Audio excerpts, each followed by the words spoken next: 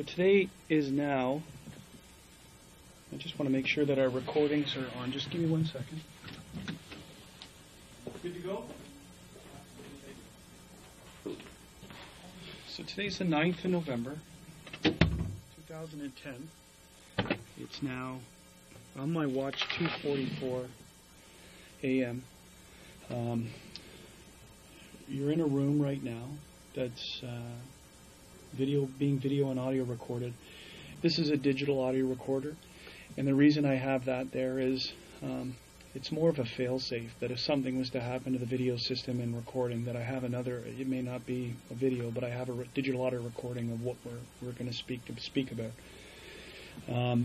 We're at 5 District. I want to go through a form with you. It may seem kind of, why you're doing this, but this is it's like you're swearing to tell the truth about what you're going to talk to me about, and it's also going to explain to you the penalties for not telling the truth. I don't expect you to help me, but for a homicide investigation, anyone who's very close to the investigation, we do this with. Okay? So this isn't suspecting that you're not going to tell the truth. This is more of a feature that you understand the importance of telling the complete truth. Okay? As much as I can remember. That's all I asked for. But so this form, please don't take it personal. Okay? But it's something we go through with everyone. Okay? If you have any questions about the form, so I'm going to read this form to you. Then someone's going to come in here with either a Bible or affirm, whatever your choice is, that whatever you tell will be the truth. Okay? And then from that point, I'm going to go on and we're going to ask questions. Okay? So, first off, I want you to identify yourself. Speak loudly. There are mics in here. I just now this is a new room for me. I don't know where they are, but I need to hear a nice clear voice. So if you can identify yourself for me. My name is Jennifer Pan. Can you spell your last name, Jennifer? P-A-N. Pan. Pan. Okay, do you understand that everything that is being said in this room is being videotaped, audio recorded, and digitally audio recorded? Yes. I would like, I ask you to introduce yourself, which you already have, and that you consent to this tape being made. My name is Randy Slade. I introduced myself to you at the hospital. My badge number is 531, and I'm a member of the York Regional Police Homicide Unit. Monitoring this statement right here in the next room, okay, is Trevor Byard. His badge number is 1446. As I indicated when this tape started, that today is Tuesday, the 9th day of November 2010, and the time when I started was 2:44 in the morning. We're presently at 5 District in the town of Markham in the regional municipality of York. Is there anything I need to know in order to understand your statement? And that means do you suffer from any physical or mental condition, use of alcohol, drugs, or anything of any concerns that would influence your ability to give me a statement? No. We are investigating a murder. Okay? And you're aware of who it is. It's the murder of your mom. And can you tell me what your mom's name is? My mother's name is Bik Ha Pan. Bik Ha Pan. As a part of our investigation into the offense, I would like to interview on videotape and under oath or solemn affirmation or solemn declaration. It is my obligation to advise you of certain information before we commence this statement. You may be a witness in the court concerning the events you are about to describe in your statement. If at any time you change your statement or claim not to remember the events, the content of this video statement you now give may be used as evidence in court. Do you understand? Yes, I do. I'm going to get you some Kleenex in a second, okay?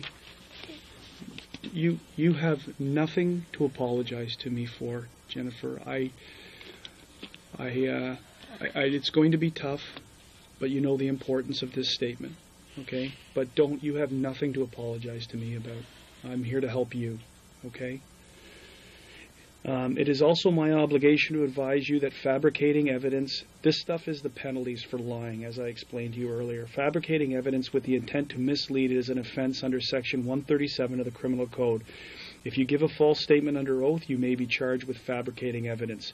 If convicted of fabricating evidence, you may be sentenced up to 14 years in jail. It is also an offense under Section 139 of the Criminal Code to obstruct by willfully attempting to obstruct, pervert, or defeat the course of justice. You may be charged if you obstruct justice. If convicted of obstructing justice, you could be sentenced up to 10 years in jail. It is also an offense under Section 140 of the Criminal Code to commit public mischief by causing a police officer to start or continue an investigation by making a false statement that accuses some other person of committing an offense. And you may be charged if you commit public mischief. If convicted of public mischief, you could be sentenced up to 5 years. If you are charged with one or more of these offenses, this statement may be used in court against you. Do you understand the criminal sanctions of what I have explained to you? Yes. Do you understand the criminal consequences of making a false statement? Yes. Do you understand that it is your choice whether or not to give a statement? Yes. Do you understand the importance of telling the truth? Yes, I do. With respect to this investigation? If you have spoken to any police officer or person in authority in connection with the investigation, I want it clearly understood that I do not want it to influence you in making a statement. Do you understand? Yes. Do you have any questions? So basically, just start anew right now. So what I've just explained to you is you're here voluntarily to help us, that you don't have to talk to us if you don't want to, but the importance of talking to us, and if you're talking to us, the importance of telling the truth. And if you don't tell the truth, there's criminal consequences for not telling the truth. That's all that stuff had to deal with. Okay? You can't point the finger at someone else. You can't tell us to go off in a different direction. You just got to tell us the truth. What I know. Exactly. And do you have any questions with respect to what I've just told you? It's just like sitting, sometimes like parts come back that I didn't remember when I spoke. No one is, and that's the process. This is going to be a long process. This is an initial statement from you. We may, as you remember other things, you may be asked, you may want to come in and tell us things. Okay? No one is going to tell you how to give a perfect statement. You just do what the best you can, given what you're dealing with. Okay? Any other questions? Are you prepared to give a statement under oath or solemn affirmation or declaration? Yes. Okay, so I'm gonna get. There's a commissioner of oaths who's going to come in and deal with this right now with you. It's just a filling out of this last portion, right here, and I'm going to get you some Kleenex too while she's talking to you. Okay.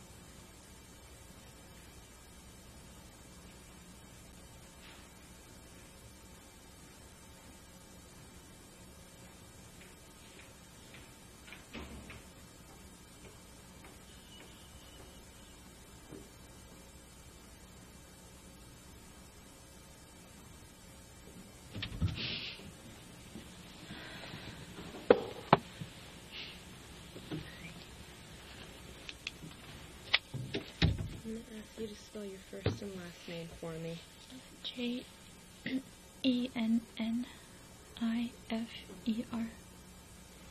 Pan, Pan. Hello, my name is Andrew Laspiru. I'm a Commissioner of Oaths with York Regional Police. I'm here so you can give a truthful statement, either by solemn affirmation or swearing on the Bible. Which do you prefer? Swearing on the Bible. Okay, just put your hand on the Bible. Do you, Jennifer Pan, swear that the evidence you shall give on this investigation shall be the truth, the whole truth, and nothing but the truth, so help you God? I do.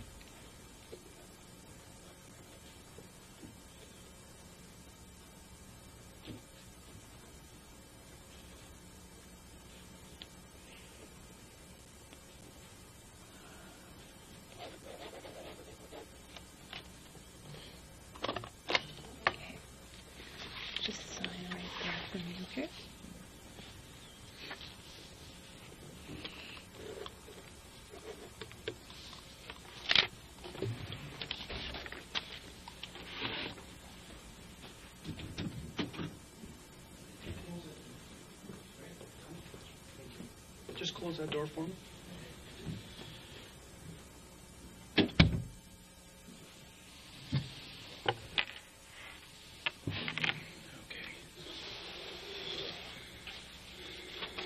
So we're through the forms. That's the administrative process about this. Now I want you to sort of take yourself back to earlier on today, yesterday, meaning the 8th of November, and tell me about your day. Okay, start at any point in time, wherever you feel comfortable, and then we're going to move forward. Okay. Yesterday, probably around 9 o'clock in the morning, 9:30, my mother, she woke me up and she told me that she was going to visit my grandfather, who was ill, and that she was going to go over pick up my aunt to go. Once we stepped out of the house, there were a few police officers barricading the driveway. And so she called me down, and when I came down, the officers just said that there was like a gas leak in the area, and they were just as precaution evacuating. And before we could walk over to a safer place, they said that the evacuation had been moved to somewhere else, that it was safe to go back home.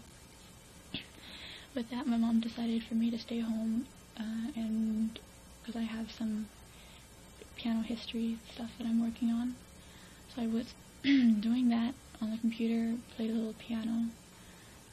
I forget what time my mom came home, probably around like 3:30. My father came home later than usual. He said that he had forgot to lock a toolbox and had to turn back, but I'm not exactly sure. He just was home later than usual. Okay. And once he came home, he phoned up my uncle and asked him to go to buy USB pen, I think, just to go shopping with him, because my uncle doesn't drive.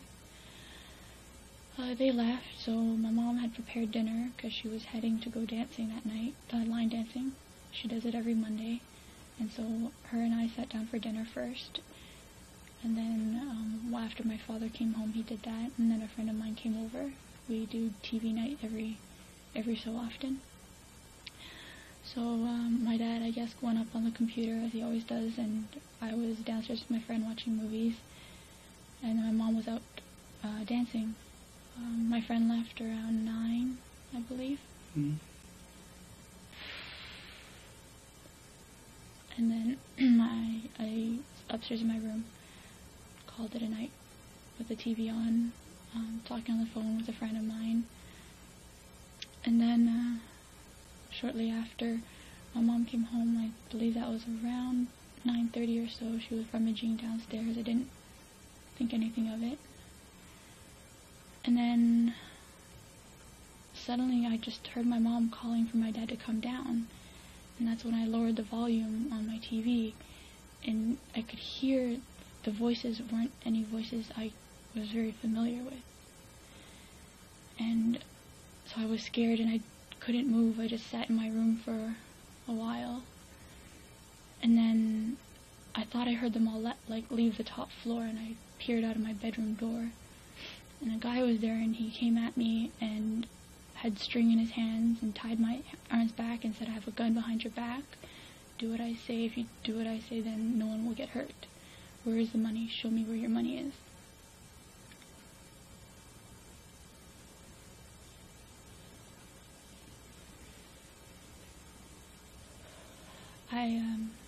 I have still a bit of money put aside from when I was waitressing, cash. So I showed him where it was, and he took it and put it in his pocket, I think. And then that's where they pushed me to my parents' room and asked me where the money was there, and I didn't really know. So they kind of one was right beside me, blocking my way to the door, while the other ones turned over the bed to find some more cash in my mom's bedside table.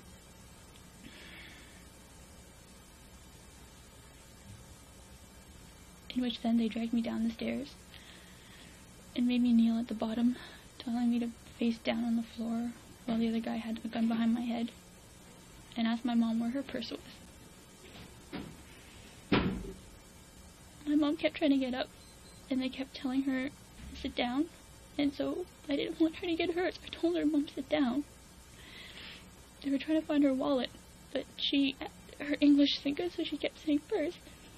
They kept pushing her down onto the chair. Okay. Take your time. Take your time. All this is very important, so take your time. They kept all the lights off on the main floor. The only time there was light was when they opened the fridge door to see if they could find where my mom's purse was. At that point, I saw 3 figures of men. One with a hoodie, like the one I could see the most clearly, he had a hoodie on, and I believe he had a bandana of some sort covering from like his lower, under his eyes down. And then, for some reason, I think one of the gentlemen asked my father if he had money in his wallet and where his wallet was. So they took me, because I was next to the stairwell, they took me up the stairs to show them where my father's wallet was. But I didn't know. They had turned the room upside down. I didn't know where his pants were at that time. And then, after they had gotten that, they had taken me and they tied me to the top of the banister. Just with one string, I could still move, but I was afraid to because the one guy just had that gun. Just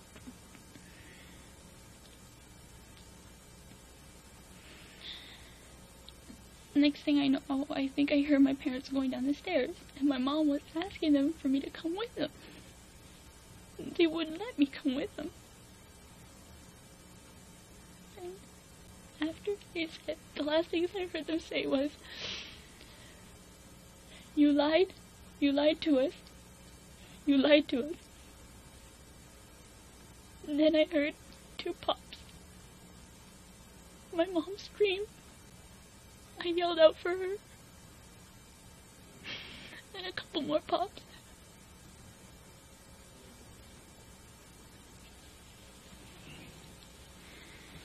Take your time. Take your time.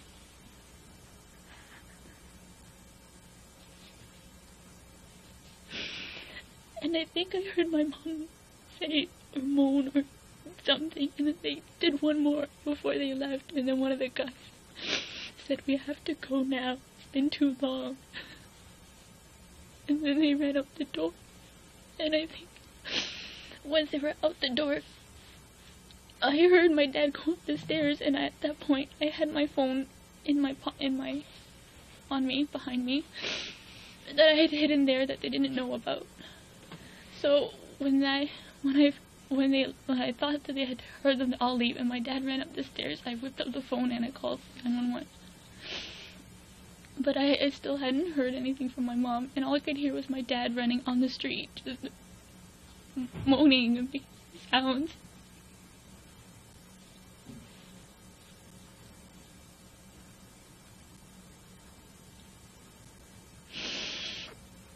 And that's pretty much what I've... So what happens? Continue on from now to the point that the police arrive. I was just on the phone with the secretary or the operator, and I begged her not to leave me alone, and that my dad was outside. I was yelling to him, but he wouldn't come in. I don't know if he didn't hear me, he didn't come in. I think he went to look for help. And I didn't get to see my dad at all until before I left the hospital just now. How did you get free? The cop came and he snipped the two strings off for me. I was asking them for so long, and and they said they couldn't untie me until they knew how to properly untie the string. Okay.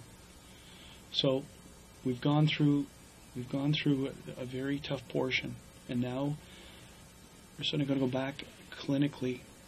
Try and I want you to put yourself now as a figure looking down at what you see. Okay? So you go back, you're up in your room at 9:30, correct? Like 9:30. You're on the phone. Who are you on the phone with? With a friend of mine, an old coworker. An old coworker. Are you on the phone with that person when you hear these voices that you don't recognize? Yes. And do you remain on the phone with this person, or when does that conversation end? It ended when I heard my mother asking my father to come down the stairs. And normally they don't communicate very well sometimes. So what I did was I told my friend I'll call you back, and I hung up, stuck the phone in the back pocket, and started to go out the door. And that's when I noticed that there were men running around. Okay, so let's back up again. When you hear your mom come, do you hear your mom in the house? She was in the house. I had gone down the stairs. Did you hear, so before this is when did you hear your mom for the first time in the house? When she came home. And what time was that? 9:15. Is there a time period, and where is your father at that time? He's just finishing on the computer, I think, and he was heading to bed. So did you physically see your mom? Yes. And at that time there was no one strange in the house? No, she was on the downstairs sofa. She was watching TV when I last saw her. Okay. Where is so between that time that you see her and you leave her on the sofa until you hear the noises, the strange, the voices as you describe them, how long is that? Maybe a half hour. A half an hour? Where is it your mom was before here? She goes dancing every Monday at I'd like to say St. Paul, but I'm not 100% sure. And where is St. Paul's? Because I don't know if she's moved locations from the last time she does lessons. Yeah. The last one I remember, she said that there was one on Birchmount and Finch. Yeah, Birchmount and Finch on the southwest corner. Of Birchmount and Finch? Yeah. I know the area, okay. She used to dance there, but I'm not 100% sure whether she moved to a different with somebody else. She does dance. She goes dancing with a few relatives as well. Okay. Would she have been there with a few relatives tonight? Is that the normal thing? On the one night I forgot to ask. Normally, the normal is that she goes with one or two friends, one from across the street and one relative just on the other side of the 407. What are their names?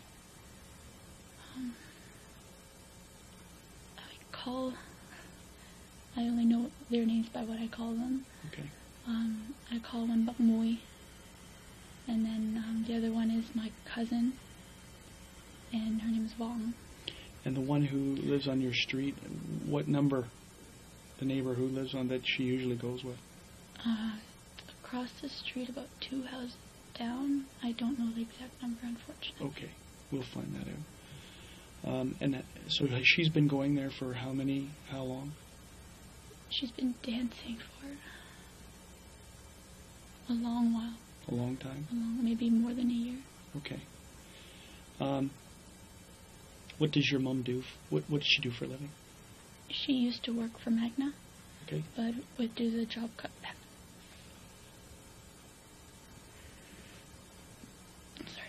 Due to the job cutback, she was unemployed but could not find employment. Okay. And so she's been at home looking for a job, and recently I think her pension's done.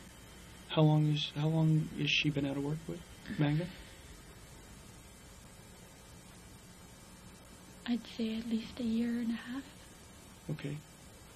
And what about your father? What does he do for a living? He also works for the car company, they just changed their names. Something Cobel and What does he do? He wears many hats from like assembly line worker, but I think his title is tool and die operator. Okay. So, 9:15, you see your mom down on the downstairs couch, and you see your dad. He's at the Computer. And where is the computer located? Upstairs, right beside his room. Right He's in a beside- separate room beside his room. Okay.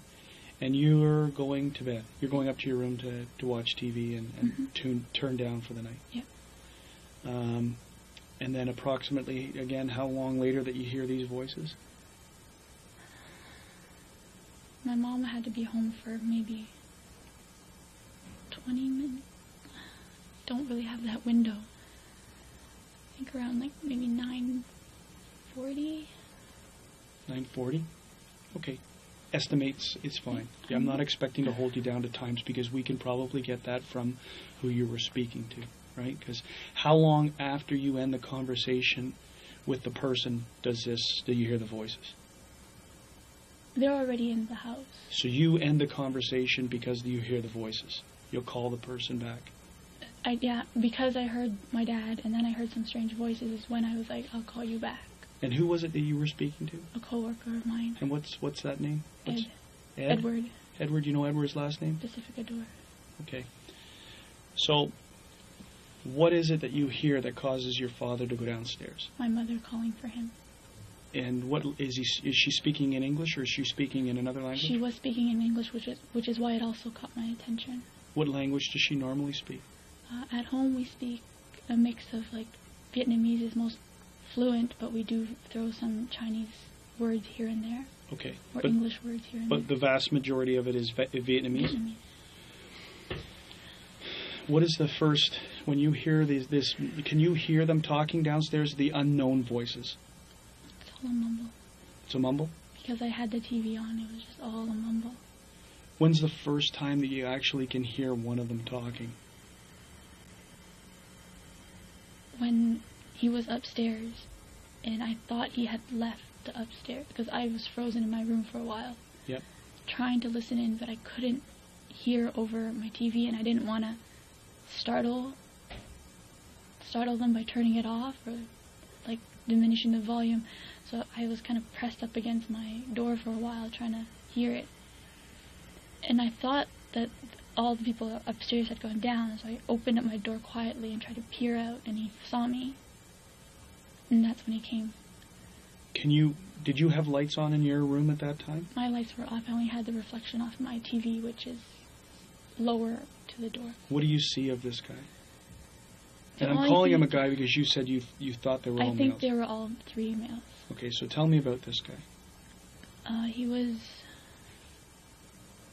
medium build. Okay.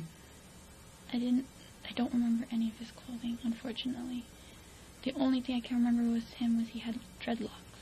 He had dreadlocks. So can you describe his race to me? He was black. Was his head covered? Was his face covered? Do you remember anything about that? Just that his dreadlocks were kind of like flopping all over the place. I couldn't really see his face, and they kept the lights dark as much as possible. How long were the dreadlocks? Were they, like when you say they're dreadlocks and they were flopping all over his face? It's hard. I don't remember 100%. I think some of them were like around his face were a little shorter, Mm-hmm. and then in the back there were longer ones. Okay. Now his complexion, there's various degrees of dark to medium dark to actually light. I'd say I wouldn't say he was the darkest person I've seen, but he was on the darker side. Any facial hair?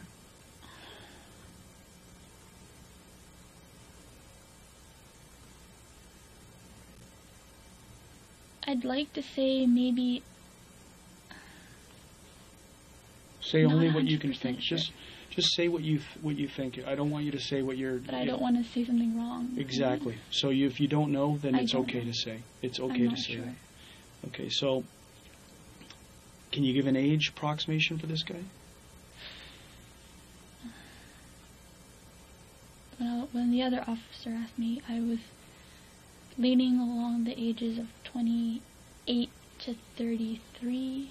So someone who's established in life. I would assume so. Like not That's just established my meaning guess. world, meaning that he's been around. So a 20-year-old talks completely different than a 30-year-old, as you know. He seemed to be the one in charge. He seemed to be running the show. He's the one that had me. Like, he pretty much did not let me go. He was in charge of me. And all the money I showed him, he pocketed. Okay. Did he have a gun? Did you see the gun?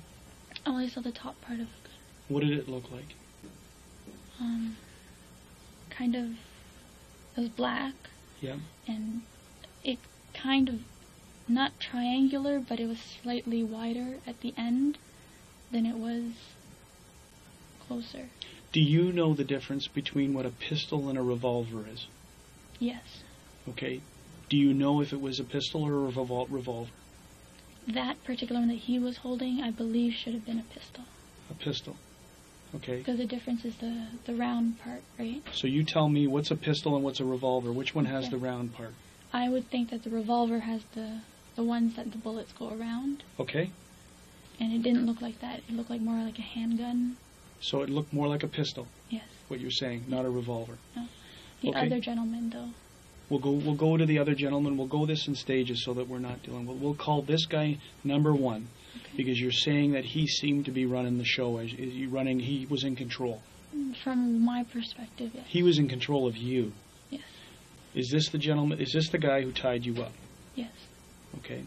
I want you to But he was the one that tied my wrist together. He wasn't the one that tied me to the banister. Okay. So where did he get the shoelaces, or whatever the laces were, or whatever it was that tied you up? I'm not sure. It might have been from my mother's room or the study room, or because my mom has a sewing table next to her bed. So when you open the door, where is this guy? He was just stepping out of my brother's, well, what formula would be my brother's room. So he's already on the upstairs. Yeah. Do you know where the other guys involved in this are? I know one stayed with my parents downstairs. Okay. The other one, I'm not, at that point in time, I was more focused on him, like, he was seeing me and he was coming after me. So you're I saying didn't- there's three for sure? Yes. That's all? You saw a total of three at one time? You saw three people Yes. together? Yes, when I went downstairs, I Okay. saw 3 shadows. Okay, so this number one guy, and we're calling him number one because he was the one who tied you up, and he's the first one that you actually are confronted by. And he comes out of your brother's room, or what was formerly your brother's room, and he comes into your room, Mm-hmm. and what happens in there? He tells me to sit down, And and, he's- he shows me his gun. So it's not pointing at you, but you see Not it, and yet. where is it? It's like in a holster almost. Okay. And then he showed it to me, and he's like, "Don't move." And then someone else brought him the shoelace. Okay, can you describe the other person who brings the shoelace? He was the second person and the only other person that I encountered with. Okay. I only saw the third guy, but he didn't encounter with me at all.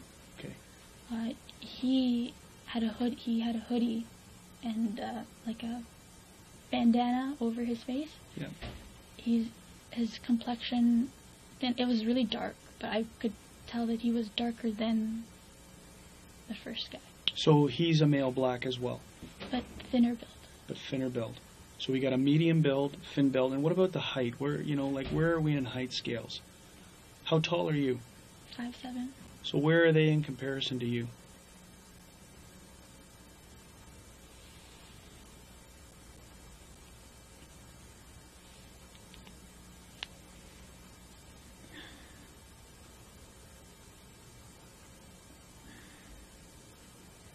I'd say one was pretty much right around my height level. And which guy is that?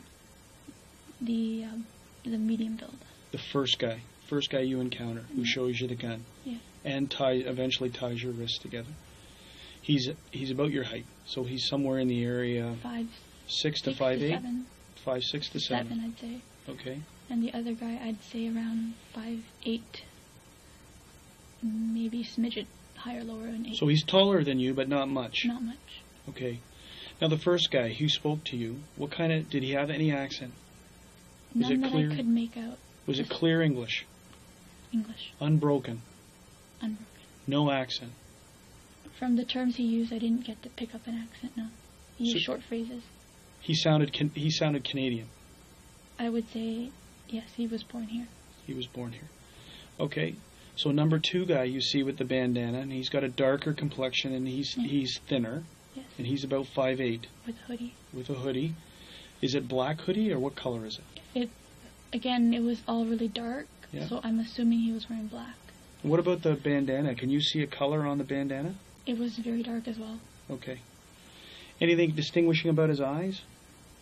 I didn't look straight into his eyes, no. Any other portions of clothing that you recognized? No, unfortunately. Okay, how about this guy's language? Did he speak to you? He didn't speak at all. Nothing. He just nodded. He nodded. Who seemed to be giving the directions? Number 1. The first guy you encountered seemed to be telling everyone what to do? From what you can tell. Okay, so now they're both upstairs with you. Where are your parents? They're in the living room. They're in the living room. And now what happens? They take me downstairs. Have they tied you now? Yeah, the number 1 has tied me, Okay. and now they're taking me down the stairs. Describe first how he's tied you. He grabbed my arm, and he pulled it to the back, and said, give me your other arm as well. Okay. And then I was trying to make a wide X so that I could later loosen if I needed it to, but he had pulled really, really tight. And Okay. I guess he felt my flinch, and that's when he quickly tied the second knot, I think. I don't exactly know. All I know is I flinched, and then it got tighter. So you were bound behind you. Behind me, yes. Okay. And then you're taken downstairs. Tell me what happens down there. They sit me right at the bottom of the stairs, slightly out, not exactly directly at the bottom of the stairwell, but just slightly over a little. And the third guy, who I didn't encounter, but he was there, he was like, where's your money? Cooperate with us. And then my mom's yelling, and don't hurt us, and my money's in my wallet, just please leave my paperwork. This third guy who you're now describing, do you see him ever? Only as a shadow? Because there's a wall, Okay. partial wall, and he was right in that vision, over my father, but partially in that vision. Describe his voice to me. It had just a very, very slight accent. Do you recognize the accent? I can't definitively say which accent it was. So it was more like a Guyanese or Jamaican accent. Okay. So it's an island accent. It's not what you'd call. It's not an Asian accent. No. It's not like a Western European German or anything like this. This is something you recognize as being South Asian or Caribbean. Caribbean, yeah. Caribbean. Okay. When the guy upstairs, number 1 guy, who we described as our number 1 guy with the dreadlocks, or with the dreadlocks, right? When he shows you the gun, do you see anything on his hands? Gloves. He's wearing gloves? Number 1 was wearing gloves. What about anyone else? The other guy, the second guy? I don't remember. He must have been, but I can't 100% say. All I saw was that number 1 had gloves in his hands. Do you recognize, or can you describe the type of gloves he had in his hands? Leather gloves? Leather gloves? Okay, so Or they're not like surgical gloves? They're not surgical gloves. They weren't like our skating gloves or like wool gloves. I'm pretty sure they were leather gloves. Leather gloves. Okay. So now you're downstairs. You're sitting in the stairs? They told me to sit at the bottom of the stairs. Are you on the floor or on the floor? On the floor. Your parents are in the living room? Yes. How many people are with you, and how many people are with your parents? One with me, the guy in the corner with my parents, and the third guy kind of Going between? Going between. Where's the purse? Sit down. Where's the purse? Sit down. He's the guy who you describe as the thinner build, medium, and he was upstairs with you. Okay. where do you go? What happens from this point? Now you're down on the stairs, and there's a guy going between. There's two, obviously, your parents in the living room. You're on the They're floor. looking for my mother's wallet, but she can't. She's.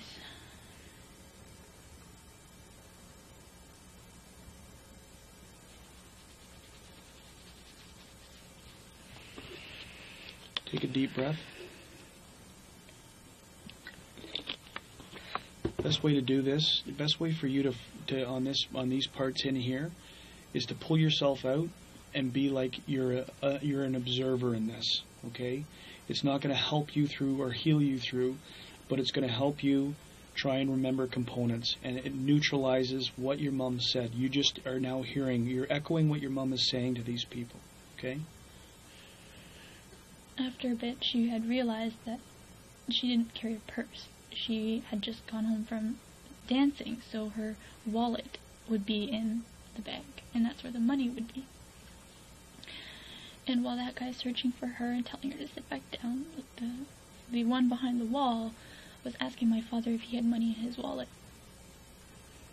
And my dad said yes.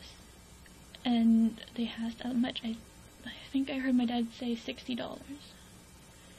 And then the one that was with me was signaled, and he said, "Come here, go show us where it is."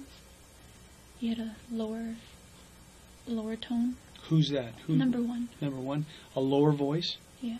Okay, and this is, and you say the reason 28 to 30-ish, 33 is why? Why do you hear that as being the age of this person that you're dealing with? That he's... It's just the way he, like, his muscular tone. I don't know how exactly to say this, but he wasn't like built like muscular like a young man. What about the second guy you hear when you? How old do you think he would be in? I didn't hear his voice. I didn't get to see much of his face. Okay, so you don't know. But if I had to guess, I'd say younger than that number one though. Okay, so they take you. You're now there, and they're wanting to go to this wallet. Yes. So they're now telling me, like, dragging me by my sweater, get up, show us where it is. Okay. And one kept me at the door while one was inside, looking. When you looked inside that bedroom, had it been, you said it was tossed, had it already been tossed? So,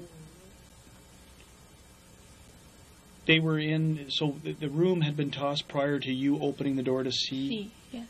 Okay. Because that's when I figured out what was happening, and I kind of froze. So I heard them moving stuff around. And how long do you think that they were in, that you heard between the time? I guess it's tough in the freeze time, but how long do you hear it and then moving around before you're confronted by one of them? Less than 5. Less than 5 minutes? Okay. It's just time's all over the place. I understand that. It's your estimation. It's about 5 minutes, maybe. Okay, so you're now upstairs, and who's inside the room looking for this wallet? In your dad's. I'm guessing number 2, because by the time I was found, number 2 wasn't on the first floor. He had gone back down. Oh, no. I mean when you're back up. Back. When you're now back upstairs and they're looking for your dad's wallet. Mm-hmm. Who's with you and who's turning the room? Number 1 has me. Okay. And number 2 is the one looking and flipping and where is it here? Is it over there? And number 1 keeps saying, "Time. We're running out of time. Faster. It's taking too long." Okay. How long is he in that room for? Maybe just a few minutes, a few moments. Okay. Not that long. Do they find what they're looking for? I don't remember. Okay. What happens next? He decides to tie me down to the banister. Okay. That he didn't want to take me downstairs anymore. So you're now tied to the banister? Yep, he calls for Cuzzy. So he's like, "Get Cuzzy to give me that string I just gave him." And who is he talking to? Number 2. So he says to number 2, "Tell Cuzzy to get me that string." Do you hear any other names during this whole time? Cuzzy. Just Cuzzy. Cuzzy. Okay. So now what happens? They tied my arm to the banister. Did number 2 go downstairs? Yes. He followed the directions? Yes. And he comes back upstairs with the string? Yes. And you get tied to the banister? Yes. Okay. Continue. And the next thing I can hear are them telling my parents to move to the basement. Okay. And I'm asking them, why? Where are you going? And my mom's yelling to me, I want my daughter. Why can't my daughter come too? I want my daughter. Who goes down to the basement? Can you see that from where you're sitting? My back is towards the wall. Do you hear anyone else in the main level? Where your parents were? Like, you can hear, if people are trucking down the stairs, you hear your parents going down the stairs. Do you hear like 5 sets of footsteps going down there, or can't you hear that? It was just such a distress. I don't exactly know how many people went down. Okay. Did you ever see a gun on anyone else? Because number 2 and number 3, as we'll call them. Number 3 is the unknown guy who you just hear, who we hear is Cuzzy, and you hear him with a slight island Caribbean accent. Okay. Yes. One of those 2, like they dressed very similar, like very thin build. You saw number 3? You can describe. Like just briefly, like through the reflection from the lamppost on the street. Yeah. Through my through the sheer curtains. Yeah. I just saw briefly. He was quite thin build. Another thin build guy. Yeah. Similar to number 2. Yes. And what about the gun? Did you see another gun? I saw the tip of his gun because he had pointed it out at my father, and that one was a revolver. Like, it had the rotating. You saw the cylinder. Yeah. The rotating cylinder portion of the gun. Yeah. You saw that. Yeah. Okay. And what color was the gun? I was quite a bit away. Okay. And how did you see how did you see this? Did you see it as a silhouette, or did you actually physically see the gun? I was on the floor kneeling when he was asking my father for his wallet. Yes. He had pointed it out, and I was told to keep my head down, but I kind of looked up, like peripheral here, and then I saw that. So what portion of the gun are you seeing? If you're seeing, are you seeing him holding with the handle and the revolver? Because the cylinder portion sticks right. Yeah, like right close by here. Can you see him wearing gloves, or can you see him? Honestly, the lights were all out on that side of the house. Okay. But in your estimation, it's a revolver because of what you... I saw what it looked like. Okay. You see nothing else about his clothing or anything else that he's wearing? Unfortunately, I wish I could have. No, that's all. We just have to make sure that that we understand. So when you're tied to the banister, right, and your parents are now going down to the basement, do you hear or see anyone else upstairs while that's happening? Or no one came back upstairs for me. No one came back upstairs for you. Okay. Can you hear the voices down, other than your parents, can you hear their voices down there? All I could hear was, this is taking too long. Who's saying that? Whose voice is that? You hear all 3 voices. You can distinguish them. Whose do you hear saying this is taking too long? Because it was said to you upstairs, right? Who said that to you upstairs? Who was saying that upstairs? This is taking Number 1. Is that the same voice that you hear saying it downstairs? Yes. Only 2 of them voiced. Number 3 and number 1 voiced up. Voiced up? Yeah. Who do you hear yelling, "You lied to us," or to that extent? Number 3. Number 3. I'm assuming it's to my father, because he was the one asking for the wallet. Now, your mum with her wallet. Would your mum? Do you know if your mum had gone to the bank after her dance class, or after she had finished? She just went to the bank a few days ago. Okay. What type of car does your mum drive? And first off, did your mum drive tonight? What type of car does your mum drive? A Lexus. ES 300. And she drove tonight? Okay. So now you hear this commotion downstairs. You said you heard 2 pops. And you heard who scream? Your mum. And what was she screaming? Do you I remember? couldn't make it out. It No? was kind of like a cry yell, so it was just... Okay. Are they still talking? Do you hear them talking?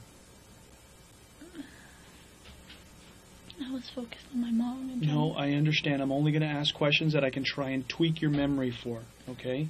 So you hear the two pop noise, you hear your mom screaming, or crying, or screaming, or yelling, and then you hear some more. I hear you. Do you know how many more you heard?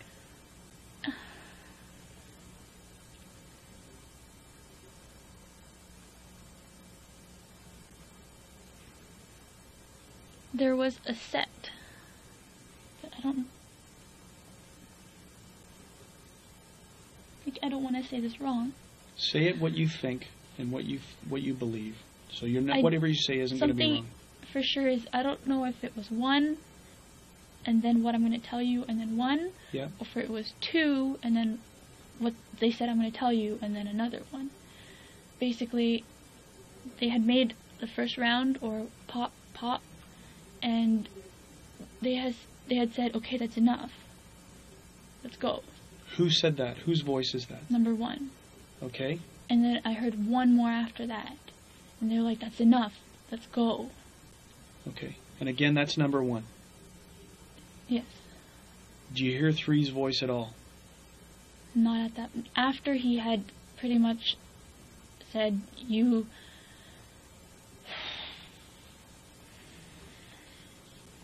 After he said that you lied to us, you just had to cooperate. And then they shot him, and that's the last time I heard of three. Okay. So, how many shots, not putting it in sequence, how many shots do you think you hear in total? 5? 5? Then what happens? And then Talk about just them all first. you're scrambling. Okay. You're scrambling. Can you see the front door from where you are? No? Okay. Did you ever hear how they got into the house? Doorbell ring, No. kick door, nothing like that? I don't remember how they got in. I don't even know how they got in. Okay.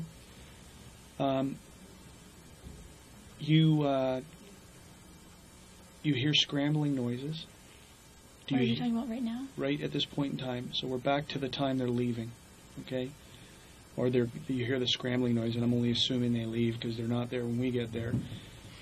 Do you know which way they go out? You can't hear that. I'm pretty sure it was the front door.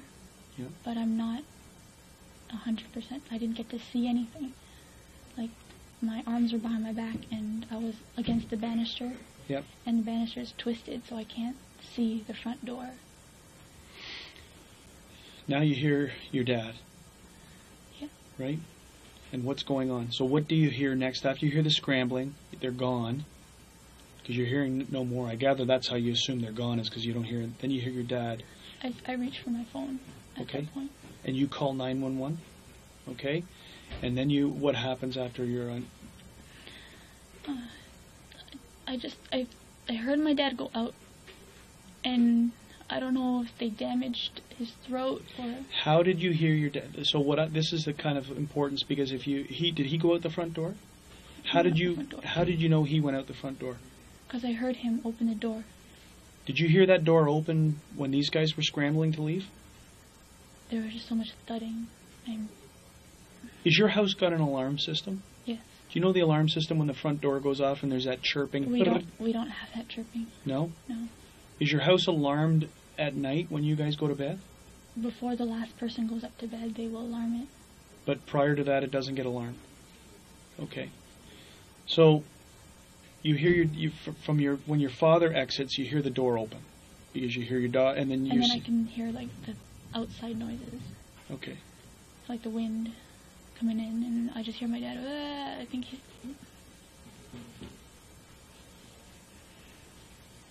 You think that he's sustained some kind of injury because he's not. You can't understand what he's saying. Okay. What about can you hear your mom? Okay. Where does your dad go? Do you know where? You never see your dad again until when we're at the hospital. I think that's what you said, right? I saw him when he was on the gurney, but the officers walked me around, so he really didn't.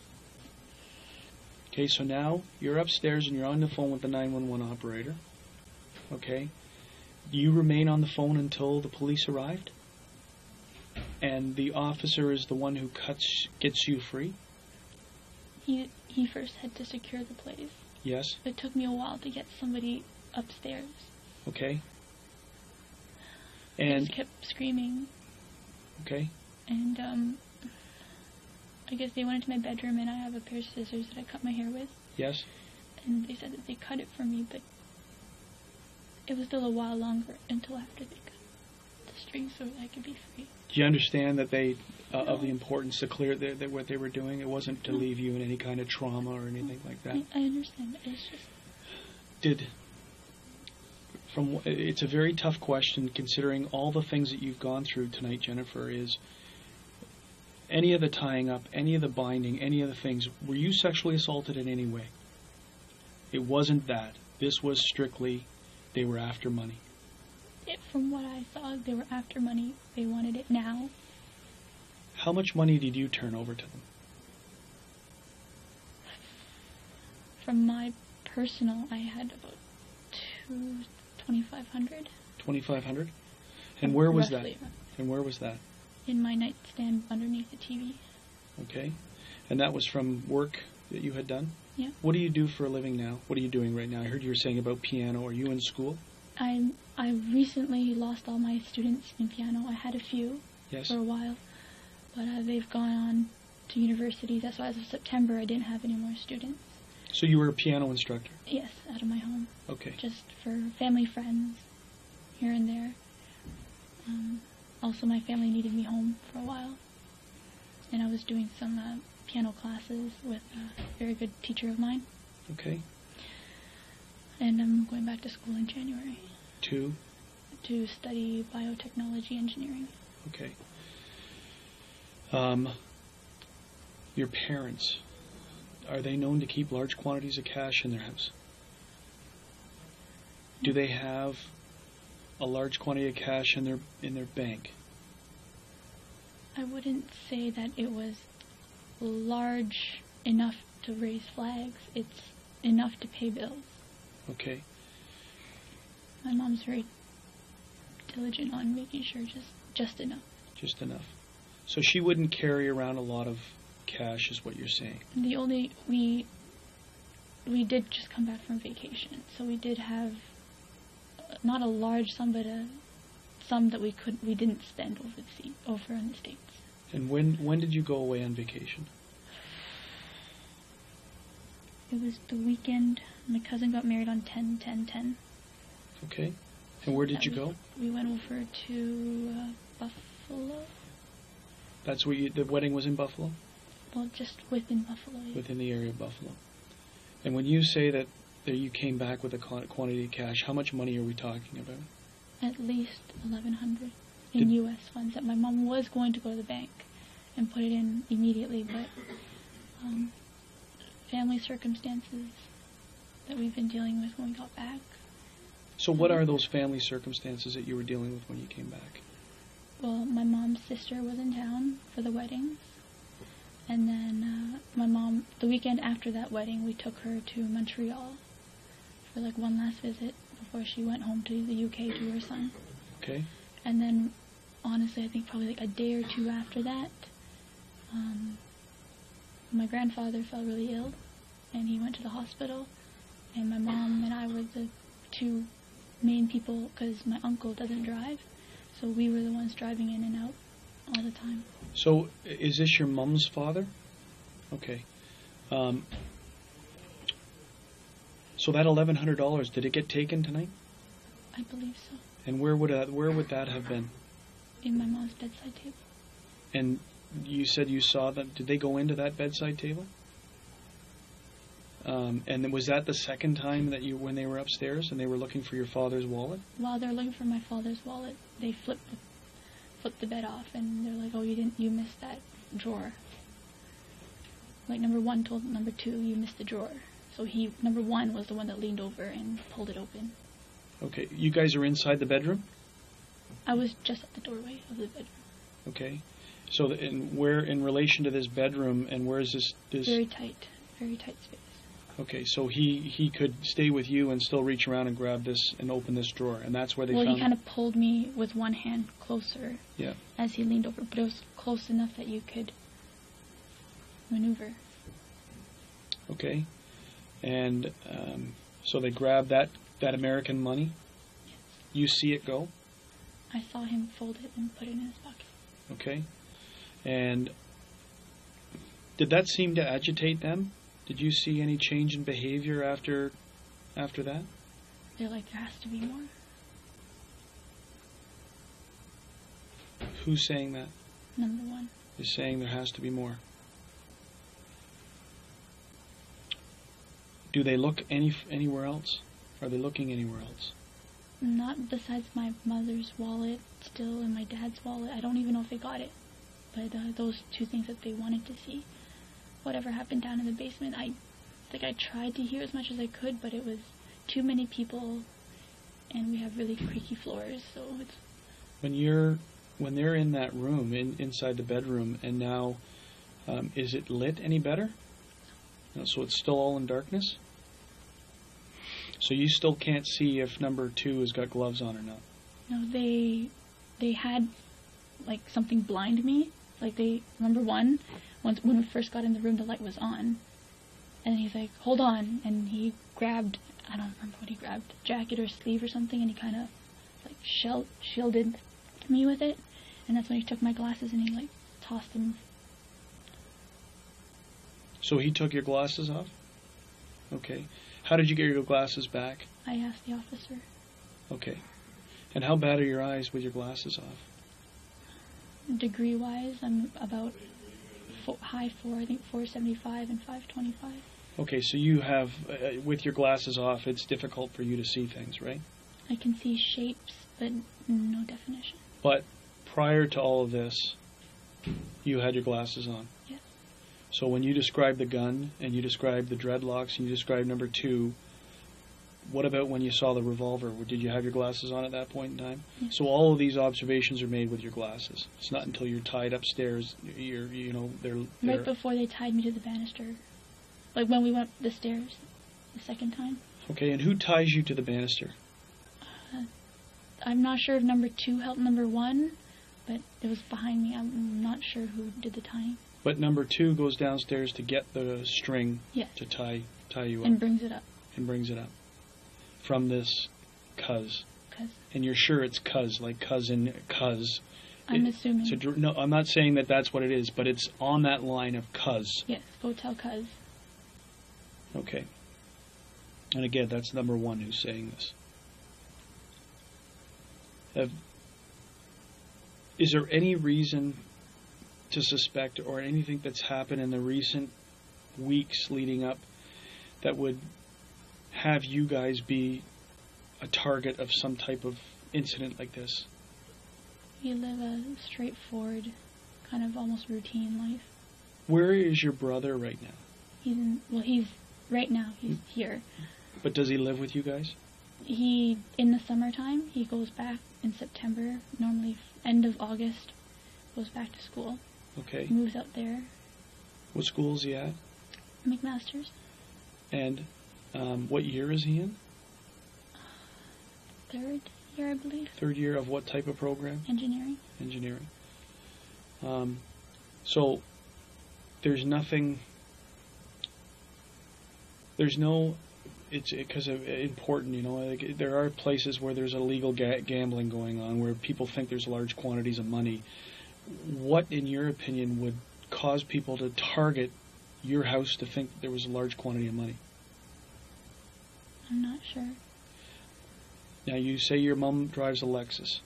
It could be because of the aesthetics, yes. What about your dad? He drives a Mercedes, and he loves that baby. Is that right? So your mom drives a Lexus, your dad drives a Mercedes. The area you live in, what's the square footage of your house? Do you have any idea? 2,100. 2,100.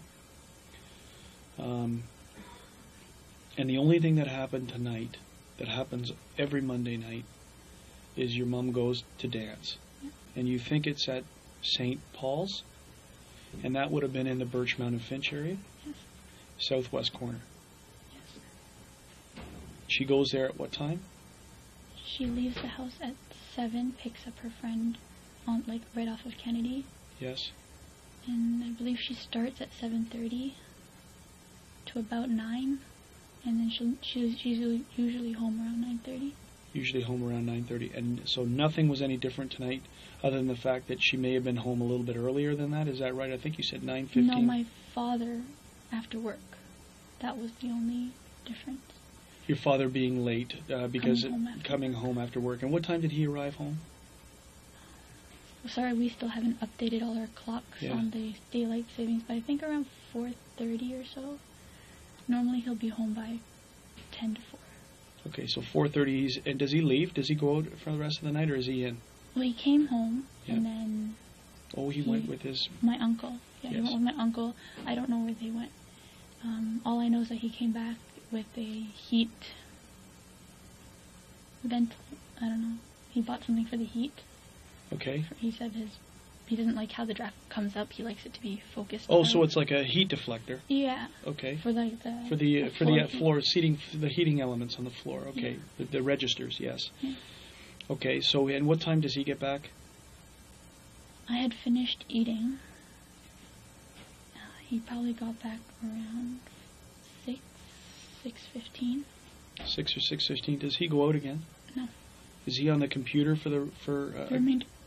What does he after do? dinner. He ate dinner first. What does he do on the computer? He reads Vietnamese news Okay. and Vietnamese soaps, I guess. And your mother, you believe, comes home at 9:30, like normal. Around that time, more or less, there's nothing unusual about her time of coming home. And it's 10 to 15 minutes later that you hear the noises? You hear the different voices? I'd say. Or Okay. maybe a little later. It could be closer to... It could have been 45. Is there any way of finding out for sure where your mom, where this place was that they did dancing tonight? I believe my cousin might have gone with her. Okay. Might be very important for us to find out exactly where she was, where this was tonight. Okay. Okay. You just sit tight for a minute, okay, and think about anything else that you can that might help us in this. We've gone through a lot of the details, and I just want to talk. I just want to talk to the officer who's monitoring it, and I also want to talk to the lead investigator just to see if there's anything else I need to ask you about. You've explained the scissors which were found upstairs in the area. They were used that you had cut your hair, but an officer came and brought them to you to cut you free. Okay, is that correct? Okay. Did you ever go down into the basement? No. Well, and where did you go I once? went to the basement earlier in the night when I was with my friend watching movies. No. I mean... During that? During the time. And who was over watching movies with you? What's her name? Oh, his name, Adrian. Adrian, and Adrian's last name? Timkovitz. Tinkovitz. And where does Adrian live? He lives on Birchmount. No. Sorry, Brimley. Brimley and Finch. Brimley and Finch. Okay, and how long have you known Adrian for? More than 10, 15 years. So this is high a school. kind of a regular occurrence for you guys? Yep. We meet up once a week, if not once a month, depending on how busy our lives are. Yeah. And we sit and we watch our usual shows. Okay. So that's what happened tonight. Mm-hmm. And what time did Adrian leave at? 9. At 9? 10 to 9, 9 o'clock. Okay. And Edward is who you were on the phone with? Yes. Okay, until you got off the phone because of the noises. Did you tell Edward what was going on? No, I basically just told him, I gotta go, I'll call you later. Okay. Do you know what show you were watching when this was going on? What you had on the TV? Sorry, multitasking. I was watching Gossip Girl, and then I was watching Kate Plus 8. Kate Plus 8. It's just the time, what we're doing is to time stamp things, right? Not only the phone and whatever else. Now, as part of the investigation, we have your cell phone right now. Mm-hmm. We're going to ask you if you would consent to your phone records to help us on the investigation, and that will, again, that's part of the time stamping of things, of who you were on the phone with, who you were talking to, and when this happened. I just don't, I talk to people on the phone, but I don't really want them to know what's happening with my... The unfortunate thing is that probably Edward and Adrian are people who were probably going to be interviewed because they were in the house and they were on the phone with you. So as much, and I'm telling you that the media is going to be around this case, and that's that. We have no control over what they say and what they do. My only advice to you is don't read the papers and turn the TVs off. Right? They may not. They may come and go and very quietly disappear because something else pops onto their radar. But, home invasion type robbery where someone is murdered can become very big news, and people wear this stuff. They hang on it. So, for the next 5 to 7 days, I would say that tell your friends and your family. It's of no value for you to be listening to the news or reading about this stuff, okay? Because it's just going to upset you even more than what you feel right now. So just bear with me for a minute, okay? I'm going to go and it may be a little bit longer than a minute. I'm just going to go and talk to the officer who's monitoring it to see if there's any clarification questions, and also the guy who's investigating it, if there's something else, when I brief him, if there's something else I should be asking you about, okay? And we're very close to being done.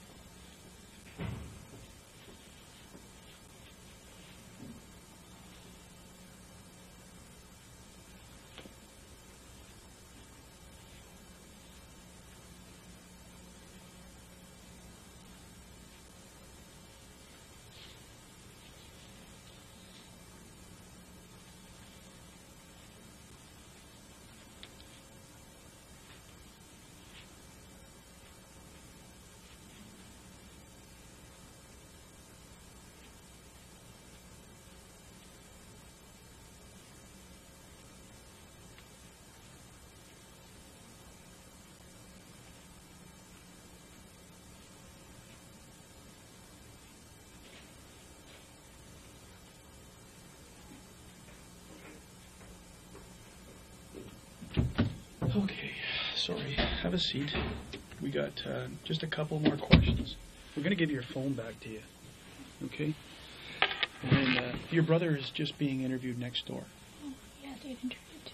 Yeah, well, just because you never know, right? Any other fringe stuff that comes up, it's just more of an administration. But obviously, the relevant people to be interviewed, in my opinion, right now, are who your mom was with right after, like when she went to this line dancing or this dancing. So we can clarify where it was and, Like, I'm 90% sure that it's there. Okay. It doesn't take a rocket scientist to figure out that could she have drawn them here from where she was because of the type of car she's driving and where she's driving to. It's very possible. It's something that we obviously have to explore. So how am I going to find out who she was with tonight? I don't have her number at home. Is there a way on your my phone? Uncle, Can you use your phone to find out who the people she was with tonight? I could phone one of my uncles and ask them for that girl's number. Okay. It's one of his nieces. I'm going to ask you to do that, okay, if you can do that for us. Who are you with? What phone service are you with? Rogers. With Rogers? Okay. We're going to prepare a consent for you for the phone records. And then I'm going to give your phone back. I'm going to ask you to call this uncle so that we can find out where she went, who she was with, and where she went tonight. Mm-hmm. Because we need to obviously find out, confirm where it was, and confirm who she was where and if there was any problems. Okay? The cars. How many cars? Yes? Oh, thank you. Thanks. You want to check to make sure that's your phone? Yeah. Are you the owner of that phone? Are you the on the plan? Is it under your name? Okay. I just asked them to put 2 initials on because I just, like caller ID when I call in, it's not my name. It's not your name, but it's still your phone and you use this, and right? I pay it. And Okay, what's your cellular phone number? 647 965 2118.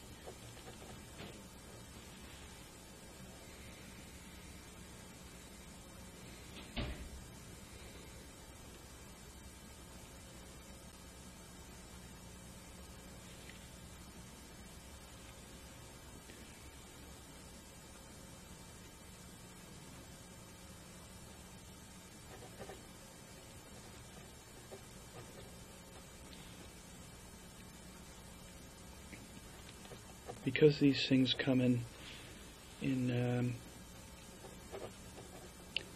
batches, I'm just going to extend the time period.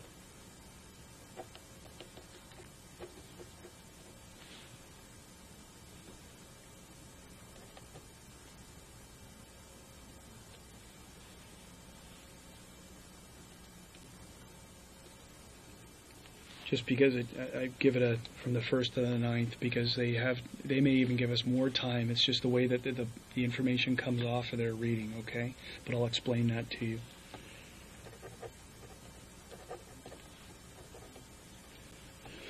I'm sorry, your mom's first name? B-I-C-H, separate word. B-I-C-H, separate word. H-A. H-A. Pan?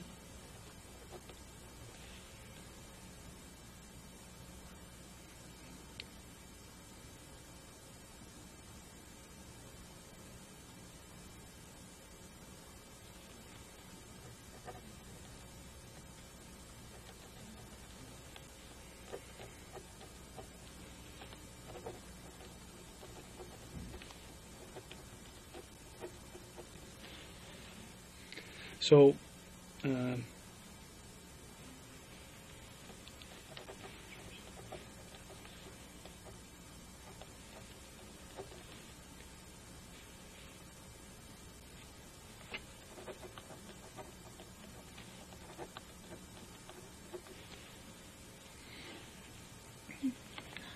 my question is, how far deep into this will I look for my phone? Just like comment, like regular phone calls to people, just stuff like that? Really, it's just the time stamping of the, we're putting 9 days down because it may come back to you that, I spoke to him, and it may be able for us to be able to identify people that we may need to go back and interview. The interest of us is obviously tonight between 9 and 10, right?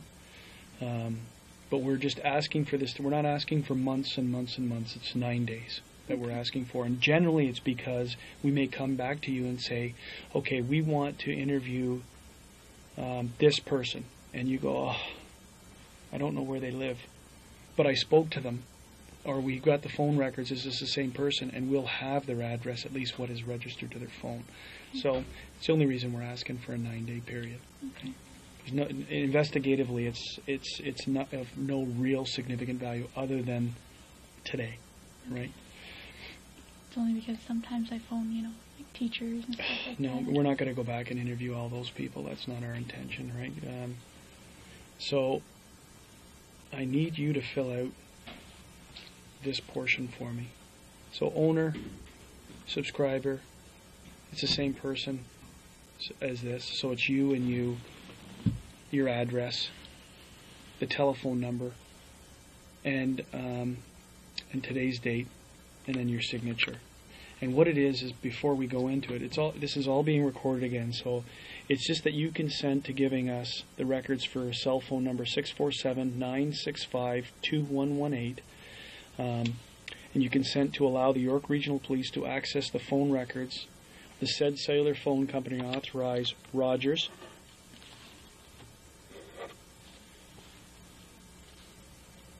for the following: billing records, incoming and outgoing numbers dialed, registered owner information including credit and payment history. This is really how we link phones to people, how we confirm that it's your phone, and the tower site location if requested for the above mentioned times and dates. And towers now become, I just dropped that. Towers become relevant in this case because of where you are when the phone call comes in on today's date, right? Is that it firms your story to saying that I was in my room when the calls came in, and that will show up on the tower site information. That's the relevance of the tower site information. It also may turn out that maybe during this time period you were targeted and you were in an area, and this enables us to go back and try and look for cameras and other things through the towers. I'm not saying it's going to happen in your case, but it's why we ask for tower sites, right? Tower sites always show, when you're on the phone, they show you where you are when you're on the phone making calls. And that the above-mentioned records are to be released to the York Regional Police for the purposes of an investigation of murder of your mum, and for the time period as stated, November 1st to November 9th. This is the part of the consent. I am voluntarily giving consent, and I know that you don't have to. You don't have to do this. This is you volunteering to do this. You may withdraw your consent at any time. I understand that these records may be used as evidence against me and may become any part of a criminal proceeding. Now, if you were lying on this, as a part of this whole process that I explained, you're telling us fictitious information, it comes back. Now the records can also be used against you. If you're telling the truth, really 0.3 means nothing, okay? But we have to let you know by law that we could use these against you if you're lying to us. And in consideration for Rogers Wireless, disclosing the records of the identified person above, I hereby release and discharge Rogers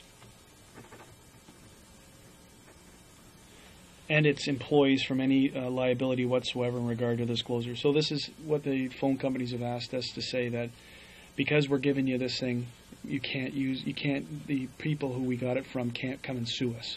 So it's a preamble, a legal preamble. And by doing this, the owner subscriber, you're printing your name, you sign here, you print your name, your address, your subscriber number and the date, and I sign where the witness is to state that I witnessed this. And then I'm going to ask you after this to try and contact that cousin to get us the name of the people who were with your mom tonight.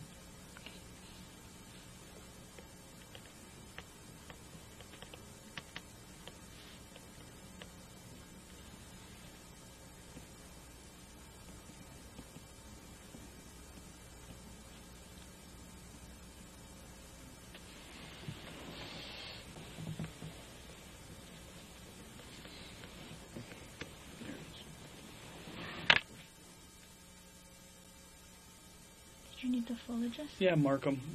Yeah, Markham, Ontario, just to state.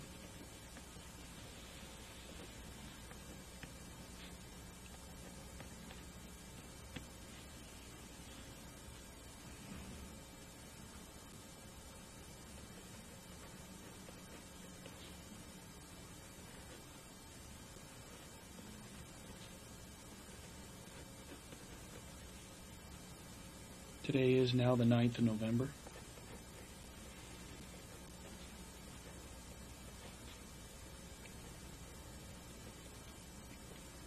And I'm going to sign to witness it. So will I be informed of who of my, if anybody, if they're contacted on that? The chances are, if you're going to be, so you can almost guarantee that Adrian and Edward are going to be, we're going to need to speak to them, right?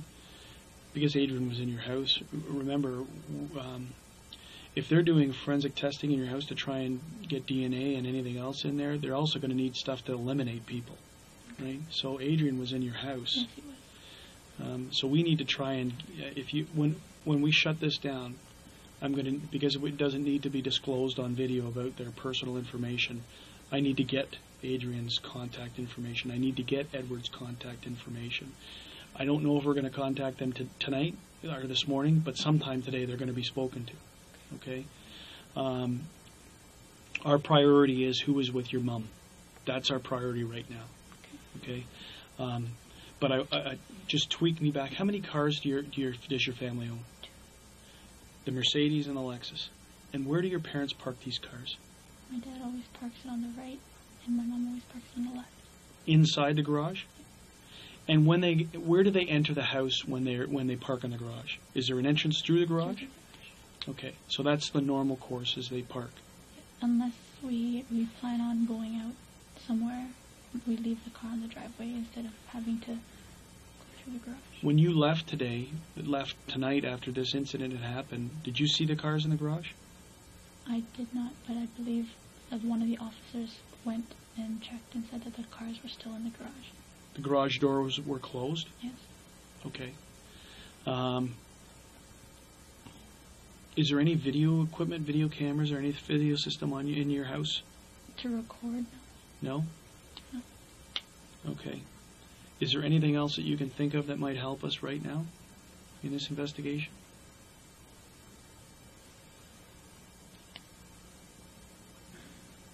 Not off the top of my head. Okay, so Okay, so you know what you told us has been under oath. Yes. I'm just making sure. Did you swear in a Bible? Yes. It was under oath. Is there anything you want to change? No. Is there anything else I should know to fully understand your statement? Suffer from, this is one of those things that people say, well, no, I'm schizophrenic, I just didn't tell you, or I suffer from mental illness or delusions, or I'm actually an alcoholic, and none of these things affect None you. of those that you said. You're competent, and this was completely voluntary, and you've told us everything you need to the best of your ability. Best as I can. Okay. So what I'm going to it is now 4:30 in the morning. I'm going to shut everything off, and then we're going to have you try and find that information for us, okay? So the recordings now are turned off. I'm going to make sure that that next door the recording's off. No, Of course you can use a washroom.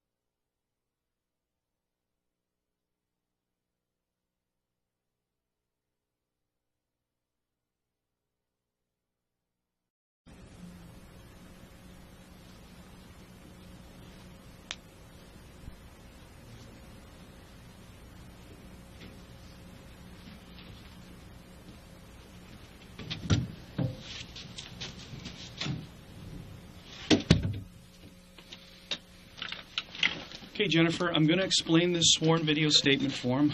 And as we're now being recorded, this is not new to you. We've done this once before. Okay?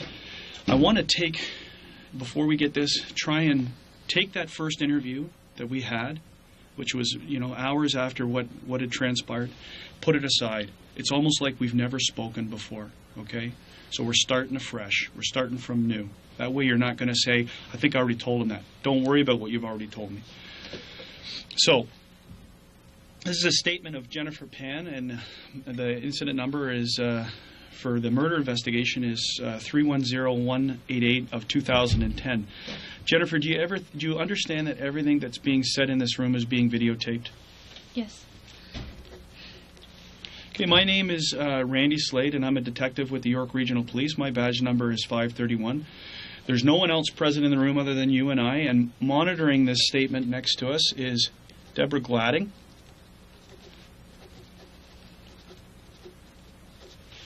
Today is Thursday, November the 11th, 2010.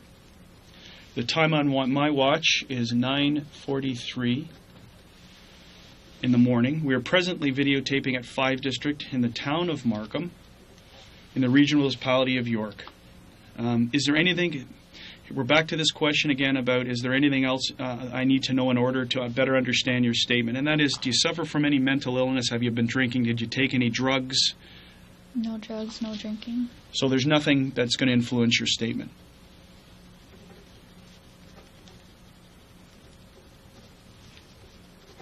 I'm just a little nervous. Don't be nervous.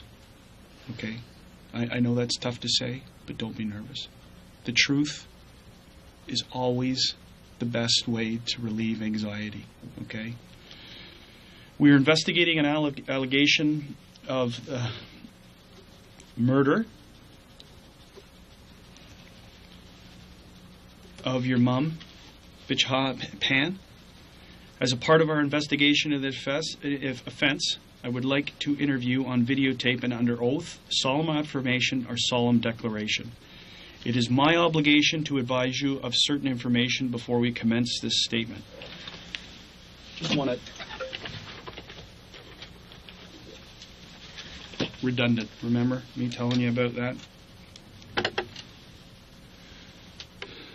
So just to reiterate, we're in the middle, or starting the middle portion of the video KGB. I've just turned on my digital audio recorder just in case for fail-safe measures. It's now 9:45. We began the video statement portion at 9:43. And I'm just at the portion of the video statement form. Jennifer, can you spell your name for me? Jennifer. And last name? Pan. Okay, so it's my obligation to advise you of certain information before we commence this statement. You may be a witness in court concerning the events you're about to describe in your statement. If at any time you change your statement or claim not to remember the events, the contents of this video statement you give now may be used as evidence in court. Do you understand? Yes. And for the audio recording, just to date it, it's the 11th of November, and I already said 9:45. These are the criminal code sanctions. Remember I told you the explaining of the facts of that there's certain penalties for not telling the truth or misleading the police. It's also my obligation to advise you that fabricating evidence with the intent to mislead is an offense under Section 137 of the Criminal Code. And if you give a false statement under oath, you may be charged with fabricating evidence. If convicted of fabricating evidence, you could be sentenced up to 14 years in jail.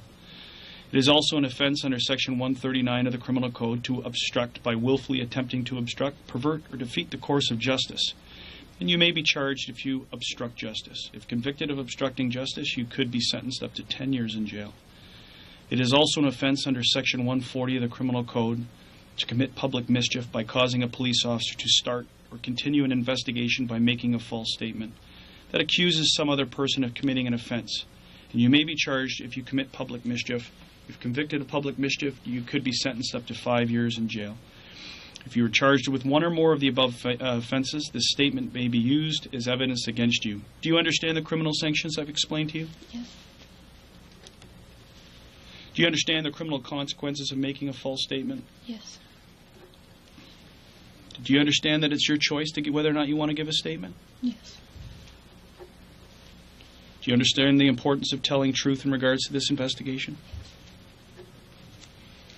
If you've spoken to a police officer or any person in authority in connection with this investigation, I want it to clearly understood. I don't want it to influence you in making a statement. Do you understand that? Yes. Do you have any questions? No. Are you prepared to give a video statement under oath or solemn affirmation or declaration at this time? Yes. Okay, I'm just going to bring the commissioner in, and then we can get on with it.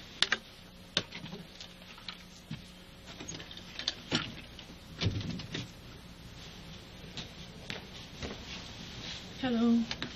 I'm Sonia Ficini. I'm a commissioner, and I'm just going to swear you in for your statement, okay? Will you be swearing on the Bible, or will you... Okay. Just place your right hand there, please. And your first name is Jennifer? Yes. Last name of Pan? Yes. Okay. Do you, Jennifer Pan, swear or declare that the evidence that you give in this investigation shall be the truth, the whole truth, and nothing but the truth, so help you God? Yes.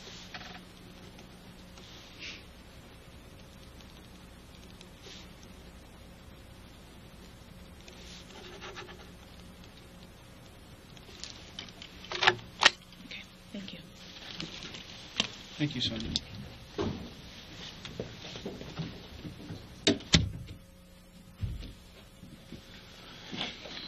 Okay, so what we're going to do now is, as I said, what education level do you have? Just a high school. High school? Have you gone to any other like after school, a higher level of education? Have you been working towards anything? I'm going back to school, and I have been working on a piano education. Okay. There's no other education that you've sought, like you haven't gone to university at this point in time?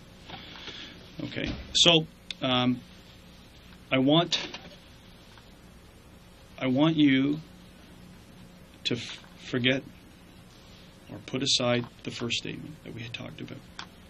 Okay? This is going to be where I'm going to ask you to start from the day, okay, on the 8th, leading up until when the police become involved in an incident that takes place in your house. I want you to tell me about your day, what you do, your interaction with your parents. Okay? So we're dealing with the incident. We're not dealing with your history right now. We're dealing with the incident again. To see if anything else comes. Forgetting what you've already told me, and bring yourself through that day and through the event. And we'll see if we're going to see if we've learned or if you've remembered anything else. And there's some questions with respect to that statement that I'm going to ask you about. Okay, but I'm going to let you start again, and let's move forward from any time in that day where you want to start. If it's the time you woke up or if it's the time that your first interaction, it's your choice. Okay, I'm very nervous, and Why are you nervous? Tell me about why you're nervous. Because I don't want to say the wrong thing. Because that day was a lot. You're right. And I've been scattered, and so bits and pieces are here, and some pieces aren't here, and I'm just... So, I want you to sit back in your chair, okay? Just sit back in your chair. Take a deep breath, okay? Close your eyes. Just follow my line. Just sit back in the chair for a second. Sit back. Relax the best you can. Close your eyes. And just breathe for a minute, okay?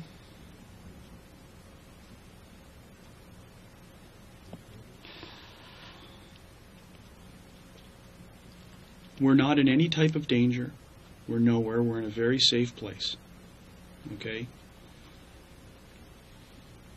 And we're going to work through this.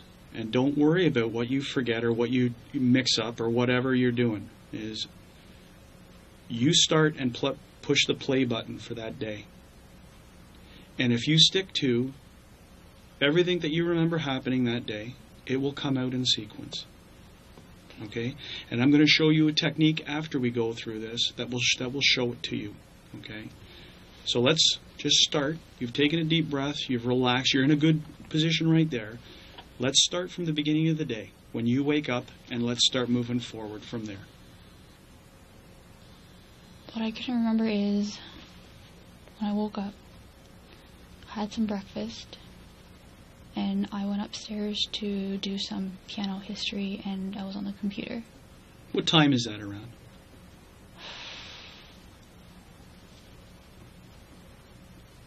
I'm not 100% sure. Time time is important, meaning is it in the beginning of is it morning? Is the light out? Or is it in the afternoon? Probably maybe before noon. Before noon, sometime before noon. Yes. Okay. Before noon. I play some Facebook games, so I was doing that, and then I stopped, and then I was doing some studying for my piano. Like I said, I was working towards a piano degree in teaching. So I was reading some history notes and going over some practice examination papers. Who's in the house at that time? My father has left for work, and my mother's home. Okay. Where's your mom? Do you know where she is?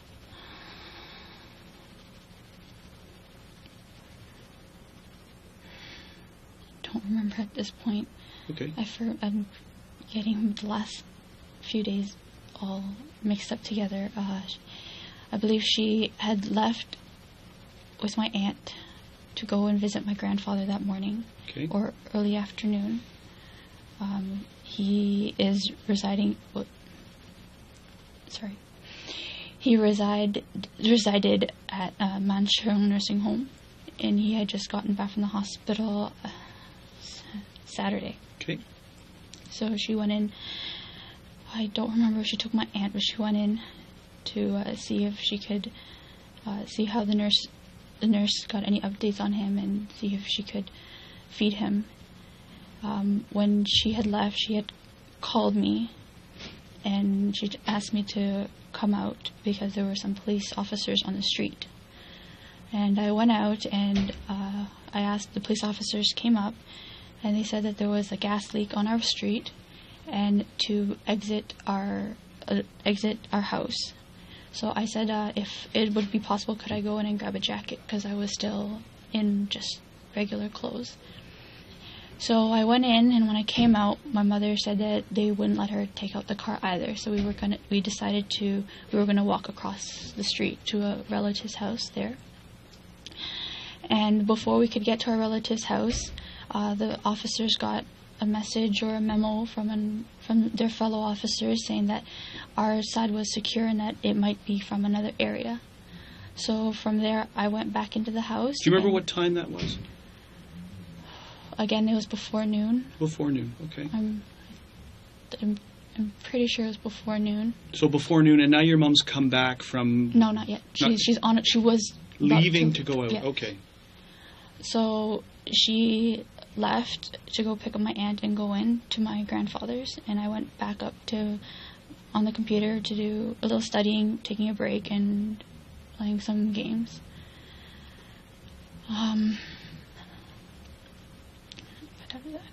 Do you remember speaking to anyone during the day on your phone or on Facebook?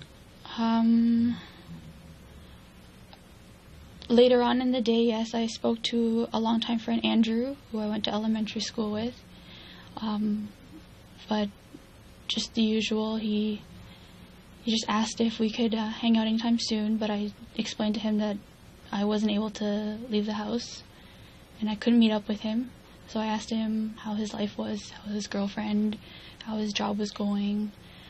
I believe that was later on in the day, though. That wasn't in the afternoon. We'll go in later when we talk about your past, about why you couldn't leave the house. Okay, so that hasn't gone unnoticed, but we're not going to talk about that right now. We're talking about that day. Okay. So continue on. I think my mom came home at about 3 or so. I'm not sure where she went with my aunt.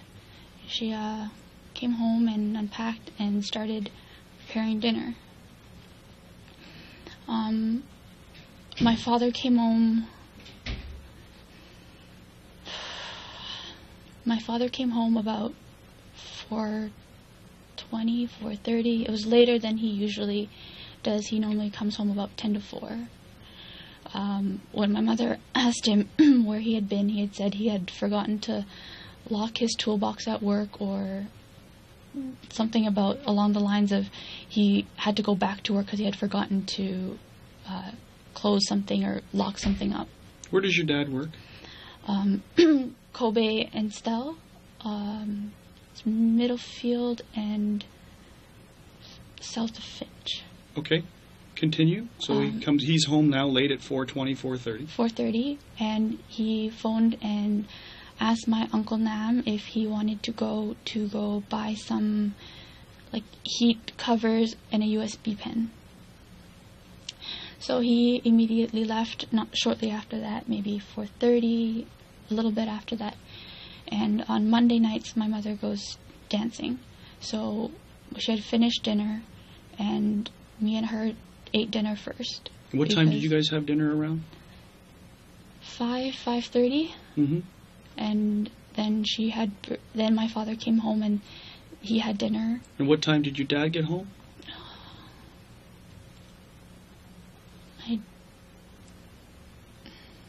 I'd say sometime between 6 and 6:30, because my mother was able to clean up before going out to dancing. When your dad comes home, do you remember seeing what type of bags he was carrying when he came in? I wasn't downstairs when he came through the door. I had gone upstairs already. Okay. So you don't know where he went shopping at?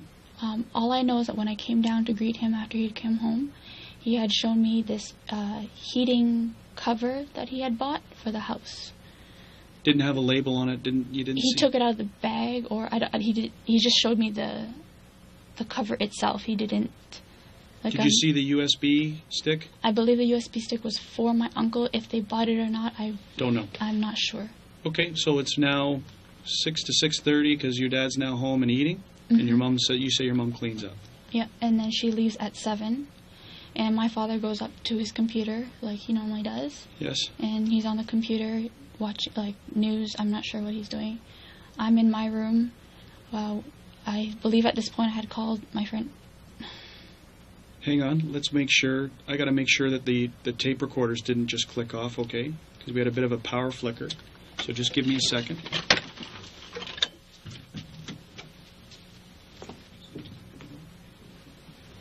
Okay, so we're still. Okay, so we're at 7 o'clock, right? And your mom's getting ready to go. So continue on. So she leaves, and my friend Adrian had asked if we would do our movie night like we normally do. He comes over with TV shows, some of our favorites to watch together.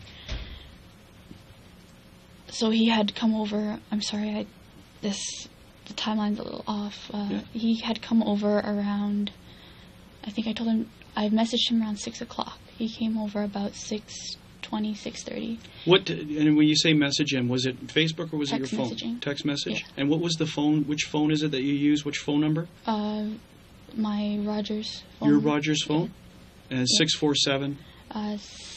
965-2118. Okay, so that's the message. And is that the first communication you had with him that day? I think I had messaged him at 3 o'clock. No, he had messaged me around in the afternoon sometime asking me if it was TV was on tonight. Okay. And then I had messaged him, I'm done, you can come over whenever. I think that was the gist of the message. So what time does he arrive again? He arrived around between 6 and 6:30. So your mom and dad are both home? My parents are home, and he came in. He greets them as usual. They ask him how everything was going. And then my mom had left for dancing, and we were downstairs watching. That day we watched Gossip Girl and How I Met Your Mother. Are these live TV shows or are these recordings? He brings them on a USB pen. Okay. When your mom leaves, what is she wearing? I didn't pay attention. Do you remember what she was wearing when you were having dinner? She was wearing her pajamas when we were having dinner. What do they look like? They're like green with like Winnie the Pooh. Okay. So when you say when she leaves to go out, Would she have changed? Yes, because I was, like I said, my friend came around like 6:30, so we were already downstairs watching movies. But when she went up to change quickly and go to her dance class at 7, Okay. And what car does she take when she leaves? she takes the Lexus. Is that the only car she drives? Pretty much, my father drives his Mercedes, and my mother drives the Lexus. Do they have, like, parents have different kinds of routines? Do they have a routine where they park the car? In the garage? Out of the garage? Or Normally which side? inside, but if we plan to go out again, we park our car outside, but only the Lexus. So my mother, when she came home from, like I said, going out with my aunt, she had parked the car outside. Okay. So when my friend came, he parked it beside her, Okay. closer to the door. And where do they usually, in the garage, do they just take out either side? No, or do no, they, no. The Lexus is normally on when facing the house. when It's, looking at the house, left side, left side is the Lexus. and the Mercedes is on the right, closer to the door. Front Okay. door. No other cars in the house? No, Or just the that two belong to cars. just those two. Okay, so your mom's goes. Did you see her change her clothes? Unfortunately, I was watching. I was just watching my TV shows. And where with were my you friend. watching? In the basement. In the basement. Yeah.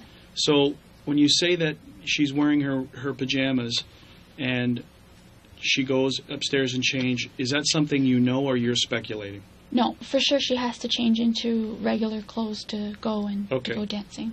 Okay. That's something that I didn't see it, but I know for sure that that's what she does. Okay. So your mom goes, and where's your dad at this point?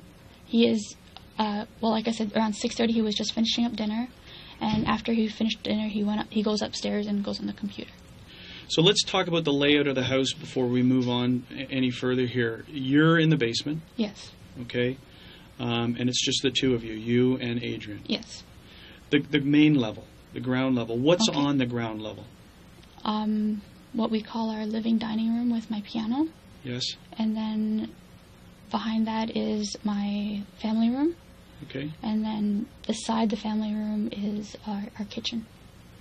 So are they in separate locations, living room, dining room, or is it dining room, dining room? By more than a half, there's a wall, but there is a way to walk from dining room, living room are combined, sorry. Okay. But to go to the family room, there's like a wall.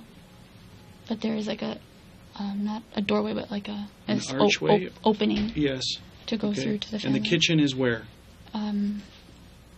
In the front, back, side, The back of the house, the back of the house. yes. Okay. You go up the stairs. What's on the stairs? What's upstairs? How many bedrooms are up there? 4 bedrooms, but one we use as a study. And where's the study located? That's the front of the house beside my parents' bedroom. Okay. And where's your bedroom located? The back of the house. And is there another bedroom back there too? There's one more bedroom back there, and that's used for my brother or my cousin, depending on who comes home.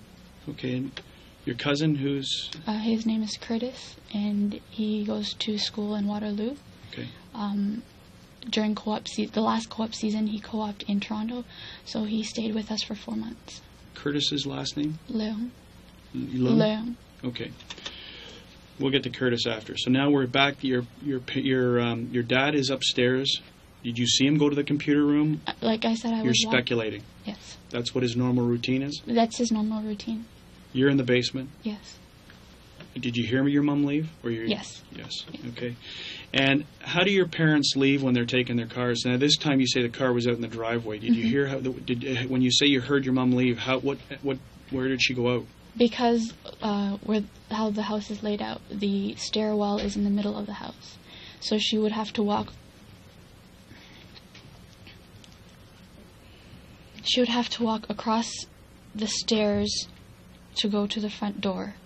So I heard her pass through Okay. and leave through the front door. If you park your cars in your garage, how do you get?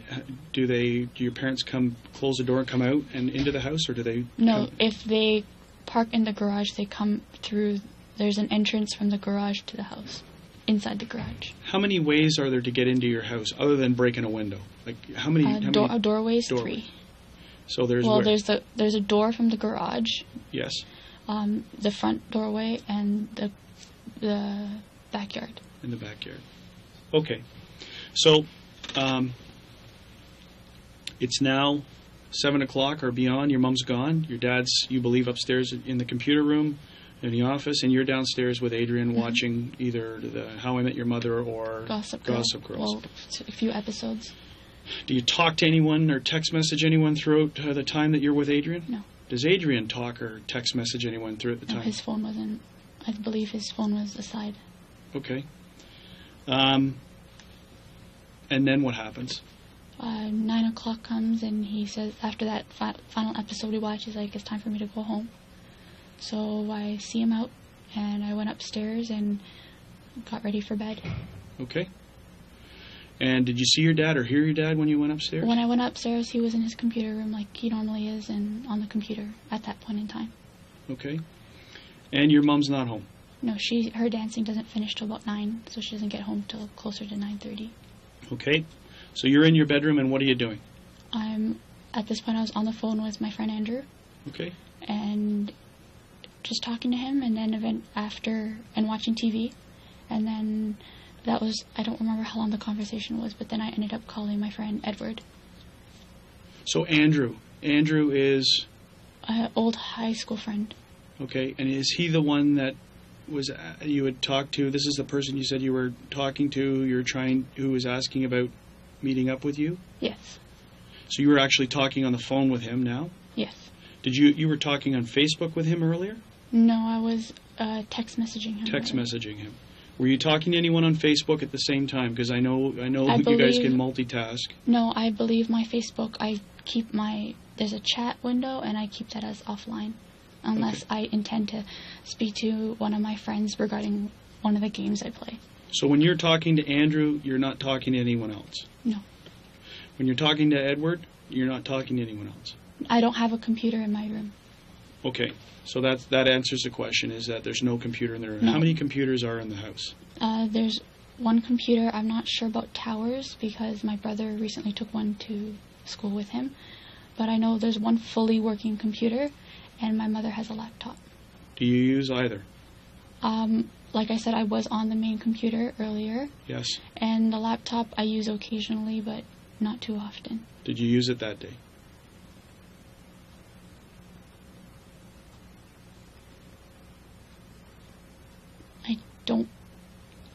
I don't remember, to be honest, but I don't believe I did.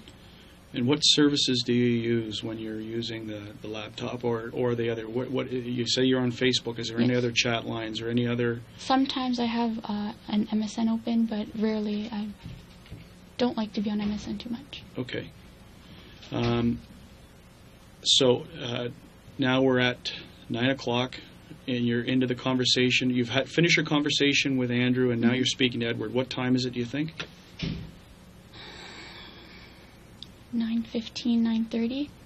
When you're talking to Edward, have you heard your mom come in yet? I heard my mom come in, so I asked him to hold. Okay. He had hung up. So when I went down, I was like, "Hi, Mom." And then I saw her. She had changed into her pajamas, and she was downstairs watching TV. Again, so let's stop it right there. Just hold it in check. Is that when she came in, did you see her? I didn't see her come in. Okay, no, when you heard her come in, and you say she changed into her pajamas. She went up the stairs. You heard her come up the stairs? I heard my mom come up the stairs and go Okay. into her bedroom. Okay. And then when I went down, she went back down the stairs, and that's when I went out. And I went down the stairs, and that's when I noticed she was in her pajamas and just watching TV. Okay. Did you see your dad? He had gone back to his bedroom to call it a night. His door was closed, but he wasn't on the computer. You could see in the computer room that he wasn't was there? not there. So this is after your mom arrives home. You've heard her come up the stairs, go in the room. You're suspecting she's changed because by the time you follow her down the stairs, she's in her I didn't pajamas. follow her. She went down, Yeah. and then I went after. Sure. You went down to talk to your mom. Just to make sure she was Okay. like normal. What kind of pajamas is she wearing at this time? Green Winnie the Pooh. She changed back into her green Winnie the Pooh pajamas. Okay. When you come downstairs, are you noticing, is there any problems, any issues, anything out of the norm when you go down? Because you said you went down to check on her and see how she was. Mm-hmm. Is there anything that's strange? Is there anything different? Not that I know. She was just on the couch like she normally is, watching television, winding down. Okay. And that's now, you're saying 9:15 to 9:30 she gets home. That's after that, obviously. Just a little bit after that, yeah. Okay, and then what happens? I go back up my stairs and I call Ed again. Okay. And I had to use the washroom, so I did put him on mute for a quick second. And then I came back and I was just watching TV and talking with Ed. Okay. How long are you now upstairs on the phone with Edward? I'm sorry, but that time frame, I'm not sure. Okay. Your cell phone records are going to give us the exact times. Okay. Okay. So, have you talked to anyone else? Is it you hang up with Edward, go down and see your mom, come back upstairs, Yes. call Edward, Yes. use the washroom, on the phone with Edward still? Yes. Have you talked to anyone else? No. Okay. Have you text message anyone else? No. How many? I don't believe I did, no. Do you have more than one phone? I had one, but I just keep the SIM card. Yes. Again, we will go into the history. Sure. But my cell phone gets taken away from me sometimes. Okay. And so I had a friend of mine, Daniel, he got a SIM card for me to use sometimes. But I take the SIM card out when I finish it, and I normally keep it in my pocket so my parents wouldn't find it. Yes. But I don't remember the last time I used it. Okay. But you didn't use that SIM card that day? No. Okay. I did not know. You did not? I don't remember the last time. Maybe it was a few days before that. The last time I remember using it was when my grandfather was in the hospital. And I had messaged him, and he asked me how my grandfather was. And when is that time frame that your grandfather went into the hospital? He was in the hospital for about 10 days. 10 days. Okay. So that's the last time you remember using that SIM card associated from what your friend had given you. Yes. Was about 10 days earlier or even 12 days earlier, because I believe you said your grandfather had come out of the hospital, or was he still in the hospital? Yes. No, he was in the hospital for 10 days. Yes. On Saturday, he had gone back to his nursing home.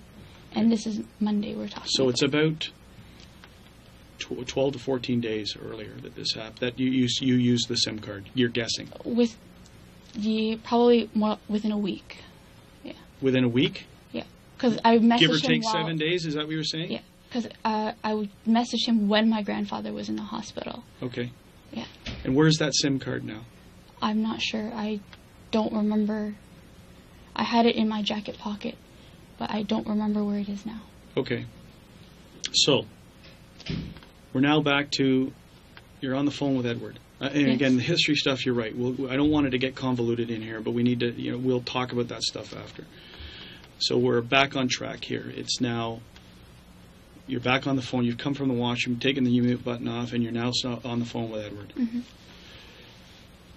Where's your mom? Have you heard your mom come up the stairs? Is she still downstairs? She's still downstairs. She's still downstairs. Okay. Continue on. I had my TV on because I was watching TV. Yes. I don't remember what show I was watching. I believe it was Amazing Race. I'm not 100% sure at this moment. But I was watching TV and on the phone with Ed as well. Okay. And then the next thing I remember is my mother calling down for my father. What is she saying? She's calling him by his name and to come down.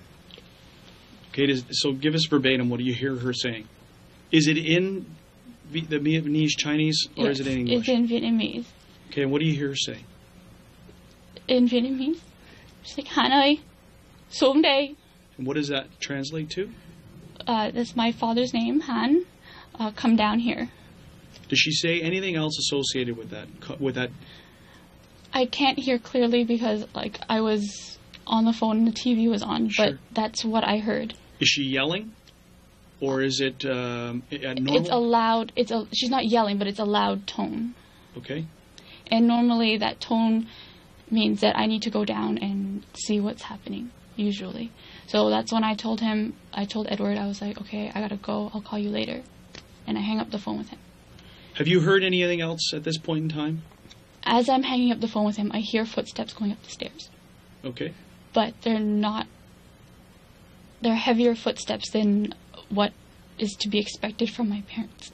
Okay. And then I hear mumbling, and someone's in the master bedroom, and I hear the bed being tossed, and I just froze where I was. I have to say, I don't know how long they were in there, but I heard somebody go down the stairs. So at this point, I opened my door. I peered out, and there was a person in what would have been my brother's room. And where's your brother's room located? Just a little bit down I could see from my doorway to his doorway, just a little bit down the hall. Okay. And he looks at me, and he pulls out his gun. And he walks towards me and, sits me down on my bed. Because my bed is within a step from my door. And he's like, "Where's the money? Do you have any money? Give me your money."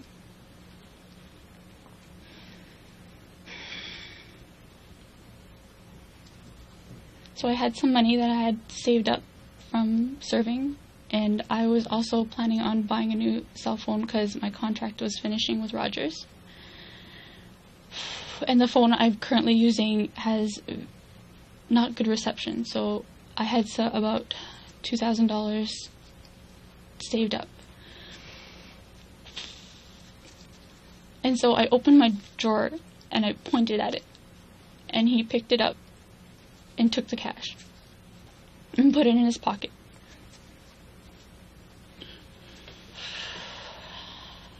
At this point, he ties my hands behind my back. And he walks me out. Okay, so stop right there for a second.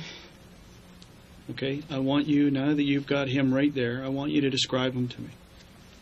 What you can remember, every little detail.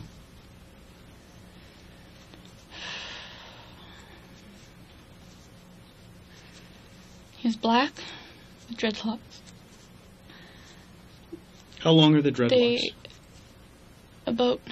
Show me on your own body where you would see them. About shoulder length. Okay. But they were long enough that they were able to move. He's medium build, and he is slight. When I was standing, I was almost eye level with him. And you're how when tall? He came up to me, I'm about 5'7". Okay.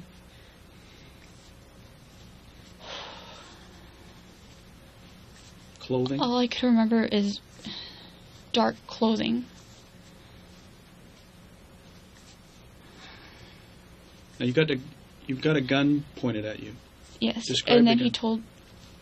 Okay. The gun was black with almost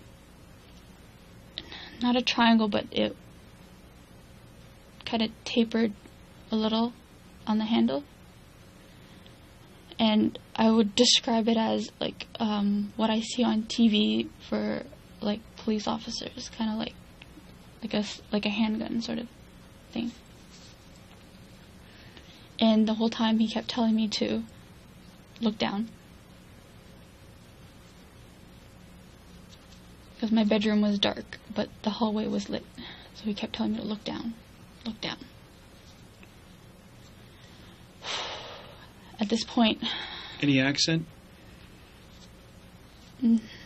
Not from this particular person. Does he sound like he was born and raised in Canada? I would say that he was born in Canada, but there was no sign of an accent in his... And that's not what I mean culturally. I'm talking about the language. You know, you can tell someone who's spent a long time as a young age from starting, because there is no, it's normal speech. Is that what you're saying? Yes. Okay. Can you see anything on his hands? He's wearing gloves. What type of gloves? Black leather gloves. Okay. Now, facial experience before he tells you to look down. Do you see anything? Has he got a wide nose? Has he got any pock marks? Any acne? Any facial hair?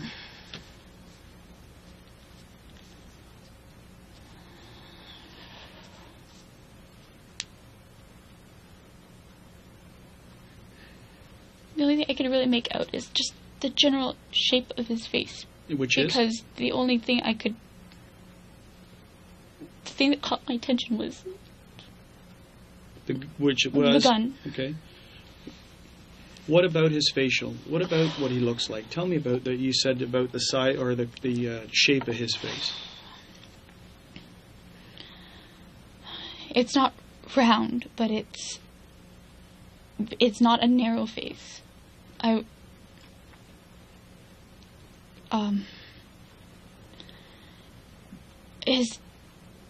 He didn't have, like, his cheeks were protruding, but they're not like the normal people.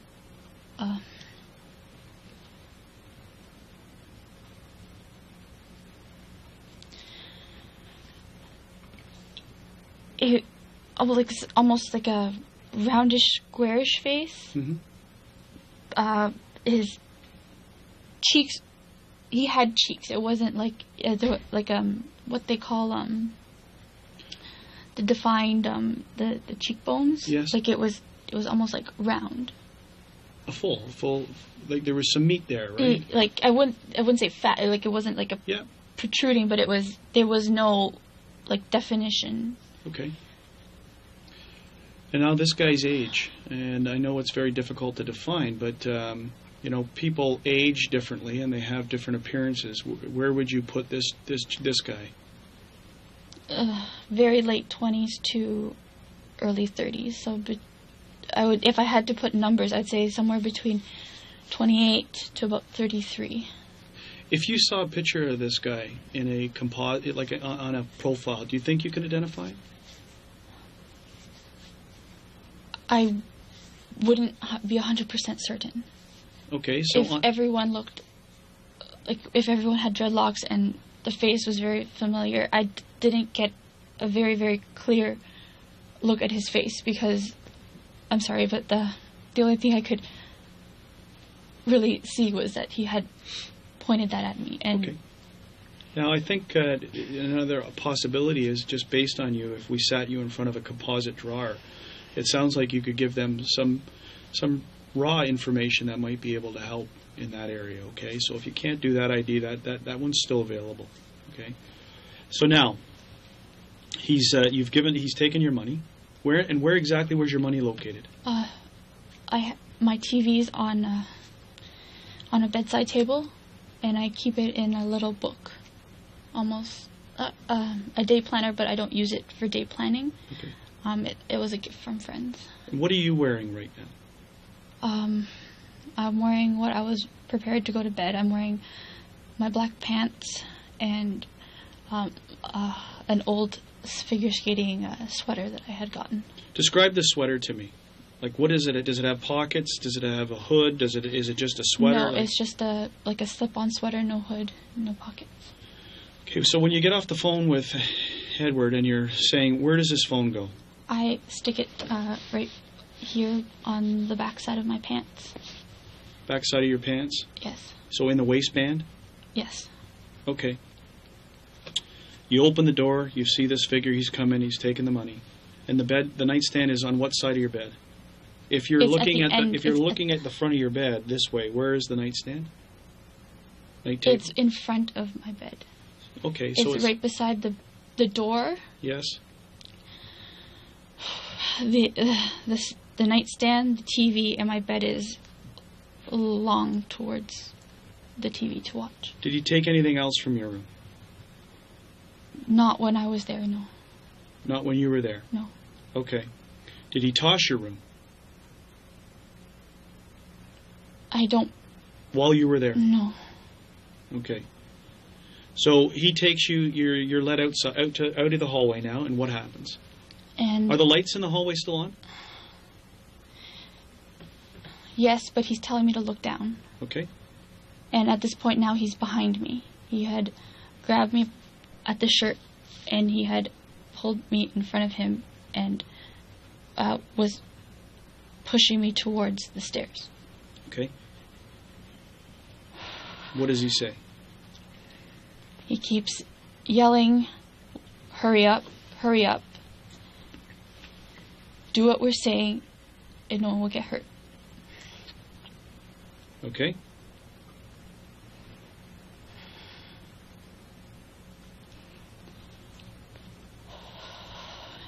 And then he takes me down the stairs. And the lights on the main floor were all turned off. We take...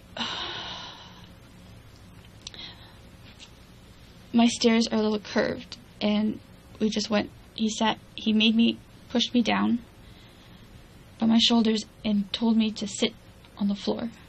Do you feel the gun? Is he using his hand? He's using his hand to lead me down the stairs and force me to sit down. Only one hand. Okay. You see the gun again? At this point, I'm looking down and he's behind me, so okay. I don't see his gun. But I can see there's two other shadows, and I can see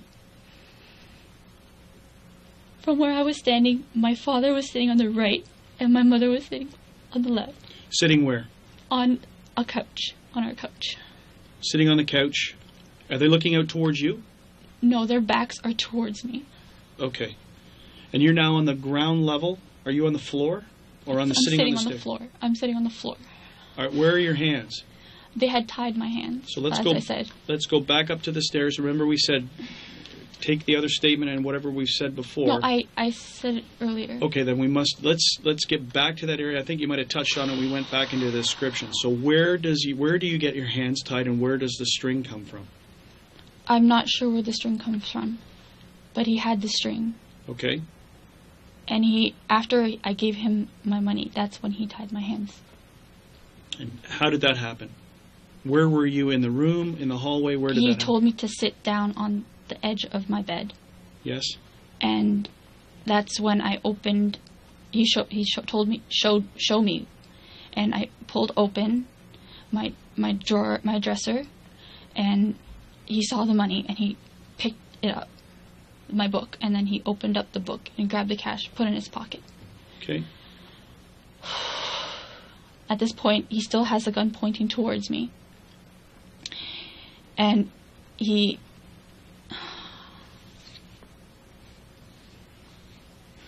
You're doing great. You're doing fabulous. Okay? So he's got the gun pointed at you. And how do the hands get behind your back? He told me to put my hands behind my back. Okay. Continue.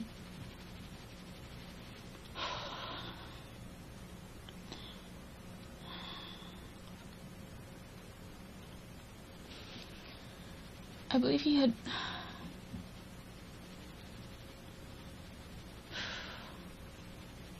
I'm sorry, I'm just trying to be 100% certain. Mm-hmm. And it's pieces that I'm... Then roll through them. We'll put the pieces together.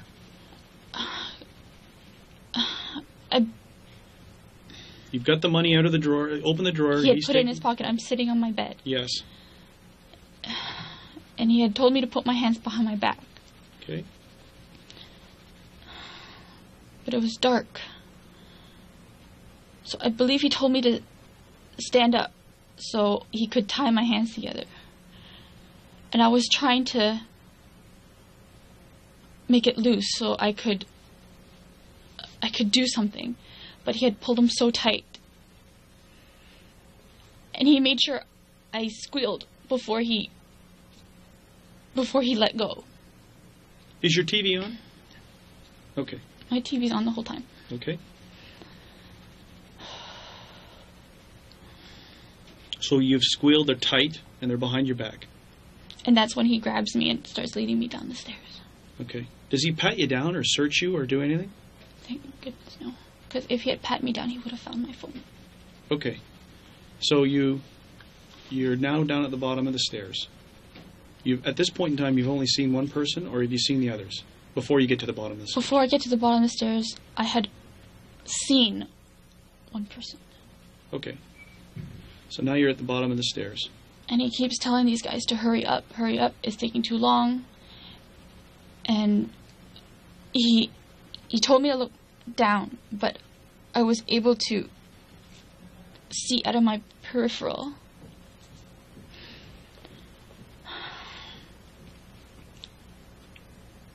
a man that I will call number 3 because I associated with him the least. He had a gun pointed at my father, asking him if he had money in his wallet and where the money was in the house.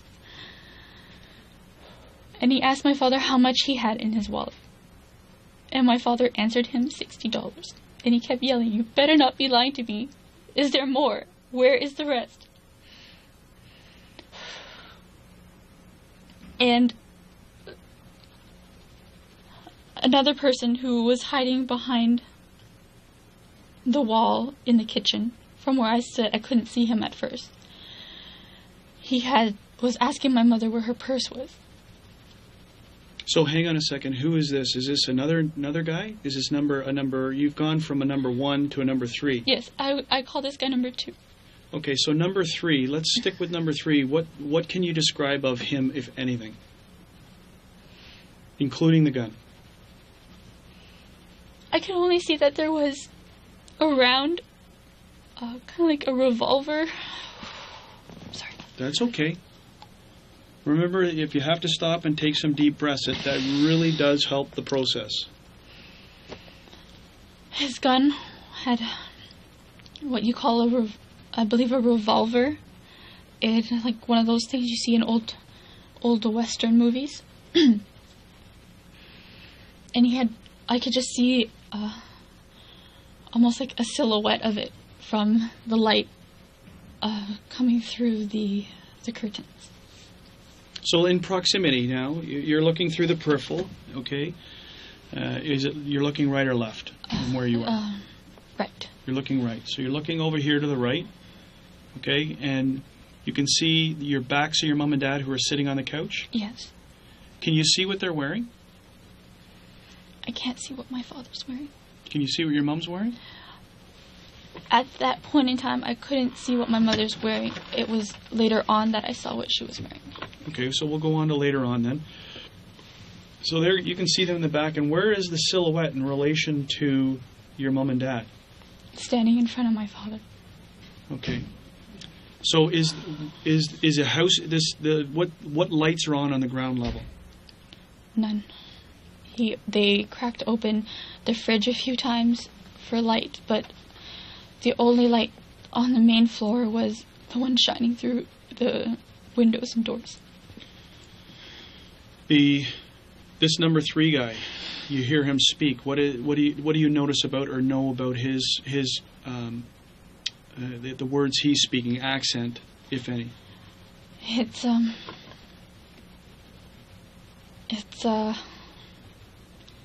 He's not from. Well, he wasn't. The accent's not what I normally hear. It was almost Caribbean, like Jamaican or Guyanese, or like that kind of accent. Yep. Have you got friends who? The reason I ask you is the Jamaican accent or the Guyanese accent. Have you got friends who have that accent that you recognize it? Growing up, there was. One of my friends was from Guyana, and I remember vaguely, like, when his parents came for school functions. It was sort of something like that. So it's tweaking you to like a Western Caribbean island area, like Jamaica or Guyana, something like that. Okay. So you hear him talk, and describe his silhouette to me, what you see of it. All I could see is that he's slim and tall. Again, I was sitting on the floor, but... No race. It was dark, but You can't put a race to him. I don't want to put a race with voice. I want a race by color.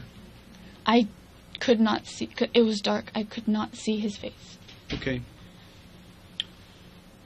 And now, number 2.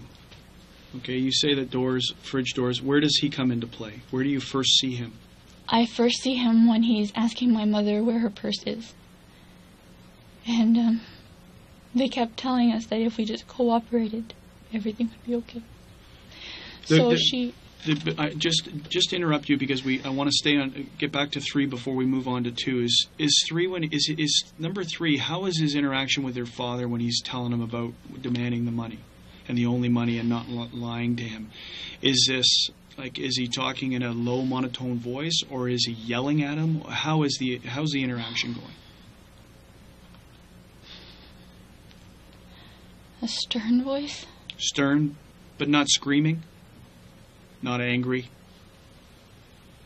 Okay, so I interrupted you. Now back to number 2, where he's asking your mom for her wallet. Her purse. Her purse at first.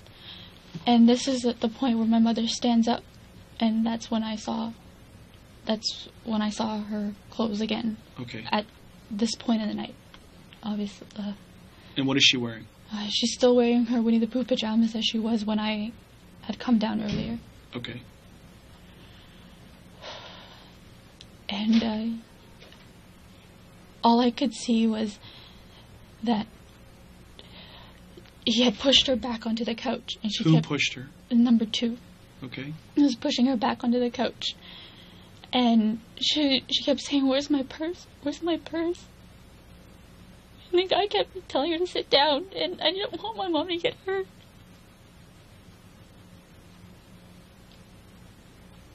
How many times does she get up and get pushed back down?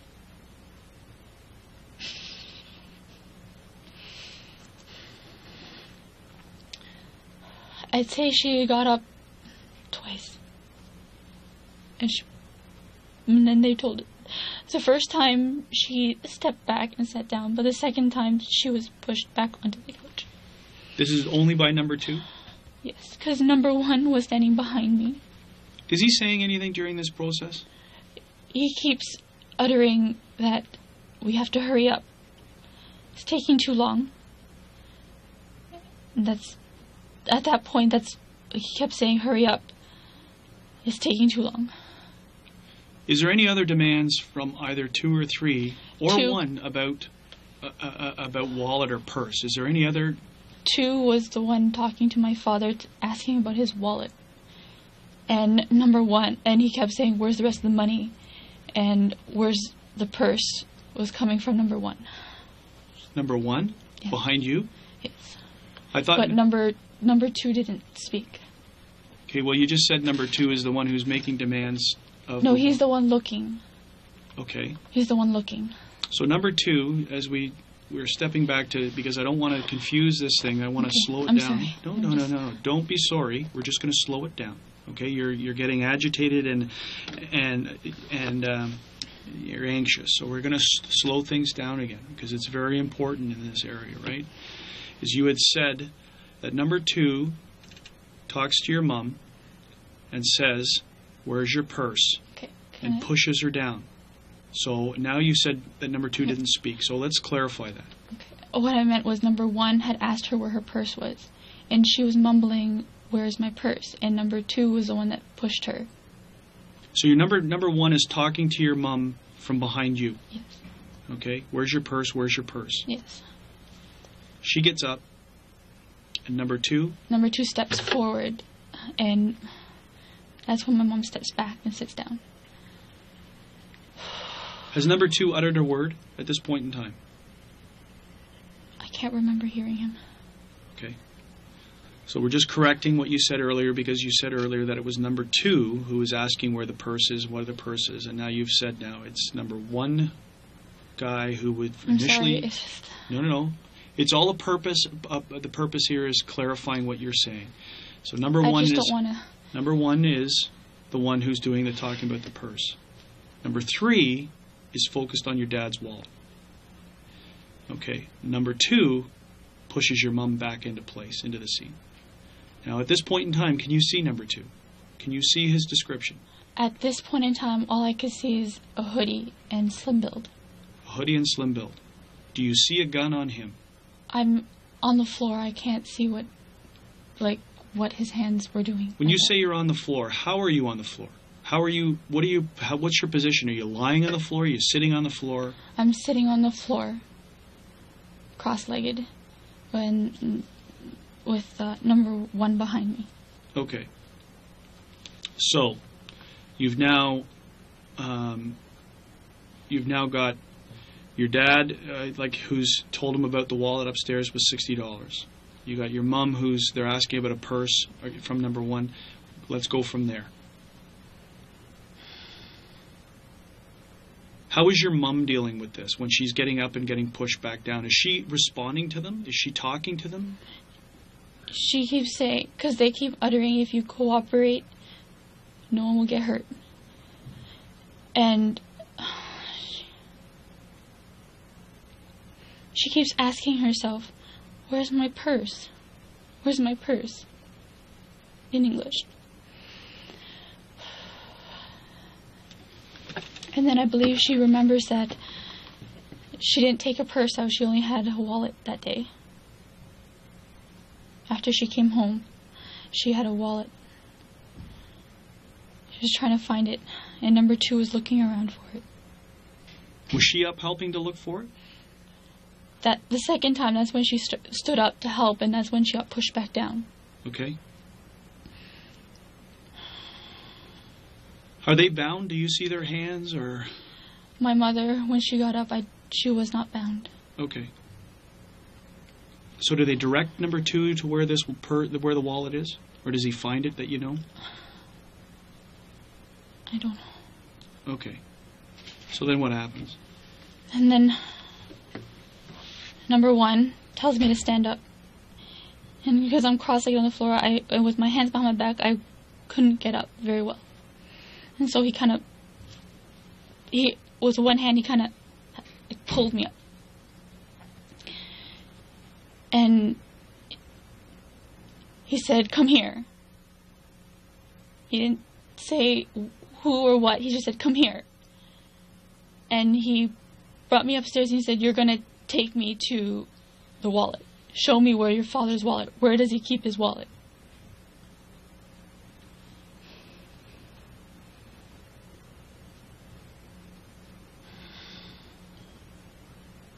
And at this point, number 2 had come upstairs.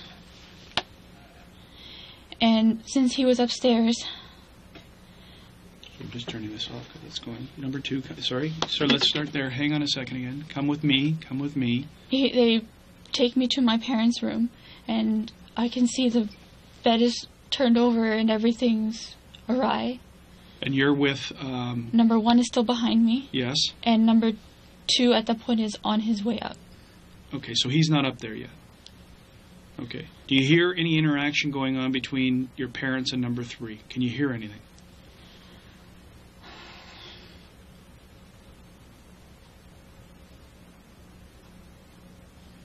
I don't recall anything. Okay, so you get to the top of the stairs.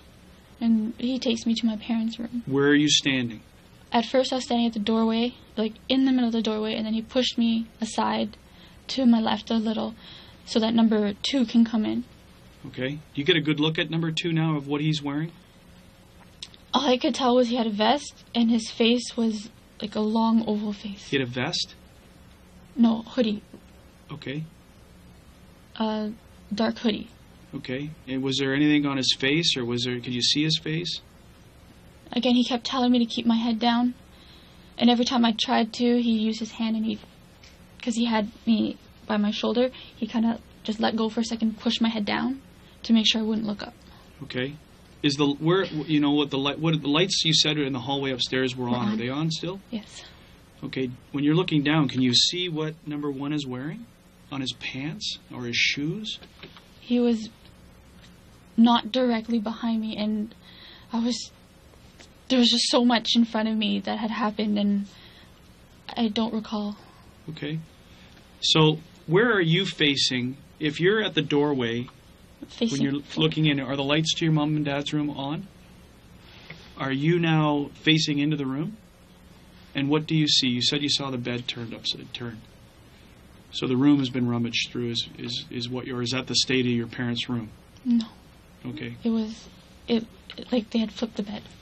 Okay. And when you say you moved to the left, are you still able to look inside the bedroom? Where do they have you look? Where are you looking now? Almost like I'm right beside the wall, and my mother has a sewing table there. Okay. So I'm just pretty much staring at, I'm like looking down at the table. And peripherals you can't see where He's, no, and where is number one at this point? he's still behind me. Okay. So what's going on inside the room with number two now in there? He's looking for my father's jeans, and he's asking me where is it. But I don't know where it is because they had turned the room around. And Okay. then number one pulled me backwards and told me to sit at the top of the banister and tied my hands back. Tied my arm to the banister. Okay, now, did you see them recover anything inside your mom and dad's room? I did not see anything, no.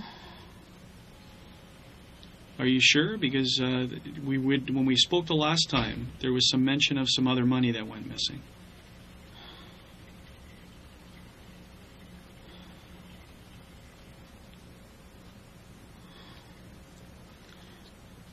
They're, yes, the U.S. currency. So how did that get found?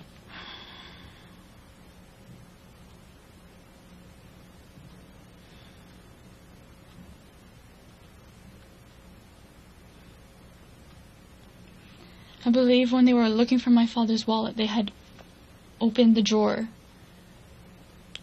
And there was, it was in an envelope. What drawer would that have been in? If you're at the doorway where I was standing on the left side, the bedside table. Whose side of the bed is it? That's my mother's side of the bed. Okay. And approximately how much money? I'm not sure how much she took out for our trip, but I can only estimate about a few $100s. Few hundred, because at the time, the last time you Or told me, you were pretty adamant about $1,100. $1,100. So I'm curious to know how you came up with that number.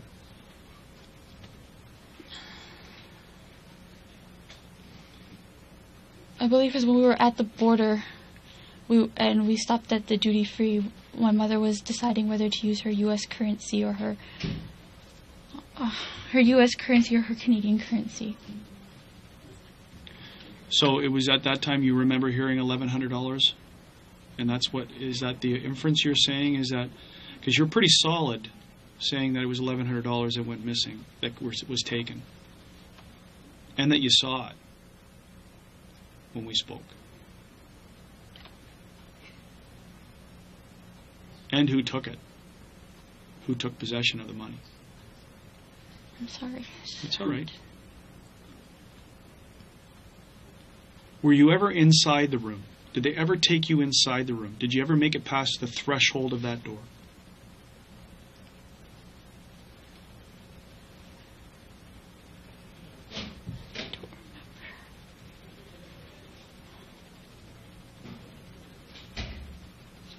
Okay. So let's come back to now. You're being taken to the banister in the I'm upper sorry, room. I don't Don't remember. apologize, okay? I'm going to try and ask you questions to try and clarify points, okay? If you don't remember, you don't remember. Okay, so there's no apologizing. The only reason you would apologize to me is if you've lied to me. No. Okay, No, it's so just, then in this case, then don't apologize to me. It's okay. Okay, I'm going to ask you questions to clarify points. Okay. So you've been taken back to the banister. Who is there? Number one took me back. Okay, where's number two? He was still in the bedroom. Okay. How do you get tied to this banister?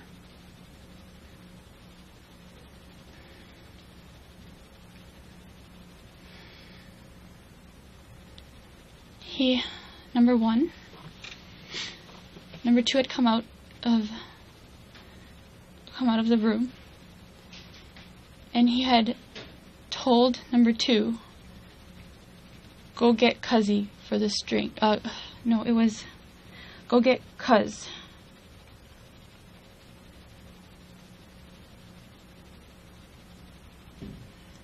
He had said that, I need the string, go get Cuz. And number two ran down the stairs, and he came back up shortly after. And then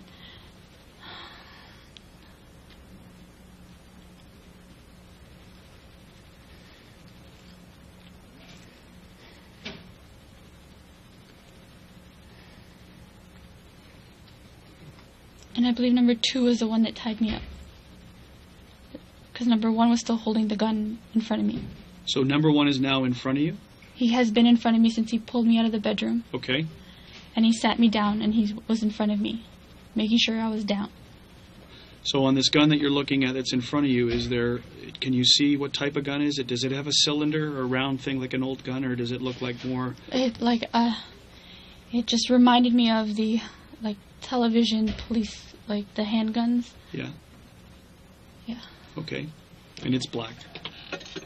Can you see from there? Now you're in front of him and you're looking down. Can you see his shoes? Can you see anything else about him? I want you to think right now. It's tough to put yourself back in that spot, but you've never been tied up, I suspect, or bound like that, and now you're sitting there staring down. Is there anything that you remember about his shoes or his pants?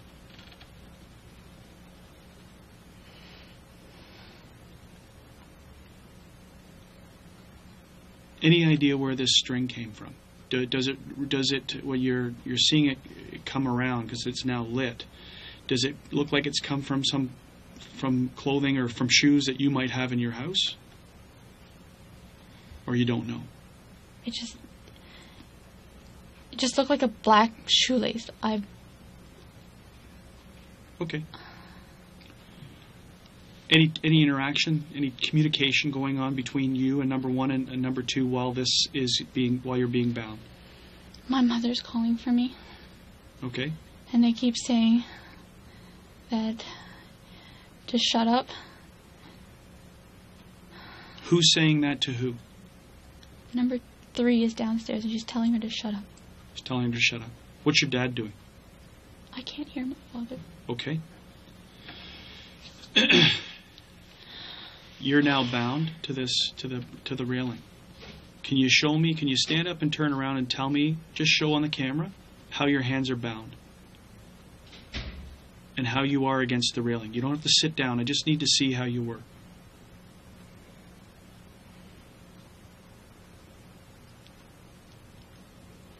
Just tell you. The only reason that I need to do this is that I'm also going to ask you is that so take this back take it out of a traumatizing event, which it is, and put yourself into a more clinical position, because I want to see how you could physically get your phone out of your waistband. We're obviously going to need to know that. It's very important. So traumatize away. Now put yourself into just a state of, I need to mechanically show how I can get access to my phone. Okay, because that's obviously very relevant. We know you made the phone call, but questions are going to obviously raise is that if my hands are bound and I'm against the railing, how do I talk to a 911 operator? Okay, so clinically, this is now a clinical demonstration. Just stand up, focus in on how you did it.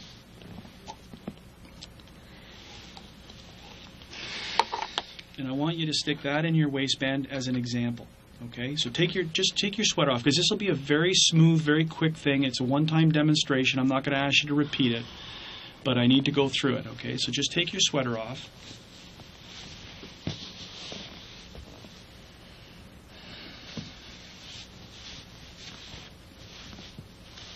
Stand up and turn around.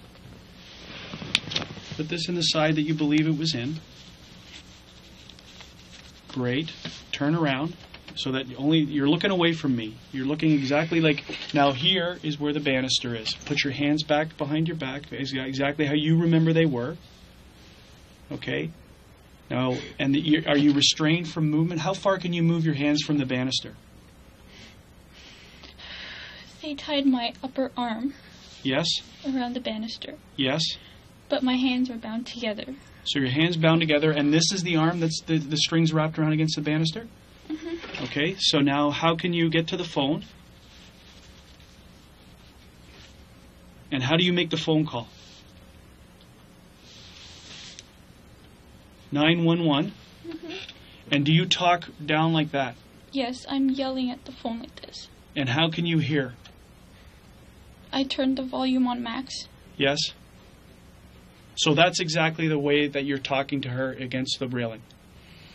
Mm-hmm. Okay, that's good enough. Sit down. Put your sweater back on. You just put your sweater on. Yeah. You want some more water? I'm okay. Okay. I really appreciate that. Obviously, it's very important to see it because we can't put you. It would be absolutely physically impossible to put you back into the same position, but we just needed to see how you get the phone out and make the call.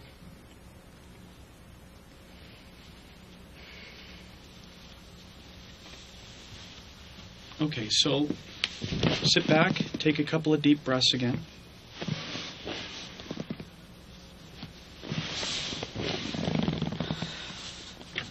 When you're up against the railing and now you've been bound, and is number 2 and number 1 still there, or are they gone? Number 1 was there for a little bit. Number 2 ran down the stairs. What is number 1? Is he saying anything to you? He's saying you obeyed and just shut up and don't move. And he continues yelling downstairs, hurry up. Hurry up, it's taking too long, hurry up.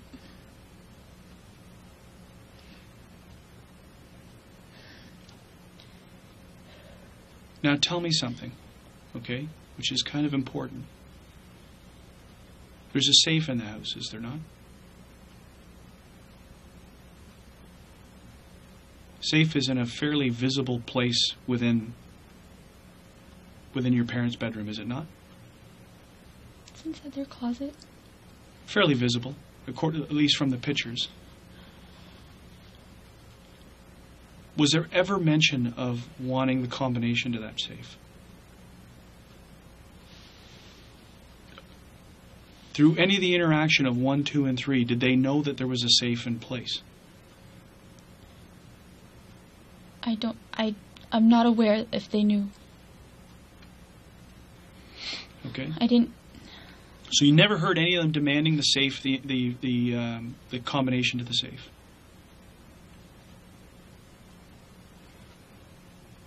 Was there anything else they were demanding in their yelling? What was the focus of what they were looking for? Cash. Cash. Okay. So number 1's talking to you, you obeyed, and we need to go, we need to go. And where does he go from that point in time? He's yelling down the stairs, is there more? And number 2, I can just hear him muffling something. I don't hear him clearly. Number 2 or number 3? No, sorry, number 3. Number Okay. 3. Sorry. Number 3. Okay. It's just a murr, but I can't hear what he's saying. Okay.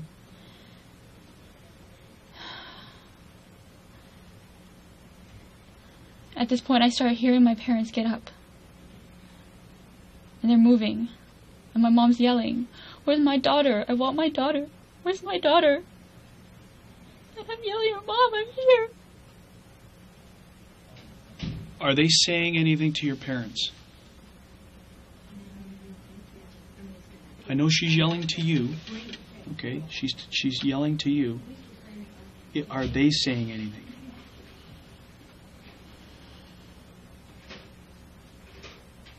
Like, are they giving them directions as to where they're going?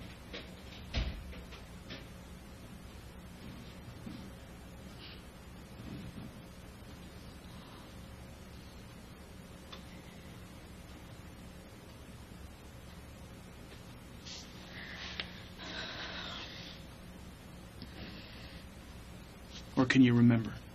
All I can hear is my mom right now. Okay. So you hear them get up and you're moving, and they're moving in what direction? Towards the basement. Okay. Are you still hearing 1 and 2 or 1 and 3? Are you hearing all 3 of them? Number 1. And what's he saying? Hurry up. Is there more?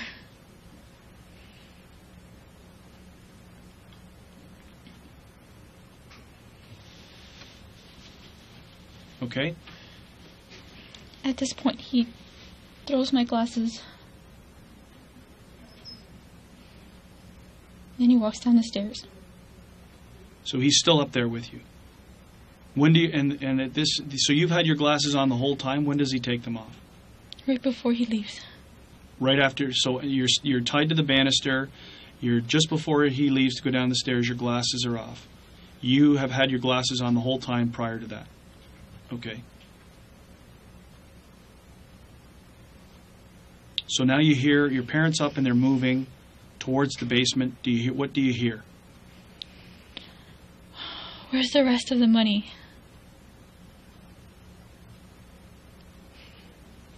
Whose voice?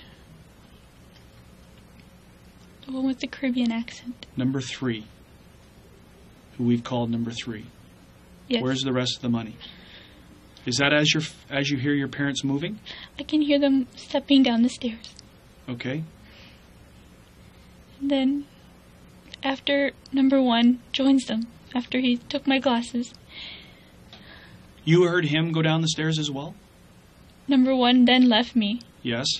and he went down the stairs. And I asked, my mom was still calling for me, and I wanted to go, and he says no.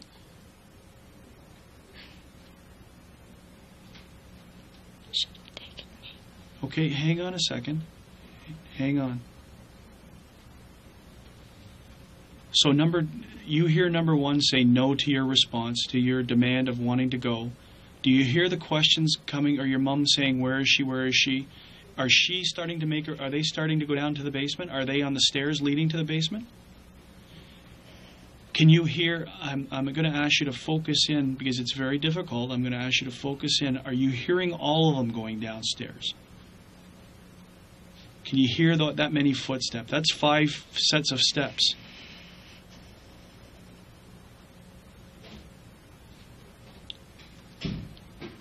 Because if your mom is moving down to the basement with these guys, and number 1 is walking down to join them, he would be later. He would be walking down. Does he go down to the basement, or do you know? Can't tell. Here, Jennifer, take a Kleenex and just take a minute.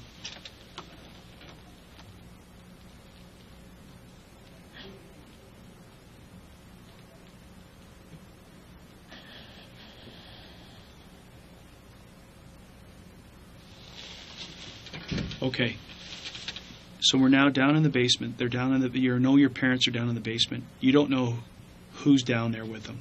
You can't tell how many people went down. You know that number 1 left and was heading down in that direction, but you don't know by footsteps who's down there. I wasn't paying attention. That's all right. Whose voices can you hear now down in the basement?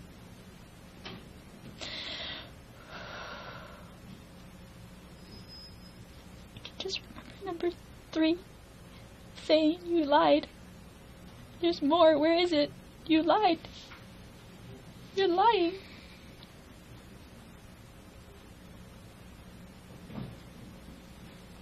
Okay, and then what do you hear?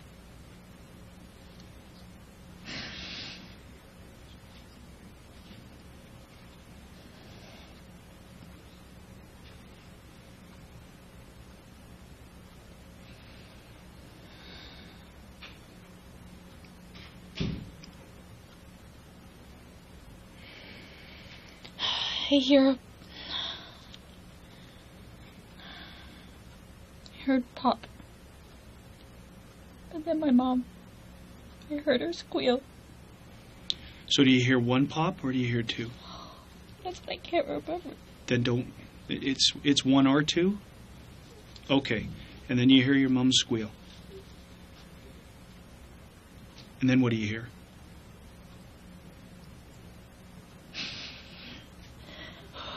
Another 1 or 2 pops.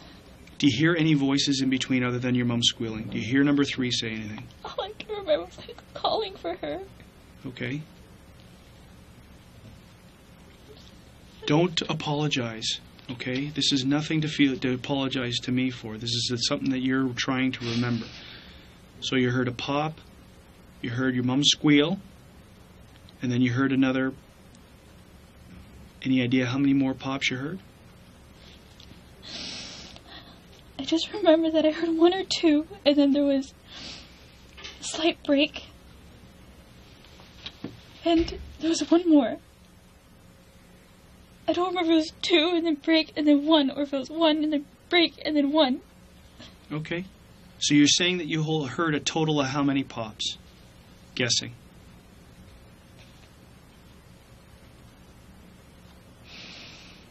4 or 5. 4 or 5. Okay. So you hear, after those popping noises, what do you hear? After the last popping noise you've heard, what do you hear? That's it. It's too long, let's go. From number 1. That's it? It's too long, let's go? Okay. And then I just hear a bunch of foots going. Does it sound like they're obviously coming? Does it sound coming up the stairs? Do you know where they leave?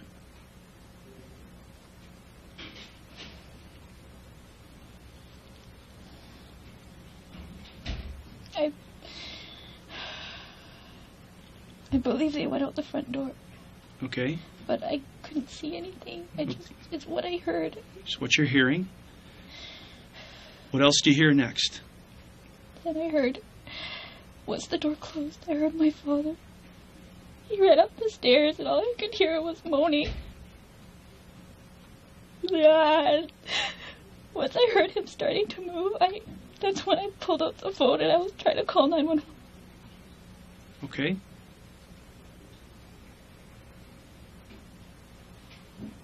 Did you hear, after you hear that's it, let's go, do you hear any more communication between the 3 guys?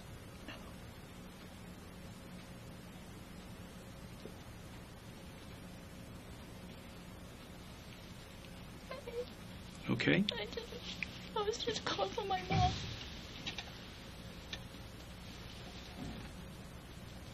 Okay, so you're dialing 911, you've called the police, you're on the phone with the dispatcher, you're updating him as to what goes on. And I hear my dad going out the door and he's like yelling on the street. Okay. And I'm calling for him, but this dispatch lady, I'm trying to...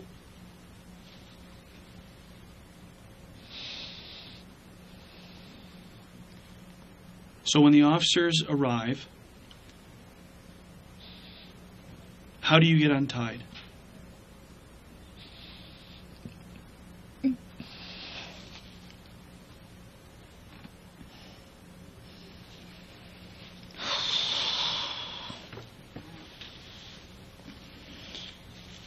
Do you remember? At first, they were all outside and I was screaming for them. Yeah. And finally, someone heard me, and they came up the stairs.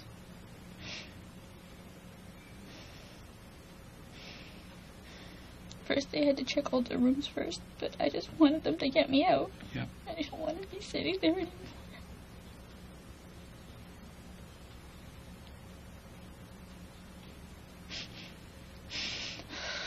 So how did they get you free? They grabbed a pair of scissors from my room. But the officer said to wait a few minutes because he didn't know how to do it, the procedure. But I just wanted to get out. I think it was you, my dad.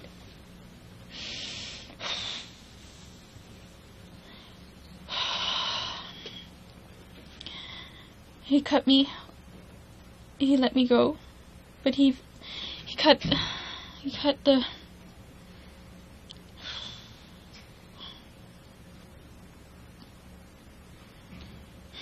Now when you took off your sweater to show me the demonstration, there's still some marks on your arm. Are those the marks from the string? No? Where are they from? From before. Okay. So history-wise, we'll go into that, okay? So, now, as an event, as to try and see, this is the little technique that we use to try and see if there's something during the course of what you've told me that boom, I trigger something, another memory. Okay, we're going to start right now. We're going to start at the point that the officers arrive. Okay, and we're going backwards. Not nearly as, I don't need you to go into we're not going to be stopping here and going through to, well, what about this and what about this? It's, you may come across something.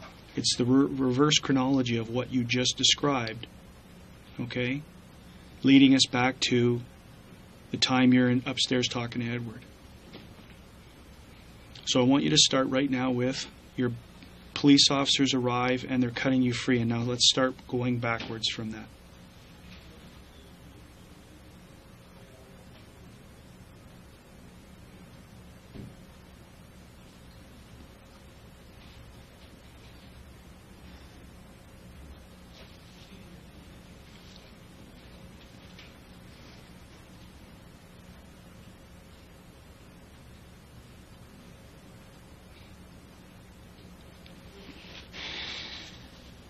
Okay.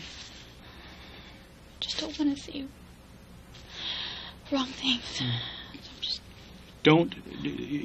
don't worry about saying wrong things, because you'll be correcting them as you're moving backwards. Okay. It's a very well practiced technique to help in memories. So especially in traumatic events.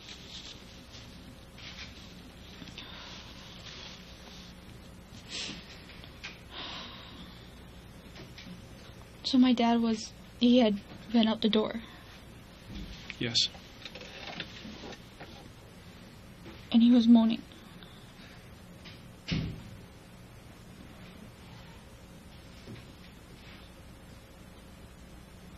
And just before that, they had left. The people had left.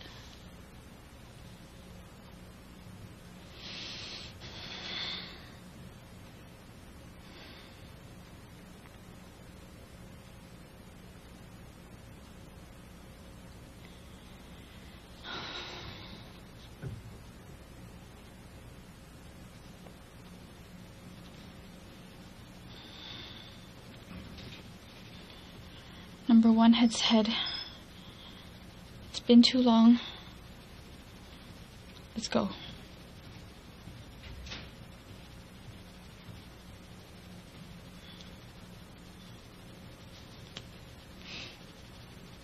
Before that was a gunshot.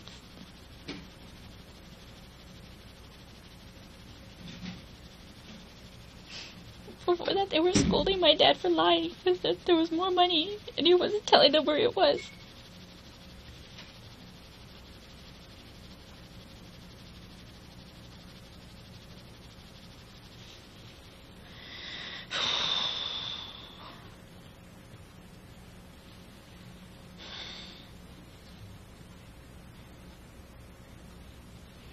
Before that,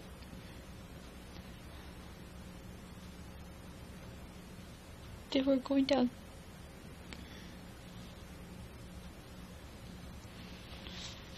You're doing great. Okay, you're doing great.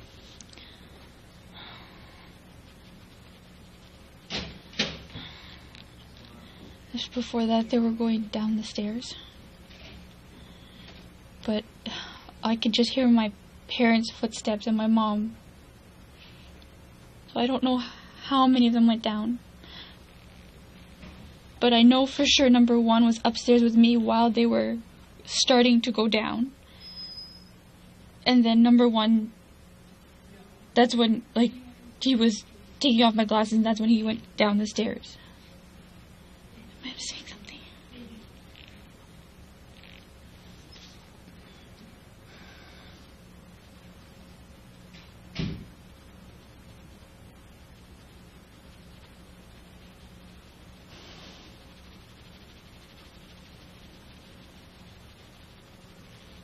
Before that,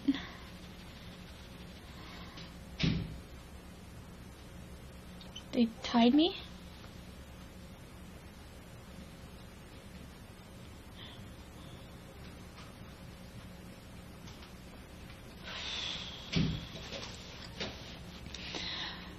Before that, number two was upstairs as well. And he was helping number one tie me to the banister. Before that, number 1 turned to number 2 and said, get me the string, go get Cuz.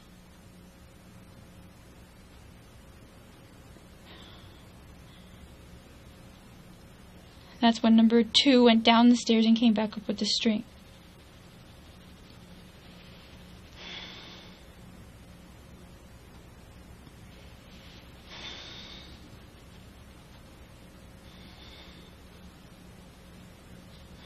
Before that, number 1 had taken me and told me to sit down at the top of the stairs. Number 2 was still in the bedroom.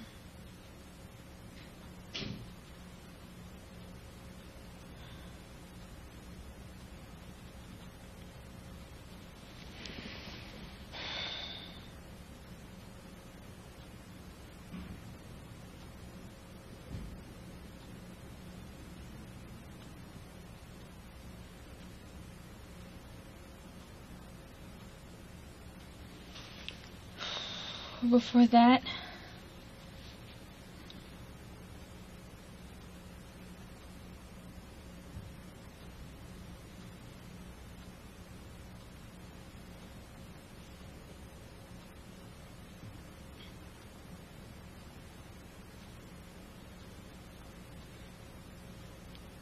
we were in my parents' room, and he was asking me about the wallet. Where's my dad's wallet?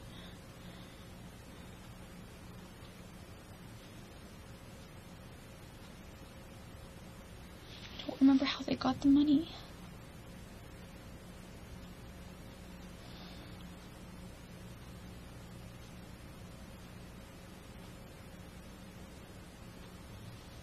Don't worry about it. Keep going. I don't remember how they got the money.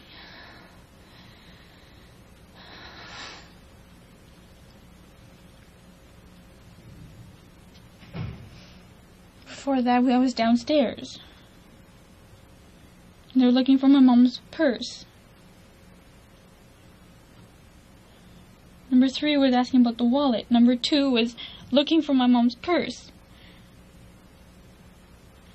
My mom kept standing up and sitting down, and they pushed her.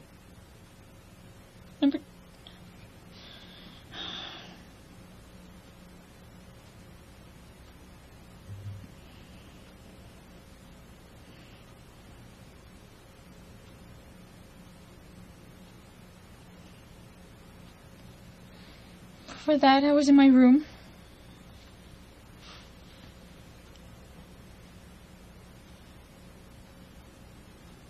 That's when he tied me up.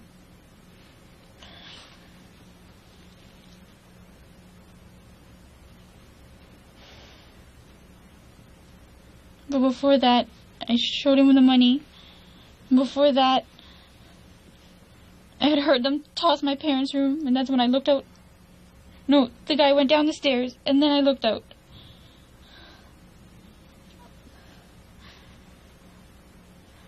That's when he came, and he pulled out his gun and told me to sit on my bed.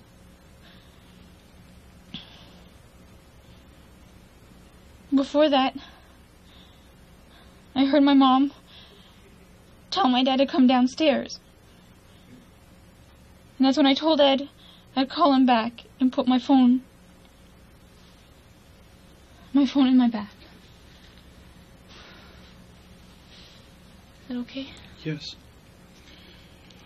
When you said that you saw during this process, you heard the steps of someone going downstairs, did you hear your father going down the stairs? At that point in time?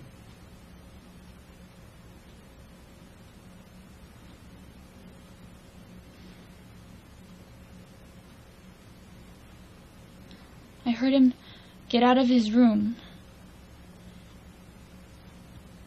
But then that's when I was telling Ed that I'd call him back. He was responding to your mom's command? Yes. Okay. In your kitchen, there is rear sliding doors. is there not? In the back area to get out to the back of your house? Is it sliding glass doors? Yes. How is that normally? What is the normal position of the blinds or whatever when during the day? Do you keep them covered? Are they exposed? Can you easily have access to get out to the backyard, or do you have to open them? Like, how is the normal routine?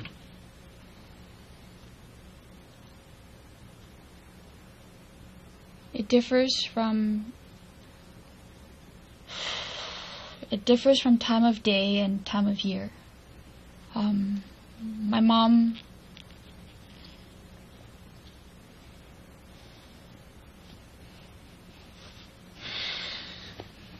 My mother likes to plant, so in the daytime we have our blinds open.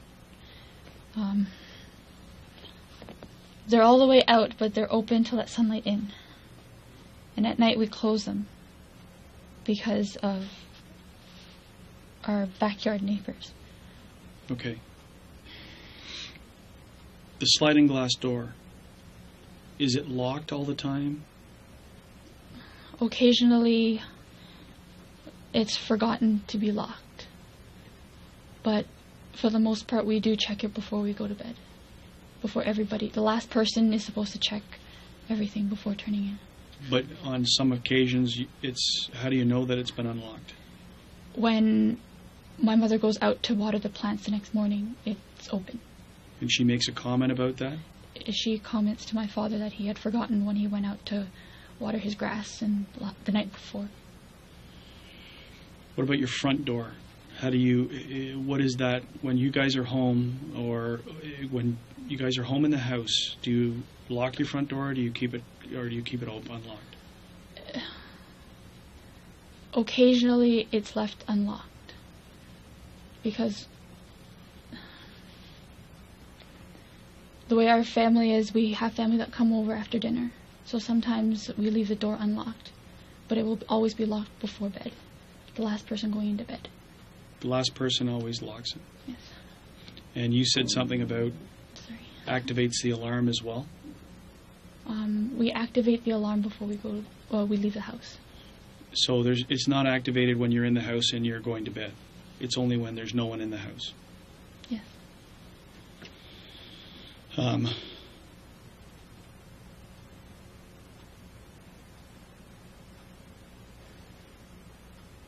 When was the last time that you went out through the back sliding glass doors that you remember?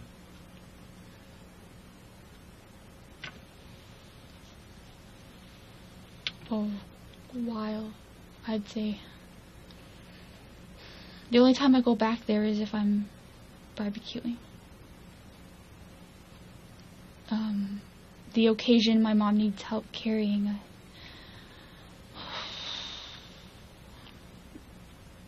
if she needs help carrying something heavy.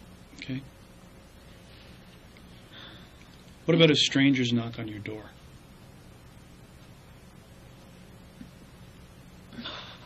Whoever's downstairs normally goes to answer the door.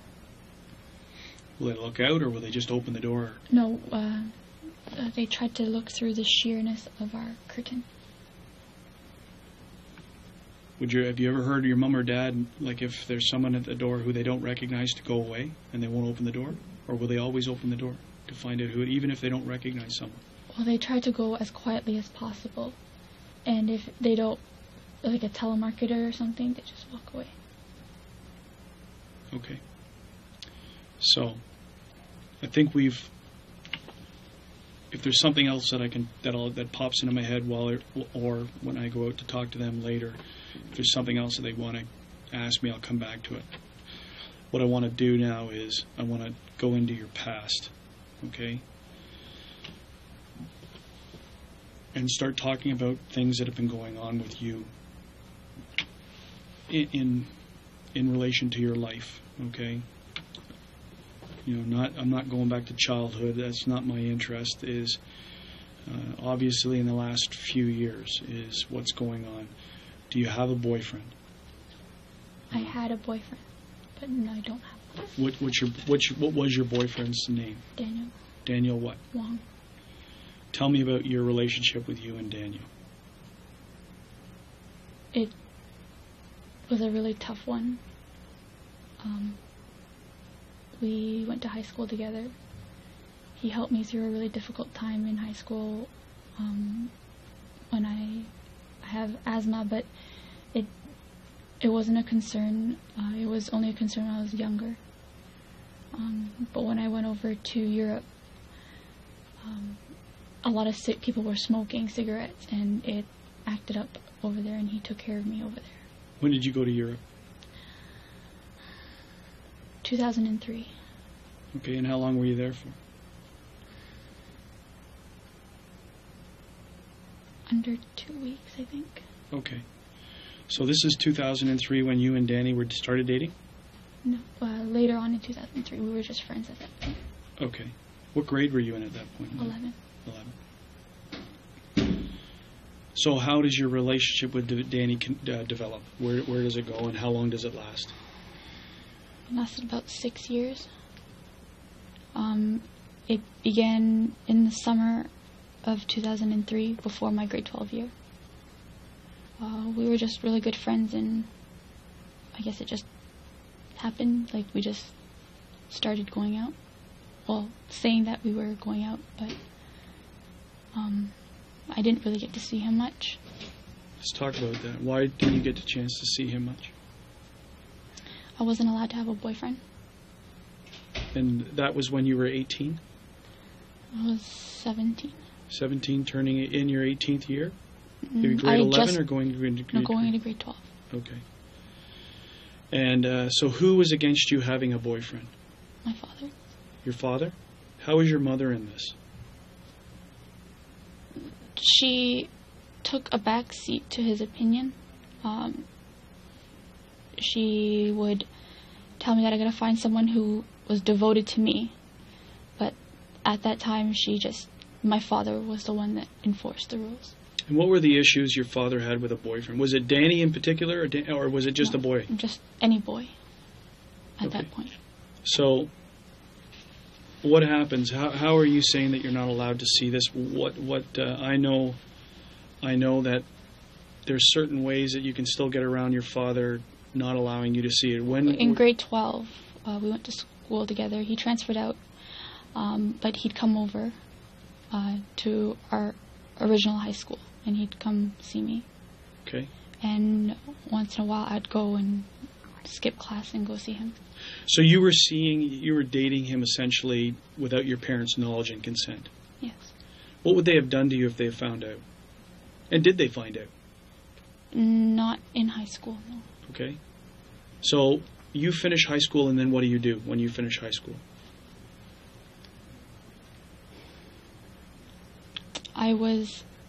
I wanted to do kinesiology, but my father was very adamant on doing something in the medical field that was a little bit more, in his opinion, more like a more successful, I guess you can say. He knew I didn't have the stomach for being a doctor, so he wanted me to become a pharmacist. Okay. Did you go to school for pharmacy? Did you get into university for pharmacy? So if you finish your grade 12, you go to your OIC year? Like grade 12 is you finish your OIC year. I didn't have OIC. I finished my grade 12. And then what do you do for the next few years? While your dad's wanting you to get into the medical field, what do you do? I was trying to get into piano. What school? I was still taking classes at a school, but it's still recognized in the community as a teacher's license. Through the Royal Conservatory? Yes. Okay, so how is this going with your dad? How is your home life with you're not living up to his expectations? He didn't know. I lied to him. What did you lie to him? What did you tell him? That I was going to school. For just science. For science. Bachelor of Science. You would have had bills for school. How is that coming up? How are these bills being paid for university that you weren't going to? I was working at Eastside Mario's, and I took care of myself. So financially, my father was never he never took hand in bills, so he didn't know anything about bills. Did your mom know that you weren't going to university? No. So both your parents thought you had gone to university. Yes. Okay. And how long did they still to this point in time think that you had gone to university for sciences? Yes. And how did you feel about that? How did you feel about having to lie to your parents? I felt guilty, but every time I tried to bring it up, there was just so much expectation. Did you have any resentment towards them for this? I chose what I chose, but in the end I chose my family. Okay, so now you're not allowed to see boys. How do you continue your relationship while you're supposed to be at university working at Eastside Marios? Are you working during the day at Eastside Marios? Sometimes, but not all the time. So how do you maintain this relationship with Daniel? I'd bus down to see him, or my parents would drive me down to Toronto, and they thought I was going to school, but I'd go see him and I'd come back. What school did they think you're going to? Ryerson. Okay. Was Daniel aware of what was going on with the issues in your life with your parents? Not at first, but eventually he found out. Okay. And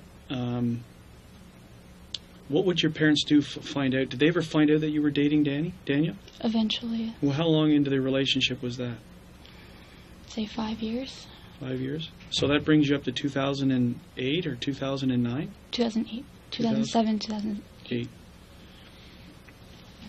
And how do they find out? My mother saw him dropping me off at Pacific Mall where they'd come to pick me up. And how did that go over? Not well. Explain to me what not well means. My mother, she said at first she was not supportive, but she said, "You need to tell me." And she basically gave me the sex talk, which basically was one moment could ruin your entire life. But once my father found out, without even knowing him, he automatically put judgment. What kind of judgment did your father pass on him? He blamed my lying and even racial profiling on him. And what does that mean? I don't know about the racial profiling. He is half Filipino, half Chinese. Yes. And my father associated him with Filipino and said that, he wasn't a good match for me. He wasn't going anywhere in life, and that he wouldn't be able to support a family. So tell me about Daniel. We've interviewed Daniel. Okay. So tell me about Daniel.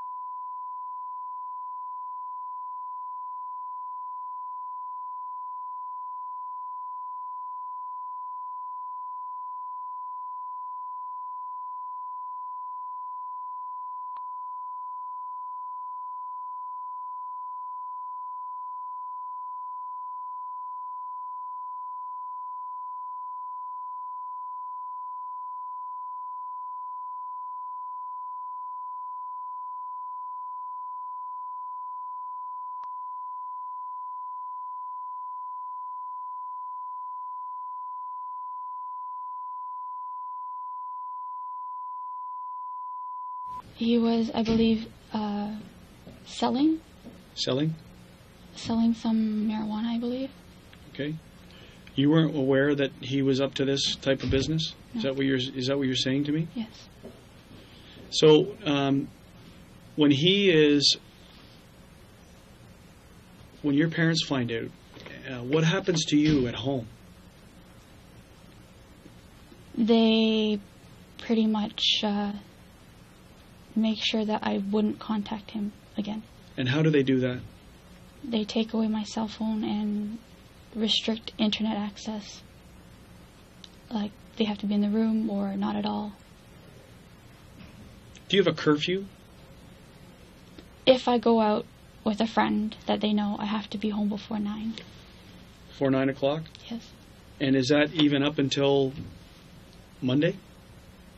Did you have a curfew up until Monday? Technically, but I haven't gone out for a while. And why is it that you haven't gone out for a while?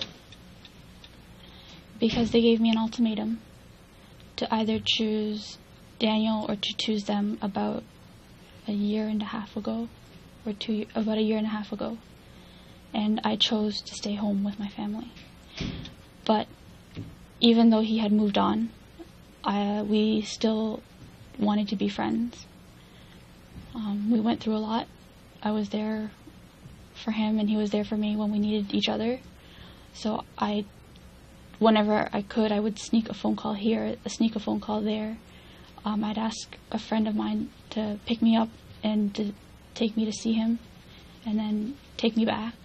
Who's that friend? Gary. Gary Gibson. Gibson.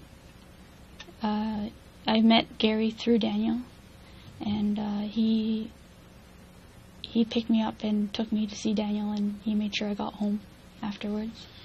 So tell me about how come your parents allow you to speak to Edward or to Adrian, in fact, allow Adrian into the house? Adrian has been a friend of mine since beginning of high school. My parents agree with his, how do I explain this? He went to school for engineering. He has a job, and his mother is a piano teacher as well, like myself. So in their eyes, he had like a well-rounded life. And because he took me out once in a while, but not really. But because he has a car of his own, so he comes over, therefore they were able to interact with him and accepted him. Okay. What about Edward? Edward was an old co-worker of mine. Edward only met my mom once at a gym, when we went to the gym. I introduced him to my mom, but he only stops by when my parents are not home for about like an hour or so just to catch up, but I haven't gone out to actually we talk on the phone, but that's pretty much, I tried to meet him at the gym, but that's all. So for the last year and a half since you chose, the ultimatum was given to you, in your words, it's either Daniel or your family. Yes. And you say that you chose your family and you stayed home. What have you been, when you say I stayed home, what is your routine? Tell me, for the last year and a half, what have you been doing? I have been continuing my piano studies, and my parents enrolled me back into school, into college. Into college. At first, I didn't have enough marks to get into the program I wanted, so I had to do 1 year of refresher course of a calculus high school credit. And they never said to you, you can get in and graduate with a science degree, but you can't take that and now get in. They never questioned you about college. Now that you don't have the marks to get into college. How did you get around that? I lied to them and said that calculus wasn't a big thing when I first applied, when science, but now calculus is more of a mandatory course. And when was this happening that you were going back to school? I went back last summer. Which college? I went to high school, Yes. summer school program. It was at I believe it's Brébeuf, Brébeuf. on Steeles in Bayview. And you graduated with that? Or you've No, finished? I completed the credit at upgrading my mark. And did you apply to college? Yes. And you were accepted? I'm accepted for January, yes. At which college? Centennial College. Okay. In what program? Biotechnology engineering. Okay. So, the last year and a half, you've been doing your piano studies. Yes. What is your routine, like daily routine for the last year and a half when you say that I chose my family, I chose to stay home? Well, at first, I continued phone contact with Daniel, but that only lasted about one time. Like I told you, Gary came to pick me up to go see Daniel, and I got caught. And that's when they took away my cell phone, and they said that they'd drive me places. And so pretty much I wake up, I do my piano studies. I may go see my teacher for lessons. At first they took me, but then once my teacher was like, yeah, she's with me, I was able to go and see him at his house once a week. Sometimes it was once every other week if he was busy. And then I had another studies at a place called Euro Music for the actual pedagogy course, which is the actual teaching course. Mm-hmm. And I went to those two classes once a week as well. And pretty much it was home, help out with housework, and practice my piano, and just wait for the college application, college acceptance. And did you go out? Were you allowed to go out at night? I don't go out, no. The only time I went out was... last time I went out was for my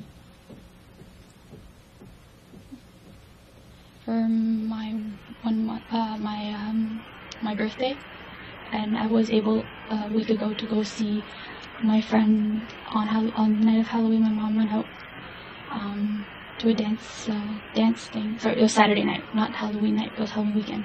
Saturday night, my friend Topaz and I had made plans, but my grandfather, we wanted to go skating because I love to skate, and since they know Topaz and they confirmed that she was in fact going with me to skating, and they have her number to call her to make sure I was there, and that I'd call when I got to her house. Mm-hmm.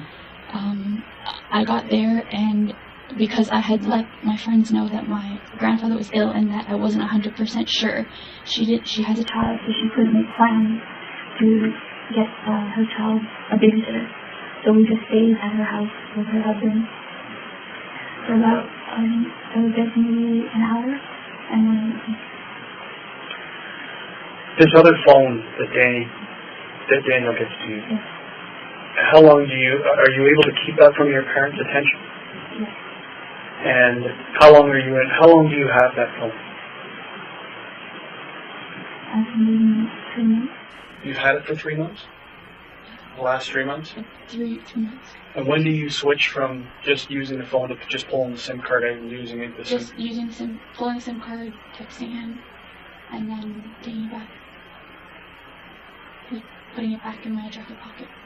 Okay, so this SIM card that you say was in your jacket pocket, which jacket is it that you're talking about? I have a black jacket with a furry hood Yes. that I use in the fall. And the last time you knew about it, it was inside that jacket? Yes.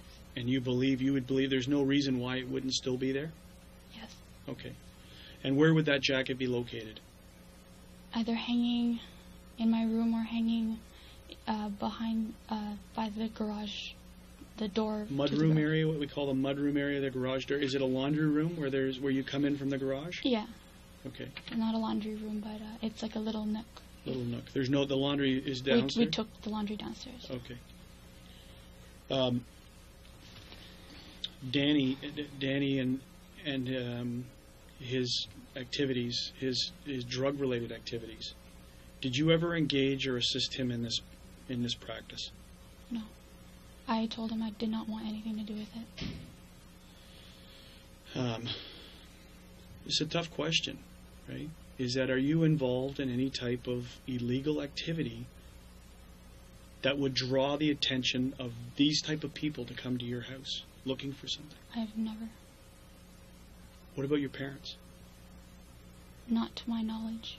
Well, not to your knowledge. Like, are your parents, is there any source of money coming into your house that is unaccounted for?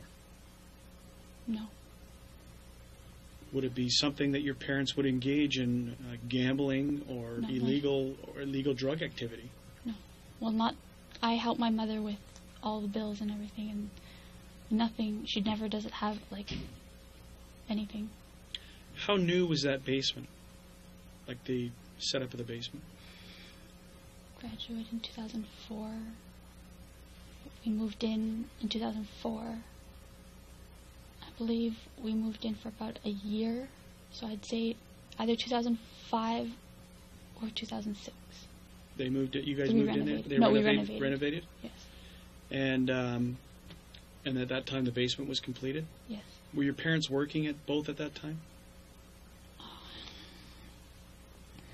When we first moved in 2004, my father was unemployed. He had got laid off from Magna. Yep. My mother had transferred up to a place in Newmarket. Then my father found the job at where he was currently working at Kobe and Stell. And then I forgot the year.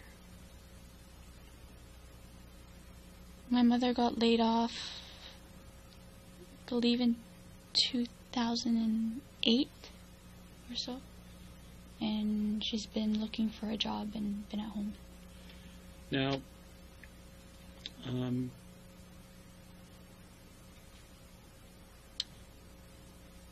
after talking to Daniel, and when's the last time you text messaged or communicated with him? Was when my grandfather was ill. Have you been experiencing anything, what you would call in the last little while, of any type of threats or threatening behavior? Yes. Tell me about that. He says it's just a friend, but everyone says it's his girlfriend. She has messaged me telling me to back off, to leave Daniel alone. And he's messaged me and he's like, "Is that you calling?" But I wasn't calling. Or I'd be on the phone with him and he's like, my Rogers line, because I called him on the phone that he gave me. Yes. And he'd say that my Rogers line was calling him. And when I looked into it, it was like on my bills, those phone calls were made, but I know I didn't make them. So I couldn't explain it. And I did get a letter in the mail saying that you're a dead person walking. Now, why didn't you tell me about that when I spoke to you the other day? Everything had just happened. I wasn't. Was it just simply a letter? Yes. It was cut out. Where is that letter? It's garbage. It's in the garbage? Yes. I didn't think too much of it at the time. And what did you equate it to? Just jealousy. You still are equating it to the friend or the girlfriend? Well, I don't want to, I don't know 100%, so I don't want to point fingers. Why? So if you're not 100% and you don't want to point fingers, why do you believe it's her? Because she has personally messaged me on Facebook telling me that I'm stupid and to back off and to leave Daniel alone. Okay. And sometimes when I text him, she texts me using his phone, telling me that he's with his girlfriend Christine and to leave him alone.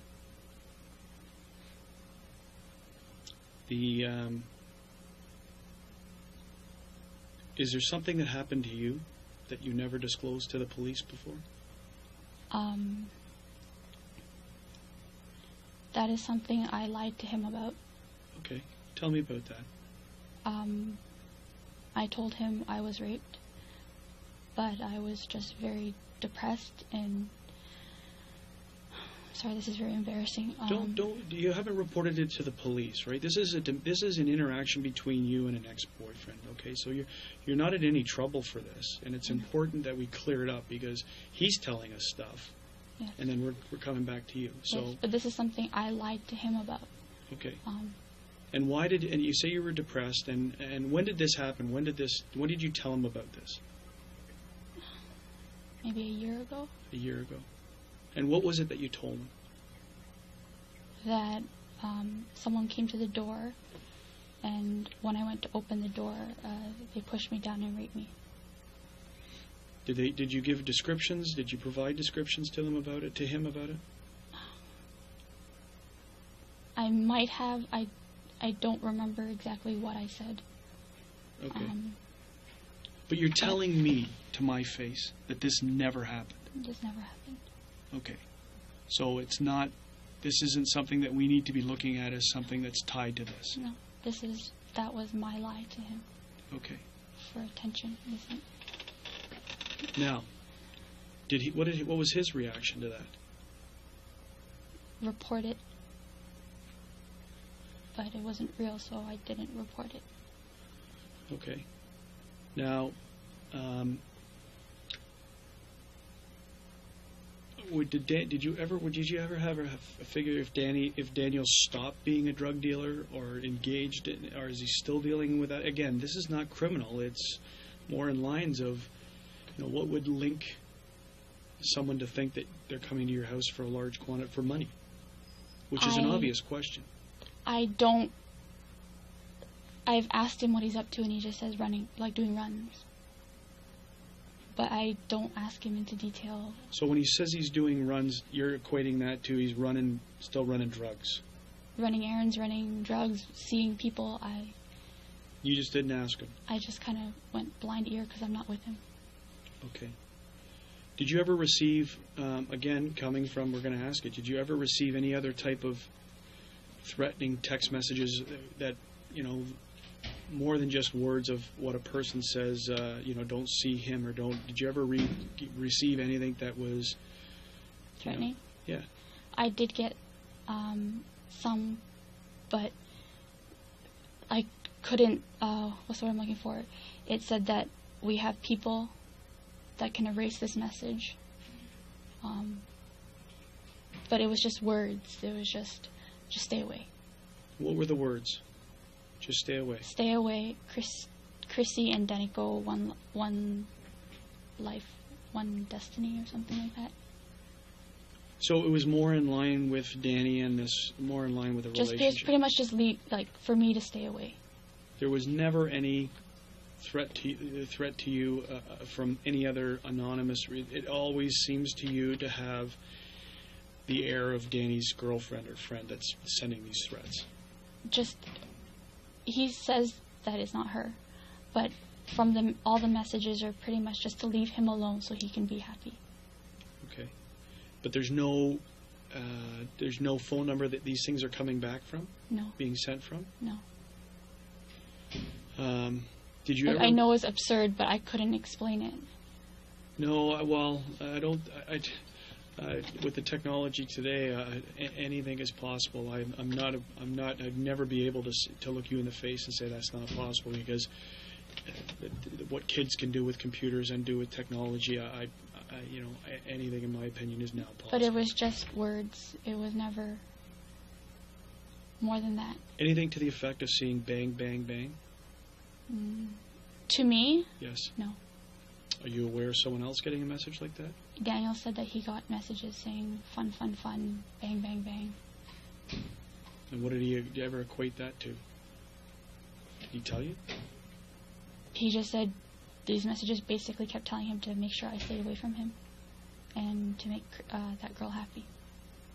Okay. And that they knew what he was up to. They even said that they knew, I'd text him something, and for some reason they knew that I texted him, and that they knew that I called him, stuff like that. Do you have you ever received, other than that letter? That other thing I also made up, the bullet in the mail. You I made- made that up And how long ago was that? just a few months ago. Okay. And was that an attention grabber for him again? Yes. You still have feelings for Daniel, don't you? Yes. Okay. So you're having trouble with that. You're having trouble getting over the fact that the relationship is over. Because of the I've- terms of how it happened. I've accepted that it's over, but I still want to take care of him. Yeah. But unfortunately, I made a decision and I had to stick by it. Your relationship with Daniel was broken up because of your parents' ultimatum, not because you didn't care for him anymore. Yes. That's an obvious what you can say, right? Yes. Because you still have feelings and you're still trying to trigger him with the bullet. You know, even just that are these text messages you're receiving, are they fictitious? Are you making that up? No. 100%? Yes. Okay. Now, the letter you received, is it fictitious or did he make it up? Is it fictitious or is it real? It's real. It's real. And But- how? Sorry? No, it just happened like before most of this stuff happened, so I just brushed it aside. Okay, so it happened before most of what stuff happened? Most of like before I knew about her and before I knew before she messaged me ever. Okay. Now, how often did you use this other phone? You said it was back when your father. That's the last time you used it. But how many times would you, like from the last year Maybe and a like half? once a day, Once a day? or usually, once a day. Who was paying for that? Daniel. Daniel was paying for that.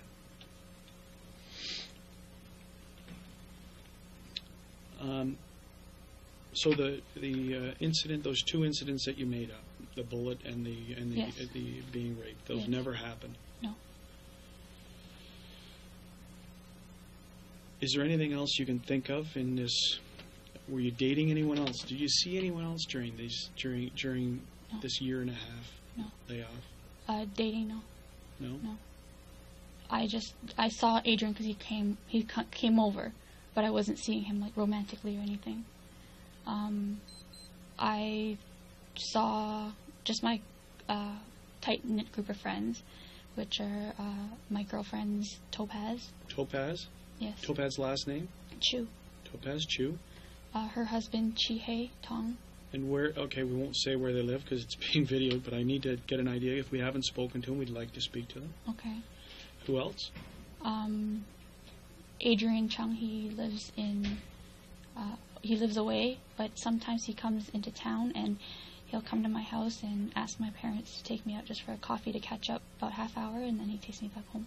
Okay, that's three. Who else is type? Adrian. Adrian, who we talked Adrian about earlier, Timkovitz, Tinkovitz. You've spoken to. Yes. We've spoken to already. Edward Pacificador. and Yeah. so he's in that loop of tight knit friends. No, he's separate. Okay. Who else is in this other tight knit group of friends? That you, Well, we're tight, but I don't speak to them often. Cecilia Pang and Jerome, we fall in and out like periodically, like maybe a couple months where we talk almost every week, and then sometimes we go a month or two without talking. Jerome Liu. okay. So that's Adrian, Topaz, Chihei, Cecilia, myself, and there's one more, Carson. I forgot his last name. He's more like him and myself aren't that close, but he does hang around all of us if we go to, for example, when my friend had a baby, we were all there together. Now, what about? Again, I apologize for the name. It's okay. Gary Gibbons or Gibson. Gibson? Gibson, yes. Where is he in this? I haven't spoken to him in a long time. I'd say about a year, but prior to that, we spoke quite a bit. Yeah. But he was your link to Danny, right?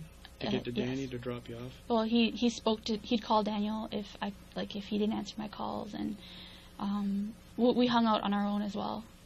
What do you know about Daniel's girlfriend, Christine? The only thing I know is that she's living with her father. When we were in high school, she lost her mother. I believe she has a child, and I don't know where the father is in that. Okay. Daniel's told me that, this is just what Daniel's told me, that she's going through a custody battle, and that every time I ask him, like, what are you doing? He's like, making runs with Christine. So. Making runs with Christine? Yeah. And I'm sorry, when you say runs, for me, listening to making a run, would you draw the inference that that's back to the drug business? I would, but I didn't go more into that. Don't go more into it. What do you take that as just hearing it at face value? That he was going to meet somebody for drugs, or... And Christine's along for the ride? I was told, like, in his words, that he was the one taking her to go see people that she knew. That she knew? Yes. Okay. And that everything was at her house or something like that. Okay. I want you to sit tight. Do you want me to get you some water? Yes, please. Okay. I want you to sit tight. I'm just going to go talk to Deborah. Deborah Gladding. She's been monitoring. I'm also going to talk to the primary investigator. Okay. We're going to get you some water, and we're sort of moving through this. This is great. Okay. I appreciate the fact that you were honest with me to tell me that these things were made up. Okay. It's very important. I can't lie, right? And you can't, because well, if you were raped and you received bullets, those are some pretty significant threats, right? I understand. Okay. There was also one other thing. Yeah. We were getting private phone calls at my house as well. I never told my brother because he was at school. Yeah. When we picked up, they'd always hang up. And one time, my father had picked up. And like I said, Mondays, my mother would go dancing. Yes. And when this one time I picked up the phone, my father was already on the phone, and there was this woman on the other line, and I don't know who it was. And they were speaking Chinese, which is a little bit off for me because my father's Chinese isn't his first language. Okay. And my father doesn't even know I was on the line. But this woman was saying, you have to come over right away. Right away, you have to come now. And my father kept saying, I can't come over. No. And she's like, I don't care, you have to come now. Like I said, he still to this day doesn't know that I heard that conversation. And when he went down the stairs to see me, because I was on the main floor, he was upstairs when he answered the phone. He was like, I'm going to go, and my cousin Michelle, she said, I'm going to go to Michelle's house to, I believe their tap was running, or he's a handyman with the housework, so they asked him to fix it. But I don't remember where they were, but they were out. And I remember because I was, I believe this is during the summer. Of this past year, 2010? Yes, summer of 2010. And me and Michelle, we go to the gym together. So she had mentioned that day that she had, I'm sorry, I don't remember what, but she had an errand to run with her mother. And I was like, I think it was a doctor's appointment or something. And I told my dad that I believe they're out, they're not home. And he's like, I'm going to go. So he left. And when he left, I had called my aunt. I believe my aunt had called me back, or I had called her. Somehow we connected with each other. And they said that they were not home yet, but they're on their way. They would be there in about a half hour. My father never came home. And my father says he was driving around their block, waiting for them. But when I confronted him, I said, I thought they said that they weren't home. And he's like, I was driving around the block. But when I didn't know how to process this, and so I confided in Michelle when we were at the gym. And she said that when she came home, she did drive, because they have, her garage is in the back of her house. Mm-hmm. So there's like a streetway that's just garages. And when my father goes over, he likes to use the back door and knocks on the door in the back door because it's convenient because everyone's in the back of the house usually with the kitchen. So she said that she drove in 2 circles before. She drove around to check before she went in, but my father was never there. Did Michelle speak Chinese? Yes. Yes, she does. Is your aunt? This is your cousin, is Michelle? Yes, my cousin Michelle, yes. And your aunt's name is? Huida Le. And so was your father ever at that house? Eventually, she said that he did come over, and he helped them out, and came back home. But when you listened on the phone line, did you recognize the female as being Michelle? It was not. It was not her and her mother. I know that, but it was a voice I've never heard before, a lady's voice that I've never heard before. And like I said, these phone calls were happening periodically, but every time we answered, they'd hang up on us. Meaning you or your mom? Yes, because my mother and I had voiced it, and we voiced it. And a few days later, I was home by myself, and I got a private call, and I didn't hear them click, like hang up clicking. So I yelled in Chinese, "Do not call this number ever again." And they called probably once after that and never returned, like the private call stopped. And so when did this stop? When did this happen? And so you said the summer is when that By happened. the end of the summer. The summer, so August, September? Like late August, early September. And is this to the house line? Yes. And what's the house line phone number? 905-477-3867. Okay. Okay. Sit tight. Is there any other incidents that jog your memory?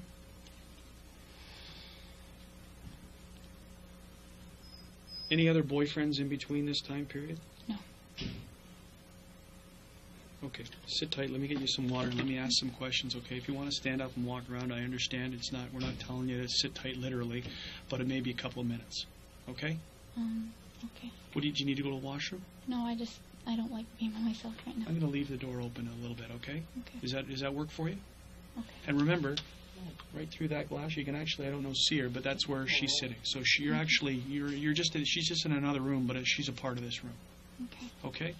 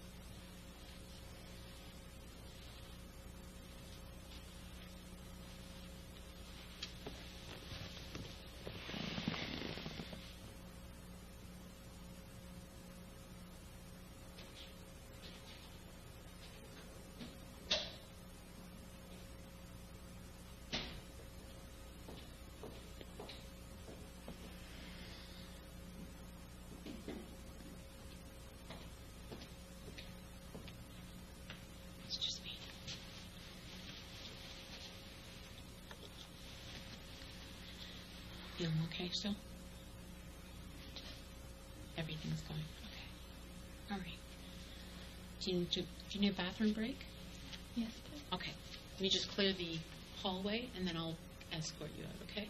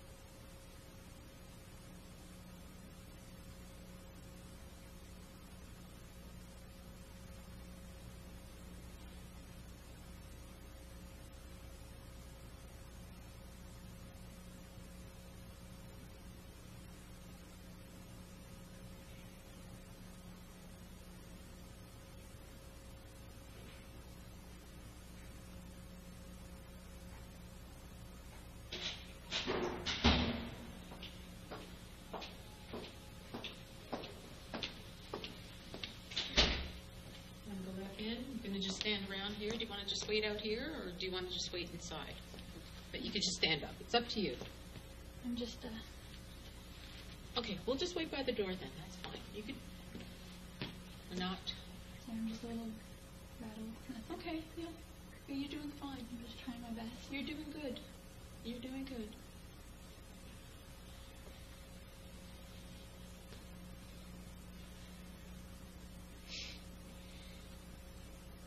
Are you hungry? No. No?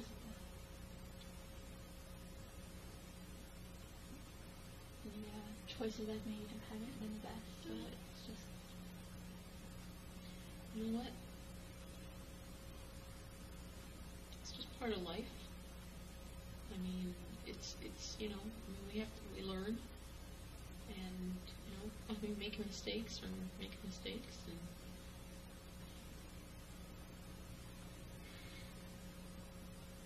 Being honest, it's just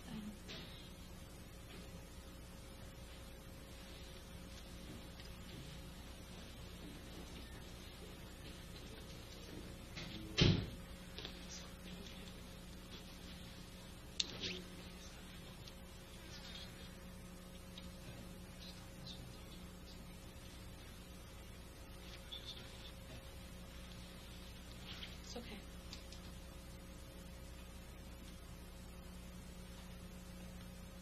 I've also done some of those things. Instead of just saying some of those things, like my parents don't know yet, so it's just. You know what? Can't worry about that.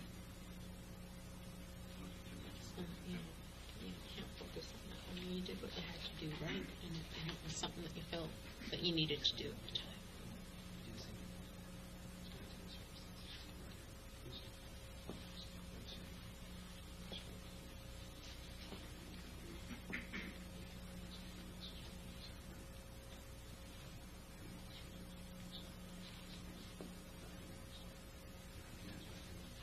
Let's just hang on here just for a little bit until that way is clear. I won't close the door too much, okay?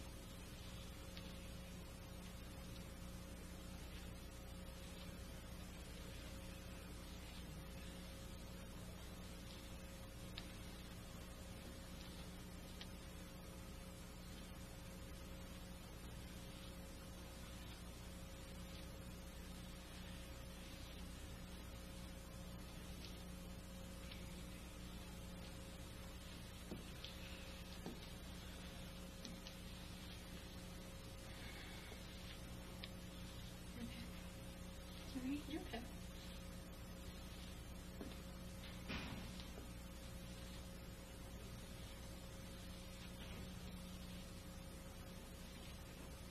I'm just going over everything in like pieces and I'm just going it through everything and it's just like pieces here and pieces there and I don't want to say something wrong or like just because I think I'm overthinking everything and it's just like Yeah. Well, I don't think you can. The truth is the truth, right? It's not, and it's not going to be wrong. no. Okay, it is what it is, and No, just like with the details and everything, like I want to get it right, so like everything could be right. okay. But it's just like it's pieces and Yeah, but I mean, then, all the pieces are they're all gonna come together, and it's all gonna fit, right? Because what you're saying is the truth. I'm just trying to like every time I think of those things, it gets me all worked up. But I have to think about it, but I don't want to. As in, like it brings back everything. Okay. And that's going to happen for a little bit, though, too. You realize that, right? I know. That's gonna It's just happen. it's a lot, Yeah. and it's just like I did it. I don't want to do it again. Yeah. But, I mean, even when you least expect it, it's going to happen. And now it's just like he's asking me these questions. Like I should have. I know it's like maybe I should have been more like attentive. Like it just happened so fast, Mm-hmm. and it's like he's asking me like the shoes and everything, and Yeah. I can't give him the answer because I don't know. Well, and that's right. You're right. And we don't expect you to, you don't want to make up something No, I'm not because it's not that, it's just, you want. I just wish I aren't was thinking able about to it. answer. Like I want to be able to answer it so it'd be not easier, but it'd help. Yeah, but if you don't know, you don't know. Really, that's the bottom line. If you don't know, you don't know. I don't know. Who but are we to just- say, because we weren't there? You're the one that's going through this. We're not there. So, and like Randy was saying, what you remember back then, you've had a couple of days, and things start to come back in your mind. It does, it happens. So don't be too hung up on, oh, well, I didn't remember. Oh, I should have remembered. Oh, why couldn't I remember? Don't. Just it makes me feel like I should have. No.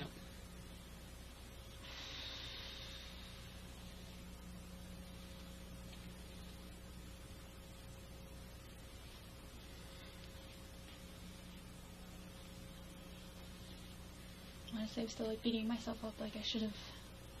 No, don't do that. You don't there's no apologies needed. There's none of that.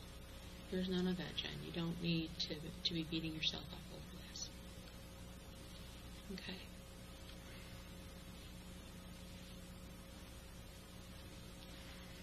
This is some heavy duty stuff. I mean, this is, you've been through something that, is very traumatic. Did you get a hold of Julia?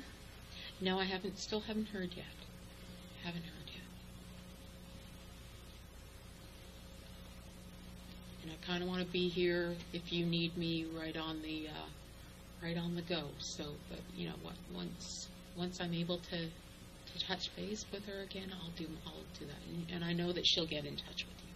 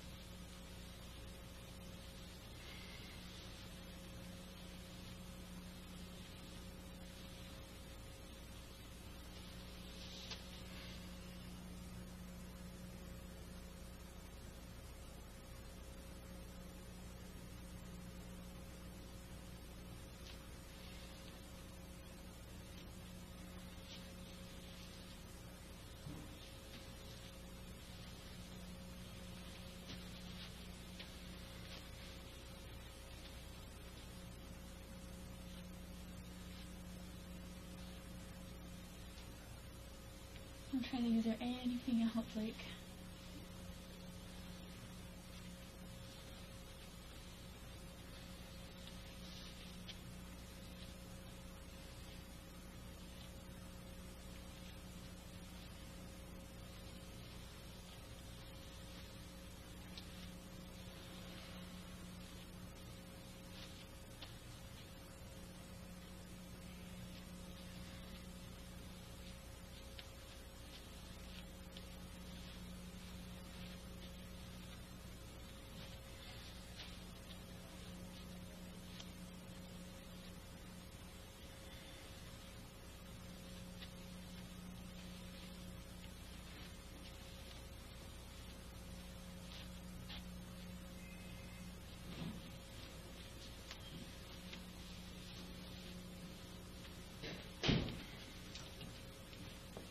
Just closing the slate.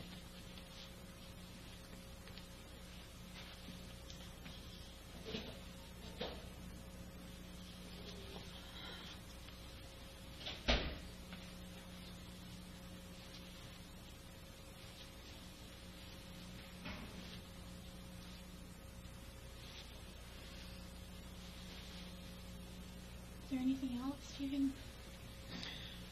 You know what? I'm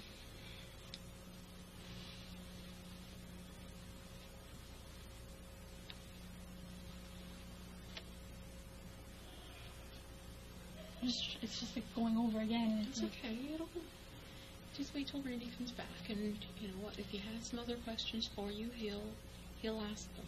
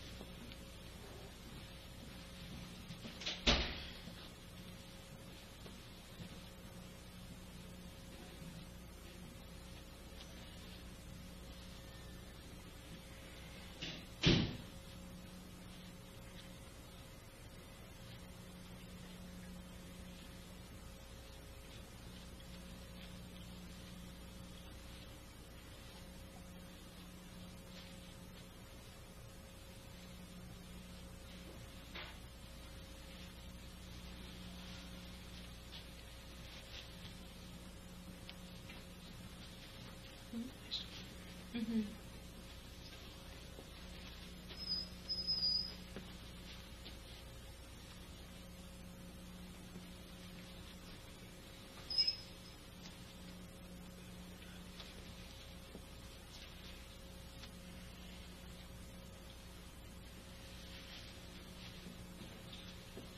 Yeah.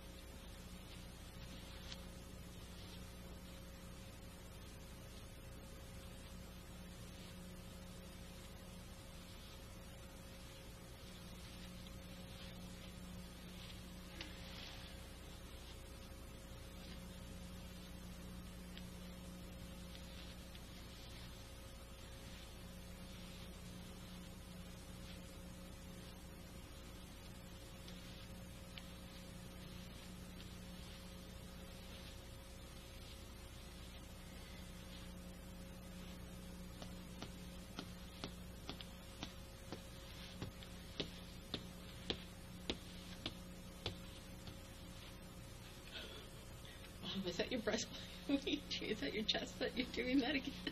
It's A thing you do? it's embarrassing.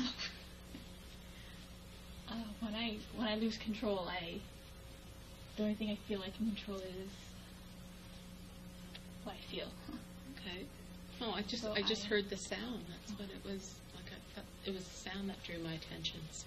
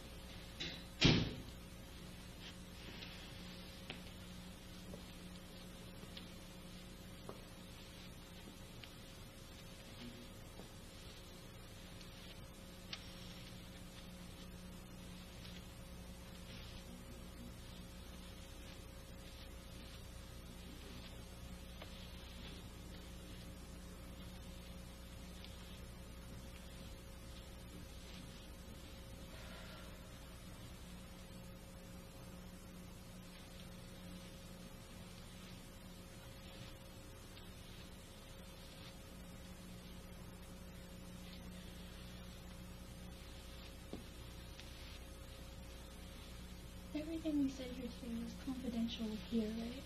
Sorry? Everything I said here today was just confidential to hear, right? Just confidential to I don't know if hear. it, I don't... Everybody knows that everyone perceives.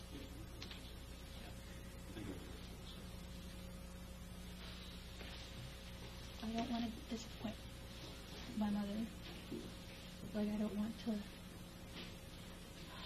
Like I said, I haven't told her. Like, they don't know about that university stuff. Mm-hmm. And I don't want people who saw my mother as a good person to think wrongly of her. Okay, well, what you're saying in here is not going to go anywhere.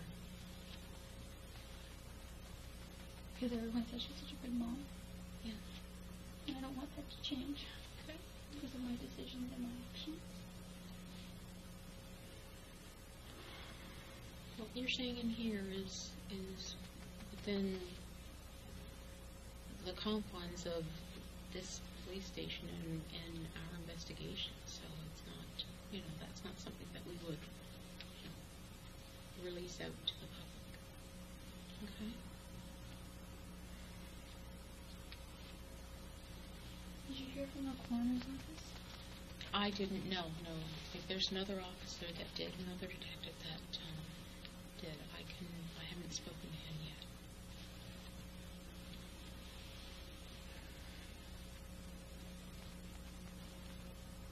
Have they been able to find out anything? And that I don't know. Chen, I don't know.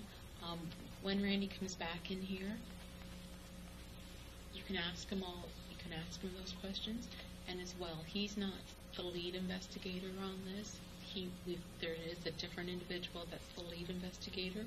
So if you've got some questions, I'll certainly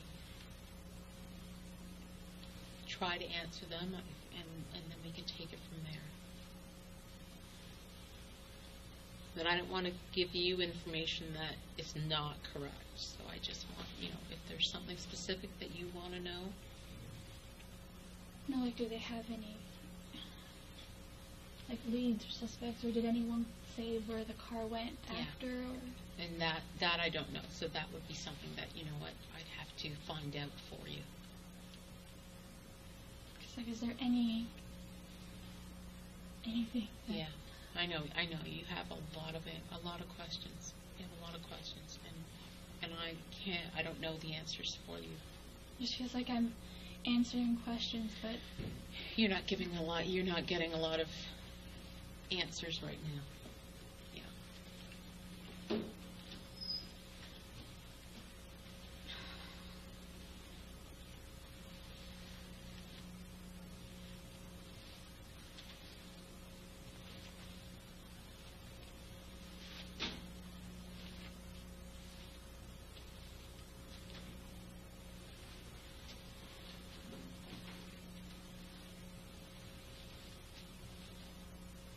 I don't like this part. The waiting? Yes, I can understand. I don't like it either. Like, if he was here, he can ask me. I can give him anything I can think of. But I know.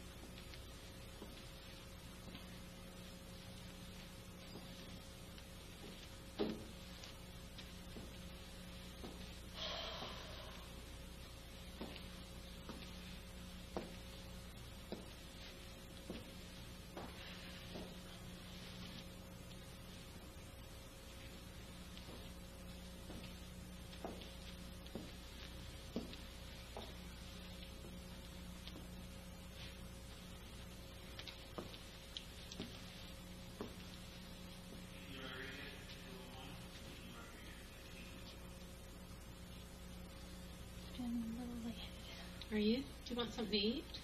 I'm starving. I don't know about you. I don't know how you can go without. I can get you something to eat. Even if it's a bagel. Okay. But you're feeling a little lightheaded. Do you want some chips or something like that? Do you need some junk food? You sure? What can I get you? If you could eat something right now, what would it be? I'm not hungry. Yeah, but you're lightheaded.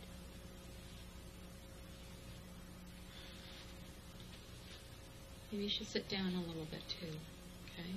Because you've been doing a lot of pacing. Maybe you need to just sit down for a bit. If you need something with some sugar in it just to give you some energy, Okay. I heard your stomach. Yeah, you heard it, but it's just... No, that's your stomach saying you're hungry. Do you want a candy bar? No, I'm okay. Okay.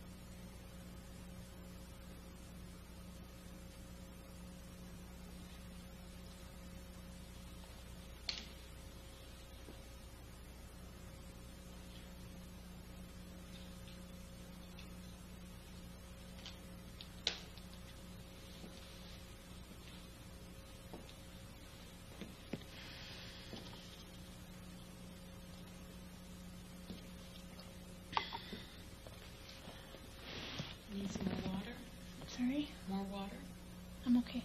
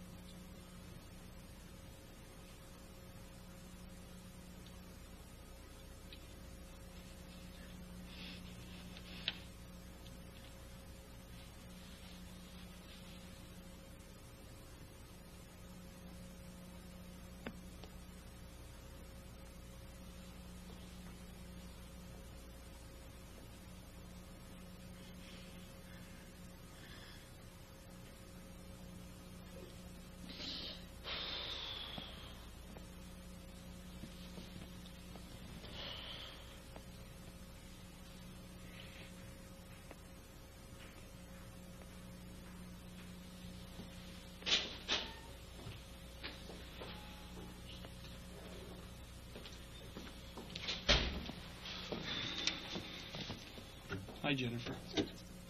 Hey. Here. Take some Kleenex. Take some Kleenex. Tell me what you're feeling right now. What's going on?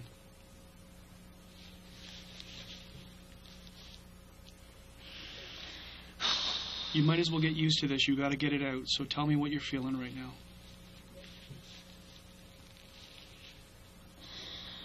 I'm just gotta think.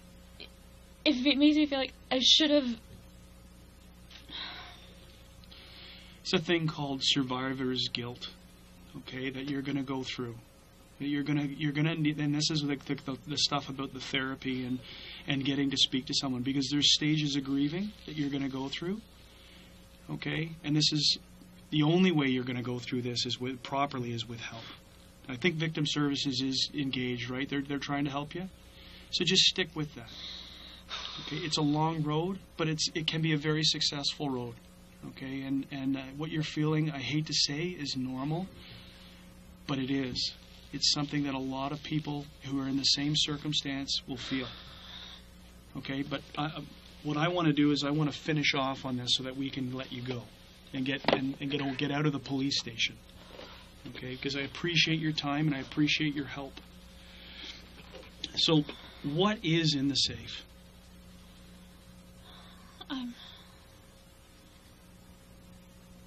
The last time I opened it, my mom took out our passports, and she has the combination. I don't have the combination. You don't have the combination for the safe? No. Just your mom? Just my mom. Okay, and so there was passports, no large quantities of cash in there.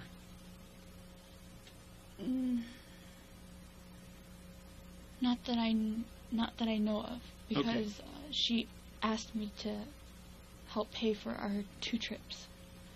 We Okay. recently went on. And what did you get? What did you have the $2,000 for? Where did you make that money? I was saving up to get a new cell phone. Do you have a BlackBerry? I gave it to Daniel. Okay. My brother gave it to me from his friend. But you have, so the BlackBerry, is it in your name that you've given to Daniel? So it was yours and you've given it to Daniel? My brother's friend didn't. It was an old BlackBerry, and my brother's friend gave it to him, and I gave it to Daniel. When did you give it to Daniel?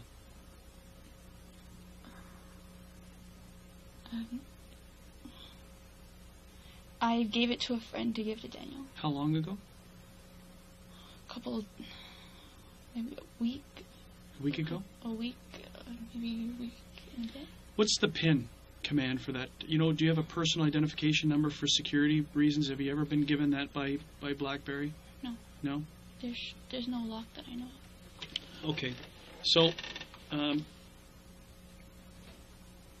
Daniel was, and likely still remains to be a drug dealer. Self-admitted when he was in there the other day. Now, so stepping back from that I had asked you prior to the incident, when's the last time you spoke to Daniel? What I should have said to you is, when is the last time from today back that you spoke to Daniel? When is the last time you met with him and spoke with him? I saw him here yesterday when I was leaving. Did you talk to him? Just briefly. You didn't see him or talk to him any other times other than right here in the police station? And if I told you that Daniel says that you spoke to him, you did have a conversation with him somewhere else?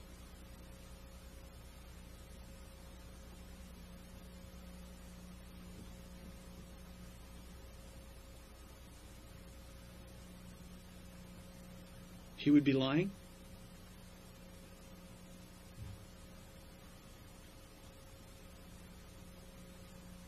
The last time I spoke to him was when he asked for the BlackBerry. And that was a week ago? Yes, because my grandfather he was in the hospital, and I snuck over and dropped it off for a friend at his paintball place. And who is the friend that you gave it to? I only know his first name. What? Hessen.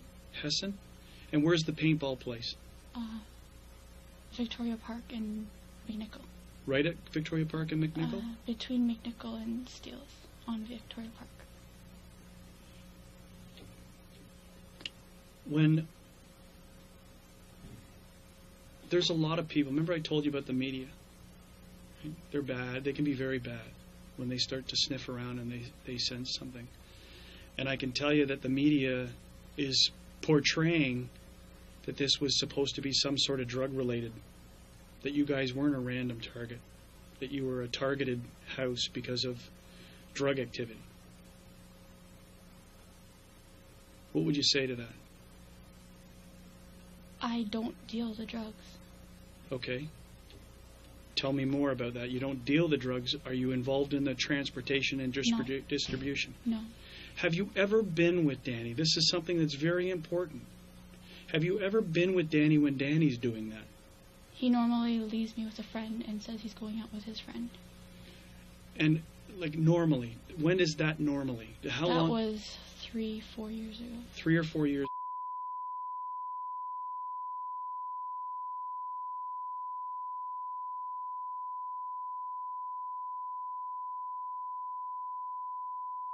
Was he dealing in big quantities? Were you aware of it?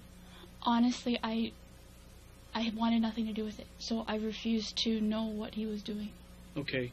And the times that you snuck out and spoke to him, how many times a month up until the last time you handed the BlackBerry? Once a week.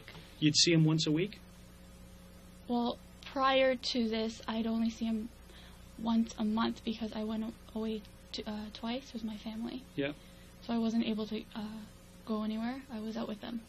So this month I've only seen him twice this month. I mean October. I saw him twice in October.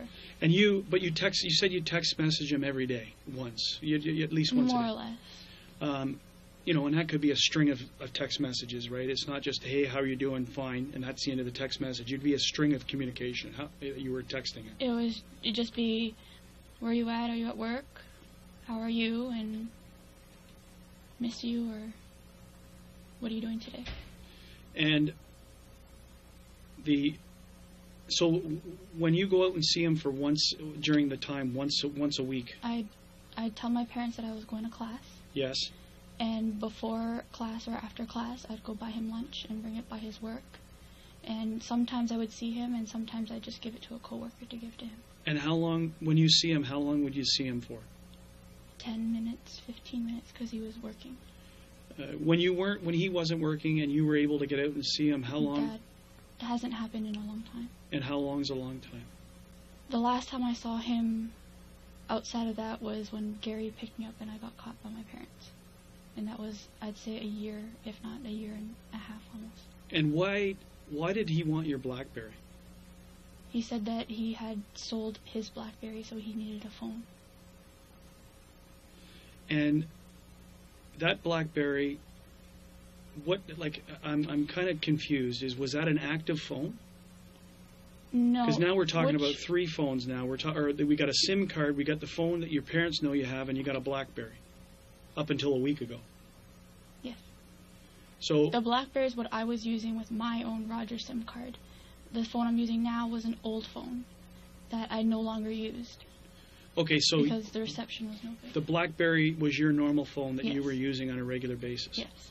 And you would switch SIM cards. If you were going to communicate with him with the other SIM card, you'd put the SIM card in that BlackBerry and talk to him through that. I had an iPhone. You had an iPhone? I kept in my room that my parents didn't know about. Because my brother, I had one that Daniel gave me earlier, but it broke. Yeah. So my brother, what he did was he fixed the part so he can have one that he used himself. But the one I had wasn't fully functioning. It was just it had no internet access on it. So I just kept it for phone calls, and I kept it hidden. And where is that phone now? It should be still in my room. Yes? Where? I believe it was on my laptop table or something, or on my counter. And it doesn't have a SIM card in it right now? No, I don't keep the SIM card in it just in case my parents asked. Okay. So there's an iPhone on your desk, somewhere Yes. in your room. Yes. And the the BlackBerry that you had up until a week, and it went to Daniel, and for what reason it went to Daniel? He had a newer BlackBerry, but he said someone wanted to buy it, like a friend of his wanted to buy it, and that he needed a phone temporarily. So he took your phone. So I had another phone as well, so I said, okay, I'll lend you this one. So it sounds as if you couldn't let Danny go. Like you're still there. You're still hoping. The hope isn't much, but you're still hoping. I still care. You're not walking away from him, right? You haven't walked away from him, even with the comments that you've received. These comments from. I had, and then, but I had for a while. I disappeared from him for a while, but I needed. It was just he's that calm that he can make me calm, so I reached back out to him. So is it you instigating all the communication, or does he reach back? Does he start? He reached back as well. Okay. Now, you have to figure, as I said, the media can be horrific in some cases, and I had told you not to read or pay attention to the news. No. And I know for a fact that in one of the newspapers, that the angle that's being portrayed right now is that this was a drug, that you guys were not a random, but a targeted residence because of drug-related activity. You and your family were engaged in drug-related activity. Now, is it possible that Danny, that you are being mistaken somehow as being involved in his life in that angle of things? Well, I haven't been around his life for a while, like going out with him. But I wouldn't say it's completely out of the question, but I don't go around with him when he's doing that kind of stuff. I don't like it, and I refuse to be a part of that. And now what do you say about the comment about Christine and the running? I kind of took a blind eye to that, I guess. But is it your understanding that she may be not only part of it, but linking him to the people involved in this activity? And because, like I told you, he gives me that answer, and I kind of take a blind eye. But if I were to tell you what I thought of what was that, I would think that she also has her own thing going. Her own business. Does she work for a living? What I know of her is that I think he mentioned that she worked at No Frills, but it wasn't like she didn't work often. Like I think he mentioned that she doesn't have a job once, but I know she worked for No Frills. I don't know if she still does. Which No Frills, do you know? Unfortunately, I'm not sure. Do you know what area of town or where she lives? She lives at Midland and Steeles. At Midland and Steeles? Yes. On the Markham or Scarborough side? On the Scarborough side. On the Scarborough side. And Christine, you don't know her last name?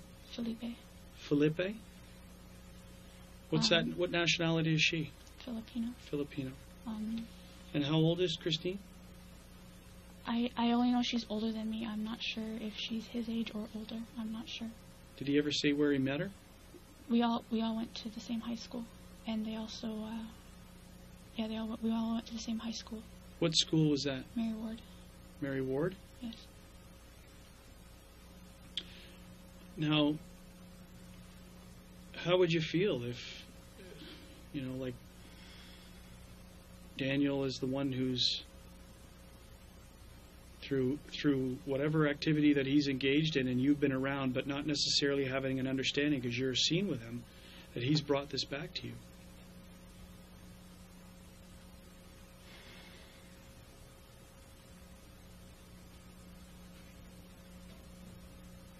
I don't know if that's in fact happened. I'm trying to find a rhyme or reason for why your house was targeted. I'm still trying to figure out how they got in your house. Like you didn't hear a doorbell, you didn't hear a door knock, you didn't hear a door kicked in, you didn't. I was watching TV on the phone. I don't know how. Yeah, I know. We went over that back and forth. We don't know how. So somehow they got into your house by getting through your mom down on the lower level, right? Because she's the only one who's down She there. was the only one down there. So it's very confusing.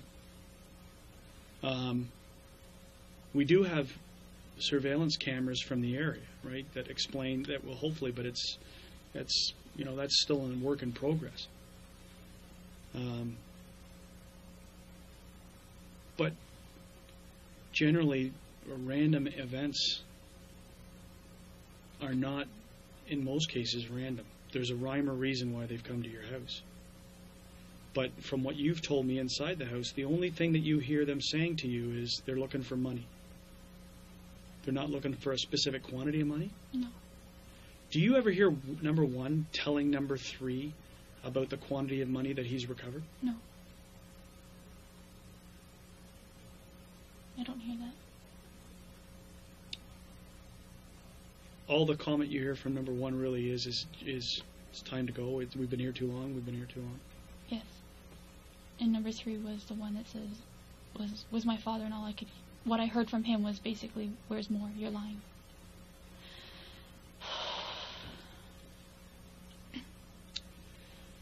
So you're telling me that you had no involvement in what happened, meaning not saying how the outcome came, but you had no involvement in any type of illegal activity that would have drawn you or the attention of you to have bad people come to your house looking for large sums of money.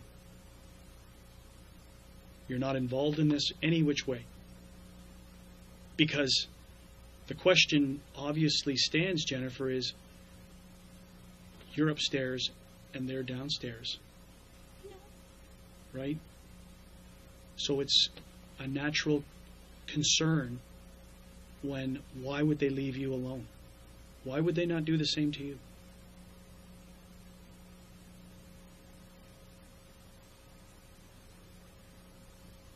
You can't answer that question?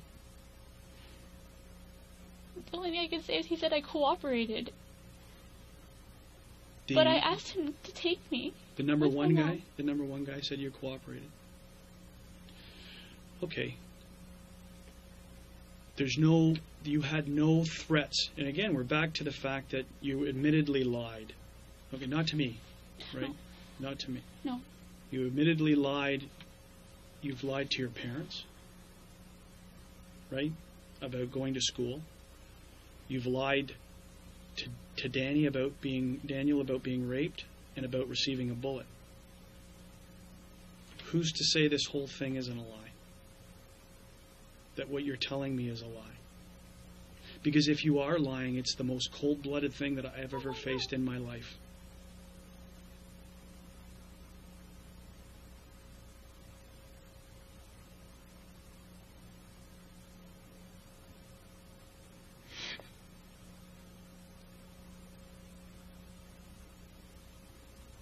There is nothing that you've said to me today is a lie. And I want to just put a little preamble. Nothing in here that you might have mistaken because of order of events. I'm saying to you right now, is there anything throughout the course of your statement today where you've lied to me?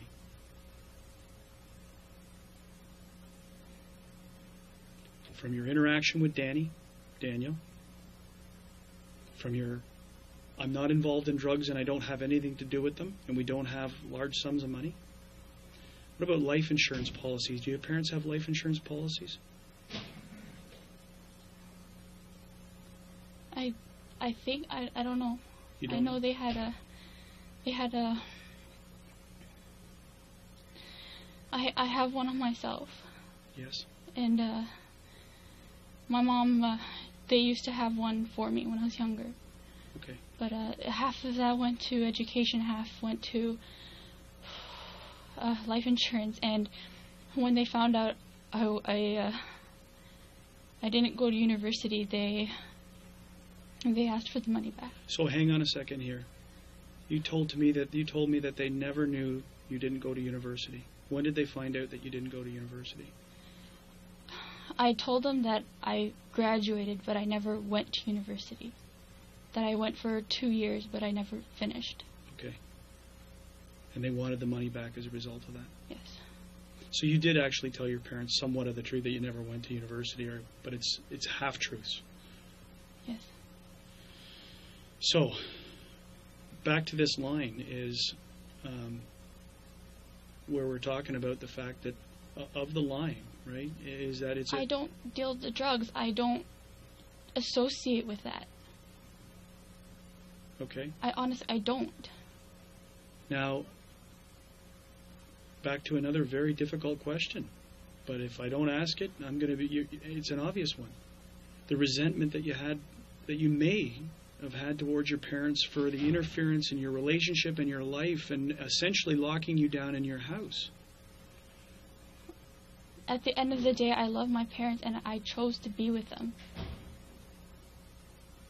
And if I wanted to, I could have just left, but I didn't. I wanted to stay with them and take care of them. So this wasn't some evil plot that you thought up to. Oh my God, no. No interaction, no belief, you didn't have anything to do with this thing at all whatsoever. No. You don't engage in illegal activity? No. Because you know that it will be a very easy thing to discredit you on, right? We're in the process of trying to add credibility to what you tell us, and that's through the process of asking people and doing whatever. Through that same process, it will be very easy to find the flaws in what you've said, which again then turns the focus back to you. Okay? I don't. It's a natural progress. It's a natural thing that investigators do. We eliminate people, or we draw our attention to them. It's a natural thing. It's not brain surgery. Okay?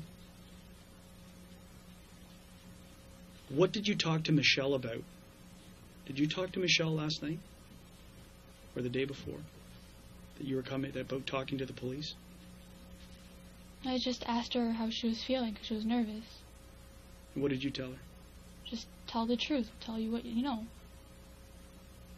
And the threats that you say that you've received, the threats that you've talked about, are the same threats that you're mentioning from the text messaging. They're not really.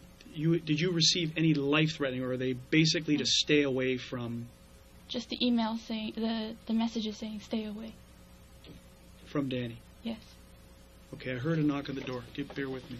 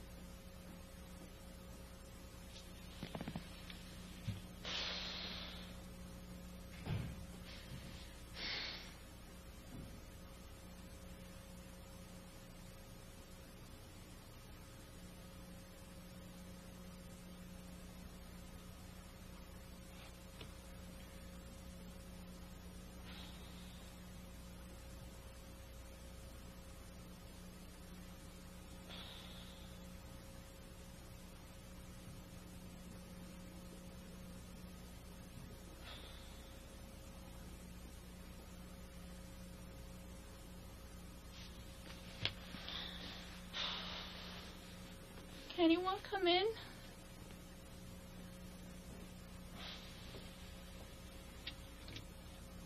I'm here.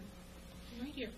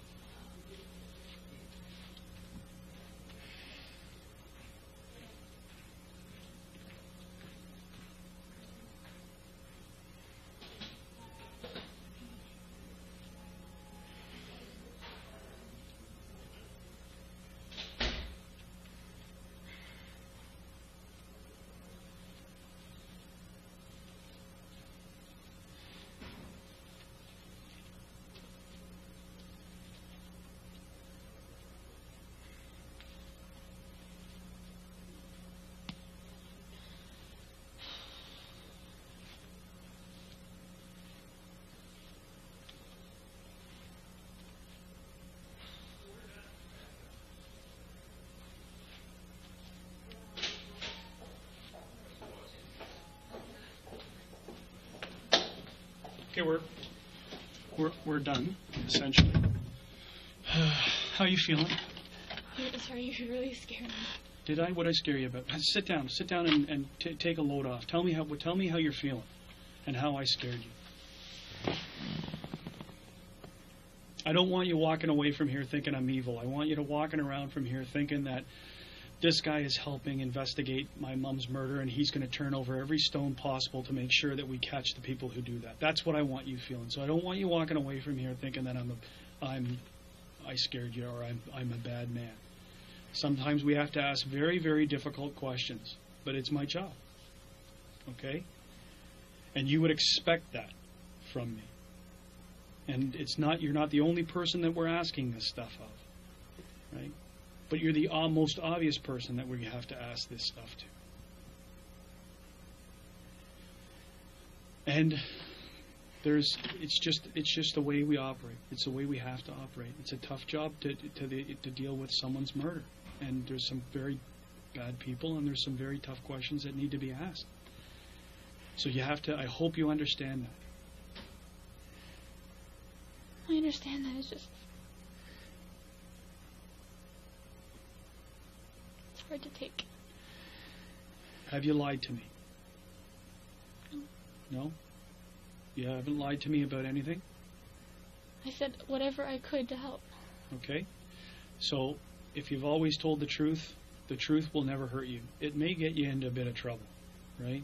The truth can get you into trouble if you've done some things wrong. But generally, in most cases, if you tell the truth, you'll always be fine. So, that's the avenue. That's the avenue you have to think about. And what I never do anything wrong if I tell the truth. And if I've said some things that are lies, or I've held something back because I think it might hurt me, those are the things that will cause people to look at you more intently. Because the question is why would that person do that to me? They've got something to hide, right? So, the fact that you've lied to your parents over a long period of time, the fact that you've lied to Daniel about those other two events, those are disturbing. Right? But I don't live in your shoes, and I would never judge you on that fact, but from an outsider looking in, to have to live under those conditions, to have to lie continually, you're going to ask the question why.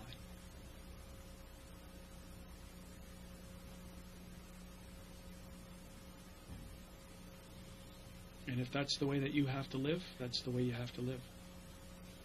But people will judge you on your lie. Right?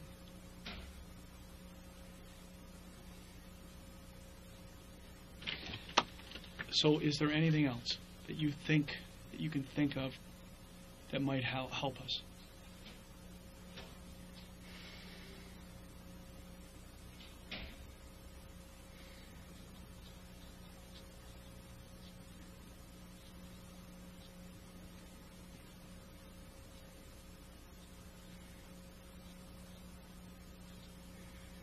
There was this one person who added me on Facebook.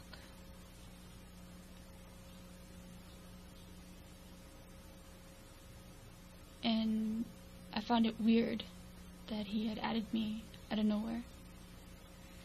And I had looked in common friends and saw that he was friends with this girl, that girl Christine. When I spoke to Daniel about it, I don't know if he told her or not.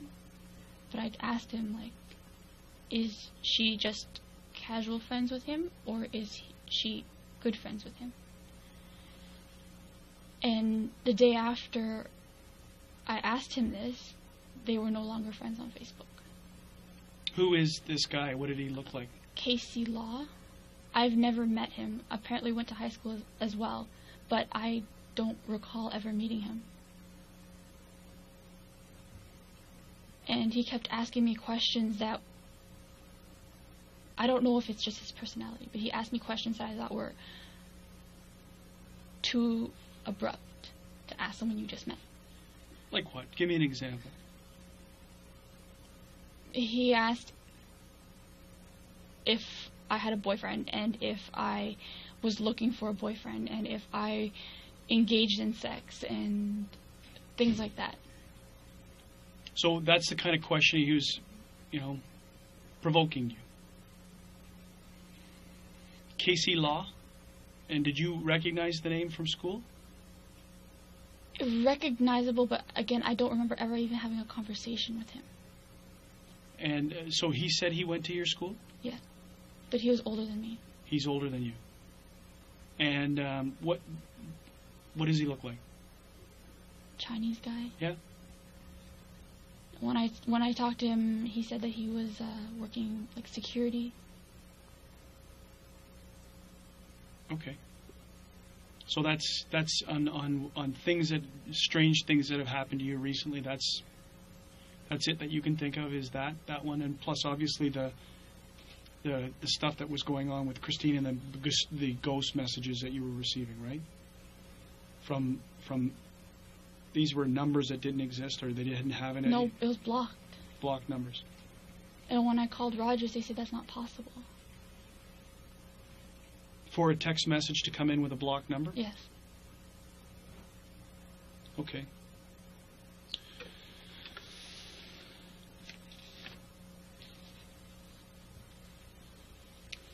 So, you know that everything you've told us has been under oath. Yes. You know that part of our job is to go back and look at what you've told us to try and match up to the reality of what we have, evidence that we have, right? You said you said essentially nothing. You didn't really change much from your first statement to your second statement, right? You've explained more. We've covered off more. But is there anything in this course of these that you think you want to change?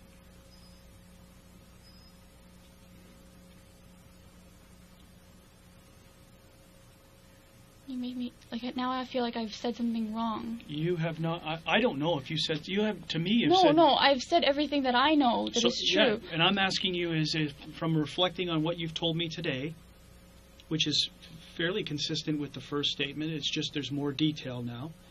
Is there anything in there from what you've been going down and what you think? It should be right on the tip of your tongue. If you want to change something, it would be like, you know what, I said this and I really meant this. It's not something you've missed. It's something that you knowingly have said that you want to change, that you know was wrong or could be taken wrong. Okay, well, first thing, the school thing. Yes? I didn't go to university, but I told my parents that I went for a few years. Right? How long did you tell them that? How long ago did they find out? I told them everything when I was seeing Daniel, and that I told them I only went partial school. Okay. And I told them all. And when was that? What year was that? How long ago? A year and a half ago. So is this when the ultimatum come down? Is that at that point in time? The ultimatum came about there's always been ultimatums. Like, they always gave me a second. But the one that you made the choice where you were at, because you say that was about a year and a half ago too, is that part of when you came clean to a certain extent? You say you came clean. Coming clean would be mom and dad. I didn't come clean, but I came, like, when I said what they know. And that was a year and a half ago? Yes. Okay. So there's one that we've clarified. Is there anything else that you can think of?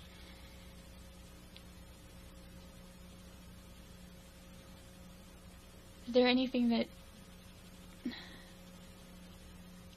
everything I said is what I said. That's all. That's all I know. Yeah, you but can't. You're just making me feel like you're looking at me for me to try and tell you what I think you've said was wrong. I don't know. I'm telling you that I've heard everything that you've had to say. I don't have this miraculous TV ability that says I can pull out a chunk of this and say to you, that portion's wrong. I can tell you from what you've told us, we're going to compare it with all the evidence we have and see how consistent it is. There's no way you're expected to be 100%. It's impossible. Okay? Eyewitnesses for every event we know don't have the ability to recall everything. So that's why we ask you do to the best of your ability. My concern lies in the fact of your lying. Okay? You've come clean. You've never lied to me before, right? I've never met you to be a liar, but the fact is that you've lied about stuff to Daniel. You've lied to your parents. So, could you be lying to me? I can't. Why couldn't you be lying to Because me? you're scaring me. Doesn't mean that you couldn't be lying to me, right? I don't know you. I've known you now for probably 5 hours intermittent. I hope you're not lying to me, right? That's all I can hope for. But the fact of the matter is that those 3 things are sitting there saying, you know, like, you have the ability to trick your parents for a long period of time. They just weren't in tune with what I was doing. Very explainable, and I also I wasn't living where you are, right? And I'm not going to prejudge you because people do what they need to do to survive. So it could very easily be justified as a survival mechanism. This is the best avenue that you sought, and you were stuck in it. Okay, but the fact is that my job is trying to get the root of a very serious crime, and I have to explore every avenue that we possibly can. So I'm going to do everything in my power to either prove us as our police agency, prove or disprove what you've told us. The more we prove or can corroborate, the more credibility you have as a witness. Okay? That's going to happen. We may even ask you to come back again. Again, it will be you will not be explaining what happened in a grand scheme of things, because you've done that up and down and backwards. It may be for points of clarification, okay? Because again, we're going to be going and likely speaking to some of your friends and your relatives, and it's just points of clarification. It may not happen. It may, I'm only saying that it may. I told you I didn't want to do the 5 and 6 and 7 interviews with you. Well, after today, that's not going to happen. But we may be contacting you to help us for some other points that we come across. Okay? Again, it goes back to your credibility. But no one's going to sit you down and crank you through the events unless you were involved in it. Right? And then all promises everything comes off. If you had some involvement in this, then I'm just saying all the rules. If you didn't have anything to do with this, and you're telling me the truth, then we may be calling you to add, is this true what this person's saying this way? And we may be asking you points like that. Okay? You're our only link. You're it. Until your dad is back and being able to be spoken to, right now you're our only link to this case. So we may rely on you heavily until we can speak to your father. Okay? So don't be afraid. If you've told the truth, the last thing you should be afraid of is anything. If you've told the truth and you've been truthful through this whole process, then you're helping. You're doing your part. Okay? And don't be afraid of me.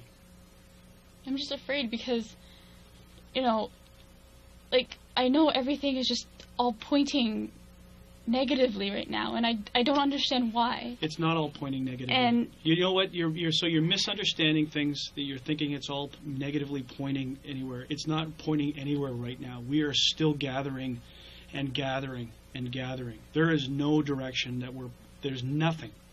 You are not a suspect in this investigation. Okay? You're a witness and a victim of a crime. I know, but I feel that, the way you're speaking to me, it's kind of like, I know you said that you had to say those things, but it's here, and I've already said it to the special victims yesterday, but there's, ideas in my head. Yeah. And I'm afraid to say it out loud. But ideas about speculation of what happened? How it happened? Ideas of why wasn't I there? It's you that psychologically is an issue that you need to straighten out with counseling. Okay? For you to speculate into the investigation as to why you weren't there, unless it's standing out. I believe you said in your opinion is that They said I cooperated. you cooperated, right? And in a case that makes no sense, that could be the only sense that we get out of the investigation, is that strange things happen, right? Strange things happen. So, yeah, unfortunately, at times some of us have to point the finger, seem like we're pointing the finger, and it really is just to provoke you to see what you're going to do, how you're going to respond. Okay? So, it's only a question, and it's been answered. And if you've been truthful, okay, you have nothing to fear. Absolutely nothing. Okay? What do you want to say? That I got a phone call once, and like I said earlier, I don't know if it was like zoned in, but they said that they can make everything disappear, and that's what I'm afraid of. Because you're asking me all these questions, and I'm answering them truthfully, but I'm afraid that I can't answer them for you. Well, there's some, the technology exists, there is some technology out there, I'm sure, that can make things disappear, and I know that not everything is captured. So, we go back to interviewing someone else who may say, yeah, well, she told me about this, and or I had similar things. So there's other ways around it. This case isn't going to hinge on small inconsistencies. Right? It's not going to hinge on small. It's not the inconsistency. I'm afraid of what is out there. Because you shine a light that it could have been because of what he's involved in. Is it not a possibility? I know, like, you have given me that, mm-hmm. And with that, I'm just like, I'm scared because it could be anybody out there. Right now, it could be anyone. And that's the reality of it. Right? We're at the same position as you, as speculating as to theories and reasons why. And you can't be confined in your theories, because, if you're sitting here looking like this, at a small with the blinders on, that this is, it's like this. We got to think at every possible way that that this crime could have been happening. And, saying that it could have been Daniel, yeah, it could have been Daniel. Could have been a random act? Yeah, it could have been a random. Could they have been targeted because of something did? Yeah, it could have been. We've got to explore them all. And then try and figure out which one, through motive and opportunity and means, was likely to have occurred. And hopefully we start to focus down on suspects. But right now, there's no fingers being directed at anyone. It's just I feel... That's what you're meant to feel. Okay? That's what you're meant to feel. But there's nothing right now other than what you told me about the changing, where you fixed it at the end about your I just wanted to clarify that. Yeah. Okay. So is there anything else? Not off the top of my head.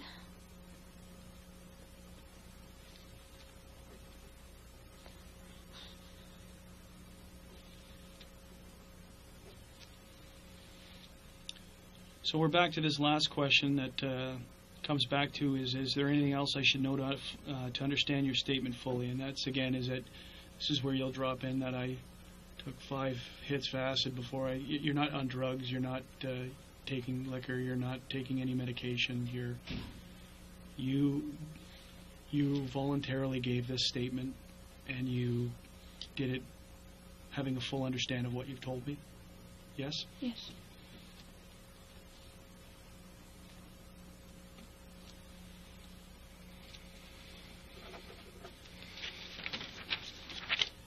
Okay, so the recorders are being shut off as we speak. The time...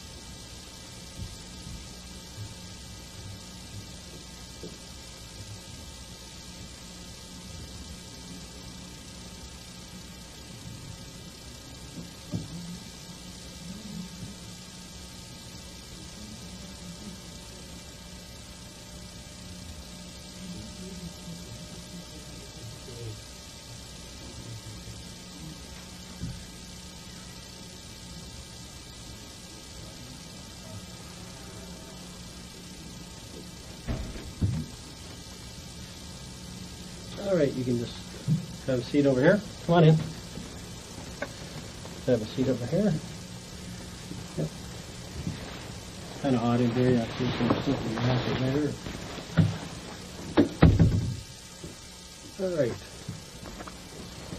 So just to let you know right away, Jennifer, everything in this room is being videotaped and audio taped.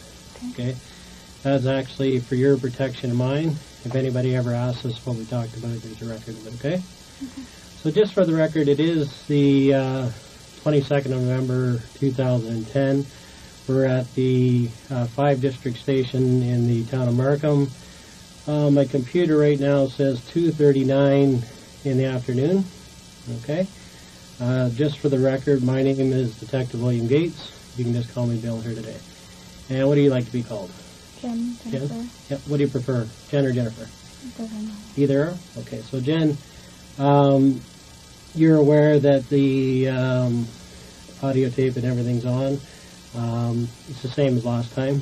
Okay, you've been here on 2 other occasions, I understand, on the 9th of November and I believe again on the 11th of November. Is that correct? Okay.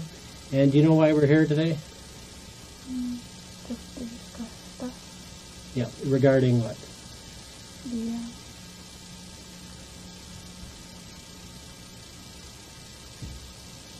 what happened at my home. Okay. And that happened, there was a home invasion, for the record, there was a home invasion at your residence on the 8th of November 2010, is that correct? And your residence is located at 238 Helen Avenue in the town of Markham, that's correct? Okay. And as a result of that home invasion, your father, Han Pan, was actually shot, and your mother, Bika Pan, was actually killed. Is that correct? Yeah, you'll have to speak up a little bit just so I can hear you. Sorry, yes. Okay. So that's what we're going to discuss here today. On previous occasions, a commissioner of oaths has come in and you've sworn the video statement. Is that correct? Okay. And on those sworn video statements, you promise to tell the truth. Yes. Is that correct? Yes. Okay. And I'm going to have to get you to speak up or we can't pick it up. Yeah. And what was your understanding that if you did not tell the truth, what would happen? That there would be jail consequences. There could be. Okay. There are specific charges for fabricating evidence, for public mischief, for obstructing police and a police investigation. You understand that, right? Yes. Okay. So the same thing applies here today, okay? That if you were to make a false statement, if you were to lie to the police or mislead the police in an investigation, you could be charged with those offenses of public mischief, fabricating evidence, or obstruct police. Do you understand that? Okay. Then, of course, if you had anything to do with the actual homicide itself, of course you could be charged with murder. You understand that? Yes. Yes. Okay. Now, do you understand what your rights are here today? Do you understand what your rights are here today? What do you mean? Everybody has rights. Do you know what your rights are? As a citizen, do you know what your rights are? That you don't have to speak to the police? They went through some things with you before. You don't have to give a statement if you don't want to. Do you understand that? No, I do. Okay. And it's your choice whether you give a statement or not? You understand that? That was on that form that they read out to you, and it said that it's your choice. You understand that, though? I do now. Okay. All right. And what I tell everybody that I speak to is that all of our rights are guaranteed, and they're guaranteed under the Charter of Rights and Freedoms, which states that when a person's been arrested or detained, well, they must be advised of their rights to counsel or rights to a lawyer. So first of all, you're not under arrest here, okay? You're not being detained. That door there, that's not locked. It's just closed to ensure our privacy, okay? So if at any time you want to leave, please feel free to do so, okay? If any time you want me to stop these proceedings, just say so and I will. If at any time you did want to speak to a lawyer, you just have to tell me, and you can speak to a lawyer in private. We can phone a lawyer, and you can speak to them privately on the phone. Do you understand that? Okay. Now, have you ever heard of legal aid? Well, Okay. I like the term is. Yeah, you've heard the term before. Do you know what it means? Okay, so legal aid lawyers are lawyers available to give people free legal advice. Okay, and they're available 24 hours a day for people at a police station, and they're available to everyone. And these lawyers give people free legal advice. Okay, so that's another option available to you here today. Do you understand that? Yes. And do you understand these rights? Yes. Okay. And do you wish to speak to a lawyer? Do I need to? Well, I just advise people what the rights are, but I can't tell you that you should or you shouldn't. I think I need to know. Okay, so that's fine. If you change your mind, let me know. Okay? Now, as discussed before, okay, in relation to this case, you don't have to say anything to the police in relation to this murder, okay? But whatever you do say may be given as evidence in court, okay?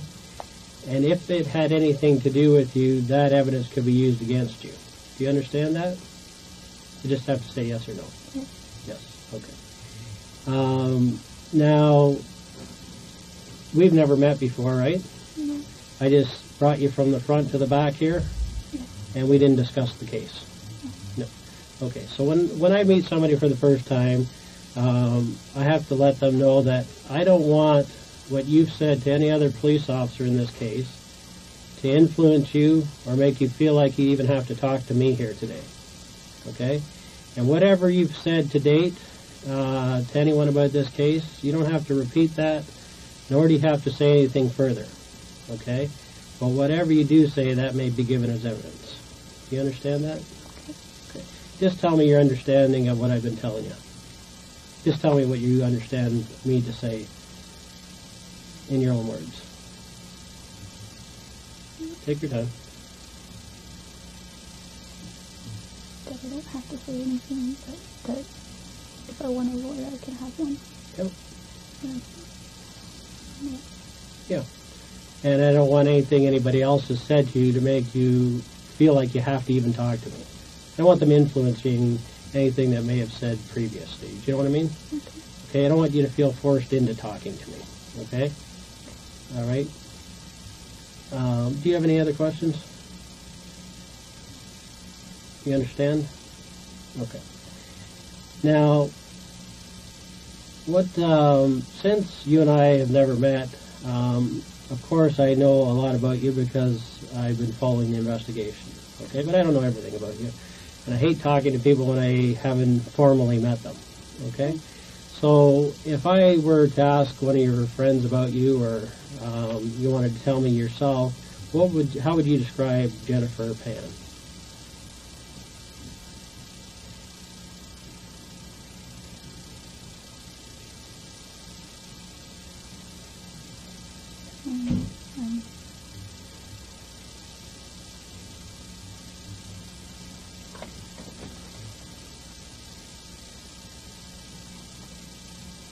Just maybe a bit about your history, where you grew up and where you went to school.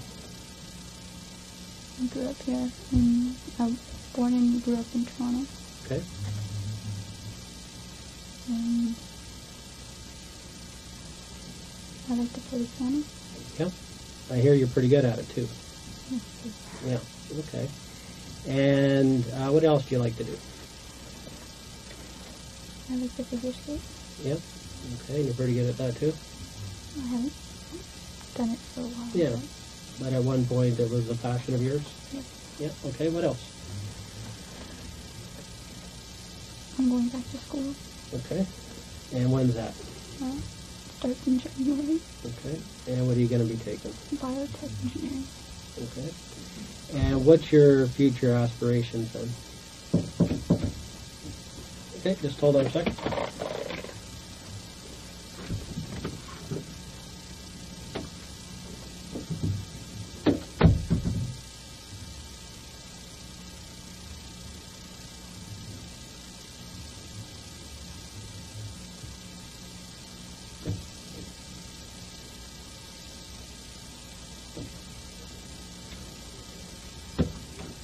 Okay, we're having technical difficulties here. Okay, so that's why they interrupted me. What we're going to do is, if you don't mind holding tight there, I'm just going to move my equipment to the other room. Okay, and then I'll come over and we'll move over there next door. Okay? I'm just not comfortable being on my own. Okay, I'm going to be right here though. Okay? Yeah, if you have a problem, just knock on the door and I'll come right over. Okay, I'm just going to be 3 seconds. I just have to take the stuff here, move it over there, and then I'll come and get you. Okay?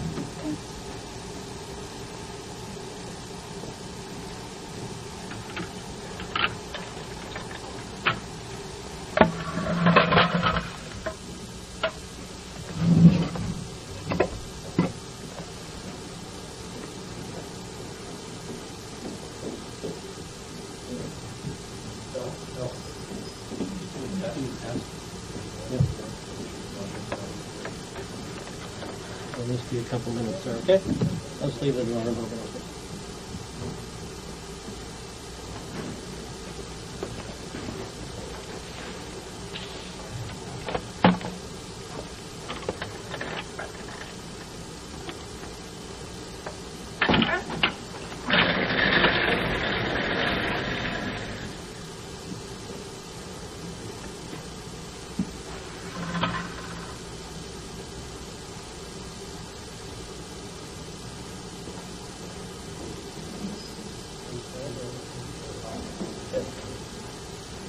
Test of the video equipment, 5 District, 22nd of November. Yes, good.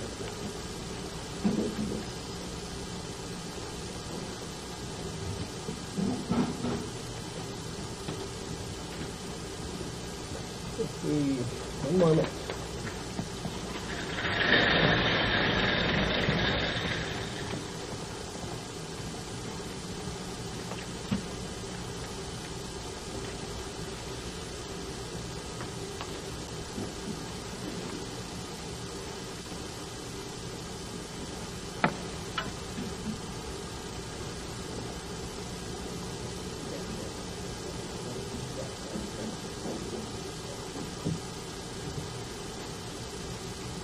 All right, so we're going to switch rooms. The equipment's not working over there. We had a technical problem here, but I have had it has been audio tape. We just lost the video and audio from the video machine itself. Okay, so if you don't mind, just come across the hall. I'll walk right across together here. Sit in the chair at the bottom there. Just down here, if you don't mind. Yep. Okay. So just for the record, this room is being videotaped and audio taped, just like the other one, okay? And I'm just going to grab my chair from across the way, okay?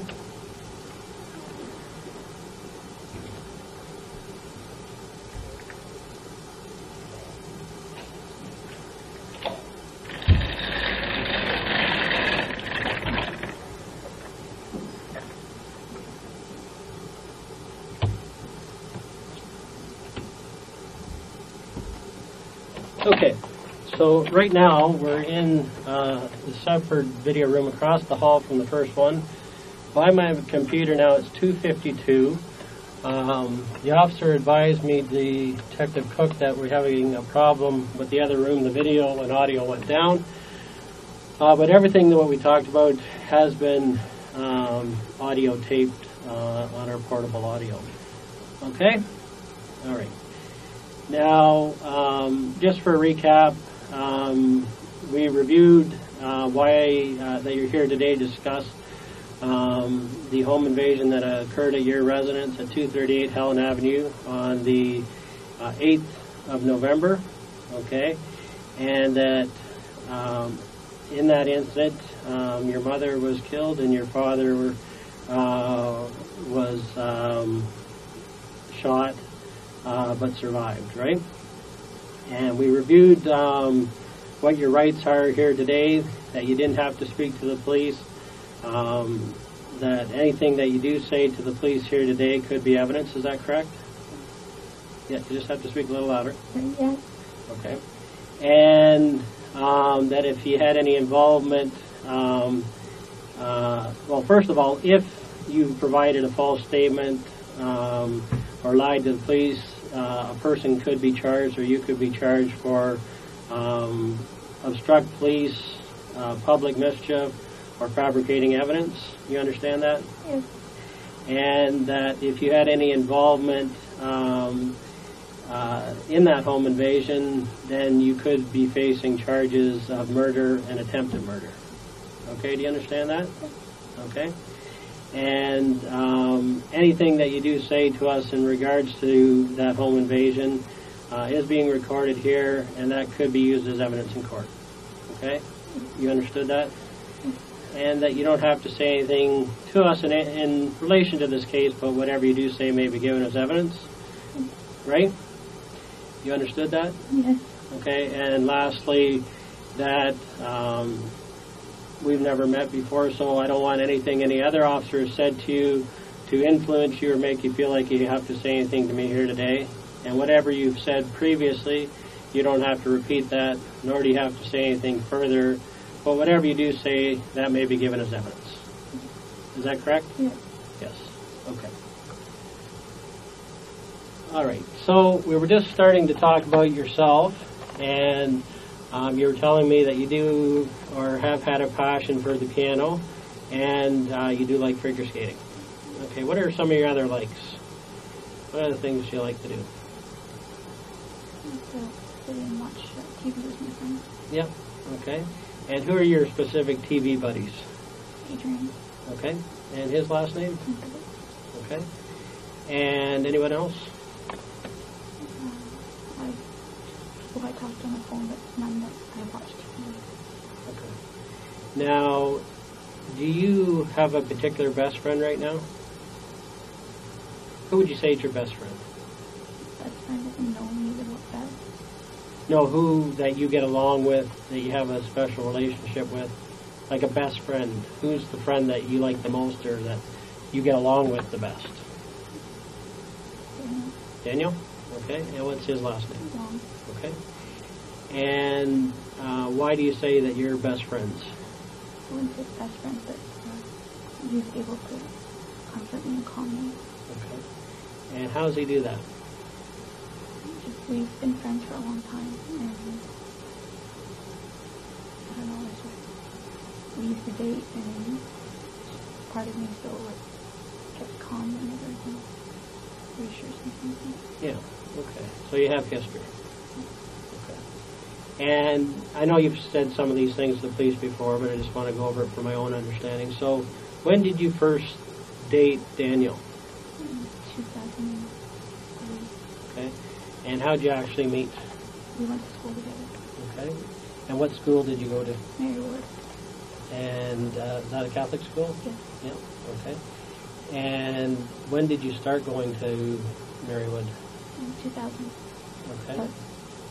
Yeah. So you started grade 9 there? Yes. Okay. And in elementary school, where did you go? St. Barnabas.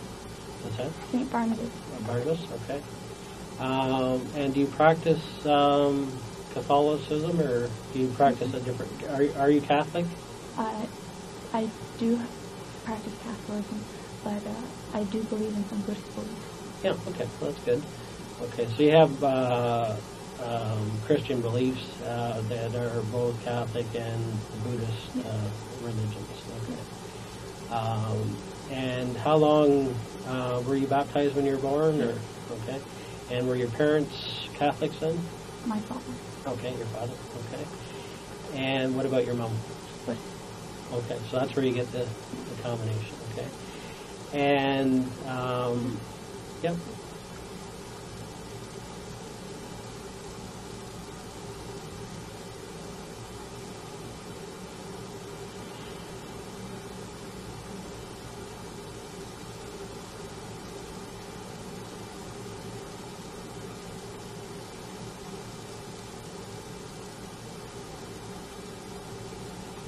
Okay. And growing up, did you guys go to church every Sunday, or how did that go? Not every Sunday, but with for holidays and special occasions. Okay. And you also had religion in school, I guess. Okay. And did they go to church at school or not? in elementary school, I had a church next to my Yes. school. Okay. I had the same thing, so that's why I'm asking. Okay, and basically we went every Friday morning to church because we were right beside it, right? So they had a special service for us. Okay. Now,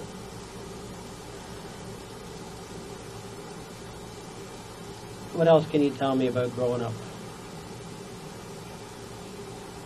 I live on schedule. Okay. And tell me about that schedule. School, state, piano, a little swimming, a little karate for a couple of years. So it was a steady schedule. Okay. And how did you get into skating? To be honest, I think my parents just applied, Okay. and I just took it. And how old were you when you started? 7 or 8, I think. Okay, so young. And how long did you stay in it? I was 16, I believe. Okay, so quite a long time. Okay. And what made you stop going? I tore my ACL a lot. Okay. So injuries. Okay. If you didn't get injured, would you still be doing it? I hope so. Yeah. Okay. So that's nice. And did you, as far as that, did you do like competition skating or? Okay. And how did you do with that?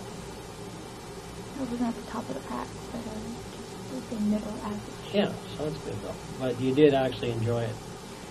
It was more than just going for competition. You enjoyed actually doing it. I was petrified of the competition. Okay. All right.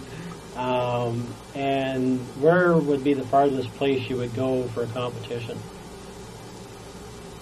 Like, would you go outside of this area? Yes.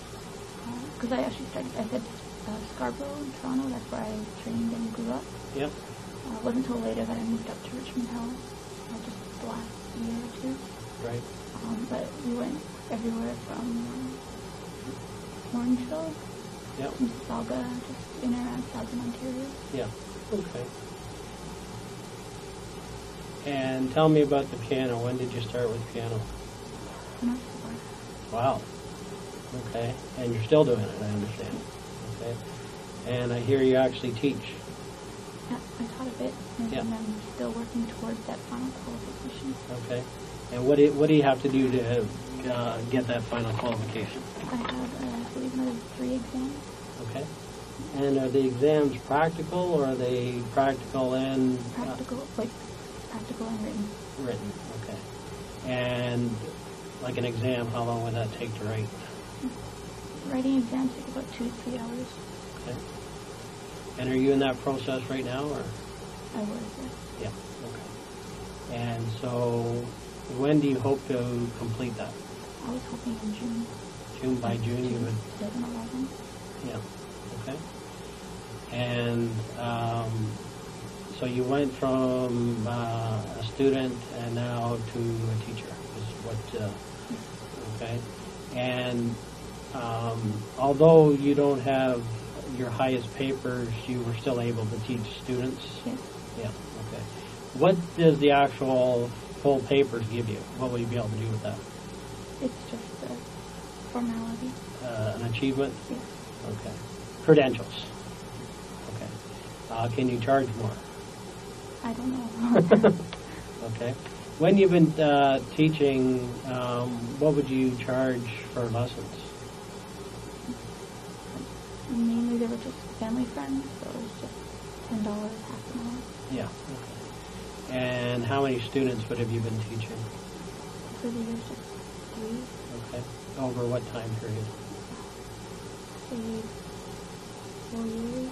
4 years. Okay. All right.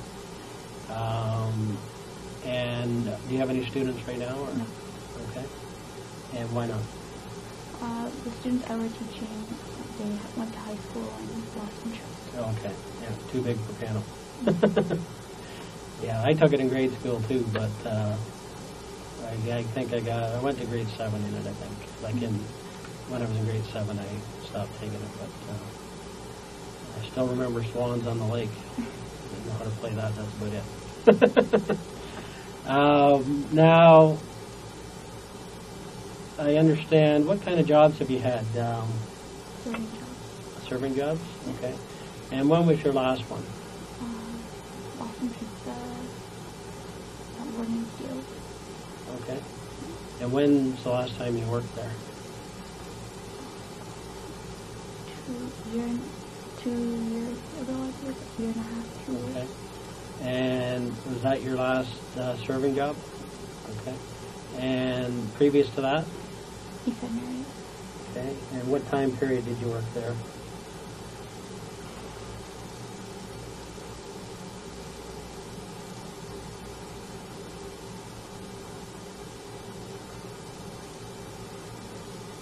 Sorry, I don't remember exactly. Maybe 2005, maybe? Okay. And how long? 3, 4 years. Okay, you spent 3 or 4 years there, okay. Why did you switch from East Side to Boston Pizza? When I went over to Boston, I did both for a little bit, Okay, yeah. and I found that Boston Pizza was easier and better. Okay, better tips or? Yeah. It was Okay. easier because it's less unlimited stuff to run and Okay, more appreciative guests. okay. The experience was better for you. Okay. And, but you haven't done that in about 2 years. Okay. And any particular reason? Just try to concentrate on piano and, Okay. All right, on your studies? pardon me? On your studies? My piano studies? Yeah, yeah, okay. And what is it that you're hoping, you're going back to school, what is your ultimate goal for school?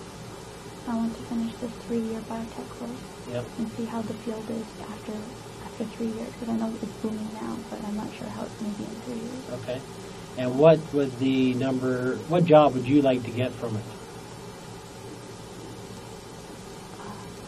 Like, what are some of the jobs that you would get with a degree in that? I haven't really looked much into it. Okay. Yeah. All right. Now, if you could pick any job yourself, I'm not talking about anybody else, but if you could pick for yourself, what would it be? I want to be a piano teacher when I come home. But any daytime, I'd like to have a simple, maybe like a lab technician job, just work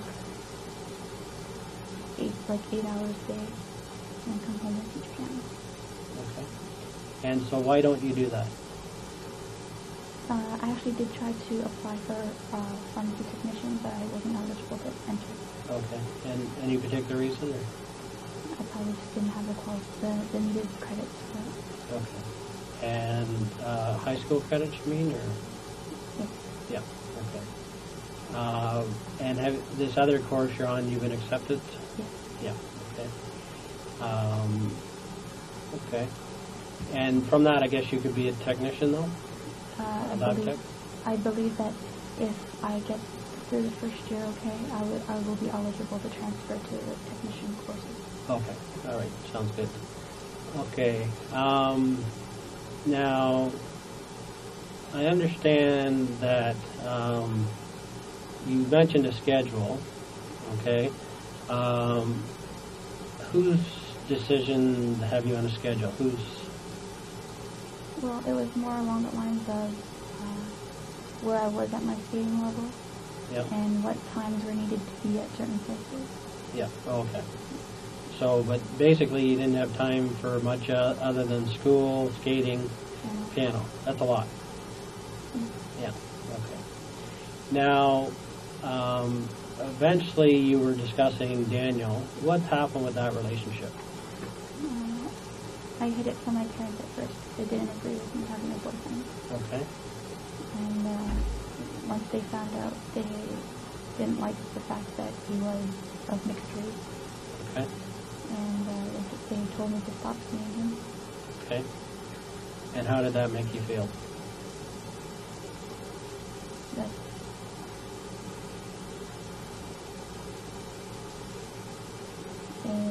he was the person who just filled an empty void for me. So it felt that a part of me was missing.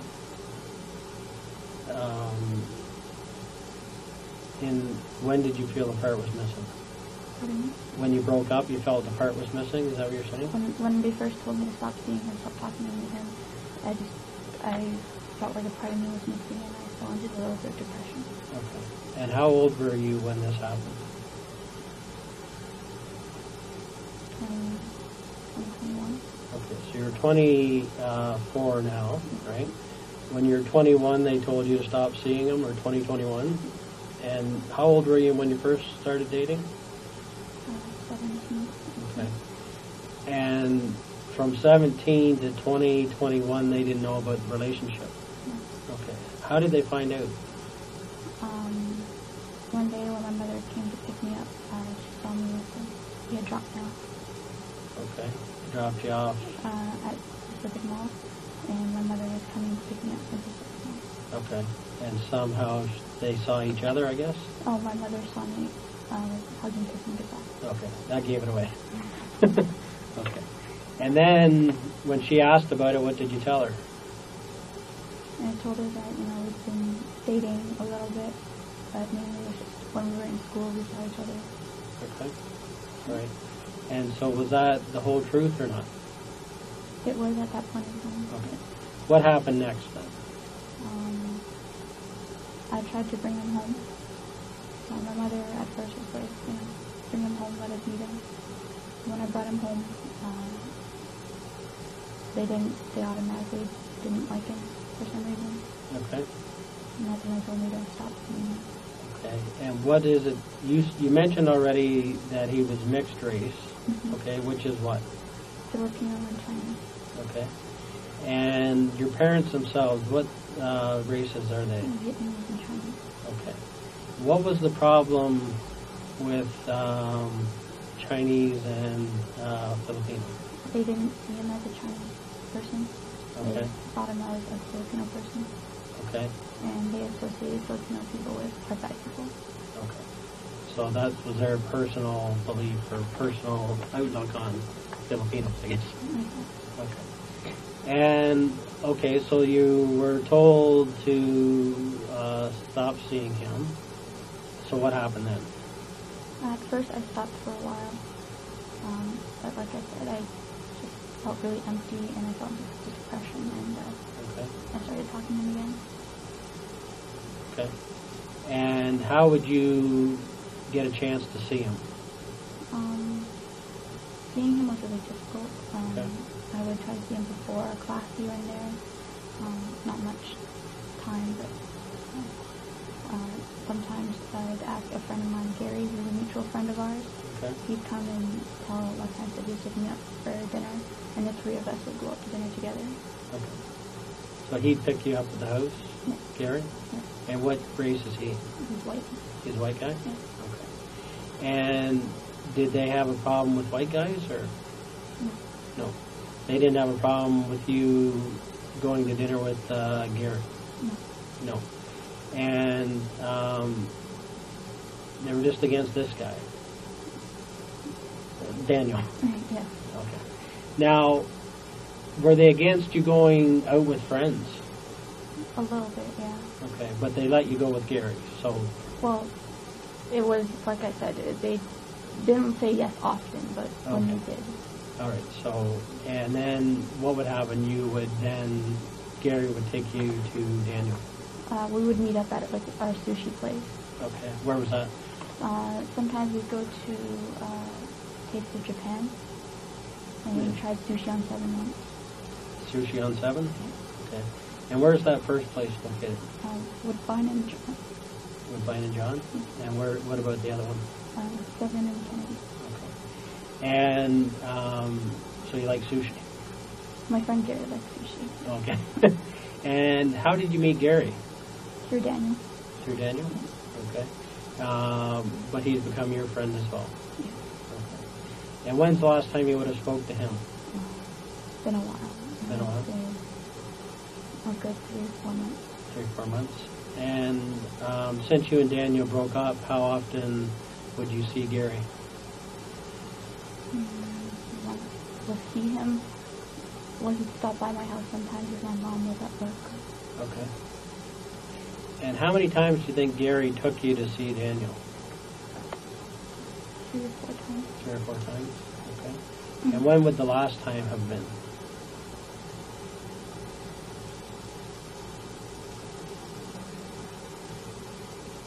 Sometime in the summer, I believe. Okay. And where does Gary actually live? He's in Ajax, Pickering. Ajax, Pickering? Okay. Have you ever been to his place? Yes. Whereabouts does he live? I don't exactly know. He drove in. Okay. What does he drive? The navy blue car with really dark tinted windows. Okay. You don't know what kind of car? I believe it's an Impala. Impala. Okay. Now, how has Daniel taken it when your parents said that you couldn't see him anymore? How did he take it? He was hurt. Yeah. Okay. And how did you feel? Also hurt. Also hurt. Okay. Now, after high school, what did you do for schooling? I didn't. Okay. But I lied to my parents about Okay. that. So tell me about that. What happened there? What was their impression, and what were you doing in the meantime? They thought that I was going to school at Ryerson for the first couple of years, and then I said I'd transfer to UT. Okay. But I was actually working in the daytime. Okay. And where were you staying? At the first two, 3 years, I was coming back home every day. But my final year, I said that it was difficult, Yeah. and so I would stay at Daniel's place. Okay. So you actually lived together for a year? Well, it was his parents' place. Yeah. Okay. So where would you stay in that house then? They had a spare bedroom. Okay. But when his parents got more comfortable, they let me stay with him. a Okay. little bit. All right. So you slept in the same room for a while? Yes. Okay. All right. So is it fair to say that you had an intimate relationship? Yes. Yeah. Okay. And of course your parents didn't know about that? No. No. Okay. And how long was the relationship intimate, would you say? You've been dating for 7 years almost, I guess. At what point did it become intimate? I'd say after high school sometime. Yeah, okay. And his parents were, I guess, more liberal than your parents. His parents, they loved me. Yeah, okay. And they recognized that you loved each other. And so they let you stay in the same... you moved up to his room, or how did that work? It's just next door. Okay. There were 2 rooms in the basement. No, it ended in the floor. On the main floor, okay. And where were the parents' rooms? Across the way. Okay. All right. I'm guessing that sometimes you sneak into each other's rooms before they let you do it? No. No, you didn't? Okay. I'm just thinking what young people would do. Okay. But how long did you end up staying in the same room before you moved back home? Maybe 2 weeks. Yeah. Okay. So you lived there for 2 years then? Like, I still came home every weekend and stuff. So, Yeah. Yeah. Okay. But they thought you were where, on campus? At a friend's place. Okay. All right. And if they phoned you, they would just call your I cell? called them every morning. Okay. And every night. You cut it off. Okay.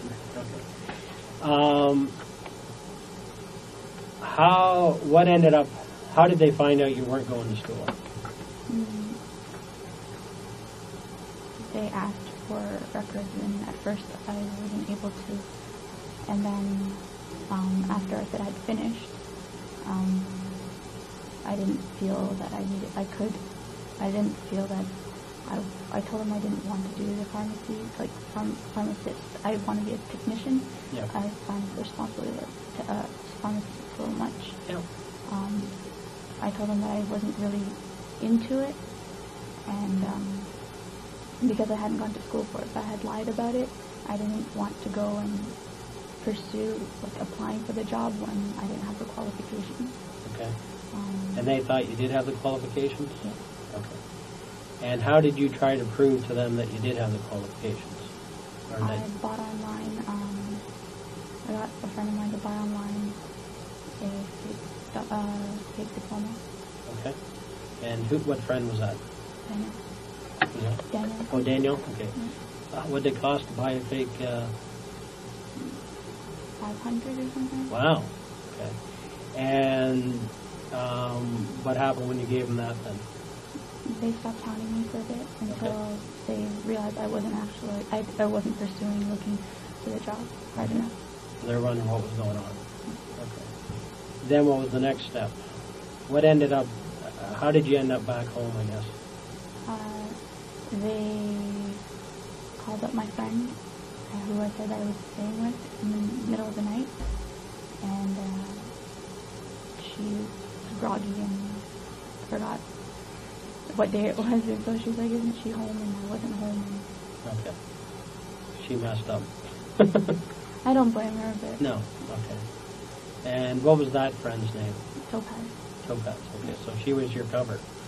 Okay. And she basically got caught because they called in the middle of the night. Okay. And so then, how did they approach you on that? They called me and they told me to come home immediately. Right now. Okay. And what happened? That's when I that's it. Like, you're staying home, and we're going out, and we're gonna get your life back on track. Okay. And what did you say to that plan? That I was still doing my piano career, and I didn't feel that, like, I felt that my piano career could take me, and that I didn't understand really. Okay. So you expressed your opinion, but they wanted more. They said that they wanted an education Okay. and a degree. Okay. And so ultimately a plan was set up, I guess? And what was that plan? To go back to school. Okay. This January? Actually, it was supposed to be for September, Yeah. but it was too late to apply, Okay. so I reapplied for January and I got it. Okay. Now, when did this actually happen? That they found out or that they brought you home? About a year and a half ago. Okay. And so, what's been happening in the last year and a half then? Like, you finally got into school now, I understand. What's been happening for the last 18 months? Just a lot of piano, like Okay. catching up on my theories and stuff. Okay. I've been slacking a little. And yeah, pretty much piano. And then I also did a little summer school to get my high school calc so I could apply it, because I know calculus is a big thing in applying for college and universities now. Okay. So I did do that one summer as well. Okay. And what's your math skills like? They were pretty good, but they've gotten rusty over the Yeah. years. Yeah. Okay.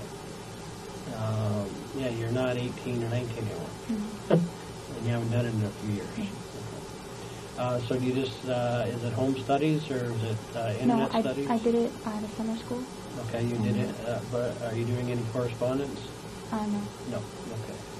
And so what was when they said this is what's going to happen, what were all the rules that got put in place to make sure it happens? That I wouldn't see Daniel or talk to Daniel anymore. Okay, And that my friends would have to come and over to the house rather than me go out. okay, Or if I went out with a friend, they'd need to call and make sure. okay. And did you have a curfew or anything? They always said before 9 o'clock usually would be home. Okay. And would they ever waiver on that? Just once, because it was my friend's wedding Okay. reception. Yeah. And how long did you get to stay with that night? Just 11. Okay. And how do you get to and from things when you want to go somewhere? They drive me. They drive you? Or the odd time if they know it's like a class that I always go to, they'll let me take the car. Okay. You do drive, so yeah. Okay. So how has that felt, being under those guidelines for the last 18 months? It was okay. It wasn't the best feeling in the world because, I just felt a little trapped. Okay. But it's what I chose to be with my family. Okay. And so you made a choice between what? living out on my own with Daniel and staying home with my parents. Okay. Getting my life back together. Okay. And did they say you could stay out on your own if you wanted to? At one point it was said, but my dad also said that he'd hire a private investigator to follow me around. Okay. You didn't like that option? It's not that, it's just I chose to be with my parents. That wasn't even, Okay. like he said it in argument, but Yeah. I wasn't leaving. Okay. Did you feel you really had a choice or not? There was no choice because family always comes first. Okay. And where do you get that from? Where do you get that belief? I don't know. Okay. So family's number one? Yes. Now, you said you were depressed. When were you depressed? What time period did that start?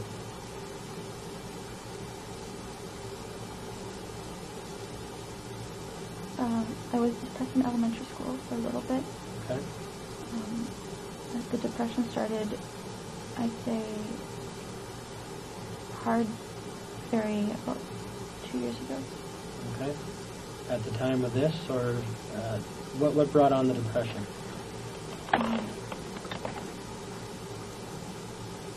Just, I wasn't happy with any parts of my life.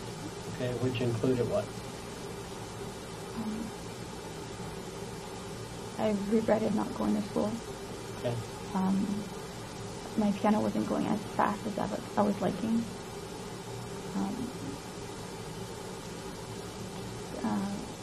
My friends were moving on with their lives, and it felt that I wasn't going anywhere. I was kind of being left behind. Okay. And that I didn't understand why that at 21 that I had to be home at 9 o'clock. I can see that. Okay. And what was the worst the depression got? I cut myself. Okay. And when did that happen?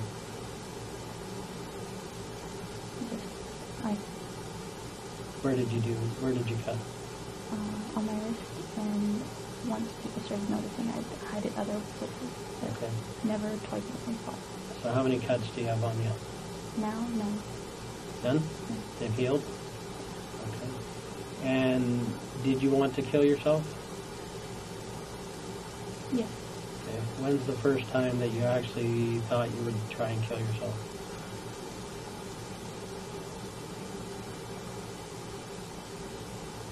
I'm 19. At 19? What was going on at that time that brought it on? Like my friends were in school and I wasn't. Okay.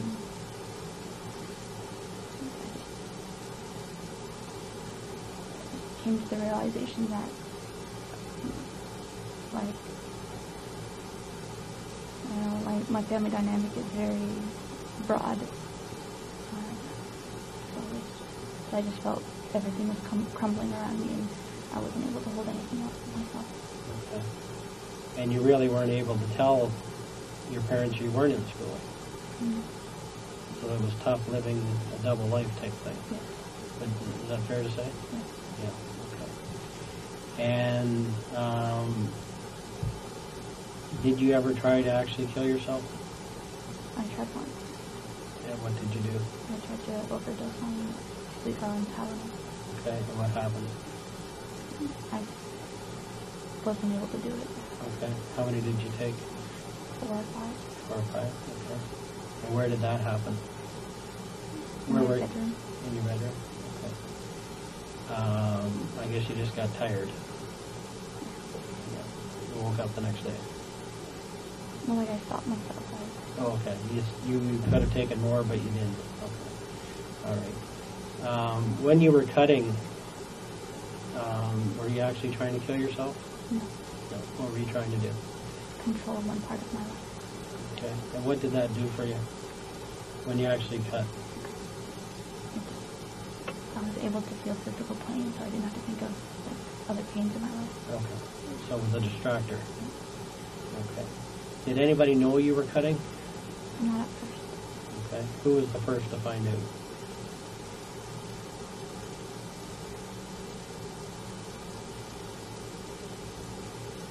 Howard Daniel. Okay. And what did he say? He was like, don't be stupid. Okay. Did your parents ever find out? They noticed it, but they never, I don't think they realized what it was. Yeah. Then, okay. What's the lowest you ever got?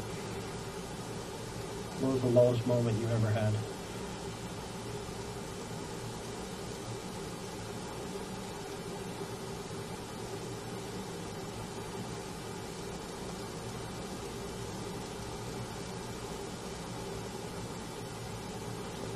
If my brother had moved out and not gone to school, and I was home alone, and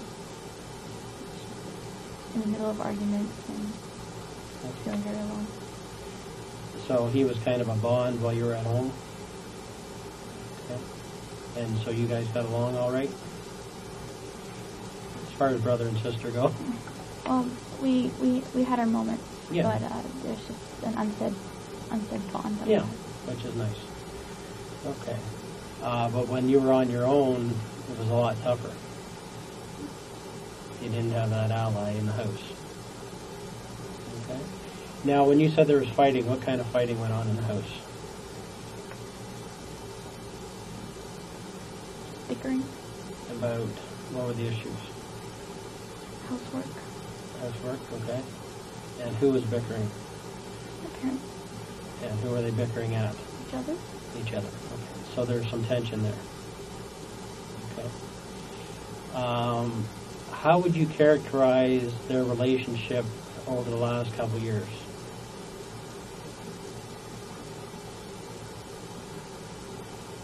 What do you mean by that?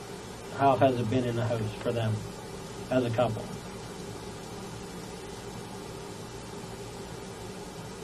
They put on a front, but there's not much of a relationship. Okay. And what do you think the problem is? What's the issue? What happened?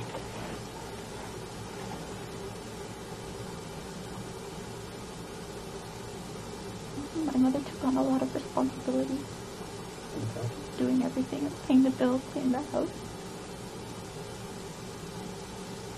She was just fed up with doing it by herself.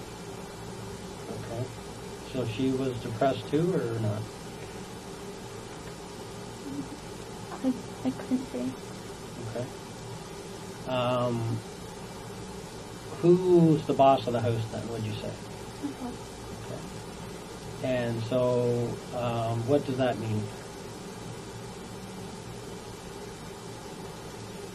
And much his opinion is what goes on. Okay, so he has the final say on.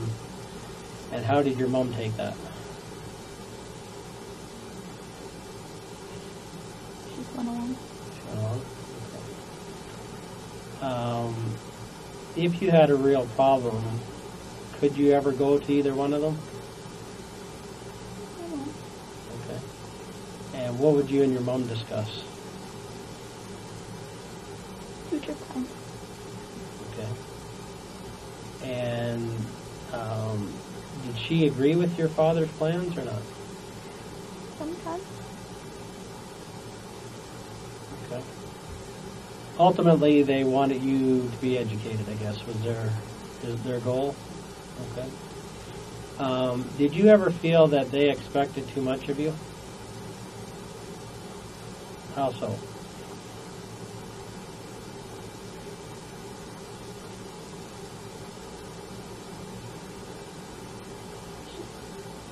Comparisons to other people. Okay. So who would they compare you to? Like classmates, clubmates, cousins. Okay. And so some of them have been successful recently? Okay. And what did they say to you? Wish you could have been that person.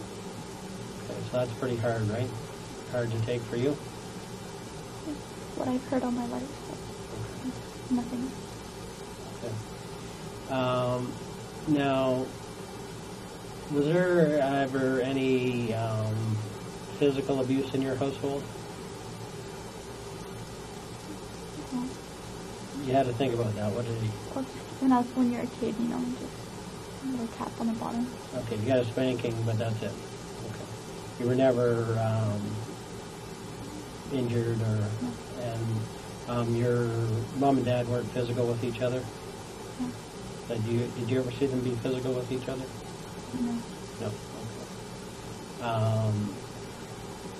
Now, do you feel? I get the feeling that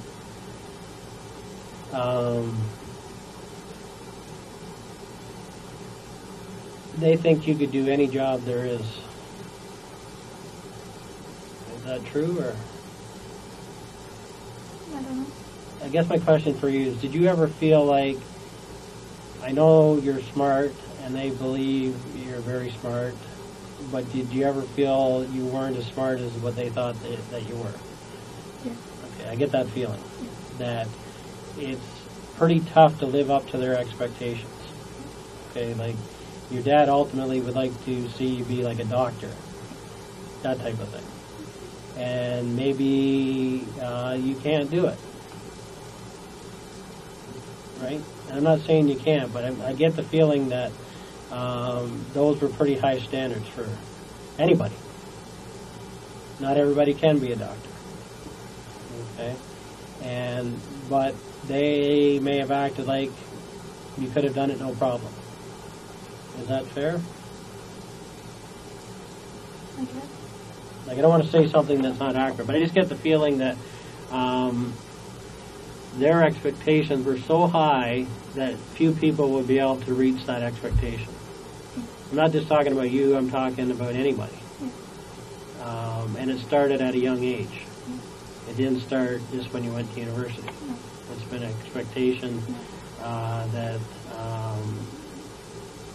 since you were a child that you would be successful, better than everybody else. Now,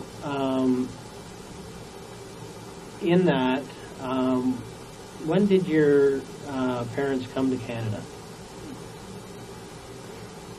I don't know the exact year. Okay, but you were born here, and your brother was born here. And where did they actually meet? Do you know how they got together? They met back home, but they just knew of each other back home. Okay, which Back back home means Vietnam. Vietnam. Okay. And when and did they grow up in the same neighborhood or same town or something? I guess town, maybe. Yeah. Okay. Area. All right. Okay. Okay. So eventually, how did they? What else did you do to pretend you were in school? What kind of things would you do to try and make it look like you got your grades? Or When they asked for something, I'd try to make a document for them. okay. So what type of documents did you? Student loan, Okay. and report card.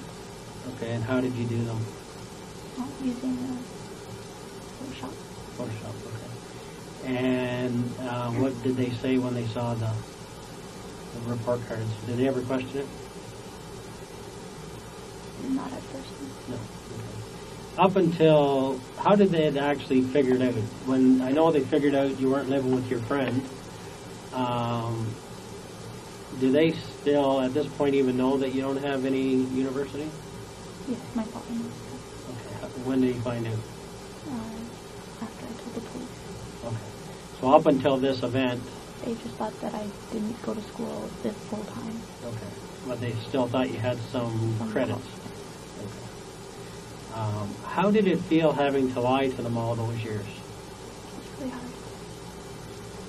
Really hard. Like, I wanted to tell them, but it just, they always looked down in disappointment. Okay. And I'm sure there were days when you actually planned that this is the day I'm going to tell them, and then you just couldn't spit it out. Okay. All right.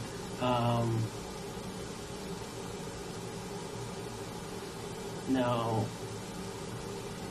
well, if your parents had let you, would you still be with Daniel? If they didn't interfere, what would have happened? sure, probably maybe I'd still be with him. I'm not sure. Okay. You never know. All right. Yeah. So we can't say because we don't know for sure. I can say we could be friends, but I don't know any more than that. Okay. And do you want more than that? I'm not sure I do right now. Okay. All right. Since the time you come home, have you wanted to? You still went and saw him, so obviously you were trying to keep something going. Yeah. Okay. At what point did he move on? Maybe February of last year. Okay. Of 09 or February of 2010 of this year? Yeah, 2010. 2010. Okay. And how did he move on? One of his old friends, he girlfriend, Okay. And who is that? Christine. Okay. And how does that make you feel? I knew that we weren't together, so Okay. but it made me feel that I wasn't good enough to be waited. To wait, you mean? Okay. So what was your kind of plan then? Go back to school and... Get my degree, make something of my life and my parents, and Yeah. then once I make my life, then see where we would go. Okay. So it was upsetting that he didn't wait till that played out. Yeah, Okay. Depressing for you. for me. Yeah. Okay. What about him? He still came back and said that, I love you, and if the circumstances were different, but it's not. Okay. Did you ever plan a future together? We discussed it, but Okay, like marriage? some days he'd say yes, some days he'd say no. Okay. So you brought it up? He'd bring it up sometimes. Okay. So ultimately, because you went out for so long, they could have ended up in marriage. Still could someday, I'm not saying. I'm not sure. Okay. All right.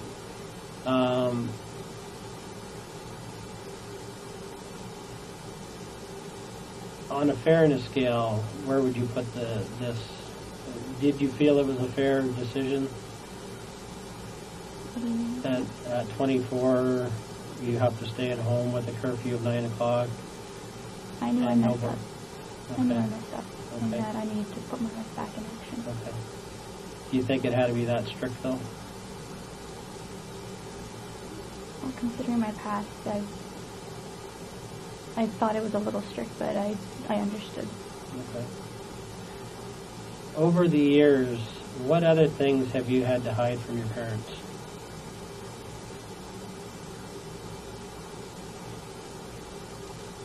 Well, just besides having boyfriends and not going to school. Okay. Did you have a different boyfriend at one point then? Well, I dated Adrian for 4 months in high school, but Okay. that wasn't. They didn't know about it? It wasn't much. It wasn't dating. It was just, high school dating. Yeah, it was just I'll see you in class, and that was Okay. it. And what grade were you in at that time? 11. Okay. What have your friends said about all this?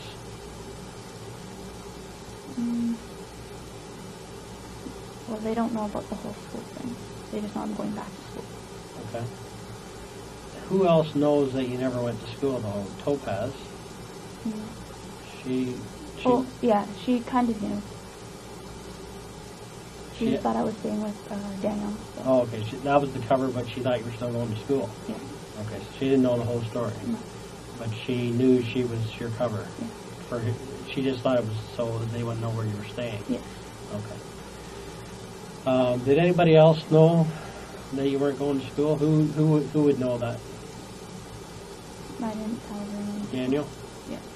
Anybody else? No. Did his parents know? No. No. Okay, so just you and Daniel. Yeah. Okay. What other things have you, in your depression, had to lie about over the last year? Just going to see him, that I was still talking to Daniel, and that I'd try to find ways to communicate with him. Okay. And how did you end up eventually communicating?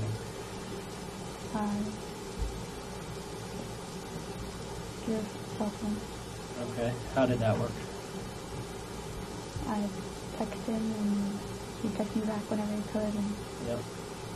just delete them when I got them. Okay. Now, how did your parents monitor this cell phone? When I was around them, they didn't like me on it. Okay, so what would they say? Who is that? What is it? Why is it so important? Okay. And they ended up taking it for a couple weeks. When was that? When I first, like about a year and a half ago. Okay. Since then, how many times have they taken it away from you? I can't count.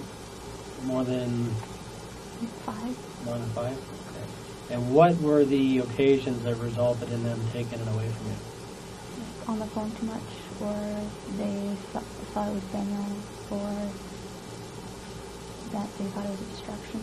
Okay, so where would you be trying to make these calls from? Where would you be in the house? In the basement, like if I had to go get something in the basement, or if I was in the washroom. Okay, so they would actually watch you every second almost. Well, not every second, but they knew whereabouts I was all the time. And if they heard you talking. Now, did they ever barge into the room and take the phone off you? No. No. Okay.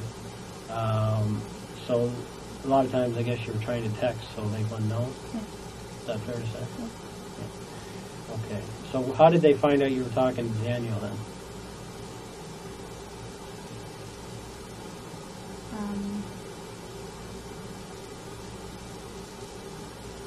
They just assumed that I still do, I guess. Okay. Was there an occasion where you said they checked the phone? Or? Oh, I told you I deleted the call history and stuff like that. Okay. And did they ever find it before you got it deleted? No. No. Okay. Now, did they ever take the phone, but you had another phone? Yes. Okay, so how did that work? He got me another phone, and I just, whenever I wanted to talk to him, I'd plug in a SIM card. But I kept the SIM card out of the phone in case they found the phone, Yeah. and that there would be no card in it to use. So did they know you had more than one phone? No. No. Okay. Now, how many phones did you end up having? Just the 2. And which for what? The bell line that he had, that Daniel bought for me, Yep. and then my own Rogers. Okay. So your Rogers line, what's the number on it again? 647-965-2118. And then the one he gave you? I don't remember it. I didn't give it out, so I don't remember. I'll remember like 519 was the middle 3 numbers. Okay. It's a Bell, Yeah. Bell number, and he gave it. So you can plug that SIM card into any phone and it'll work. Yeah. So you could even put it in your. Is it a Samsung phone you had? Yes, it didn't work on my Samsung. It had to be an iPhone. Okay. And so where did you get the iPhone then? Daniel, he Okay. got it for me, and my brother, he has one. Okay. He got 2 of them, and he had to fix around, and the internet didn't work on the one I had. Okay. Now you mentioned you were looking to get a new phone. Yeah. What were you trying to get? My contract was ending, so I was thinking of looking into buying another phone. Fido plans were good, but I didn't like the Fido phone, Okay. so I was planning on, I got the SIM card. I didn't activate it yet because I wanted to wait for my Rogers plan to be over. And then I was going to go to Fido and then go to Pacific Mall and buy a phone that I liked. Okay. How much would a phone be? 800. Yeah. Like the new ones. That are like What kind of phone were you hoping to get? iPhone 4 Oh, okay. or the new BlackBerry. The latest. Okay. Mm-hmm.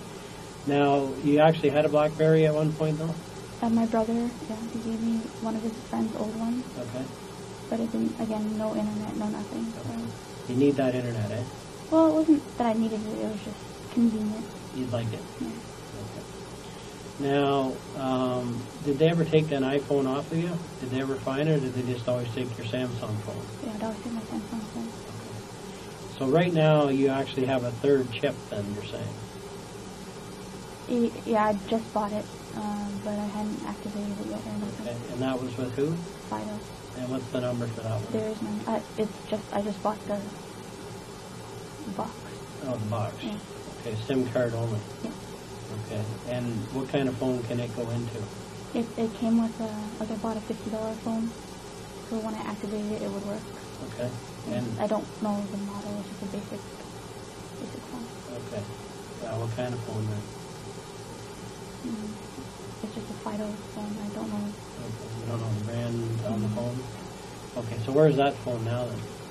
It was at home and my brother just brought it for me, but I'm not using it because Oh, he ended up buying it for you? no, he brought it. It was still at my house, and Okay. he just yesterday he just brought it home. Okay, so he's been back to the house. Have you been back to the house since? I can't even go near the house. Okay. All right. And where are you staying now then? At my uncle and aunt's house. Okay. And how's that going? Okay. Okay. Now, when's the last time you spoke to your dad?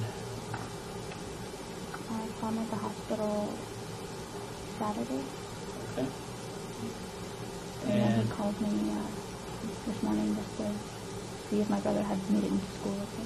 okay. And what have you and your father discussed about this case? He just asked me if Daniel was behind it, Okay. and I told him I don't know 100%, but I don't think he did, Okay. Why would he ask that? because he believes that we still talk and that he would go to any length to be with me. Okay. And what do you think about that? I know that he's moved on, so I don't think he would go to these lengths to be with me when he's already moved on. Okay.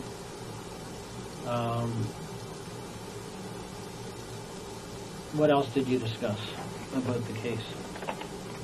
About what happened that night? I haven't spoken to him about it. Nothing about what went on? Any details? No, all he said was that was it Daniel. Okay. And you told him you don't think so? I don't think so, but Is it possible? I don't think he knows anyone. I don't think he did it, but I can't say 100% sure. So you can't say no. You can't say for sure not. Is that what you're saying? Has he told you that he did it? Who? Has Daniel told you that he's done it? No. Or had anything to do with it? No? No. Okay. Now, who else have you discussed the case with? Well, besides the officers and my social worker, I haven't spoken any details to anybody. Okay. What about relatives? My uncle did ask me if he confronted me about something about having a black friend, but I didn't know what he was talking about. Okay. Do you have any black friends? No, but when he said that the police officers had a photo of me talking with a friend, he's not really a friend, he was more a friend of mine's roommate. Okay. So I didn't,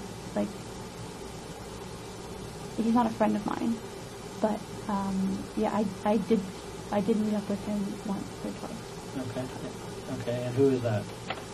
My friend Andrew, one of his old roommates. I only know him by Rick. Rick? Okay. And where did you meet him? The first time he met me near my piano school. Okay. We just met up, and my friend Andrew was like, he was on the phone, and he was like, yeah, that's my friend. My friend was busy working in Mississauga, and they were having some rent problems. So they asked me if I could help them out with their rent. Okay, so what happened?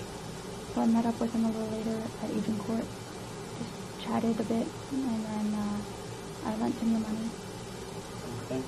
So how much money did you lend him? Don't remember, about 1,100. 1,100? Okay. And you gave it to this Rick guy? Yes. Okay. And he was introduced to you through Andrew? Yes. Okay, what's Andrew's last name? Montenegro. Okay. Is that one of the friends you talk to all the time? I don't talk to him a lot, but Okay. occasionally we go through maybe a week or two of talking a lot, and then we drift apart for a couple months. And How do you spell his last name? Montemeo? Montenegro, I forget. Okay. What's his phone number?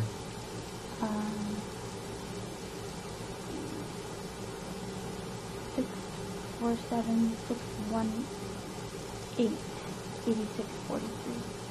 618-8643, 647 start. Is that the Andrew you were talking to the night Yes. before you talked to the other gentleman? Before Edward? Yeah. Okay, so now, Rick, you met him where? At Agincourt? Yeah. And what? It was Kennedy and Shepherd. Kennedy and Shepherd. And what type of place did you meet him at? Like, I met him, we went for coffee, yeah. and we walked around, and I went to the library, because Andrew wanted to meet me and see the place, because we hadn't seen each other in a while. Okay, see what place? See my house, like come visit me. Okay, and so you came back to your house? No, so I gave Rick the address so that he can go home and give it to Andrew. And I showed him how to commute because he doesn't drive, but I showed him how to commute up to my place. So you took Rick up to your place? No. You just told him where it was? And he was to tell Andrew? Yes. Who then could come and visit you sometime? Yes. Okay. And so what was the building that you met for coffee at? What was the coffee shop? Tim Hortons. Okay, and where was the location? Kennedy and Shepherd. And when was that? I'm not sure. Spring, summer? I don't remember exactly. Okay. This year? Yes. Okay. And second time you met him? That was the second time I met him. Where did you meet him the first time? I told you near my piano school. Okay, sorry. And where, though, specifically? Shepherd and Lingle. And where, at another coffee shop, or what was it? No, I just finished piano. We introduced each other, and then I had to go home. Okay. And who else was there? Nobody. Okay. And how did he know to come see you there? We were on the phone with Andrew, and Andrew was like, yeah. And where was Andrew at the time? He was in Mississauga, I believe. Okay. And so, the first time you met him, what did you talk about? No, just hello, I'm Andrew's roommate. How are you? Okay, so he was living with Andrew at the time. Yeah. Are they still living together? I don't think so. Okay. And where were they staying? I'm not sure, somewhere in Mississauga. Okay. And why didn't Andrew just meet you? He was in the process of doing insurance stuff. Okay. Like, I think he was doing classes or seminars or something. Yeah. So he wasn't able to come out to Toronto. And what race is Andrew? Filipino. Filipino. Okay. And this Rick guy, him and Andrew lived together for how long? I'm not sure. He just said he was a really good friend, Okay. and they lived together. And so, what was the time that you met him first then? When was that? Maybe just a week before I met him the second time. Okay. And what did you discuss then? Nothing. It was just who he was, and Yeah. and then I had to go. Okay. And so the next time you met him, how come you met him the second time? Because after that, Andrew was like, yeah, we're having problems with rent. And Okay. And okay, so they wanted money. my aunt friend Andrew wanted to see if I could lend him some money Okay. to help with rent. And so you did. And you gave the money to who? Rick. Okay. That day at Tim Hortons. Yeah. Okay. And what else did you discuss that day? Just what he liked doing. Like he said, he liked Japanese manga books and Japanese. manga books. They're like comic books or Okay. something. Yeah. That's his hobby. Yeah. What else? Like I asked him if he was working. He's like, no, I'm looking for a job, and Okay. I just bought my piano stuff, and that was about it. Okay. What is it that Andrew actually does? He's doing some sort of like selling life insurance, I believe. I'm not 100% sure. What's the company he's with? I Did he don't try know. to sell you a policy yet, or? No. Usually they go after their friends first, right? Yeah, but I told him right after that. I'm like, I'm okay. I'm not buying any. Mm. Okay, so you gave him $1,100. Where did you get the $1,100? I have a lot saved up from when I was serving. Okay. Cash. Okay, so how much do you have saved up? Like now, or Yeah. well, I had about just a little under 1,000 saved up recently. Okay. All right. So right now, how much do you have? 1,000, you're saying? Well, now I don't have any, right? Okay. We took it all. Okay. So, now, before Andrew took the money, how much did you have?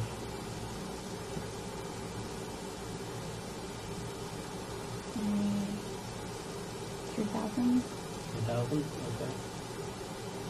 And so, you gave him 1,100. Has he paid that back yet? I talked to him recently. He said he's working on it. He's just working at HomeSense right now. And he just moved back home, so that should decrease his rent. So he said he's working on that. Which home sense? I'm not sure. Okay. And where does he actually live? With his parents, I believe. Which is, you don't know? No.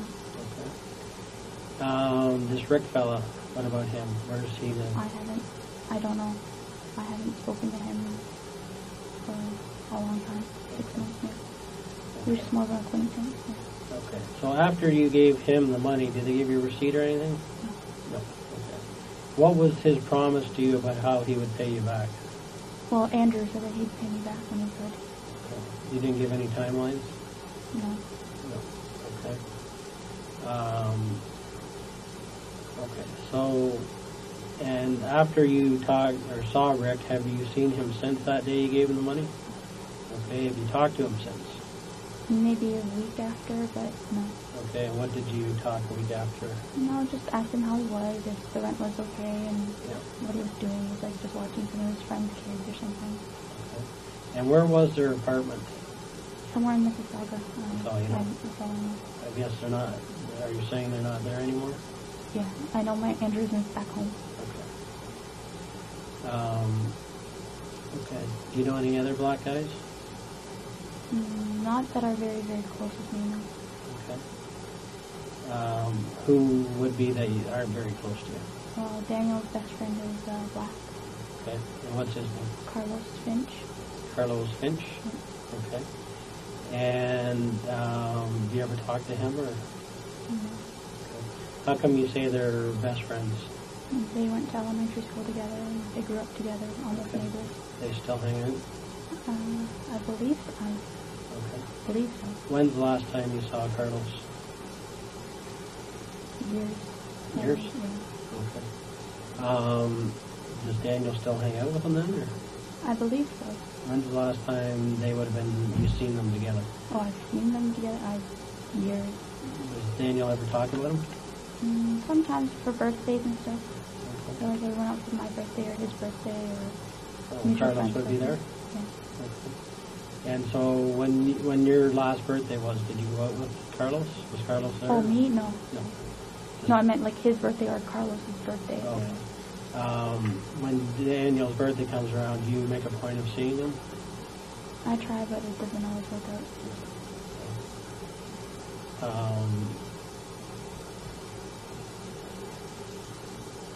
Okay.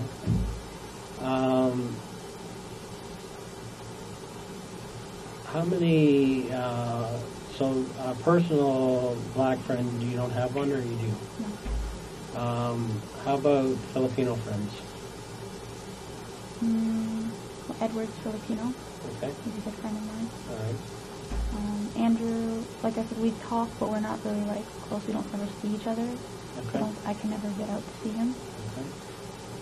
What about white friends? I have Adrian Tinkovitz, like I said, and Barry. Okay. Are the two...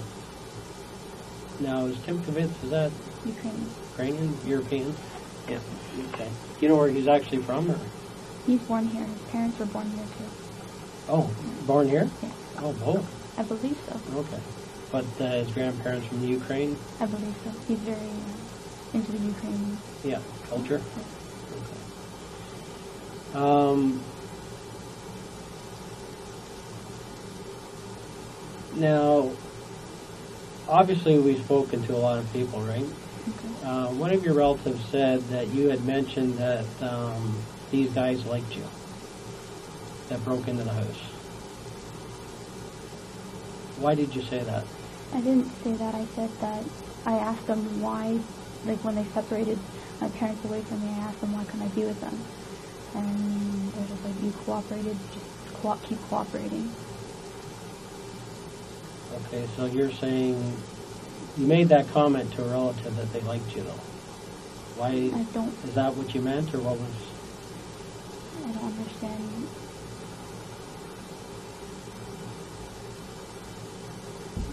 I don't really understand. Okay. Did you feel like they liked you? No, they were. If you have a gun to your head, I don't think they like you very much. Okay, but they didn't shoot you. No. Why did they not shoot you? I don't know. When they took my parents away, I asked to go with them, and they're like, shut up. But you must have thought of this. You must be thinking. I still do, and I spoke to the therapist about it. Okay. And what have you come up with in your mind why? The only thing they could say was they kept saying that, I cooperated and to shut up and cooperate. Keep cooperating. Did you feel like your parents didn't cooperate? I don't know. Okay. Is there something that they didn't cooperate with? They were trying. That's what I mean. So really they did cooperate when you think about it. There was no money to be found. No. They told the truth. Dad said he had $60, right? So there wasn't anything that he wasn't cooperating with. I don't know. I'm just trying to say, you were there. I'm just trying to get a feel for, did you think he wasn't cooperating? No.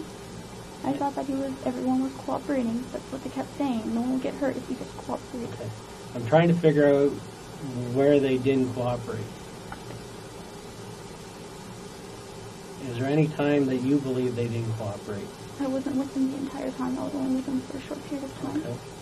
But during that time that you were there, you were in the house, did you hear them not cooperating, I guess is the question.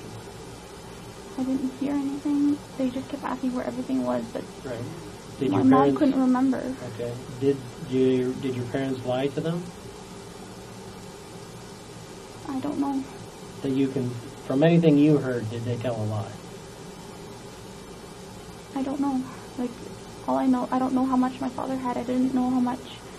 Okay. But they ultimately found your dad's wallet? I'm not sure. Okay. And your mom's purse? They couldn't find it after, and then they took me away. Okay.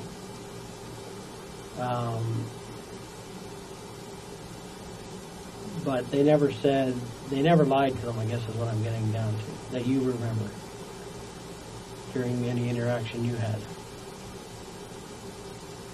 I don't understand it, no. No. Like, do you feel like they cooperated? Okay.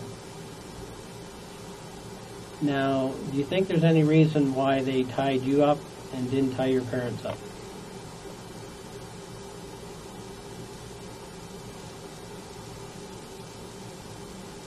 I don't know. Does that seem odd to you? Why does it seem odd? Because I was away, I was pretty much separated from them the whole time. And does it make sense that they would leave a witness behind? If they were going to kill somebody? Does that make sense? I guess No, just thinking about it. Would it make sense for somebody that was going to kill somebody to leave a witness behind that could describe them? Does that make common sense for killers? it's not. What do you think? Mm-hmm. Do you think that was a mistake they made then? I don't know. They kept saying that they were running out of time, and it just... It doesn't take a long time to kill someone, though, does it? I know. I don't know. No. Okay. When you say they kept saying, who kept saying? Perpetrators. Okay. Which ones, though? One of them, he kept telling me that, it's taking too long. Okay. All right. How long did this thing last in your mind? I know you didn't have a watch on, but... Or I guess you did have a watch on, didn't you? No, I didn't. Did you look at the time at all? you look at the time on your cell phone at all? Just estimating how long it went on, how in your mind, because you were there, how long would you think it lasted?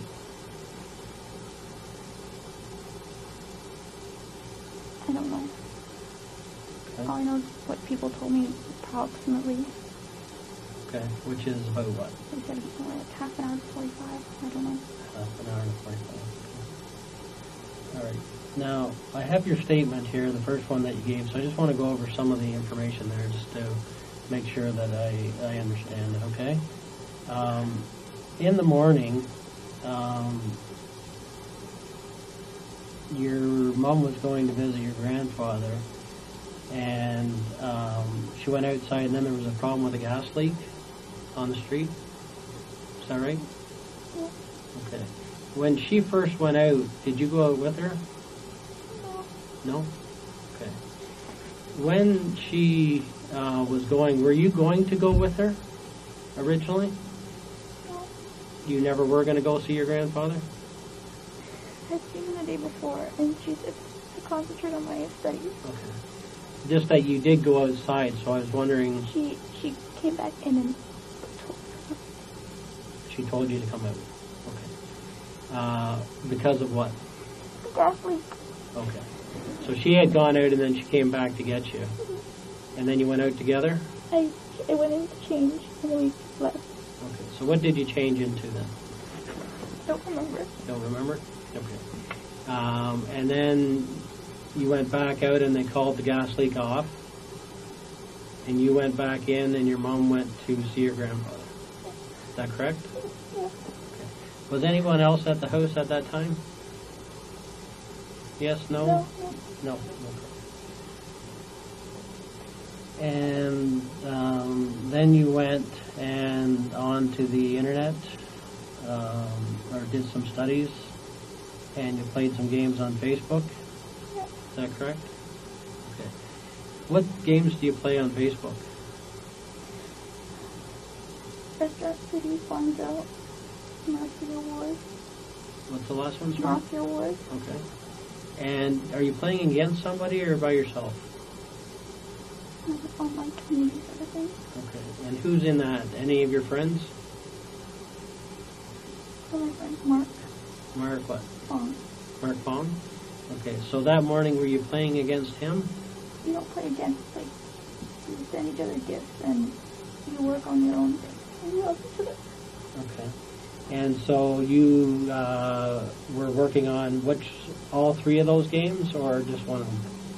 I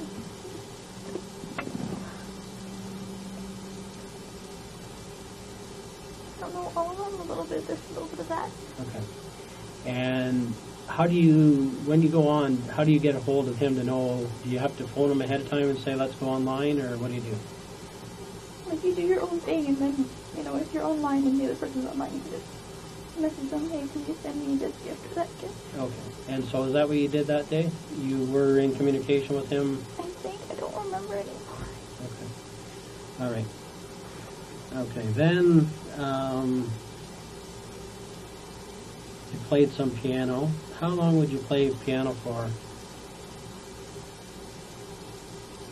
Half an hour to an hour. Okay. And what do you actually do? Are you practicing? Or are you going over stuff you already know? Or are you playing for pleasure? Or are you playing for... Do you know what I mean? I practice some of my older pieces, Okay. and then I do a little bit of practical for my exam, and then I do a little bit for pleasure. Okay. So it's a combination of everything. Okay. And you do that for about a half an hour. An hour.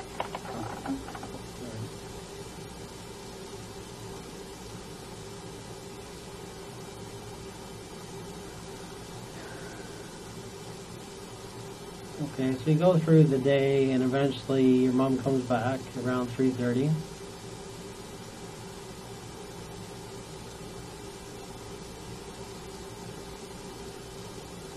Did she tell you how your grandfather was doing, or did you talk about that?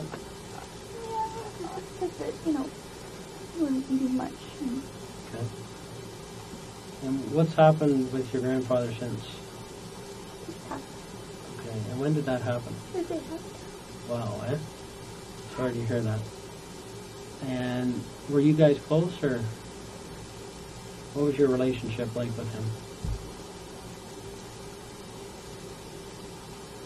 He's quite old, Yeah. so he doesn't remember much. Okay. But I can see him as much as I could. Yeah. Okay. And that's your mother's father? Okay. And what about your grandma? Is she still around, or no? Okay. And he was in the nursing home, I understand? Okay. And when did he actually come to Canada? Do you know? With my mom. Okay, so years ago. He brought the family over? Yeah, they all refuged to Canada. Pardon me? They all refuged to Canada. Okay. And does your mom have some brothers and sisters, or? Lots, okay. And did they all come over? Most of them. Okay. And do some of them live on your street, or is that your dad's side? No, that's my mom's side. Okay. So how many, and that's who you're staying with now? Your aunt? Your mom's sister? My mom's brother. Brother, okay. And what's your aunt's name that you're staying with? Yuda. Yuda? Yuda. Yuda? Yuda.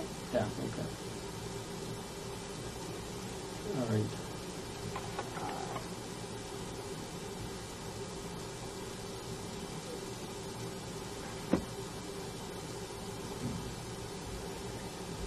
Okay, so Adrian came over. Is that right? Okay. And anything, you watched some shows. Did you talk about anything? No. Like when you watch your shows, do you have talk about them after, or how's the evening going with him?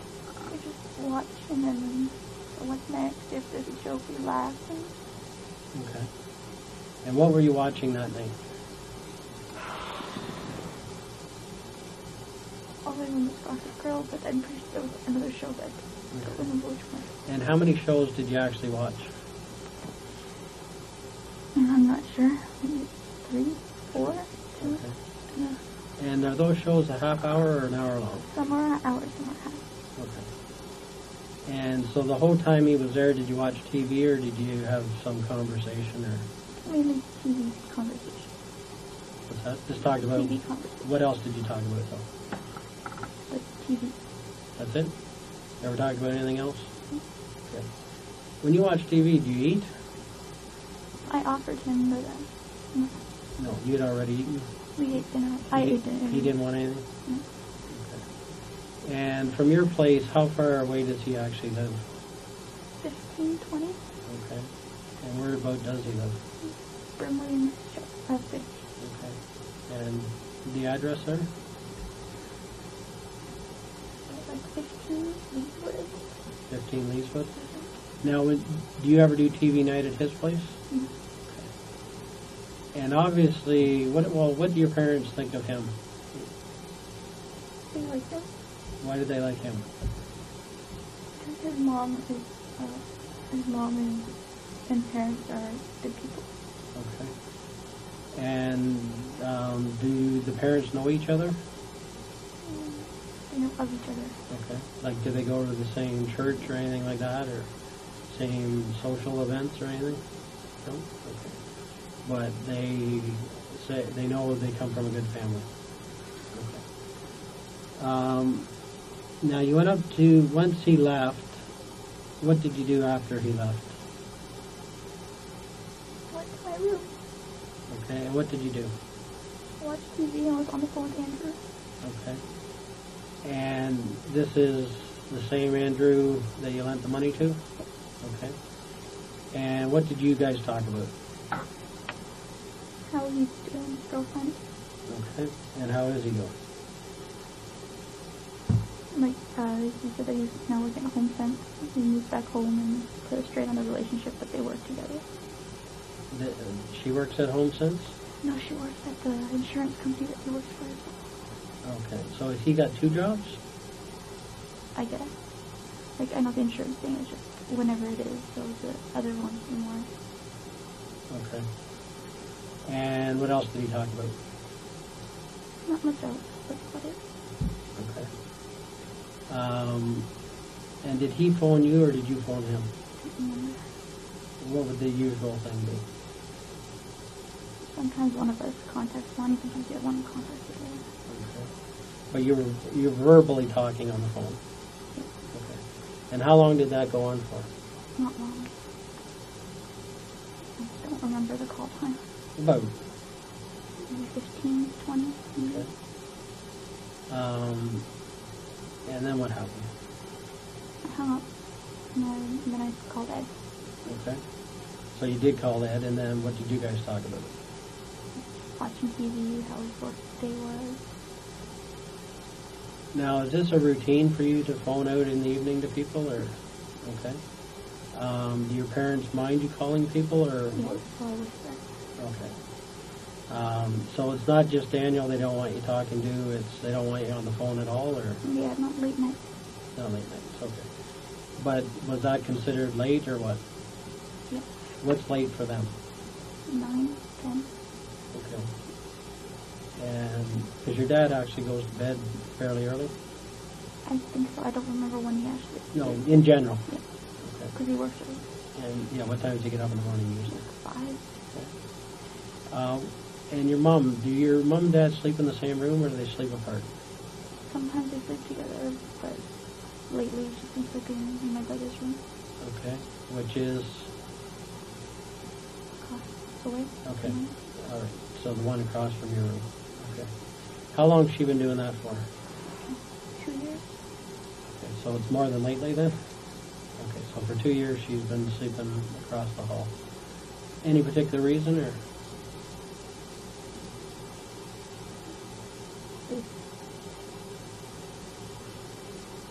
They just haven't been really getting along.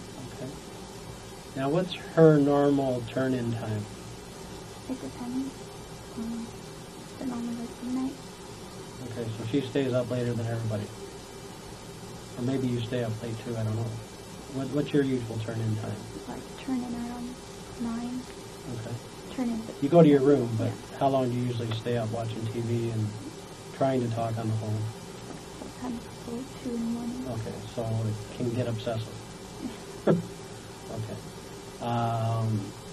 So is your dad a sound sleeper then? Sometimes, yeah. Because he's upstairs during those times, but your mom's... does she, when she stays up to midnight, what does she do? Watches Chinese television. Okay. Helps her sleep. And where does she do that from? Living room. Okay. How does it make you feel that they don't get along very well?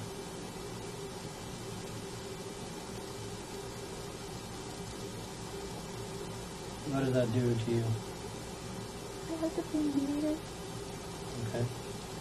And when you mediate, what do you got to do?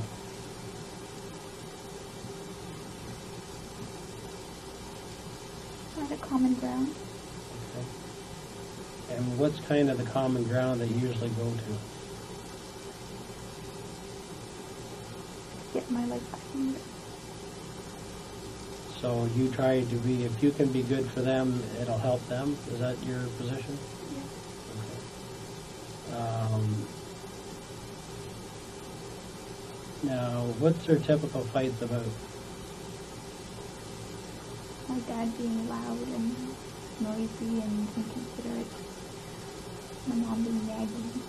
My dad not doing enough housework and carrying enough above the house as opposed to other people's houses.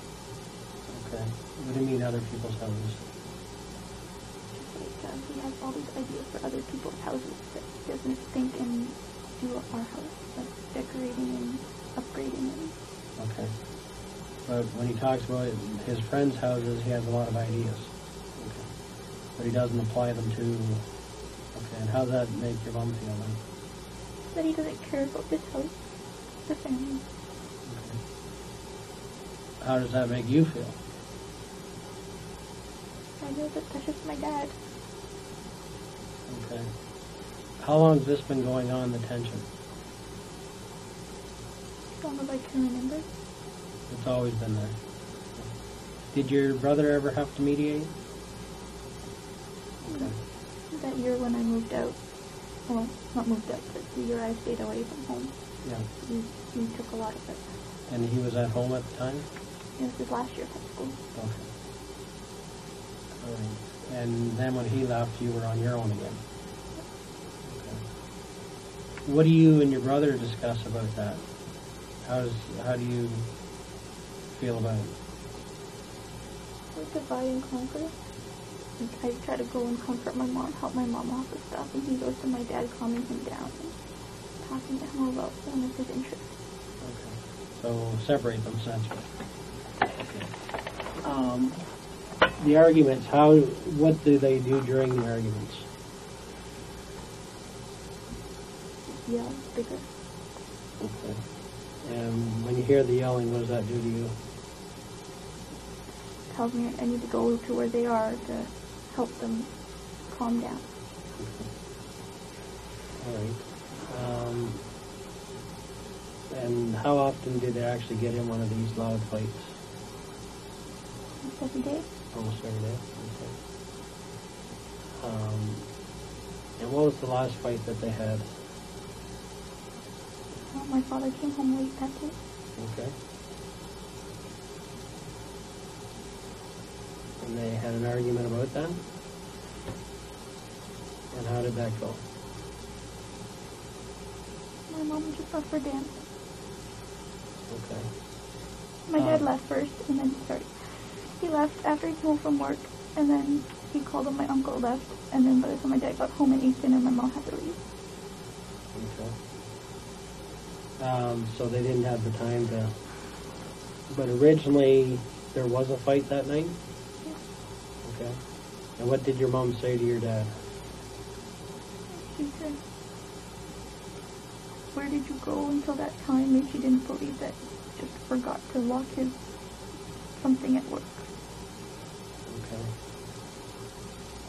Did it sound unreasonable to you, or? I don't know. If he forgot something at work, then he forgot something at work. But usually, why she was yelling because he doesn't turn on his phone or he doesn't let us know. So we Okay.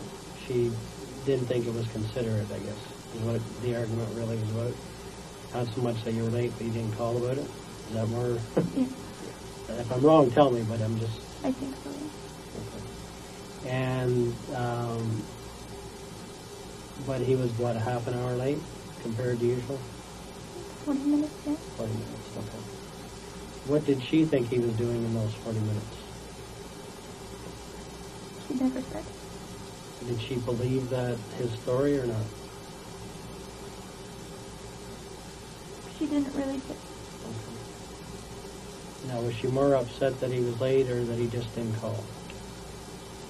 He has a phone and he never uses it. Okay. The supper, is it usually made for a certain time every night? Which is what time? 5:30. So he'd have been home in time for that, though? Yeah. Okay. Now, when you went up to your room to get ready for bed, what does that entail? Brush my teeth, go to my room. Okay. And what do you wear to bed? Comfortable clothes. Okay. Do you wear pajamas? Sometimes, not all the time. Okay. What would make you wear them, or what would make you not wear them? Laundry or how lazy I am or how comfortable my regular clothes are. Okay. Did you actually change your clothes that night? I put on a sweater because it was cold. Okay. Which was what? Skating sweater, I believe. Okay. And what did you have for bottoms?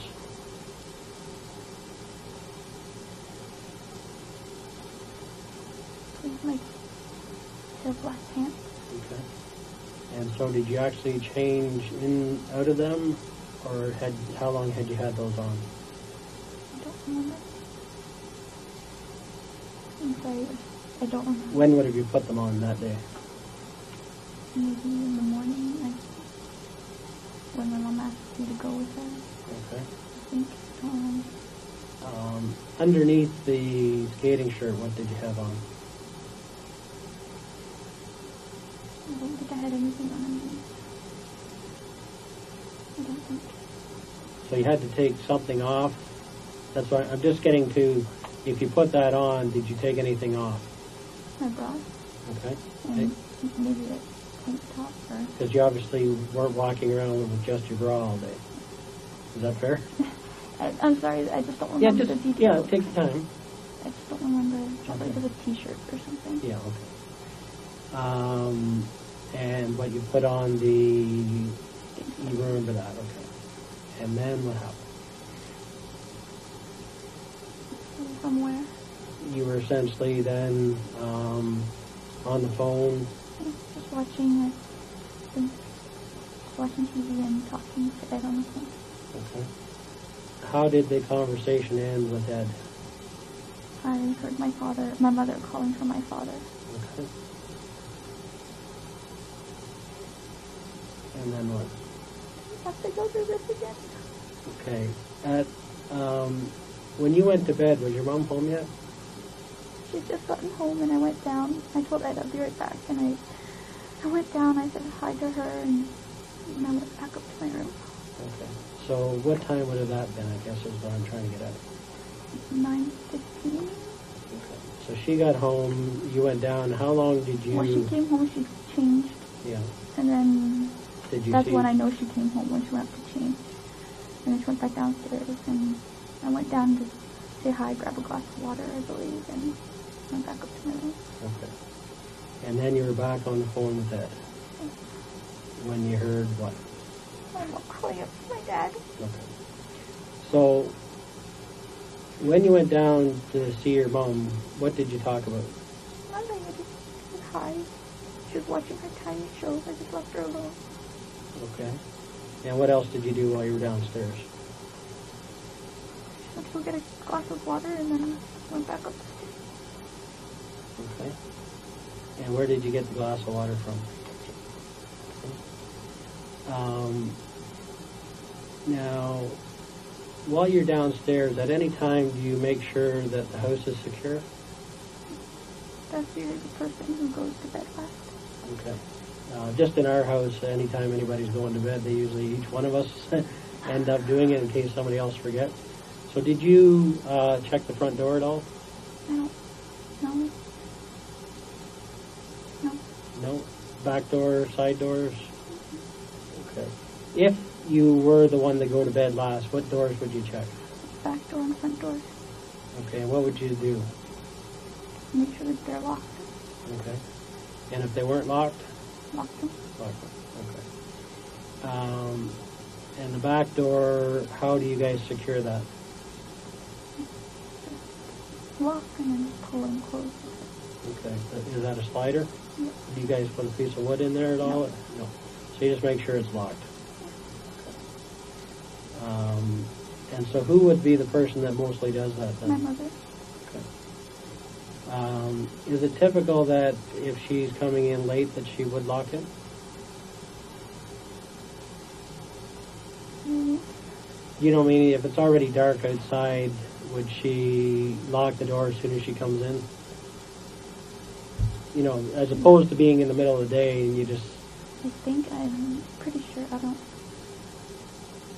I'm not 100% sure. Like, let's just say you came in and it was already dark outside. Mm-hmm. What would you do? Well, I'd lock the door behind me. Yeah. Because you don't intend on going out again. It's just common practice. Okay. All right.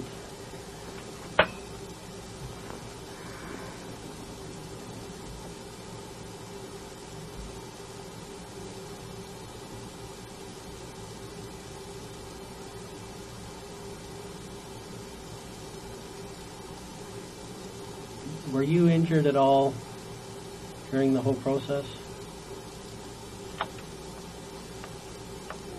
Not really. Okay. Not really anything?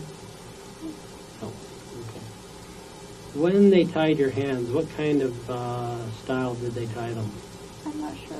I might have. Okay. And when they tied you to the banister, how did they do that? One of them was holding me, the other one was tying, I think. Okay. And how did they tie? I don't know. They maybe kept looking down. Okay. Let me look. Yeah. What could you feel? felt like a tight and then like another tight Where did it feel tight? in my upper arm. Okay. So what was around your upper arm? Black face. Okay. And what was around, how else were you tied? On my wrist. Okay. And were your wrists tied to the banister? No. How do you know? Because they tied my wrist first and then they tied my arm to the banister. Okay. Now, you mentioned on the tape that you were getting loose. What did you mean by that? My upper arm was falling. The string was falling. Okay, where did it fall to? It's short distance. An inch. Okay, and how did you get it to do that? I don't remember. It's just wiggling and trying to get out. Okay. And where did that string end up when the police got there? They cut it up. Okay. What's that? I don't want to go through this. Okay. Well, these details are important because it shows us what they did, right? And we need to get that. The one thing I do want to go over is the description of the gentleman that you said you called him number one. Can you tell me that again?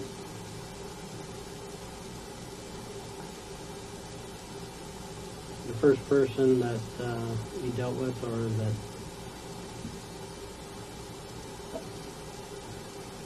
Can you help me with that?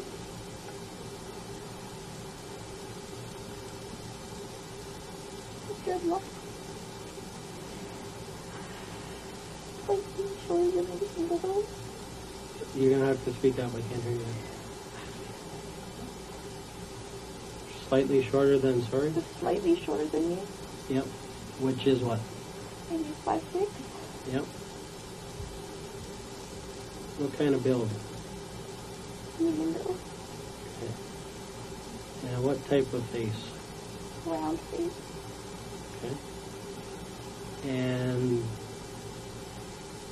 age? Late 20s, early 30s. Okay. And then there was another gentleman that you called number two previously. How would you describe him? Slender. He's skinny. With a hoodie on, he had his face covered. Okay. Was his face covered the whole time? Yeah, I think. With what? Bandana. Okay. Cloth. Okay. And They could tug and lift it up. okay, I appreciate that. And the third person. I did see him very little. Okay. Well, you did see some of them. Yeah, just taller. And what color? I think he was black. It's all dark, so. Okay. But he had a Caribbean accent. Okay.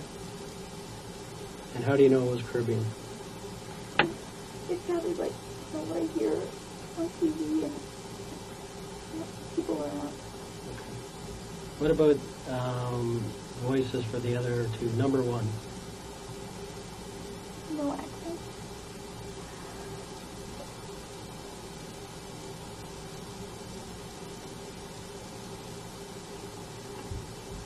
And what about neither of them had an accent, or?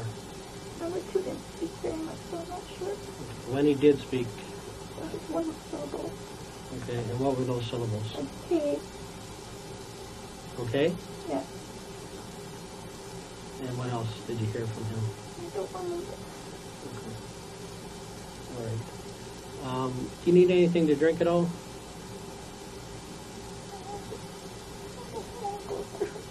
Okay. You realize that it's important, though? Okay. All right. Obviously, everything is so important that night that it's probably the most important night of your life. And I know it's tough to keep going over, but it's important. Okay? I'm just going to step out for a second, okay? Did you need anything? No? Okay. Hold tight. I won't be long.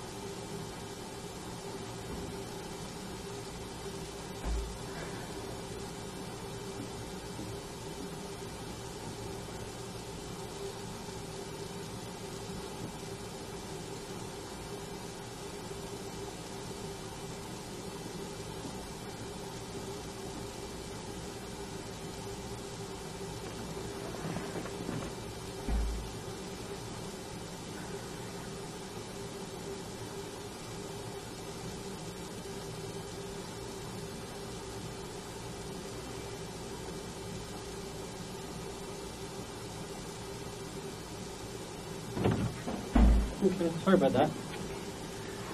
All right.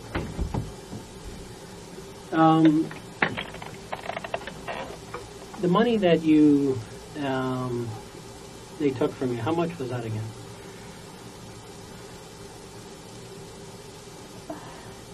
$2,000 of mine, and I don't see left. I believe I heard my mom say this at maybe $1,100, but I don't know. Okay, so approx of your own 2,000. Okay, and what kind of denominations was that? There's a 50, 20. Okay, and if you had it in a stack, how big would that stack be?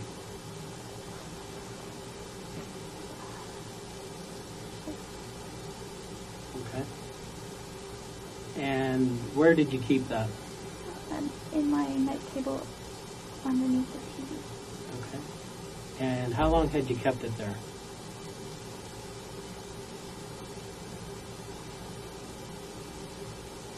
Maybe 6 months. Okay. And before that 6 months? It was in my other bedside table. Okay, which is where? Not the second bed. Why did you switch it up? Because that one got sold. Okay. So you moved it over. Did you have any other money in your room in any other places? A few 20s in my wallet. Okay. Did they get that? I believe they did. Okay. Did you give it to them? They pointed it at one on my purse. Okay. And what did they do with that? I don't know. Okay. You saw him take it or not? Okay. And you haven't been back to check since? I can't walk in. I can't go in the house. Okay, gotcha. Now, and where did that money come from? Some of it I just recently withdrew, and others is from money I saved up from certain. Okay. How much did you withdraw? 500 twice, but it was to pay back my mom for recent vacation we went. Okay. So how much did you owe her? 500. Okay. And when did you take that 500 out? Just recently, like the day before, I think. Okay. And the other 500? Early on in the week. Okay. Maybe like 2 weeks. And where did you get that from? I'm sorry. Where did that come from? In my bank. And where's your bank? When I don't remember the other withdrawal, but my one withdrawal was at, my most recent withdrawal was at Warden, and I don't remember where I withdrew the other one. Okay. But you went through a teller, or did you go through a cash machine? Machine. Okay, for both, or just one? I'm pretty sure for both. Okay. And how much did you take out each time? 500. Is that your maximum that you can take out on the machine? Okay. How much do you have in your account? Maybe another over 1,000. Okay. And where did that come from? My mom. Your mom? And when did she give it to you? She gives me these checks. Okay. She works, and she puts it under my name. She works where? I don't know, but basically says it's packaging company. Okay. And that's on the side, or? Yes. Okay. And she puts it in your name, and do you have to give her the money back then? Yes. Okay. She keeps a tab, and Okay. every time I withdraw, I give it to her. Okay. And how come you hadn't withdrawn, or how come you hadn't given it to her yet? She hadn't asked for it yet. She's like, just give it a few days, and then, But she knew you withdrew it? no, she's like, I will be withdrawing soon. Okay. I caught it. She didn't know you already took it out. So why would you not just give it to her then? Why would you withdraw it and not give it to her? I don't know, it's just, I'd only give it to her because then she forgets to write it in her book. Okay. All right. So how often does she give you she has a check made out to you? Do you put the deposit in, or? Yes. Okay. How often does she make a deposit in your account? Once a week. Okay. For 500, or No, what's the amount? Random amounts, like 200, 300. Okay. And they come from a packaging company? And where's that? Poured in 14th area. And does she report there every day, or? No, just whenever they need her, they'll call her in. Okay. All right. Okay. Now, the reason why I'm here today, okay, is that I'm an expert, okay, in what we call truth verification. Okay, I'm not a homicide detective, okay, although I work on a lot of homicides, okay. So my job in any case, and anybody that's a witness in this case, I have to speak to, okay, after they've been interviewed originally by anybody else, okay. And so what it's about is truth verification, okay. So basically all my studies come into interviewing and detecting deception, determine if somebody's telling the police the truth, okay? Because every investigation that we run that's a homicide, we run a parallel investigation, okay?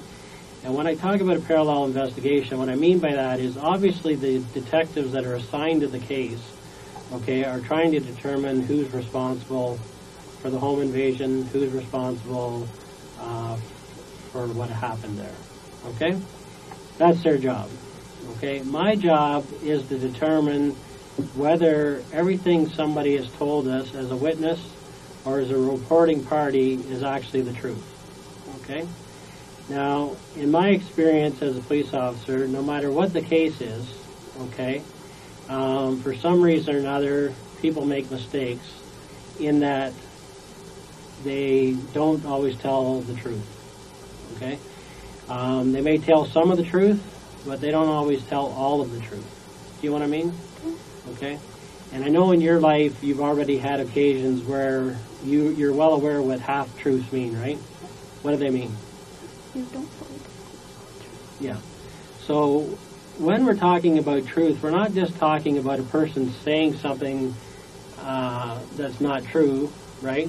That's one way of not telling the truth, simply by making something up, right? Do you agree? Okay. But also withholding information is not telling the truth, okay? It's purposeful deception, really, right? Okay? They're leaving stuff out that may assist the investigation, okay? That may lead to the people that are responsible from being caught, right? And that's where we talked earlier about, so some people obstruct the investigation, okay? Because they provide facts that are totally not true, okay? Other things they tell about the case obviously did happen. So what we talk about is a combination of people telling things that are totally not true, leaving information out would be two ways that people haven't been truthful. Okay. So how do I make my conclusions? Okay. So some of the ways is, obviously, I count on my experience, right? I talk to thousands of people, okay? And I basically know when somebody's not being straightforward with me, okay? I can tell by the language they use, how they answer the questions, their body language, how they treat the question, that something's wrong here, okay? This doesn't make sense, okay? The other thing is an understanding of what common sense is, okay? Could this have happened that way? By what the person's telling me, could have it even happened like that? Okay? Is it realistic? Is it plausible? Okay? So basically we're trained in statement analysis. Okay? So what I did with your statement is I wrote it all out. Every word that you said. Okay? Just like everybody else that gave a statement. Every noun, pronoun, verb, everything. Okay? And people are trained to speak in a certain language. Okay? And when they are not being truthful, that shows up in their language. They don't even know they're doing it, okay? But when we analyze the statement itself, we know whether they're being truthful or not truthful, okay? And these days, we even have software that assists us in that, okay? We're in the modern ages, right? Okay, so we have computer programs. And one of the ones that we utilize in these cases is an analysis program called Event Probability Analysis, okay? And what we do is we feed everything into the computer. Basically, the computer, I type it out, and we feed it in, and you scan it in, actually, and it takes a copy of everything that's been said. And it analyzes what a person has said, okay? And based on what they say, it will tell us where the areas of deception are, okay? When something's missing that they're not telling us, okay, areas of concern, and areas that are flat out not truthful, okay, and areas that you come back with a result that says not plausible, okay, because what it is this software analyzes, it's being entered by all police forces, okay, so it has data from thousands of cases, right? So if it gets information that's totally never happened before in any other case, right, that tells you something, right? Because human beings, there's only so many ways to do something, okay? And people follow patterns, okay? And when things go outside of a normal pattern, that's a red flag, right? Do you agree? When things don't add up. So that's another thing that we look into. Of course, I have to go over all the forensics of a case, okay? Because that's evidence, okay? And you're already aware of how many days the police were at your house, right? What's that? About, yeah. Yeah. Days on days on days. And when they were there, okay, they're not just there taking a couple pictures or anything, okay? They're going over that house with a fine-tooth comb, okay? They're going over every hair fiber, every skin cell, every bit of blood, because essentially, you know what DNA is, right? Okay? Basically, a person cannot go in or out of anywhere without leaving a part of themselves behind, right? You understand that? Do you watch CSI at all? A little bit. A little bit. But it tells you that it would be like if you and I walked out of this room right now, right? And we brought in our forensics experts, right? And what they would do is they would collect any hair, any fibers, any skin cells, any DNA that was in this room, okay? And what they could do with that is simply say, at the end of the day, they would say, you know what? Jennifer Pan was in that room and Bill Gates was in that room, okay? It's conclusive that we can't go in and out without leaving parts of ourselves behind. You understand that, right? Okay. So obviously the forensic in this case will tell us a lot of information, okay? Who was in what room? Who wasn't in what room? Okay?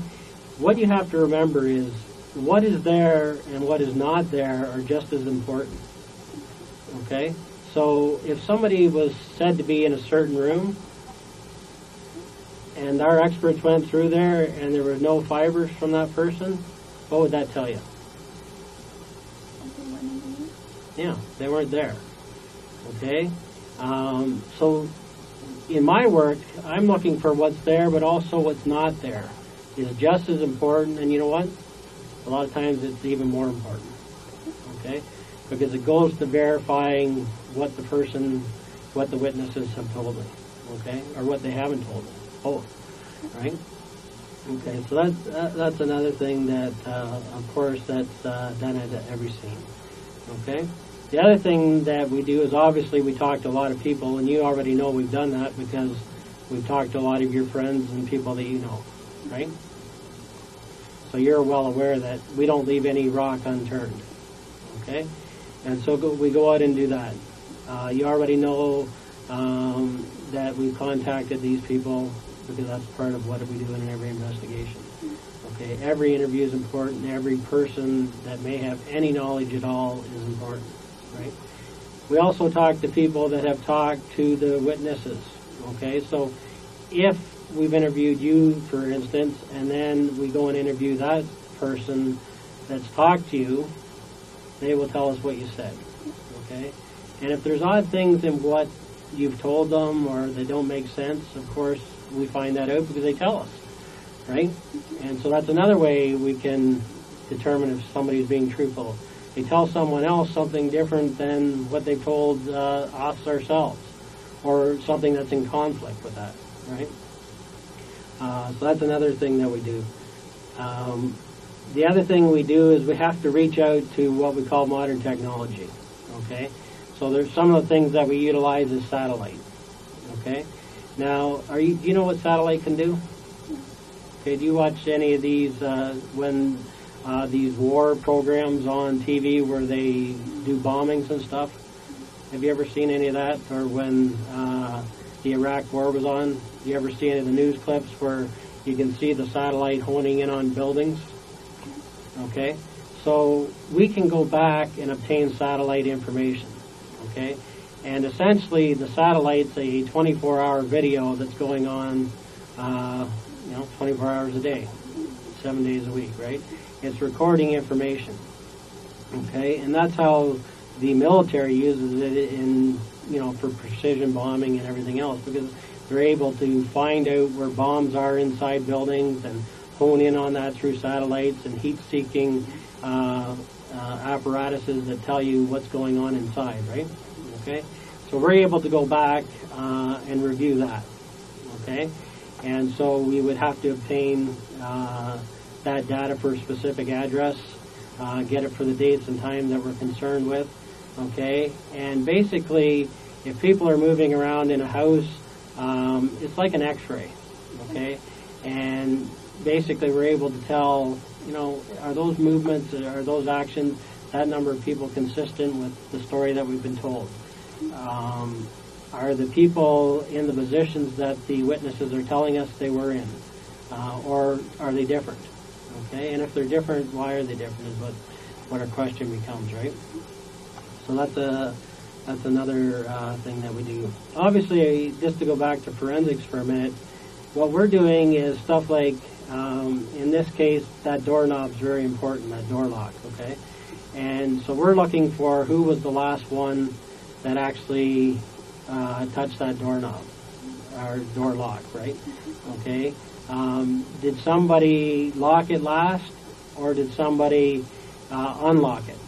Okay, so we would see, you would get like fingerprints of one person locking and then overlap by the person that unlocked it, that type of thing. Again, it would just be information that would go to determine what happened on in that house, right? And from there. The other thing, of course, in any case, you know about Crime Stoppers, right? Have you heard of Crime Stoppers before? Yeah, you call in. Yeah, okay. When you get a case like this, okay, people want to help, okay? It's in the papers, it's everywhere, okay? So people actually end up coming to us to help us out with the case, okay? Now, in a case like this, we're actually very fortunate because the more people that are involved in a crime, the more information we always get, okay? If a person goes out and commits a crime themselves, who knows about it? Just themselves, for sure, and maybe anybody they tell, right? In a case where they actually is multiple people involved, so in this case, 3 people inside the house and a number of other people involved on the peripheral, right? Each of them knows. Okay, so now we're getting into a higher number of people knowing what happened. And you know what? Somebody always tells somebody else. Okay? And so that doubles the number of people that know. Okay? And then over drinks and everything else, that person tells another person. And before we know it, a ton of people actually know what happened that night. Okay? And suddenly we get people calling in because, you know why? They want to help. Okay? There's other people that just want the money. They know what happened. They've heard about it. They've heard it through a friend. Okay? In all the years that I've been policing, you don't know how many people actually call in on their own friends. It happens all the time. Okay? Because they want that money. Okay? They get greedy. So we get calls all the time from people that are involved. We also get people that are actually involved in the crime telling about other people that were involved in the crime. And they're actually going to collect money on a case that they were involved in. Does that make you hear what I'm saying? Okay? And so at the end of the day, okay, there's so many resources available to me that at the end of the day, I'm going to know if a person's telling me the truth or not, okay? Whether they, and it may not be to me because I'm analyzing also every statement they made to the police, okay? And the other things that we do is obviously we get forensic sciences and profiling people involved to determine the events of these things, okay? Now, I can tell you that nothing surprises me in this job, okay? I am well aware that anybody on this earth is capable of making a mistake, okay? I don't care who they are. I don't care if they're a priest. I don't care if they're a school teacher. I don't care what the situation is. Given a certain set of circumstances, everyone has the capability, Jennifer, of making a mistake, doing the wrong thing, okay? The key, though, when I talk to people is when they made a mistake, okay, that's one thing, right? The key is to not keep making the same mistake, okay? and to get that information out and get it off their chest. Okay? You understand what I'm saying? Okay? So at the end of the day, from this case, and I can tell you I've spent literally a week on this case, going over information after information, accessing all these sources, speaking to every other expert on the case. Okay? And at this point, Jennifer, I know that you've not been truthful with the police. Okay? You've not told us everything that you know, purposely. Okay? And that you've left information out. Okay? There's a number of inconsistencies in what you've told the police. Okay? One of the things you have to remember is that your dad was there. Okay? And your dad had a front row seat to all of this. Okay? And your dad's a very smart man. Okay? And he has a very clear perception of what's going on. And he tells a very truthful story, because I've gone through this whole process with him. Okay, I've had to do the same thing. And I know he's being truthful. Okay? The problem is that your story, what you're telling, is not truthful. Okay? And we have to clear this up. Okay? Your rendition of what happened, one, a lot of events you say that happened never did. Okay? A lot of things that you told the police happened never happened. Okay? They never happened in the sequence that you've told. Okay? You've got to remember that your dad was there. Okay? That's just one part of it. There's lots of other things that tell me that you've not been truthful. All this analysis that I've been doing. But on top of it, that yours doesn't match at all, except for very few factors that you've told truth, but you haven't told all the truth. We're getting into where, you know, you've spent a considerable amount of time in the last 7 years telling half-truths, okay? And I can understand why, okay? You've had a tough life, okay? What's happened to you, to me, equates to abuse, okay? And all the stresses that you've had and forced to lie, I can understand why you did it, okay? But you're in another situation here where you're under another tremendous amount of stress, okay? And that stress is brought on by those same factors that brought on stress before, okay? The number one thing that brings on stress to you is when you're not truthful, right? That hurts you, right? Okay? And it doesn't feel good inside, does it? It breaks down the person that you are. Because at the end of the day, you're a good person. I know that. You've got a good heart. Okay? In this case, though, you've made mistakes. Okay? And you're involved in this. I know that. Okay? There's no question about it. Okay? The only question right now is, are you going to keep making mistakes? Are you going to go on the route that you've gone on over the years and try to pretend that things happen that never happened? Okay? Are you going to not face reality here? Okay? You were not truthful to the police in this case. We know that you're involved. We've done our homework. Okay? We have to resolve that now here today. Okay? I need to know from you what really happened. Okay? And I mean, who else is involved in this? Okay? Because there's no doubt, Jennifer, that you are. Okay? We know that. We're past that. Okay? There's no question about it at all. Okay? And I know why this has happened. Okay? You have spent your whole life trying to live up to expectations that you can't meet. Okay? And that stressed the hell out of you. You're a 24-year-old woman being treated like a 15-year-old. Okay? You've never done anything that terrible in your life, but you're being treated like you have. You're not being treated like the adult that you are. Yes, you made some mistakes. Big deal. You're not the first person that has gone out and not told their parents that they're dating a guy, because in your culture they don't accept it. I understand it. I've talked to people in here that have kept that secret for their whole life. from their parents. Okay, so that's not abnormal, but that puts a lot of stress on you, right? That's not easy for you, is it? No. Now, what we need to get down to here today, Jen, is what really happened. You need to tell me what went on. Because you know who was in that house that night. You do, Jen. There's no question about that, okay? There's no question about it, okay?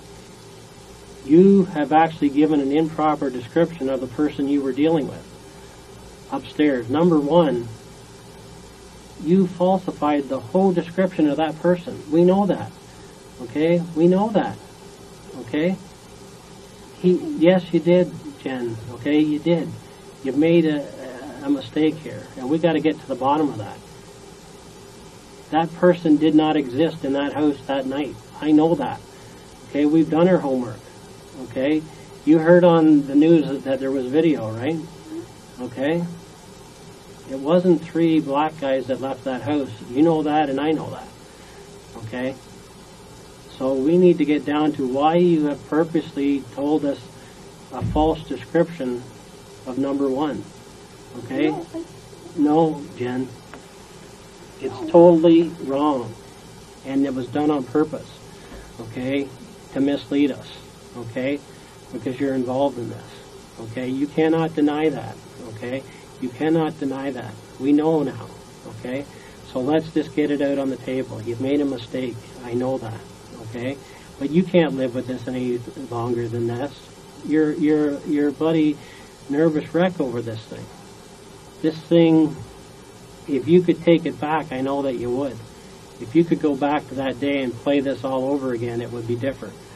Okay? But you need to right now know that we know that you're involved. There's no question about that. None whatsoever. Okay? But what we also know is that you're a good person. Okay? That's made a mistake here, right? You've made some bad decisions, okay? And it's, you know how you made the bad decisions, that not talking, telling your parents what's up? You don't want to do that with us, okay? You don't want to do that with the police, do you? Yeah, but... You don't want to mislead me, do you? No. Okay, so let's not do that. You made a mistake that night. You got involved with the wrong people, okay? You got involved in the wrong set of circumstances, okay? But that's over with now. We're past that. Okay, we know that happened. Okay, but you know what? In all my years of policing, it doesn't matter what goes wrong with people, it's never too late to do the right thing. You know that, and I know that. Okay, and what you can do here today is actually do the right thing. Okay, you have to do the right thing. Okay, you can't go around continuing this. Okay. Remember when you said what it did to you when you went through those years of depression? That was brought on by not being truthful. Living a lie. You don't want to keep living this lie. Okay? Everybody knows. Okay? You know, and you're getting the feeling from everybody around you that they know. Okay?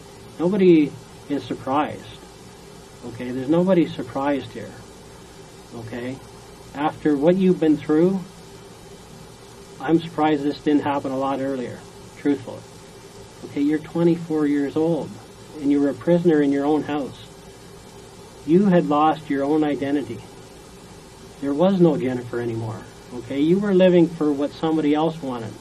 You weren't you. You were what somebody else wanted.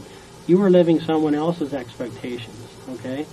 And yes, family's important, but when family takes over you as a human being, when they take your identity, there is no more Jen. So no matter how good their intentions are, no matter how much they love you, they're taking away Jen. Okay? And you have gone through this for years, in the middle of tension. Tension that got to the point that it makes you sick. Your stomach churns over it. You don't wake up a day that there's not some issue on the table. Not some stress in your household, okay? essentially you've been told to live up to expectations you yourself years ago knew that you could not do. Okay? They're taking away Jen. There is no Jen. They took Jen away. The Jen that just wants to be a piano teacher. Why isn't that good enough? Why was that not good enough? That was great expectations. Why not just be a lab technician? Why a doctor? Why does it always have to be something bigger?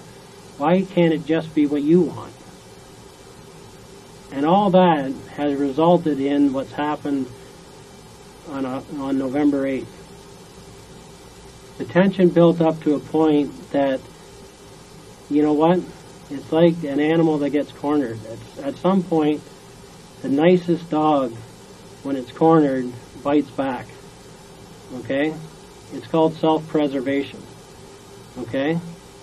And in your case, all that's happened here is self-preservation. 18 months ago, Jen, you chose your family over Daniel. Okay? But you gave up Jen in the process. You gave up yourself to this whole thing. There was no Jen anymore. The Jen that just wanted to teach piano, that wasn't good enough. The Jen that just wants a normal 9-to-5 job, that's not good enough. And Jen was in a state of depression, backed into a corner. And what it came down to is one thing: self-preservation. Self-preservation overrules anything in life, okay? At the end of the day, it's like your life is being choked out of you. That's what's been happening for the last 7 years. And basically, the grip on your throat, on your life, has shrunk and tightened up to a point where either you do something about it or it's the end of Jen. And you've diminished to a point where the only thing you could do is fight back for once. And that's what's happened here again. We know that. We know that. And I'm surprised it took this long. A 24-year-old young woman being treated as a prisoner in her own home. I can't imagine. Like, the rules that they have are for 12-year-olds, not for somebody twice that age. Yes, their intentions might have been good, but they're not realistic. They're not, Dan, were they? Jen? Their expectations weren't realistic, were they? You couldn't live up to them, could you? You tried to. Right? Am I right? Yeah. And finally you had to bite back, right? You had no other choice. You felt like you had no other options. You thought of everything else, including killing yourself, to make this change, right? Right? I'm right, aren't I? Jen? Right? It's okay. We understand. Let's talk about it. Let's get it out in the open, Jen. That's all this is, about understanding. We know that you were involved. We know what you did. But you can't live like this. You got to get it off your chest. You've been so stressed out from the moment this happened. You knew that it was going to happen that night, before it happened. And why you froze on your bed there is because reality had set in. The plan was in motion. There was no turning back. And I know right now you wish you could turn it back, right? You wish you could go back before that night and stop this, right? Right, Jen? Right?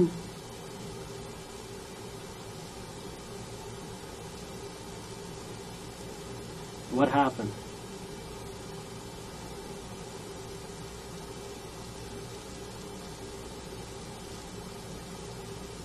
What happened?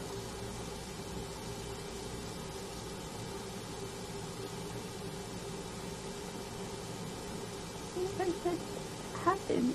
Okay, it happened, yes. The guys came in. Okay, but you were involved. That's what the difference is here. Okay? Right? A lot of what you said happened, but a lot of it that you said didn't happen. Okay? What happened happened. Okay? But it's what you're not saying that's important here. You were part of setting this plan in motion. Right? You were behind this. Right? You have to get it off your chest, Jen. It's killing you. Get it off your chest, and we're going to talk it out here. We're going to understand, and we're going to get this pressure off you, because that's what you need right now. Do the right thing now, Jen. We already know. You're not going to surprise me here. Okay? I already know what the answer is. And I can't stand to see you go through this any longer. You've been a physical wreck because you know that you haven't been truthful with us. A lot of things that you said are true, but there's so many more that aren't, and you're leaving so much information out. We know that. You have to sit there and ask yourself, yes, he knows. Bill knows. Everyone knows. But what you have to do now is get the strength in you to tell us why it happened. I have some pretty good reasons there why it happened. To me, it was a form of abuse here. Because you can't do that to a person. You can't. This is Canada. We're in the 21st century here. You cannot take everything out of a person. You can have expectations for your kids, but you can't expect them to do everything the way you want it. Okay? It's just like your dad said about fixing everybody else's home but not fixing his own. Okay? It's the same with you. Okay? He was trying to make a future for you bigger than it should have been. And in the process of his love for you, he made the mistake of actually pushing you away.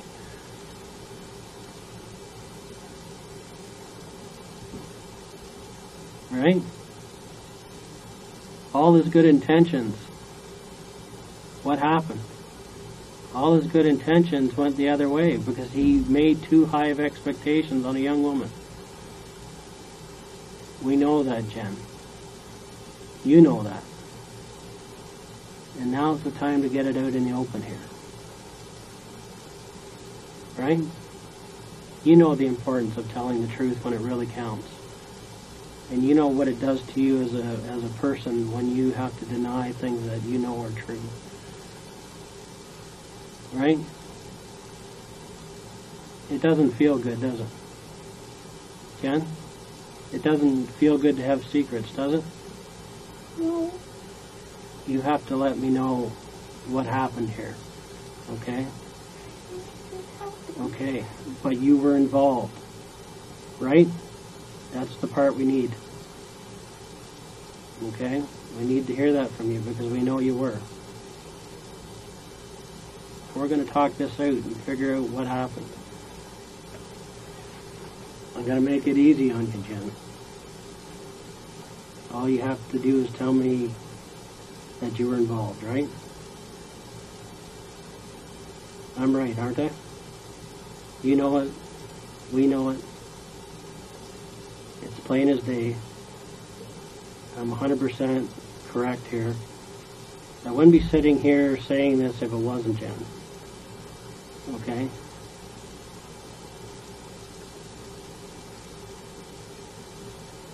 But we have to get through this. You have to get through it. Yes, people came into your house that night. Yes, that part's true. The descriptions you've given, you've held back. You haven't been straightforward. Okay, I know that. Okay? No, you haven't. Okay, we know that. Okay? Let's get it out on the table here, Jen. Okay? It's not true. Okay? You were involved in this, right? You knew before that night that this was going to happen. I'm going to make that easy on you. That's a true statement, right? You knew before that night that they were coming, Right? That's all I need, Jen. Let's get the truth out here now. You knew before they came that they were coming, right? Right?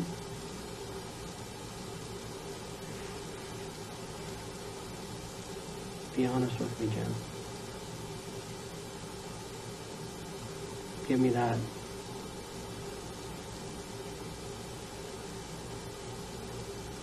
Right? You knew before they got there that they were coming. Right? Now the good thing is here that you didn't actually shoot anybody. That's a positive in this situation. Because you couldn't do that. You're not that type of person. Right? And a lot of people do that. A lot of kids make the mistake of going out and doing it themselves, okay? You couldn't do that, I know that.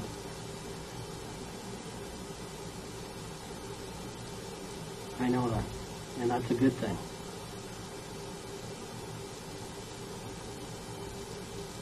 But you did make a mistake because you got involved in it. Jennifer, you don't need to live with this pain anymore. Let it out.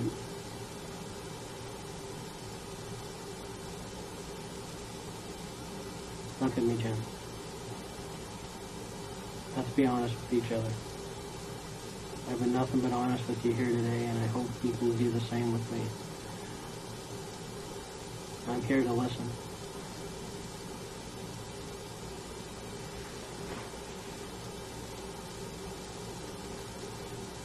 Jen? It's not worth it anymore. It's hurting you. What happened to me?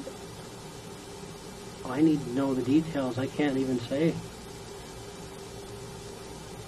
But I can tell you one thing is that we already know, so you can't change that. Then why did it stop? I know you did. But it got too far ahead of you, right? You didn't think this far ahead, did you? But once they started, once they came in, you couldn't stop it, could you? Could you? Jen? I wanted it to stop. I know. Why didn't they stop for you? I didn't know who they were. But you were part of the planning, right? You have to tell me that part, and then we're going to work through it together. Do you know what I'm saying? You didn't want this, you wanted to stop it. You have to prove that to me now. Because at the end of the day, we have to stop this from happening to someone else. Right? What happened to me? Jen, we're going to have to deal with it one step at a time, okay? I'm going to be honest with you. I need to know what you did.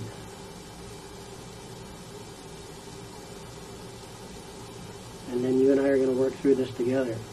Because the most important part of this whole thing is that we do the right thing for your mom.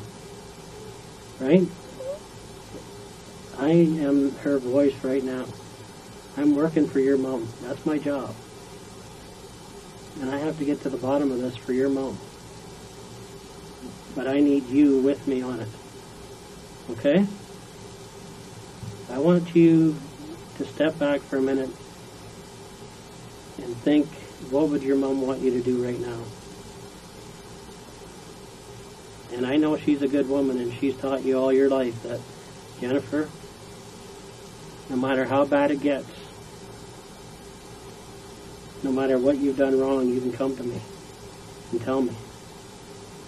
And I'll understand. Right?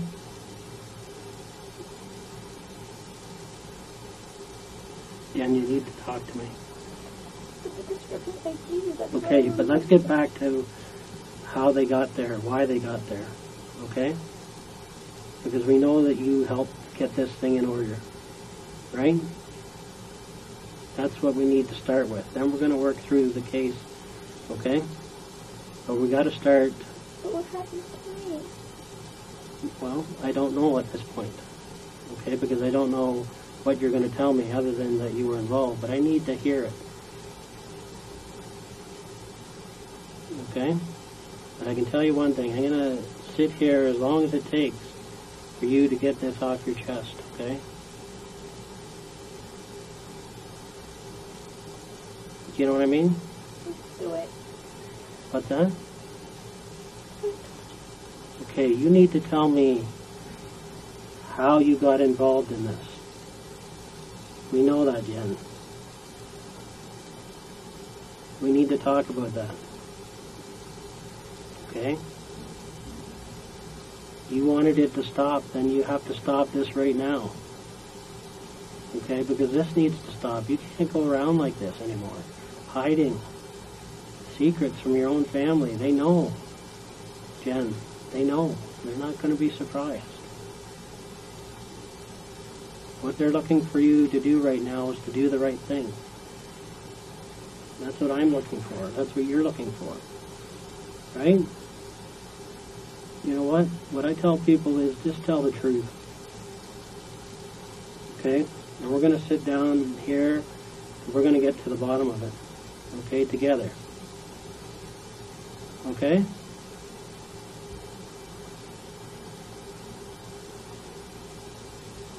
Jen? What happened?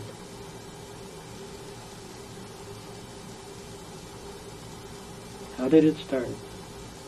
And I'm talking before that day. How did it start before that day? How did this thing get in motion? There was a plan ahead of time, and I want to know about the plan. You can do that. Okay? Be strong, Jen. Jen? Be strong here. What you have to remember is that we're not offside here. Okay? We know already that it happened. There's absolutely no doubt that you were involved in this, or we wouldn't be sitting here right now. You've been waiting and wondering when the police were going to ask you or tell you this. You thought it was going to happen the last time you were here. Right?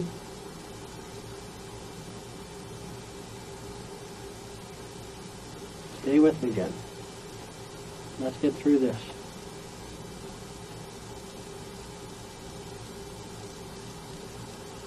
You're sorry out now, are you not? Are you sorry for what happened? Pardon? You wish you could take it back? Jen? Okay, that's good to hear. That's so positive. You wish it didn't happen, right? That night you wish you'd never got this plan in motion, right? Right? You wish you never told anybody to do this, right? Jen?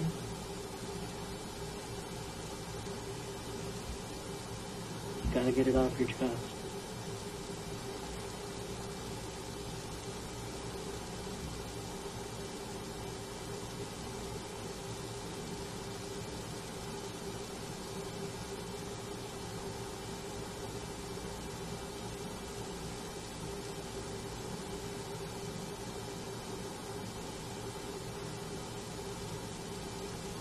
And I'm looking for the Jennifer that knows the right from wrong. Are you there? Yes, okay, sit up and let's talk. Okay, I know this has been hell for you. You have gone through hell for years. All you were looking for is a break. A chance to be on your own. To make your own decisions. To be Jen. Right? That's all you were looking for. Right? Right? You felt cornered. You felt like you didn't have any other options. Right? Jen? You didn't have another option, did you? At the time, you felt like this was the only thing you could do. But once it started that night, you wish you could have stopped it so much, right? Jen? You wish you could have stopped it.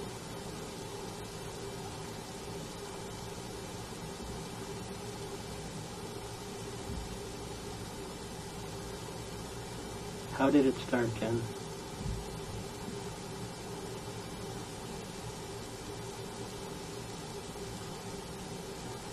Eh? Look at me. How did it start?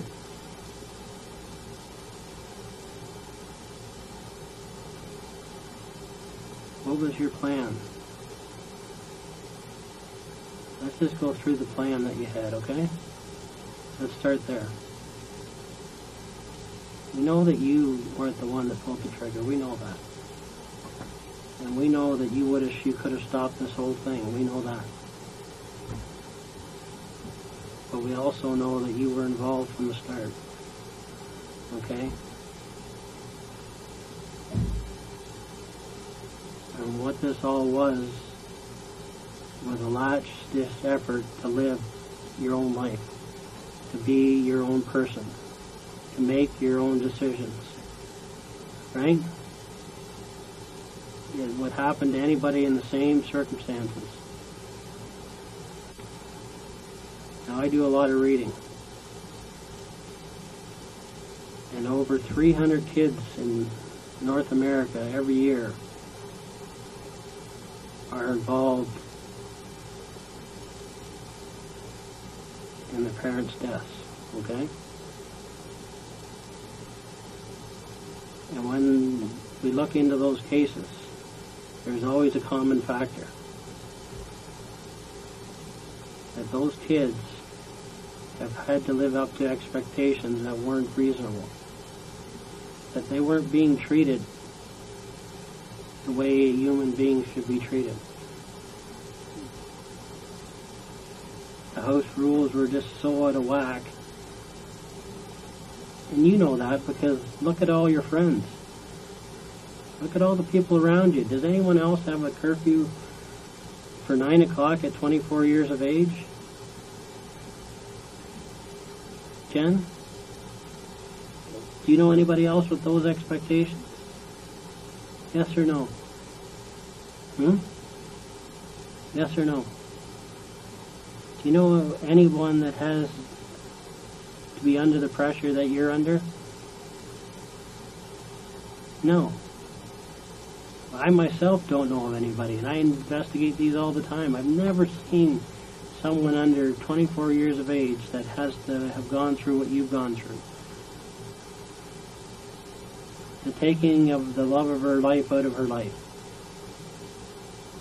The decision to make her own decisions.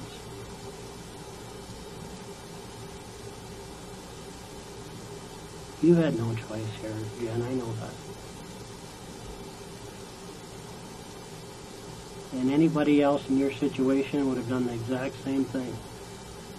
The only thing different is I would say that they'd have done it a lot earlier. They would have looked for a way out. You've tried everything. You've told them, but no one listened. They didn't listen, Jeff. Now,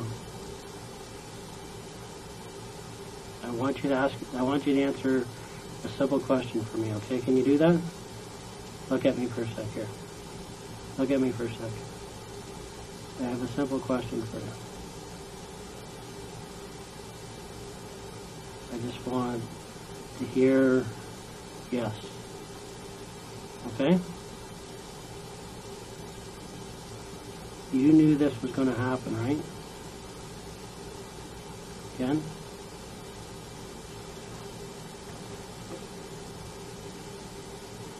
Jennifer?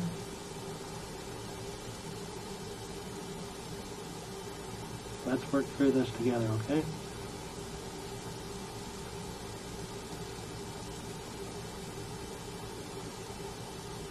It's okay.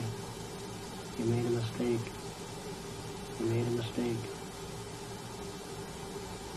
That you can't change. But you can change the fact that you're not going to keep making these mistakes. Right? You don't want to keep making these mistakes, do you? Jen? You want to be a part of the solution, not the problem? You want to be a part of the solution here?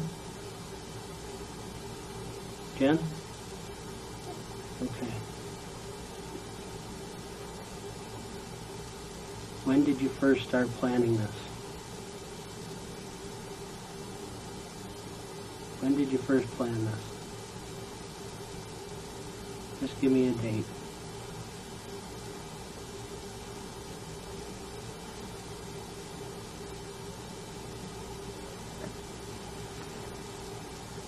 Jen?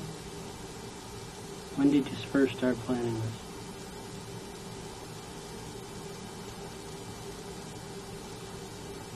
When was the final straw? What was the final straw? So that's what this is all about.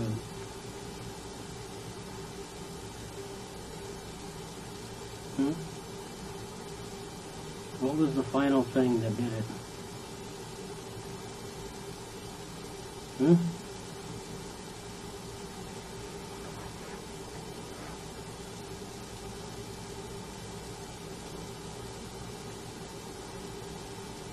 Jen, do you want to be a good person here? Okay. And you know when a good person makes a mistake, they have to face that mistake, right? Right? What do you think should happen? I don't know. What would you like to see happen in this case? What's that? Justice for your mom. Okay. So, to get that justice, we have to know the whole story. Right?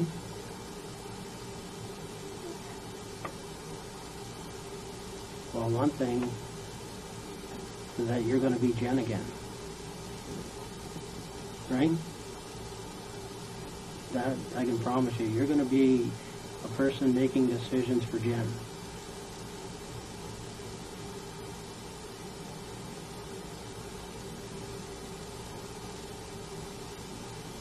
You're going to prove to people that you know what the right thing to do is.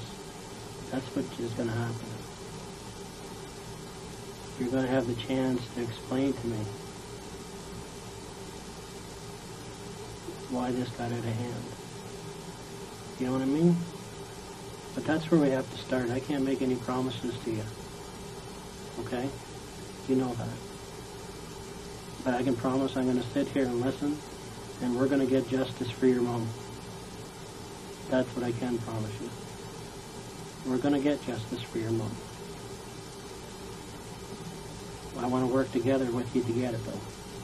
That's the only way. Right? You can understand that? We have to work together now, Jen. We can't be on opposite sides here. There's going to be justice for your mom. It has to be a partnership.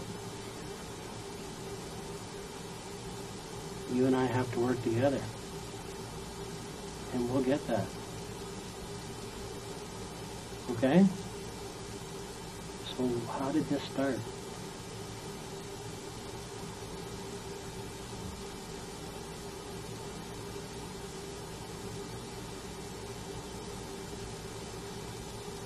Jen?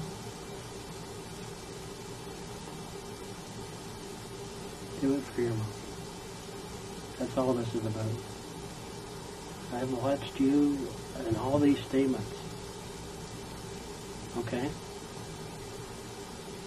And, you know, I know what the truth is, and I know that you loved your mother, and I've told everybody that. I said the worst thing about this whole thing is that poor girl loved her mom. But she got involved over her head. And every word you heard from your mom, it affected you. I know this is the whole worst thing about this whole thing. And you'd give anything just to talk to her one more time. Right? But she needs to understand what happened, what went wrong here. Okay? So I want you to pretend that I am your mom. And get it off your chest. I want you to think of you telling your mom what went wrong. Okay? And then we're going to get justice for mom. And we're going to do it together. Okay? Jen, can we work together? Can you and I work together on this? Okay, this is a plan that went wrong, okay? You had a plan. You have to tell me about that plan. Then we're going to work through the rest of it, okay? So we have to start with you, okay? Because you got those people there, okay? You set this in motion, okay? We have to know how that happened. Then we're going to figure out it together, okay? All right? That's what your mom wants right now. She's watching us here. She's wondering, is Jen going to make the right decision here? Is Jen, after all of this, going to come out on top doing the right thing? Is she going to be truthful now? Because really all these other things that you've done in your life, you know what? Everybody's lied to their parents. Okay? That's just life. Okay? I have a daughter too, and she's lied to me. And it hurts as a parent, but at the end of the day, what do we want our kids to do? We don't mind so much if they make a mistake, but we don't want them to keep making the mistakes, right? Jen, that's what it's all about. Someday you're going to be a parent, and you're going to want the same thing for your kids, right? And you want to be able to say to a kid honestly that no matter what, you can tell me. And right now, if your mom was sitting with me here, that's all she would expect is that you tell Bill what went wrong here so that there can be justice. Okay? It goes beyond just yourself here, okay? We have to think of your mom, okay? She's the most important. There's really nothing else for me that's more important. I'm her voice here today. That's who I work for, okay? Do you know what I'm saying? As a police officer, I have to work for the people that don't have a voice anymore. I have to sit and figure out what went wrong in every case in order that justice can get done. And that's what you want, right? Because we both want the same thing, Jen. Right? Okay, where did this start? Take your time. I want to talk about what happened before that night even came. That's what we need to talk about, okay? What happened before that night?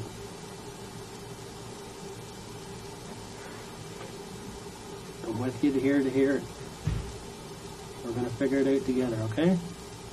What happened?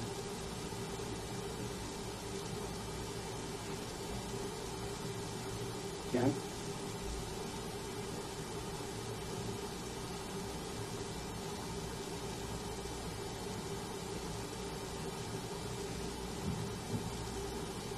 Be strong. Be strong for Mom.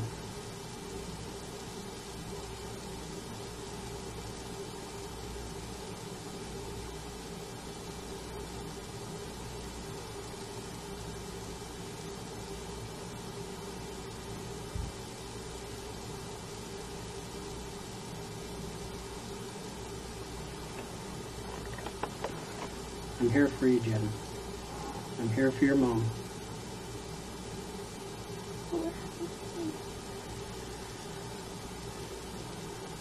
Well, you have to tell, it's one of those situations, you know what, we know that what you did, okay? But you have to be able to explain to me what happened, okay? I can't tell you what's exactly going to happen to you, okay? It's like telling you something without knowing the facts, right? Okay? At this point, I know 100% that you were involved, And this was planned out ahead of time, okay? But you need to tell me where things went with this, okay? It's the truth that's going to tell me I can give you a better answer. But if you don't give me that, do you know what I mean? I don't want to lie to you here. Do you know what I'm saying?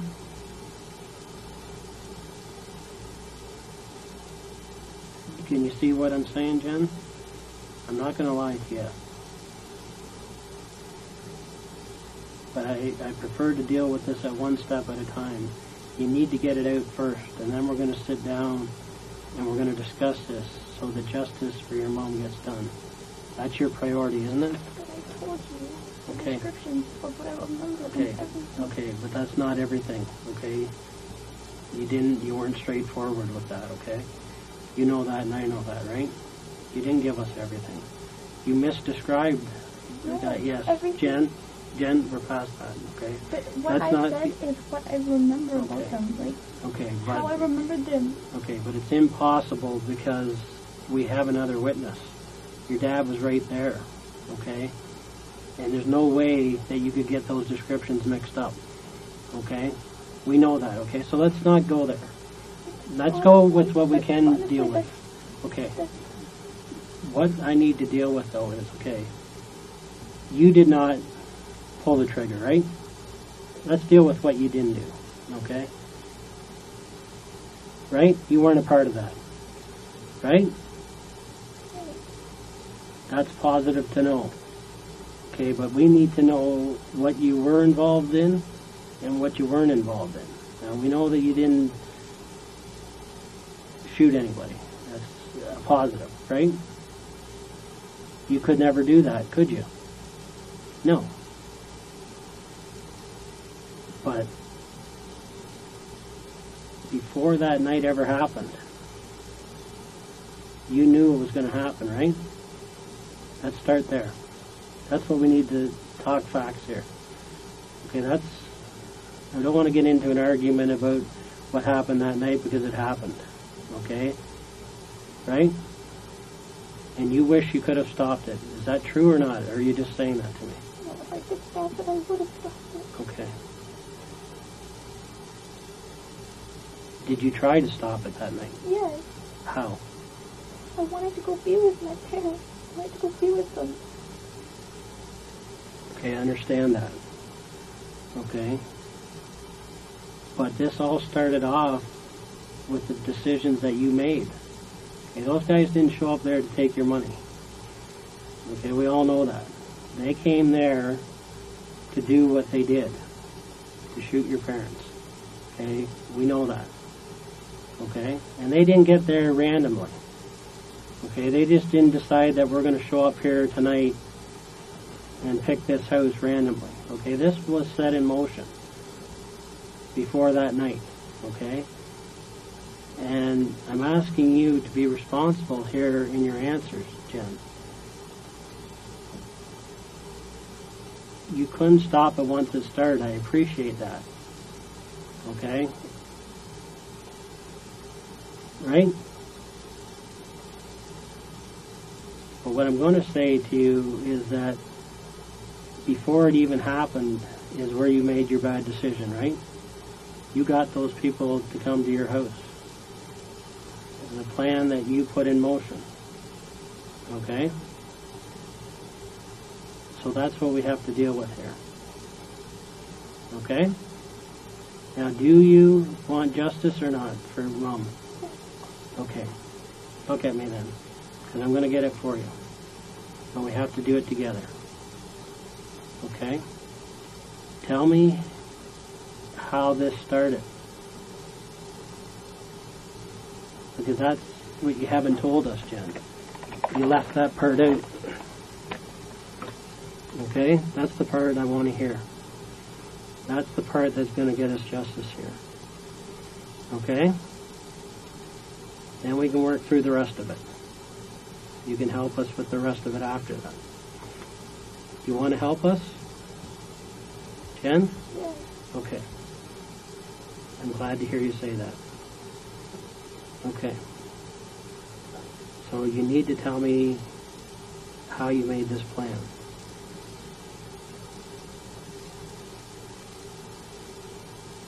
Okay? That's all that's missing here. The rest, we know what happened. I don't need you to tell me what happened in that house. I already know. Okay? I'm not going to go through that again. Okay? What happened that night was unfortunate. Okay? But what's happened after that to you, it's destroyed you, this whole thing.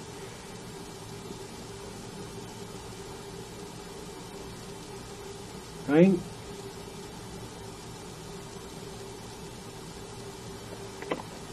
What are you going to do now, Jim, to make this right? That's what you're faced with. And you can help us.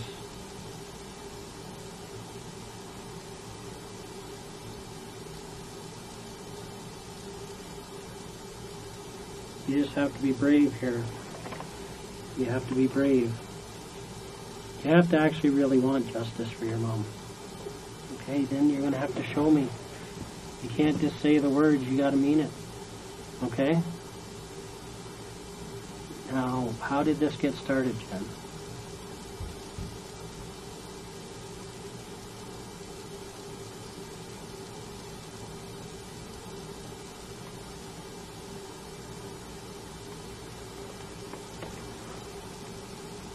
Go ahead.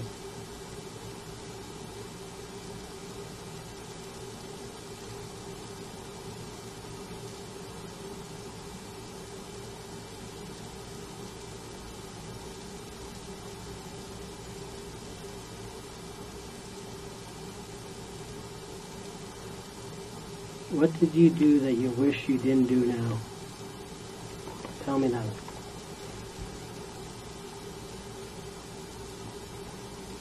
What things did you do that you wish you didn't do?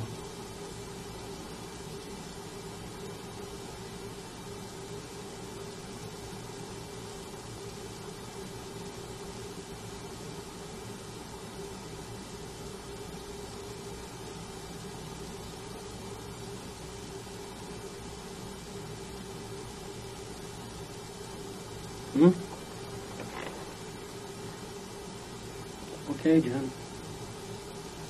What did you do you wish you didn't do? That's going to help us here.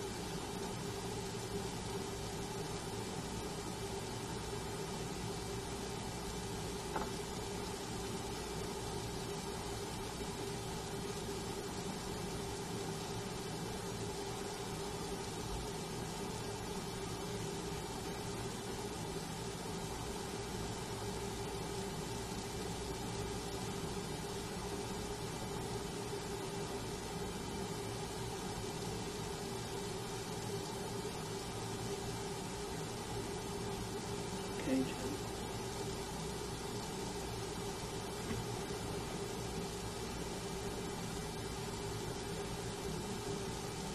Okay, you can tell me.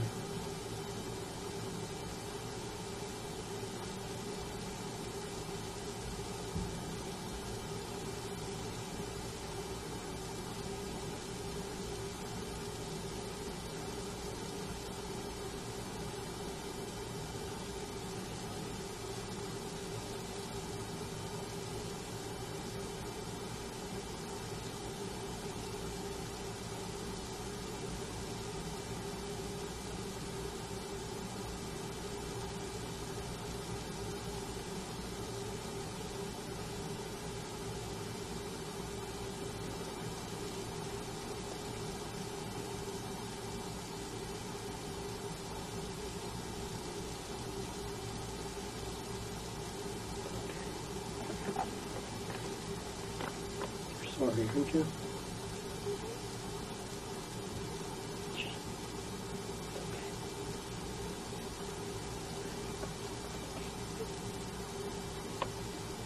They were supposed to take you? Why? Okay. So they were supposed to take the whole family out? No, just me. What went wrong? I don't know. Okay, so tell me how that happened then. Okay. It was supposed to be you. Is that right? Okay, how was it supposed to happen then?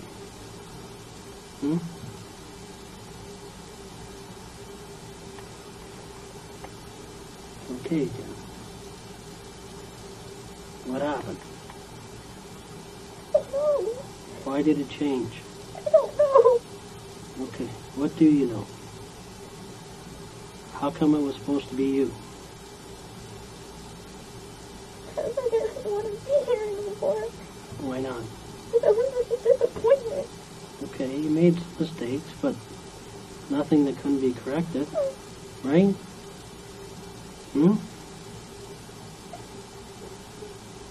Okay, so how did this play out then?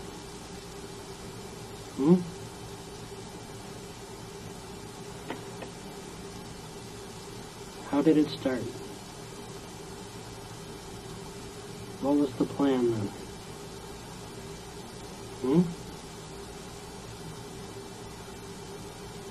Jen? You have to help me here. We need that justice for Mom now, right? It wasn't supposed to be Mom, you think. Is that what you're telling me? Yeah. Okay. What about your dad? I was supposed to be that. I was supposed to be me. Okay, why was it supposed to be you? So that everyone could be free from me. Okay. So, why did it happen this way then? I don't know. Okay. How did they get there? I don't know.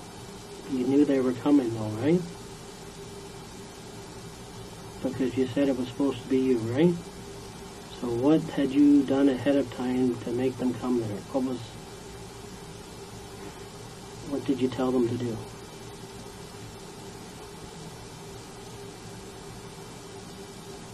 Jen? Let's work this out, okay? Let's work it out for Mom.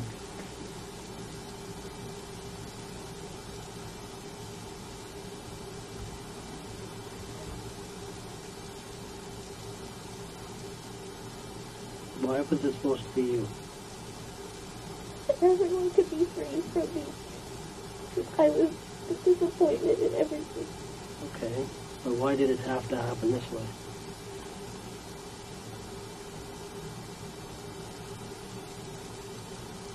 Yeah. Because when I tried suicide, I failed. When? A couple months ago. What did you do? A whole lot of pills. I couldn't do it. It's all the same. Okay. So then how did we get to this point? You told these guys to come and kill you?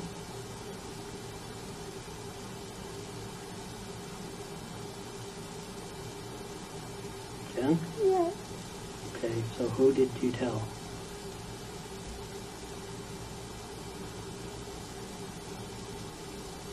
What did you tell them? What did you want done? How? Didn't matter. Okay. So who did you get to do this then?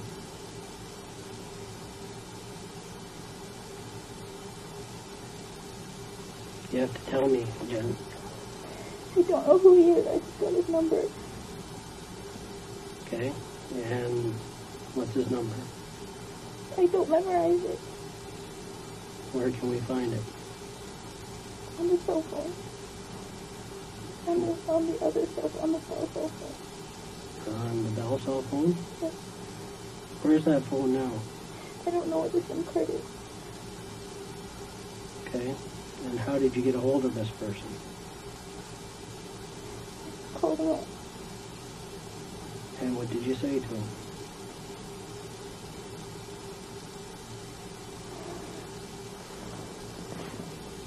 It's supposed to happen like this. Okay, I appreciate that. How did it happen? How did they get there? I don't know how they got there. What was your request?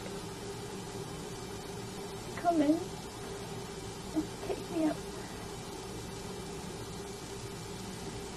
How would they know who you were?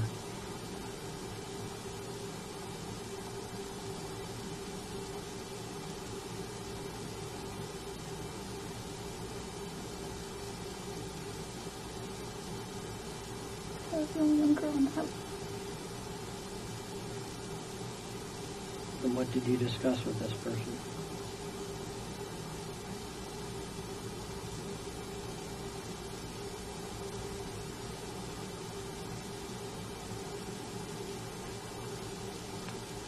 And I'd have money and had to come take me out and then take it.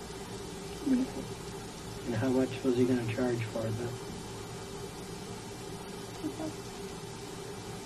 Okay.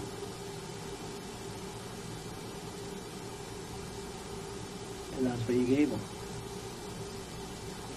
Okay. Now the guy you spoke to on the phone is the guy that showed up and you gave the money to. I don't know if that was the same guy. I've never met him before. Okay, did he say his name was? I used to call him Homeboy. Okay. Homie. How did you get his number to make this call in the first place?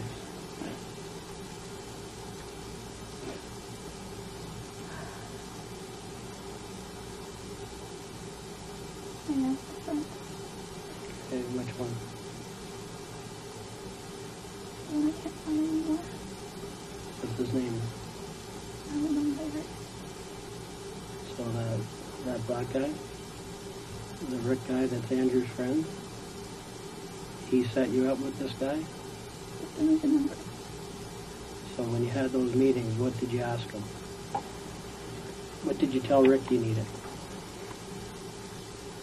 I wanted to be shot or killed. Okay. It didn't matter. What did he say? Like, just this number and that's it. Okay. So when did you make that call?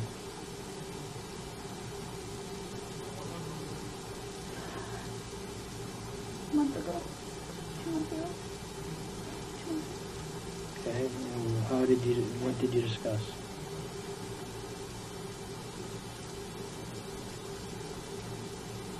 Just that. Just like to. Just to make sure I had the money and everything.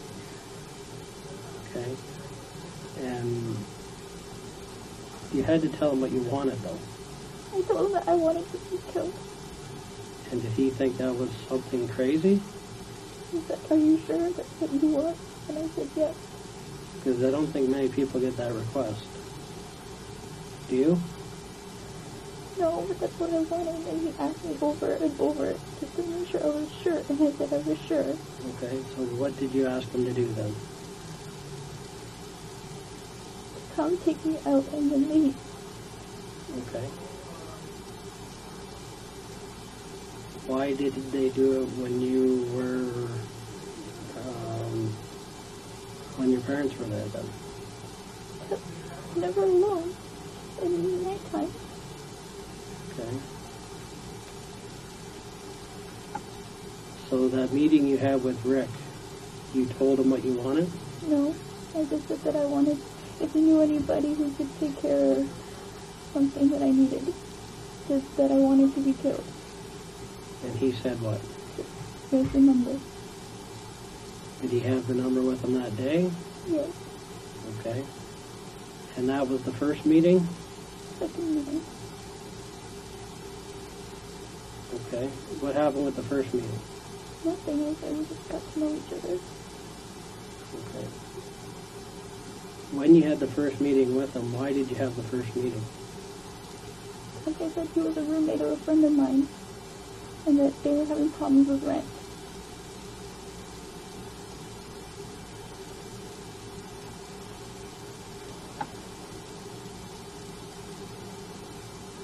Okay, so you phone him up and have another meeting. Is that the meeting that someone saw you at? Yes. And who was it that saw you there? I don't know, my uncle told me that another person that saw me there was a black person. Okay, and was that black person Rick? I guess. Well, were you with any other black guy there? No. So you know him as Rick? Yes. Okay. And you told him what that day then? If he knew anybody who could help me take care of the job, that I wanted to be killed. Okay. And he said what? Call this number. Okay, did he write it down? Yes. Where's that number now? I put it into my phone and then I threw the paper out. Okay. What was the number you put in your phone? I don't memorize the number, it was just on my phone. Was that, what can you remember about that number though? It had an 8 and a 5 in it. What did it start with? A 416 or 647. I don't remember. I just remember the middle numbers had an 8 in it. And what about the 5? It was like 856. I just remember the 8 because no one else I have had an 8. Okay. And what phone is that number in then? On the bell line. The same line. Okay. You put it in your phone though. Which phone did you put it in? It was on a SIM card on the iPhone. Okay, but did you still have to put it in like a friend's or a calendar or I saved it. I just kept it, and then when he texted me, I just kept that SIM card. That was it. Okay, so what's the text that you have? What's that? He sent what's up, and what did you send back? And that's when I started looking up. Okay, then what? He said he called me once or twice, just basically just wanted me to know, and that was it. Okay, so when did you first talk to the guy? I don't remember anymore. Where did you meet him? I never met him. And what's his name? What did he go by? Homeboy. Did he have an accent? A deep voice. And What did he say he would do? he was just like, let me take care of it. Let me do me. So your specific request to him was what? To come in and make sure he killed me. And what did he say? He said, okay, let me do me. Let me do me. What does that mean? Let me do it my way. Okay. Isn't it odd that somebody would give a request like that? Mm-hmm. To kill themselves? He asked me. And he's still going to charge you to do that? Okay, so then what happened? You said you talked a few other times. What were the other talks? He was just like, when? I was just asking him when, and that was it. Okay, so when then?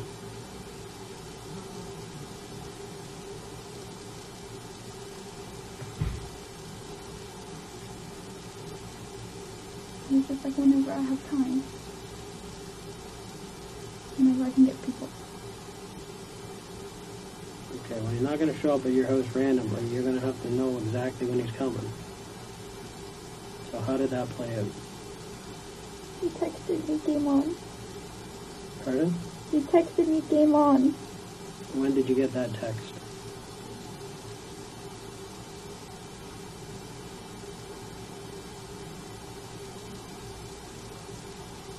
Don't remember the time. Sometime in the evening. What day? That's it. Okay, so before they came in, you had a text that said game on? Yes. Okay, and where did that come from? What do you mean? Pardon me? What do you mean? Where did he send it from?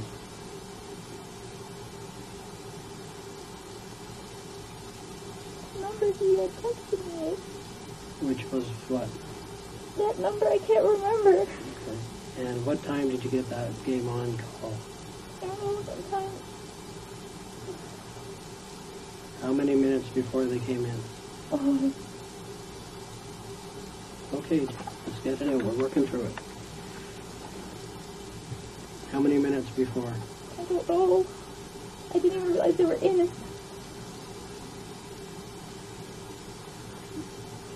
Okay, but they did come in, right? How much before you heard anything? Maybe an hour, 2 hours. So you were just waiting there for 2 hours? I was watching TV. Okay. So what time did you get the game on? Where were you when you saw that message first? I was watching TV with Adrian. Okay, so he was there. Did you tell him? No. Who else knows about this?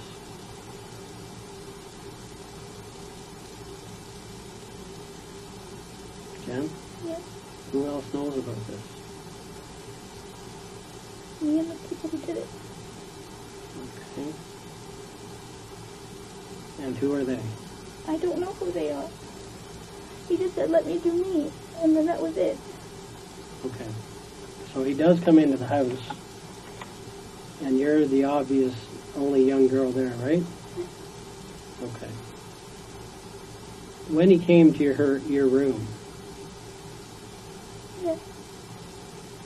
what discussions did you have with the guy that came to your room? The real discussions you had, not what you told us. Where was the money? And I showed him where the money was. Okay. But he obviously said, I'm here to do what you asked. He never said anything like that. What did he say? Just like hands behind your back.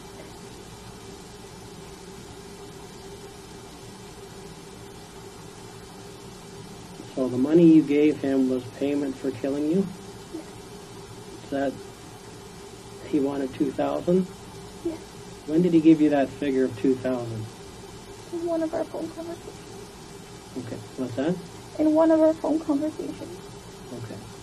So in all the phone conversations you had, when was the first one that you had? What month? Well, Jen, this doesn't happen every day that you ask somebody to kill you, so... I honestly don't remember though. Okay. I say you do remember. You're going to have to remember. When's the first time? I really don't remember. Okay. Maybe When, in September. like from the first time you mentioned this to Rick, when was that? Back in June, right? Is that right? Something like that. Spring, summer sometime. Yeah. How come it took so long? Because I didn't know. You didn't know I what? was unsure. So when did you confirm 100% you wanted it done? And they accused me of doing something that I didn't do. Who? Okay. Which was what? They accused me of seeing Daniel and I didn't. Okay, so when was that?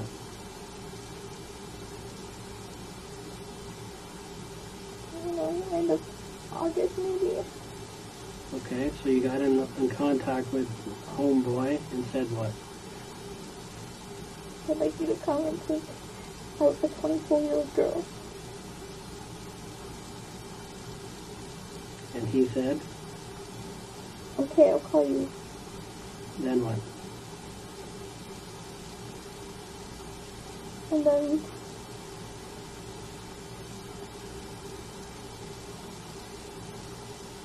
call me back and he's like, are you sure? And he says, yes. Okay. And then he's like, okay, then you just let me do me then. He said, let me do me, Yes. which means what? Let him do it his way. Okay. Did he discuss ways with you how he would do it? No. Did you request any way for him to do it? To make sure no one else was around. Okay. And did you tell him who lived in the house? Yes. What did you tell him? my parents were home. Okay, and did you tell them where they are in the house? No, What rooms they're in? no, Where they would be? no.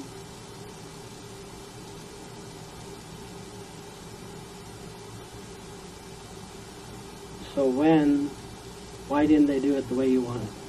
I don't know. I asked them to take me with my mom when they took them away.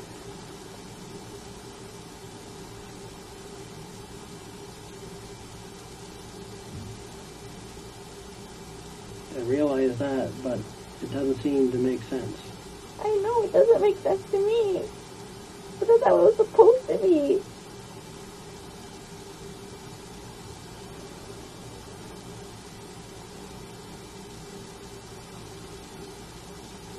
Okay. Can you sit up for a minute, Jen? Okay, look at me. Look at me. Okay. We have... Remember everything I told you about what I do for a living? Okay. I'm an expert in determining truth and half-truths. Okay. What you've just told me is half the truth. Okay? Now, what I do believe is that you went to somebody. And I do believe that night you paid them the $2,000. Okay? That's the true part. Okay? Right? But what's not true is it was never for you. Okay, Jen, no. Okay, you went to this person and you asked them to do a job. And the job was for your parents. Okay, that's what we got to get to here. Okay? I know that's what really happened, Jen. Okay? That's what really happened. Okay, so you've done good here. You're telling me half the truth. I'm going to get the other half out here. Okay? That's the part that you need to get to. Now, okay, maybe you were supposed to be part of it, but you definitely wanted your parents out of the picture. Okay, that was for sure. Okay, so sit up and listen to me for a minute, because this is important. Okay? Now listen. Because of how you've been treated for the last 7, 8 years of your life, you no longer know how to tell the whole story, the truth from the start, okay? You've been conditioned just to tell little bits of the truth and little bits about lies, right? That's what you've done for 8 years now. That's how you've lived. It's an instinct now, okay? And that's part of your self-preservation that I talked about earlier, okay? And right now, that's where we're at, okay? That's where we're at. You did ask someone to come to the house, Jen, but it wasn't for you, okay? Pardon? It was supposed to be. You asked them to do this job on your parents, Jen, okay? Let's be truthful, okay? Nobody's going to come there and get the wrong people. Okay? They're not going to tie you up and just kill your parents. Okay? That's not going to happen. That's not realistic. Okay? That never happened. Okay? They were there because you planned this. They were there because you gave the order. Okay? And I understand why you gave the order, because you couldn't do it yourself. Okay? That's good. Okay? Jen? Okay, but they were supposed to take your parents, Jen. And they did that part. Okay? Nobody needs... If you wanted to kill yourself, Jen, you're not going to pay somebody $2,000 to do it. I couldn't do it myself. Okay, but there's other ways. Okay? And if that was going to happen, they could have taken you outside and done it anywhere. It wouldn't matter, would it? Okay? There's no need to involve other people in this. If you really wanted to die, all they would have had to do is pull up beside you in a car and shoot you. Right? He told me just to let him do it. Okay, but you're not going to accept that, okay? You're not going to accept that he's just going to randomly do it someday, okay? There's other things that happened in this case, Jen, okay? You let them in the house. You let them in. We know that. You went downstairs and you opened that door for them. We know that. Jen, you did leave the door open for them, didn't you? Pardon? Yes. Yes. And that's why you went downstairs earlier in the night, right? After your mom got home, what did you do? Went down and said hello. Pretended to check the door. And was it locked? No. You made sure it was unlocked. Yes. Okay, then what? I asked her if she was going to bed for me. She said, I don't know.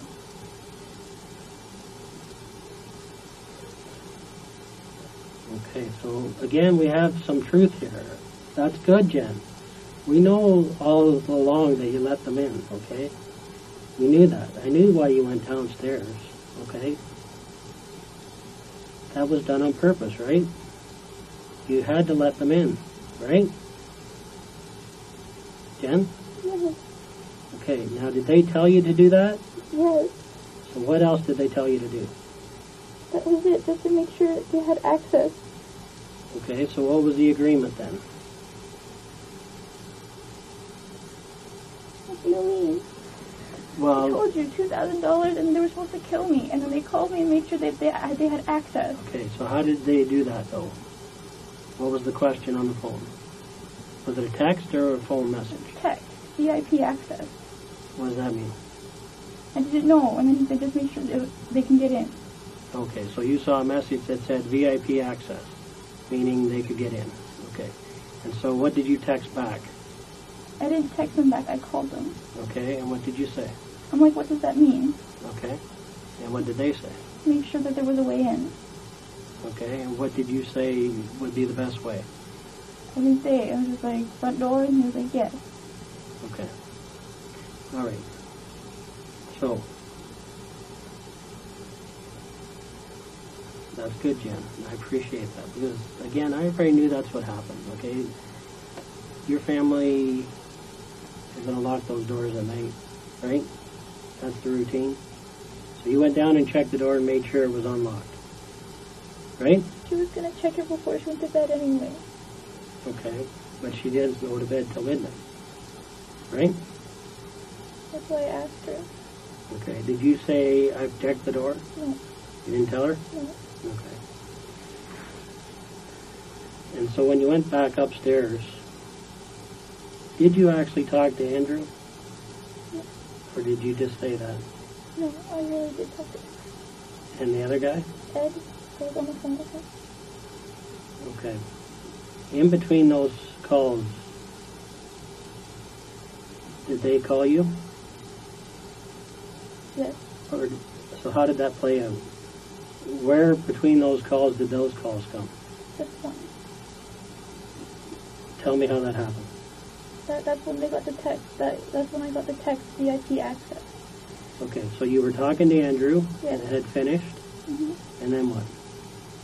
He had texted me like VIP access. That's when I hung up and I called and asked them Okay, so you hung up from Andrew or Yes.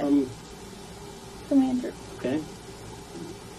And you phoned them Yes. and said, what do you mean? Yes. And they said, Make sure there was a way in. okay. And you said, Front doors. okay. And then, I went down to the front doors. okay.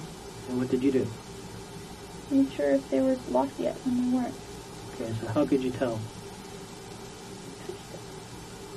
Okay, so you checked them. What did you check? Still locked. Okay. And did you kind of turn it and turn it back, or how? I don't remember. When you left that door, you were satisfied that it was open? Yes.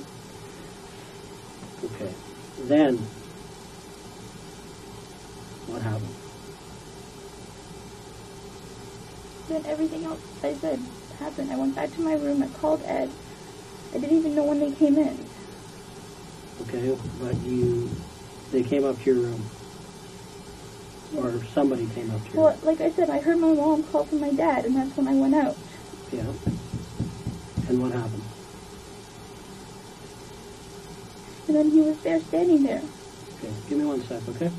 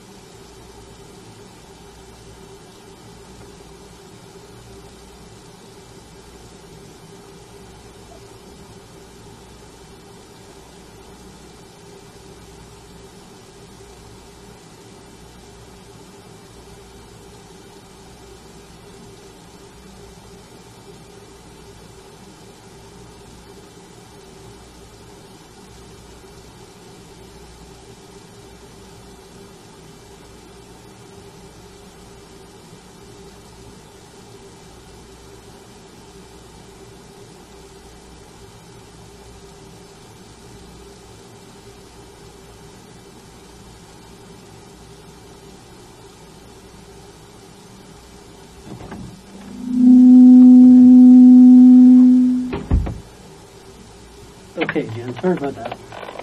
Okay. So, we get to the point where you get the text message, you go down, you do the door, you go back upstairs, and what do? Call ahead. Okay, why do you call him? That's what I usually do. Okay. And what were you expecting to happen next? I honestly, I don't know. Because he didn't tell me, he just let me do things. I didn't know how he was going to do anything. Okay, what else did he say on the phone? Like he must have told you we're around the corner or something. No. Did he tell you how long? No. Okay, but it was on for that night. He had game on the text. Yes. Okay. What did you do with those text messages? I think I can read them. Okay, and the phone that you were you using two phones that night? Yeah. Okay, you have to sit up because I can't hear you here. You were using two phones, okay. So the phone you were talking to with Andrew on was what phone? Samsung. And the one you were talking to them on was what? The iPhone. The iPhone, okay. And then, did you ever talk to them on the Samsung? Never. Okay. Now, what next? And everything else that happened next week was said. Okay. Now, look at me, Jen. You're almost there. Okay? Most of what happened in the house happened. Okay? We know that. Okay? You gave a description of a black guy with dreads. There was no black guy with dreads in there. Okay? We know that. Okay? We know that because your dad's not going to miss that. Okay? He gave a good description of the guy that you were with, and he's not even black. So tell me about that. Honestly, Jen, that's exactly. You got to be up front here. Okay? Honestly, that's because the obviously you didn't want to tell us everything because there was a plan. You didn't tell us that night either. Okay? So everything now, else that happened okay, after that is... that guy with dreadlocks was never there. Okay? So why did you say that? But that's what I remember. Okay, you can't mix that guy up with the description your dad gave. He's not even the same color. Right? But that's... Tell me why you said guy with dreadlocks. Because that's who I Because saw. there was no guy with dreadlocks there, Jen. That's the problem here. Okay? That's the problem. Okay, now, the issue here is this, and you have to look at me. Okay? Your dad wasn't supposed to be a witness. Okay? That's where this whole thing went wrong. Okay? Your dad wasn't supposed to live. Okay? And when he did live, he was able to tell us what really happened that night. Okay? which was in conflict with what you told us, okay? Seriously in conflict, okay? You had all these things about number 2 going upstairs and everything else. Number 2 was down there with a gun on your mom. Number 3 was down, he didn't, okay? We know that never happened, okay? I don't want to argue about it, okay? I'm not going to argue about it. But I've already gone this far. You've gone this far, but that doesn't mean, okay, what, now, let's get it all straightened out, because this is a total half and half. We're there again, just like the school, just like everything else. This is how you deal with pressure, okay? You give half and you hold half. You give half and you don't give the rest of the true facts, okay? That's your stress mechanism, okay? That's what you've been trained to do since you were 15 years old, okay? Because your parents could never accept the truth. That's why this whole thing happened, okay? No matter how honest you try to be with them, okay? They always wanted more. It was never good enough. It was never good enough that you were a good kid, okay? And that you loved figure skating and piano. And if that's all you ever did, that's good enough. But it wasn't good enough for them. Right? Jen? So what happened here? I'll tell you what happened. You made a specific request, and the job was for your mom and dad. Okay? Nobody's going to come in there and do the wrong job. Okay? Nobody's going to do that. They came, you paid, and they did what they were supposed to do. Okay? If it was supposed to be for you, you would have said that to them. Okay? You never did. Okay? This was always for 2 people. Okay? This was about mom and dad, because they had taken things too far in your life, Jen. Okay? That's what it's all about, and you and I have to get that out right now. Okay? So sit up for a minute. Let's get this final piece out, okay? So that's the only mistake you made in this whole thing. You got fed up, and you went out and did something about it. Okay? This was all about self-preservation. You had no choices. This is the only choice you felt you had left. Jen, I know that's why you feel so bad about this. Okay? It's because okay, no, Jen. You have to be honest with me here. I am being honest with you here. Jen, okay. It's all going to come out, okay? And the last thing that you want to happen later, okay, is for people to say that she didn't tell the whole truth. Okay, this is your one chance. That is what I do remember. Okay, but you made a request, Jen, and this was a planned request, okay? And the plan was for your parents, Me. okay? Jen, you have to be honest about it. This is the only thing that's in contention here, okay? You made the mistake, okay? Everybody understands. Everybody in this police department feels sorry for you. I can tell you that right now, okay? Because they've seen what you're going through. It's so obvious, okay? That all this tension you put out, basically this is like a volcano, all right? And at one point it was just too much and you erupted, okay? And you made a bad decision, okay? And once you hired this guy, there was no turning back. It was supposed to be yourself, Jen. No, it would not happen that way, okay? It would not happen that way. Now, in the original story, you said that you hid your cell phone, okay? If it was for you, you wouldn't have hid your cell phone. That would have never happened. So it's in conflict. It's not hiding. It's just I put it there naturally. Okay. It's what I naturally do. Okay, but you said on tape that you hid it there and that they didn't know about it. That's your language, not mine, Jen. Which tells me that you intended to use it sometime to get out of there as a rescue mechanism. Okay? So, I already know that you planned this, Jen, and it wasn't for yourself. We know that, Jen. You know that. I know you don't feel good about it, and I know you've thought many times that you would not like to be here. Okay? But who caused that? Why did you feel like that? Okay?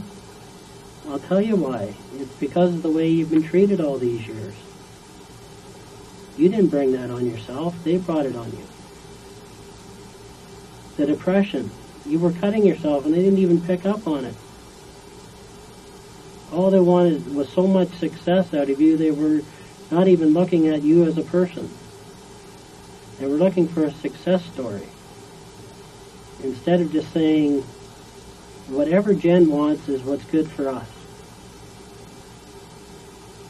Whatever she's happy with. As long as she's happy in her life, I'm happy with it. If she wants to work at Eastside Mario's for the rest of her life, that's fine. If she wants to be a piano teacher, that's great. If she wants to continue figure skating, that's wonderful. Do you know what I'm saying, Jen? I know what you're saying, but Okay. this is what I know. Okay. And Okay, so the only thing that you haven't told me is that you put the plan in motion for your parents. Okay? And now you would wish you never did. And that's good. Okay? It's good that you feel sorry about it because you do. If you could go back, you wouldn't have gave that plan to them, would you? if I knew what they were going to do, I wouldn't Okay, have done it. Jen, look at me. You knew what they were going to do, okay? Listen, let's be rational here for a minute, okay? Nobody makes a plan to have themselves killed in that fashion, okay? Nobody shows up at your house for no reason and kills the wrong people, okay? That's where we're at here, okay? That's what you're afraid. You're afraid to say that you made that mistake. Don't be afraid, Jen. Just tell the truth, okay? Because we're getting into what's happened to you all your life, okay? I know exactly when you're not telling me exactly what happened, okay? You got to give us some credit here. This is all that I do, okay? And you're halfway to telling the whole truth, okay? This is another case of making something up in hopes that somebody will listen and accept it, okay? I can't accept it, okay? You know that and I know that, right? I can't accept that when I know it's not true, and I don't like to see you doing this to yourself. You're just beating yourself up some more here, okay? Jen? Because I'm telling it to you, but you say that it's contradicting, and I don't Okay, understand why. It doesn't make sense, okay, that someone, if you wanted yourself killed, okay, they wouldn't do it in your house. Okay, there's no reason to hide anything, okay? Someone can just walk up to you and shoot you somewhere where you're by yourself and nobody knows about it and they walk away. But I'm never by myself.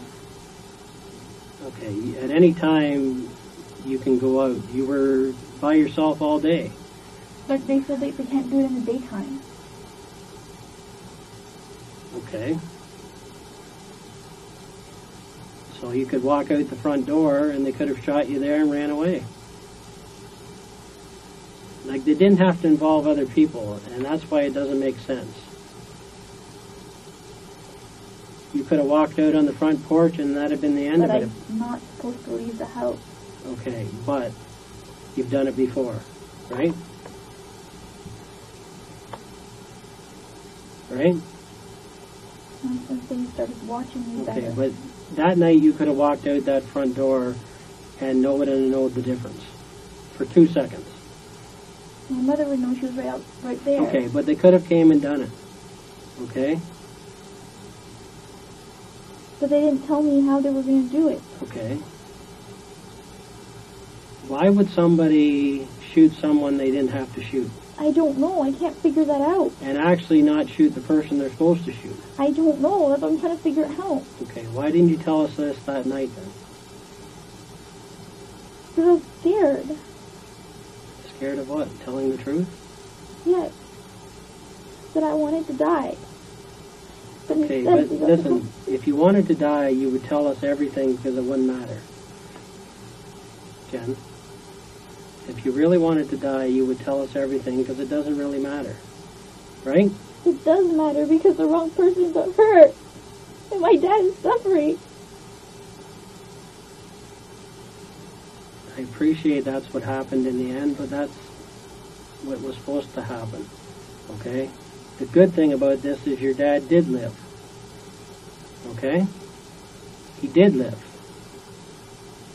And that went against the plan, okay? He wasn't supposed to make it through, and he did, so that's a good thing, right? That's a positive in this situation, right? Jen? My dad's hurt. How can that be a positive? Okay, but he's not dead, is he? No. Okay? And this thing started out with him supposed to be dead. Okay? Jen, there's just no doubt about that. Okay? There's no doubt about that. Okay? And you gotta remember, we're all over this case, okay? And when you say something that's gonna contradict what other people tell us, okay? That the order was for mom and dad, that's not going to look good, is it? When it comes from someone else. Right? Because we're going to solve this thing. Okay? We already know what happened. So I'm not in here guessing with you. I already know what the order was from you. Okay? And I have to sit here with you and let you get that off your chest. Okay? I know it's not easy. And that's what you're worried The about. order was from me, but it was for me. Yeah. No, it was for your parents, Jen. Okay, and that's hard to say. I know that. I know that's hard to say. Okay, because that's not... If you could make this decision over, you would change it. Okay? You would change it. Right? Of course. If I knew who was going to get hurt, of course I wouldn't. Jen, you knew who was going to get hurt. That's the whole issue here. Okay, that's the whole issue here. That's all we're dealing with here. Okay? From the start I've told you that I know you were involved. Okay? And it's beyond asking someone to kill you. Okay? The order was for mom and dad. Okay? The only mistake they made is they didn't get your dad. Okay, yes, they hurt him. Okay? Yes, he's injured. But he's alive, and that's a good thing. And as I told you earlier, this happens to 300 families a year. 300. And it's always because of the same thing, Jen. That people reach the end of their rope. It's the last straw. And they make a mistake. And I agree, once you put those wheels in motion, you know, it's hard to stop it. It's very hard to stop it.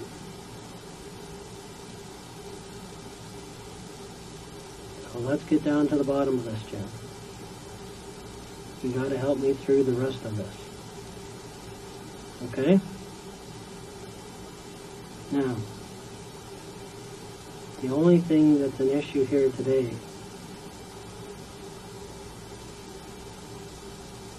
is that you gave a request to these people for your parents and they carried it out, okay? You didn't do it. That's a good thing, okay? You didn't shoot them. You didn't hurt them. Your mistake was making a request. Right? That's where you and I are at right now. Okay, that's the only issue we need to talk about. Okay? I'm not going to get into everything else because it's not even important. Okay?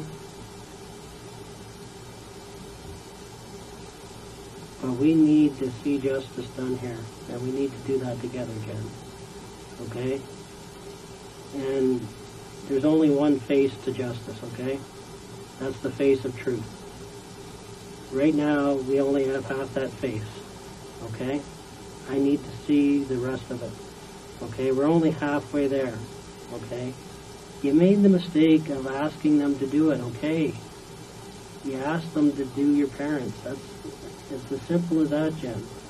Okay? And they did. Or they tried to. Okay? But you're sorry that this happened, right? Okay, that's what the whole key is here. Everyone wants to know, is she sorry? Because everyone knows that you did it, okay? What they want to know is, given a chance and turning back the clock to that day, would you do it again? No, right? This was a one-time mistake, right? Jen? Okay. You gave them the plan for your parents, right? That's all I need to hear. No. Jen, you did. No, and this is not going to go anywhere because I wanted them to kill me. Okay, maybe you wanted that to happen as well, okay? And maybe things got so bad that that's how you feel, okay? But your parents were brought into this, okay, on your request. Yes, Jen, this was your request, okay? And that's what we have to deal with, okay? And that's what you're afraid of here today. That's what you're afraid of. No one's thinking bad of you here. Everybody understands what you went through, okay, and what you are going through, okay? But what people are looking for from this young woman today, you know what they're looking for? Jen? To know that you actually are sorry, okay? That you're sorry that you made the request for your parents, okay? It wasn't for you. We're past that, okay? I don't want to talk about that, okay? The request was for your parents and your parents only. That's it, okay? That's what you put in motion. That's what happened, okay? We know that, okay? At the end of the day, you have to look at yourself and say, when Bill came to me with the answer, did I deal with it? Okay? Because that's where people are going to be looking at you now from. They're going to be saying, what did she do when the police knew and confronted her with the truth? Did she face reality and admit the truth? Or did she run from it? Does she even care what happened? Of course I Okay? know what happened. Okay, so you have to prove that now, Jen, because the only way you can prove it, that you really care, is that you admit that you made a mistake. I did make Okay? a mistake, Okay. but We have to get that on the table, though, and it's not about you, okay? It's about them. It's that simple, okay? It's not complicated, okay? is that what you want me to say? But that's not Yes. how what happened. Tell me though. what happened. I want you to tell me that you made the plan for your parents. But Okay? that's We're not- going to get to the rest of it anyways, okay? We already, I'm in here, okay? There's 20 other investigators on this case. I'm only dealing with the truth as it regards to you, okay? There's a lot more things that you don't even know that I know. That's why you're not going to be able to tell me things, okay, that I don't know already, okay? So I will know when you're telling me the full truth. I already know you made the plan, so I can't just say, okay, yeah, don't worry about it, you made the plan for yourself, when I know that's not true, okay? You got to know that I already have the answers, okay, or we wouldn't be sitting here, okay? So I do need you to tell me that you made the plan for your parents, okay, because that's what really happened, Jen, okay? I'm not asking you to lie to me. I'm just asking you to tell me that you made the plan for your parents. That's where we're sitting here right now trying to deal with, okay? That's a big hurt for you, okay? Because I know that you still have love. It's like a love-hate thing, and that's what happens in people's lives, okay? You love them to death, but you can't live with them. You can't live with the situation anymore, okay? That can happen in life. It happens all the time, okay? And essentially, you got forced into a corner here, okay? You didn't have any other choices. 24 years old, Jen, and you're not allowed to make your own decisions. A prisoner in your own house. 9 o'clock curfew. Again, I'm just surprised it never happened before this. Everybody's going to understand that, Jen.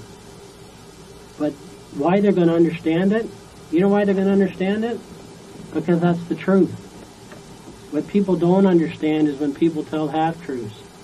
They recognize it right away. They recognize that that's not what really happened. Okay? That's not what really happened. Okay? You've spent a lifetime trying to get around people, and all it has ever done is hurt you more, Jen. You missed out on an education because you tried to fake it, okay?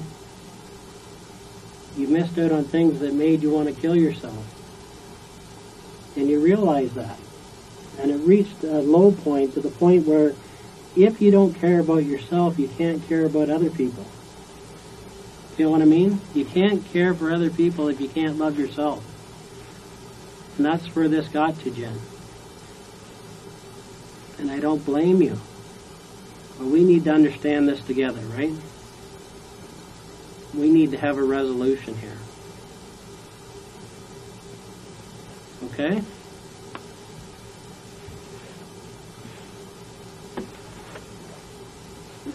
Stuck. Okay.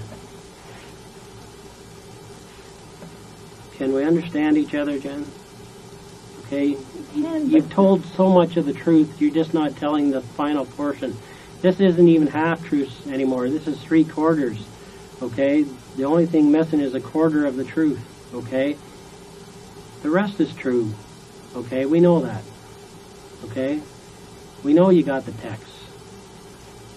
We know that you gave the go-ahead. Okay? But the go-ahead wasn't for yourself. That's what's at issue here, Jen. We're going to sit down here and work through this together. Okay? We're going to work this out. We're going to get the full truth, because you know what? The full truth is only 100%. Not 75%, not 90, not 99. 100% everything that really happened that night. Okay, Jen? All right? Let's do it together. Okay, you did. And I don't understand why it doesn't add up. Why it doesn't add up is because that's not what happened. Okay? The truth will add up. Half-truths don't add up. That's all they ever are, is half-truths.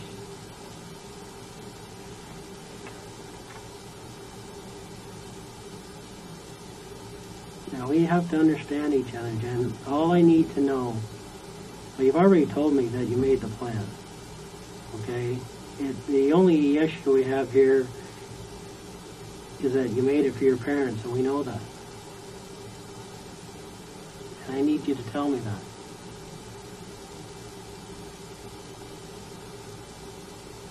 Okay?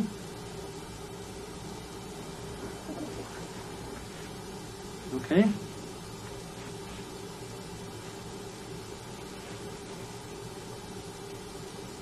Tell me what happened. I told you what happened. Okay. All of it. You did. Okay. All you have to do is tell me right now that, Bill, yes, I made a mistake. Bill, yes, I made a mistake. This plan was for my parents.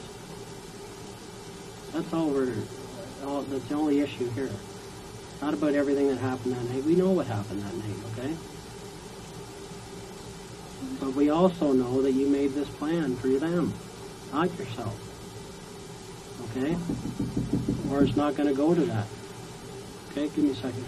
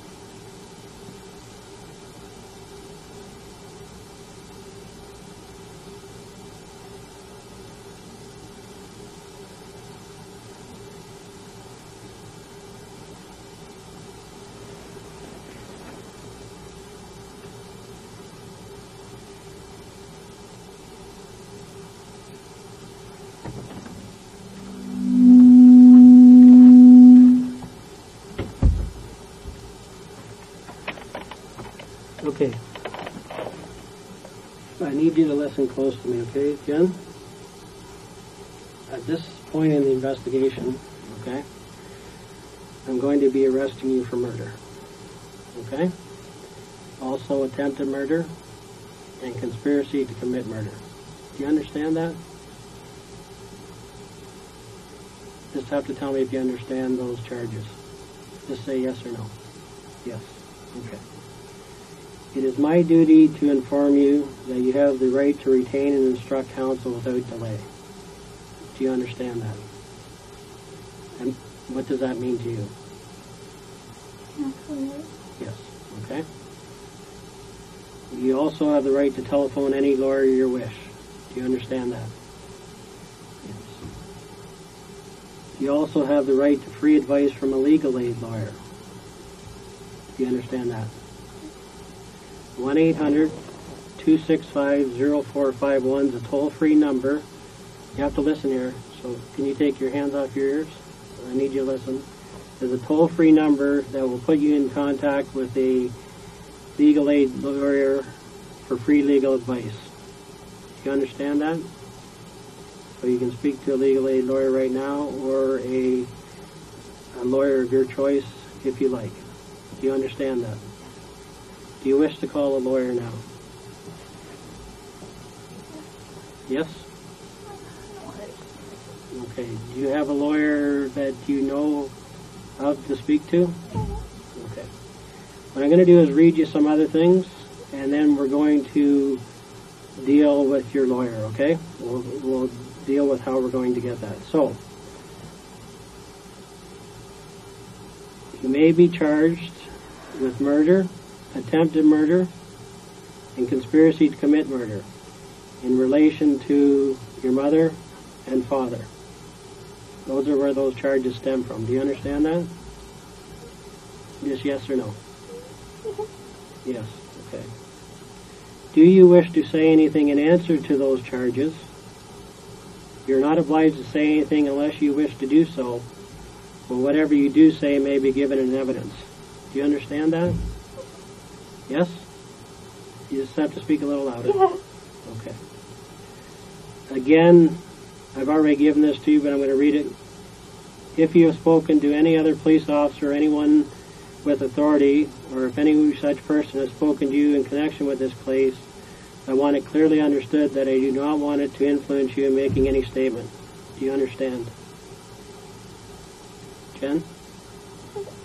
You just have to speak a little louder. Yes. Okay, so what we're going to do right now is, do you have your own lawyer? No. No? Okay. Do you have a lawyer you would like to speak to that you know of? No. Okay. Would you like to speak to duty counsel? I just want to talk to someone who can help me and understand. Okay, so who would that be? I don't know. So do you have a lawyer? You said that you were on my side. And I Okay, was... I am on your side, Jen. Okay? I know what happened here. Okay? I'm on the side of truth. Okay? I want that to come out here. But at this point, you need to deal with the lawyer you said. Okay? I have to honor that request. So what we need to do now before we discuss anything else, okay, is deal with that issue. Okay? So we have options. Okay? You can, do you know anyone you could, to a lawyer yourself? No. I can bring a phone book in here with numerous lawyers and you can look at that if you like and pick a lawyer. Or we can call duty counsel. They will call back. We'll put you in a private room and you can speak to them in private. Okay, but the decision is yours. What would you like to do?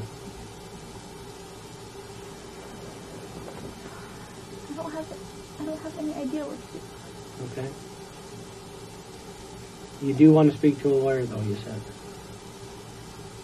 That's your decision. So I have to accommodate that now. Okay, so that's what I want to do for you. I want to accommodate that if that's what you want to do.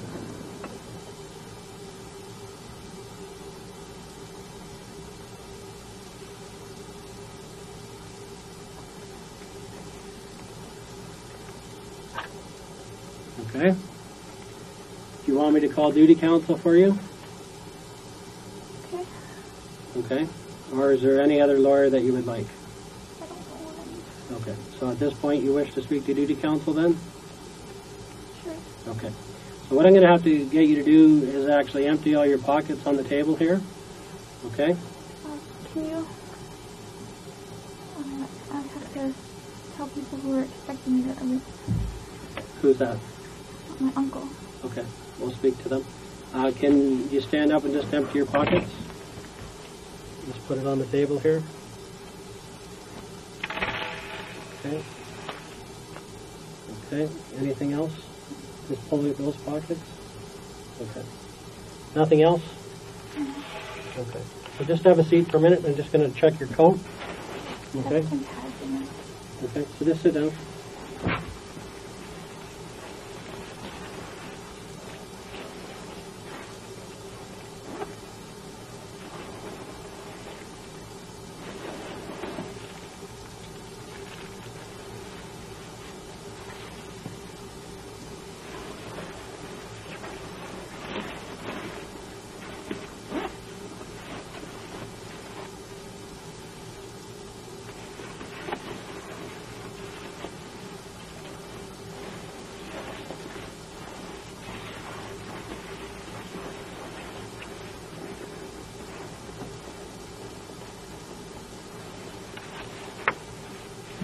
Okay, so in your pockets you had a couple pads. You had one in your jean pocket or with you, and you had $200 in cash. Is that correct? Did you have any more money? No. Okay, and then you have this change here. Is that correct? Yeah. Anything else? No. Okay. And your cell phone, which I have here. Okay.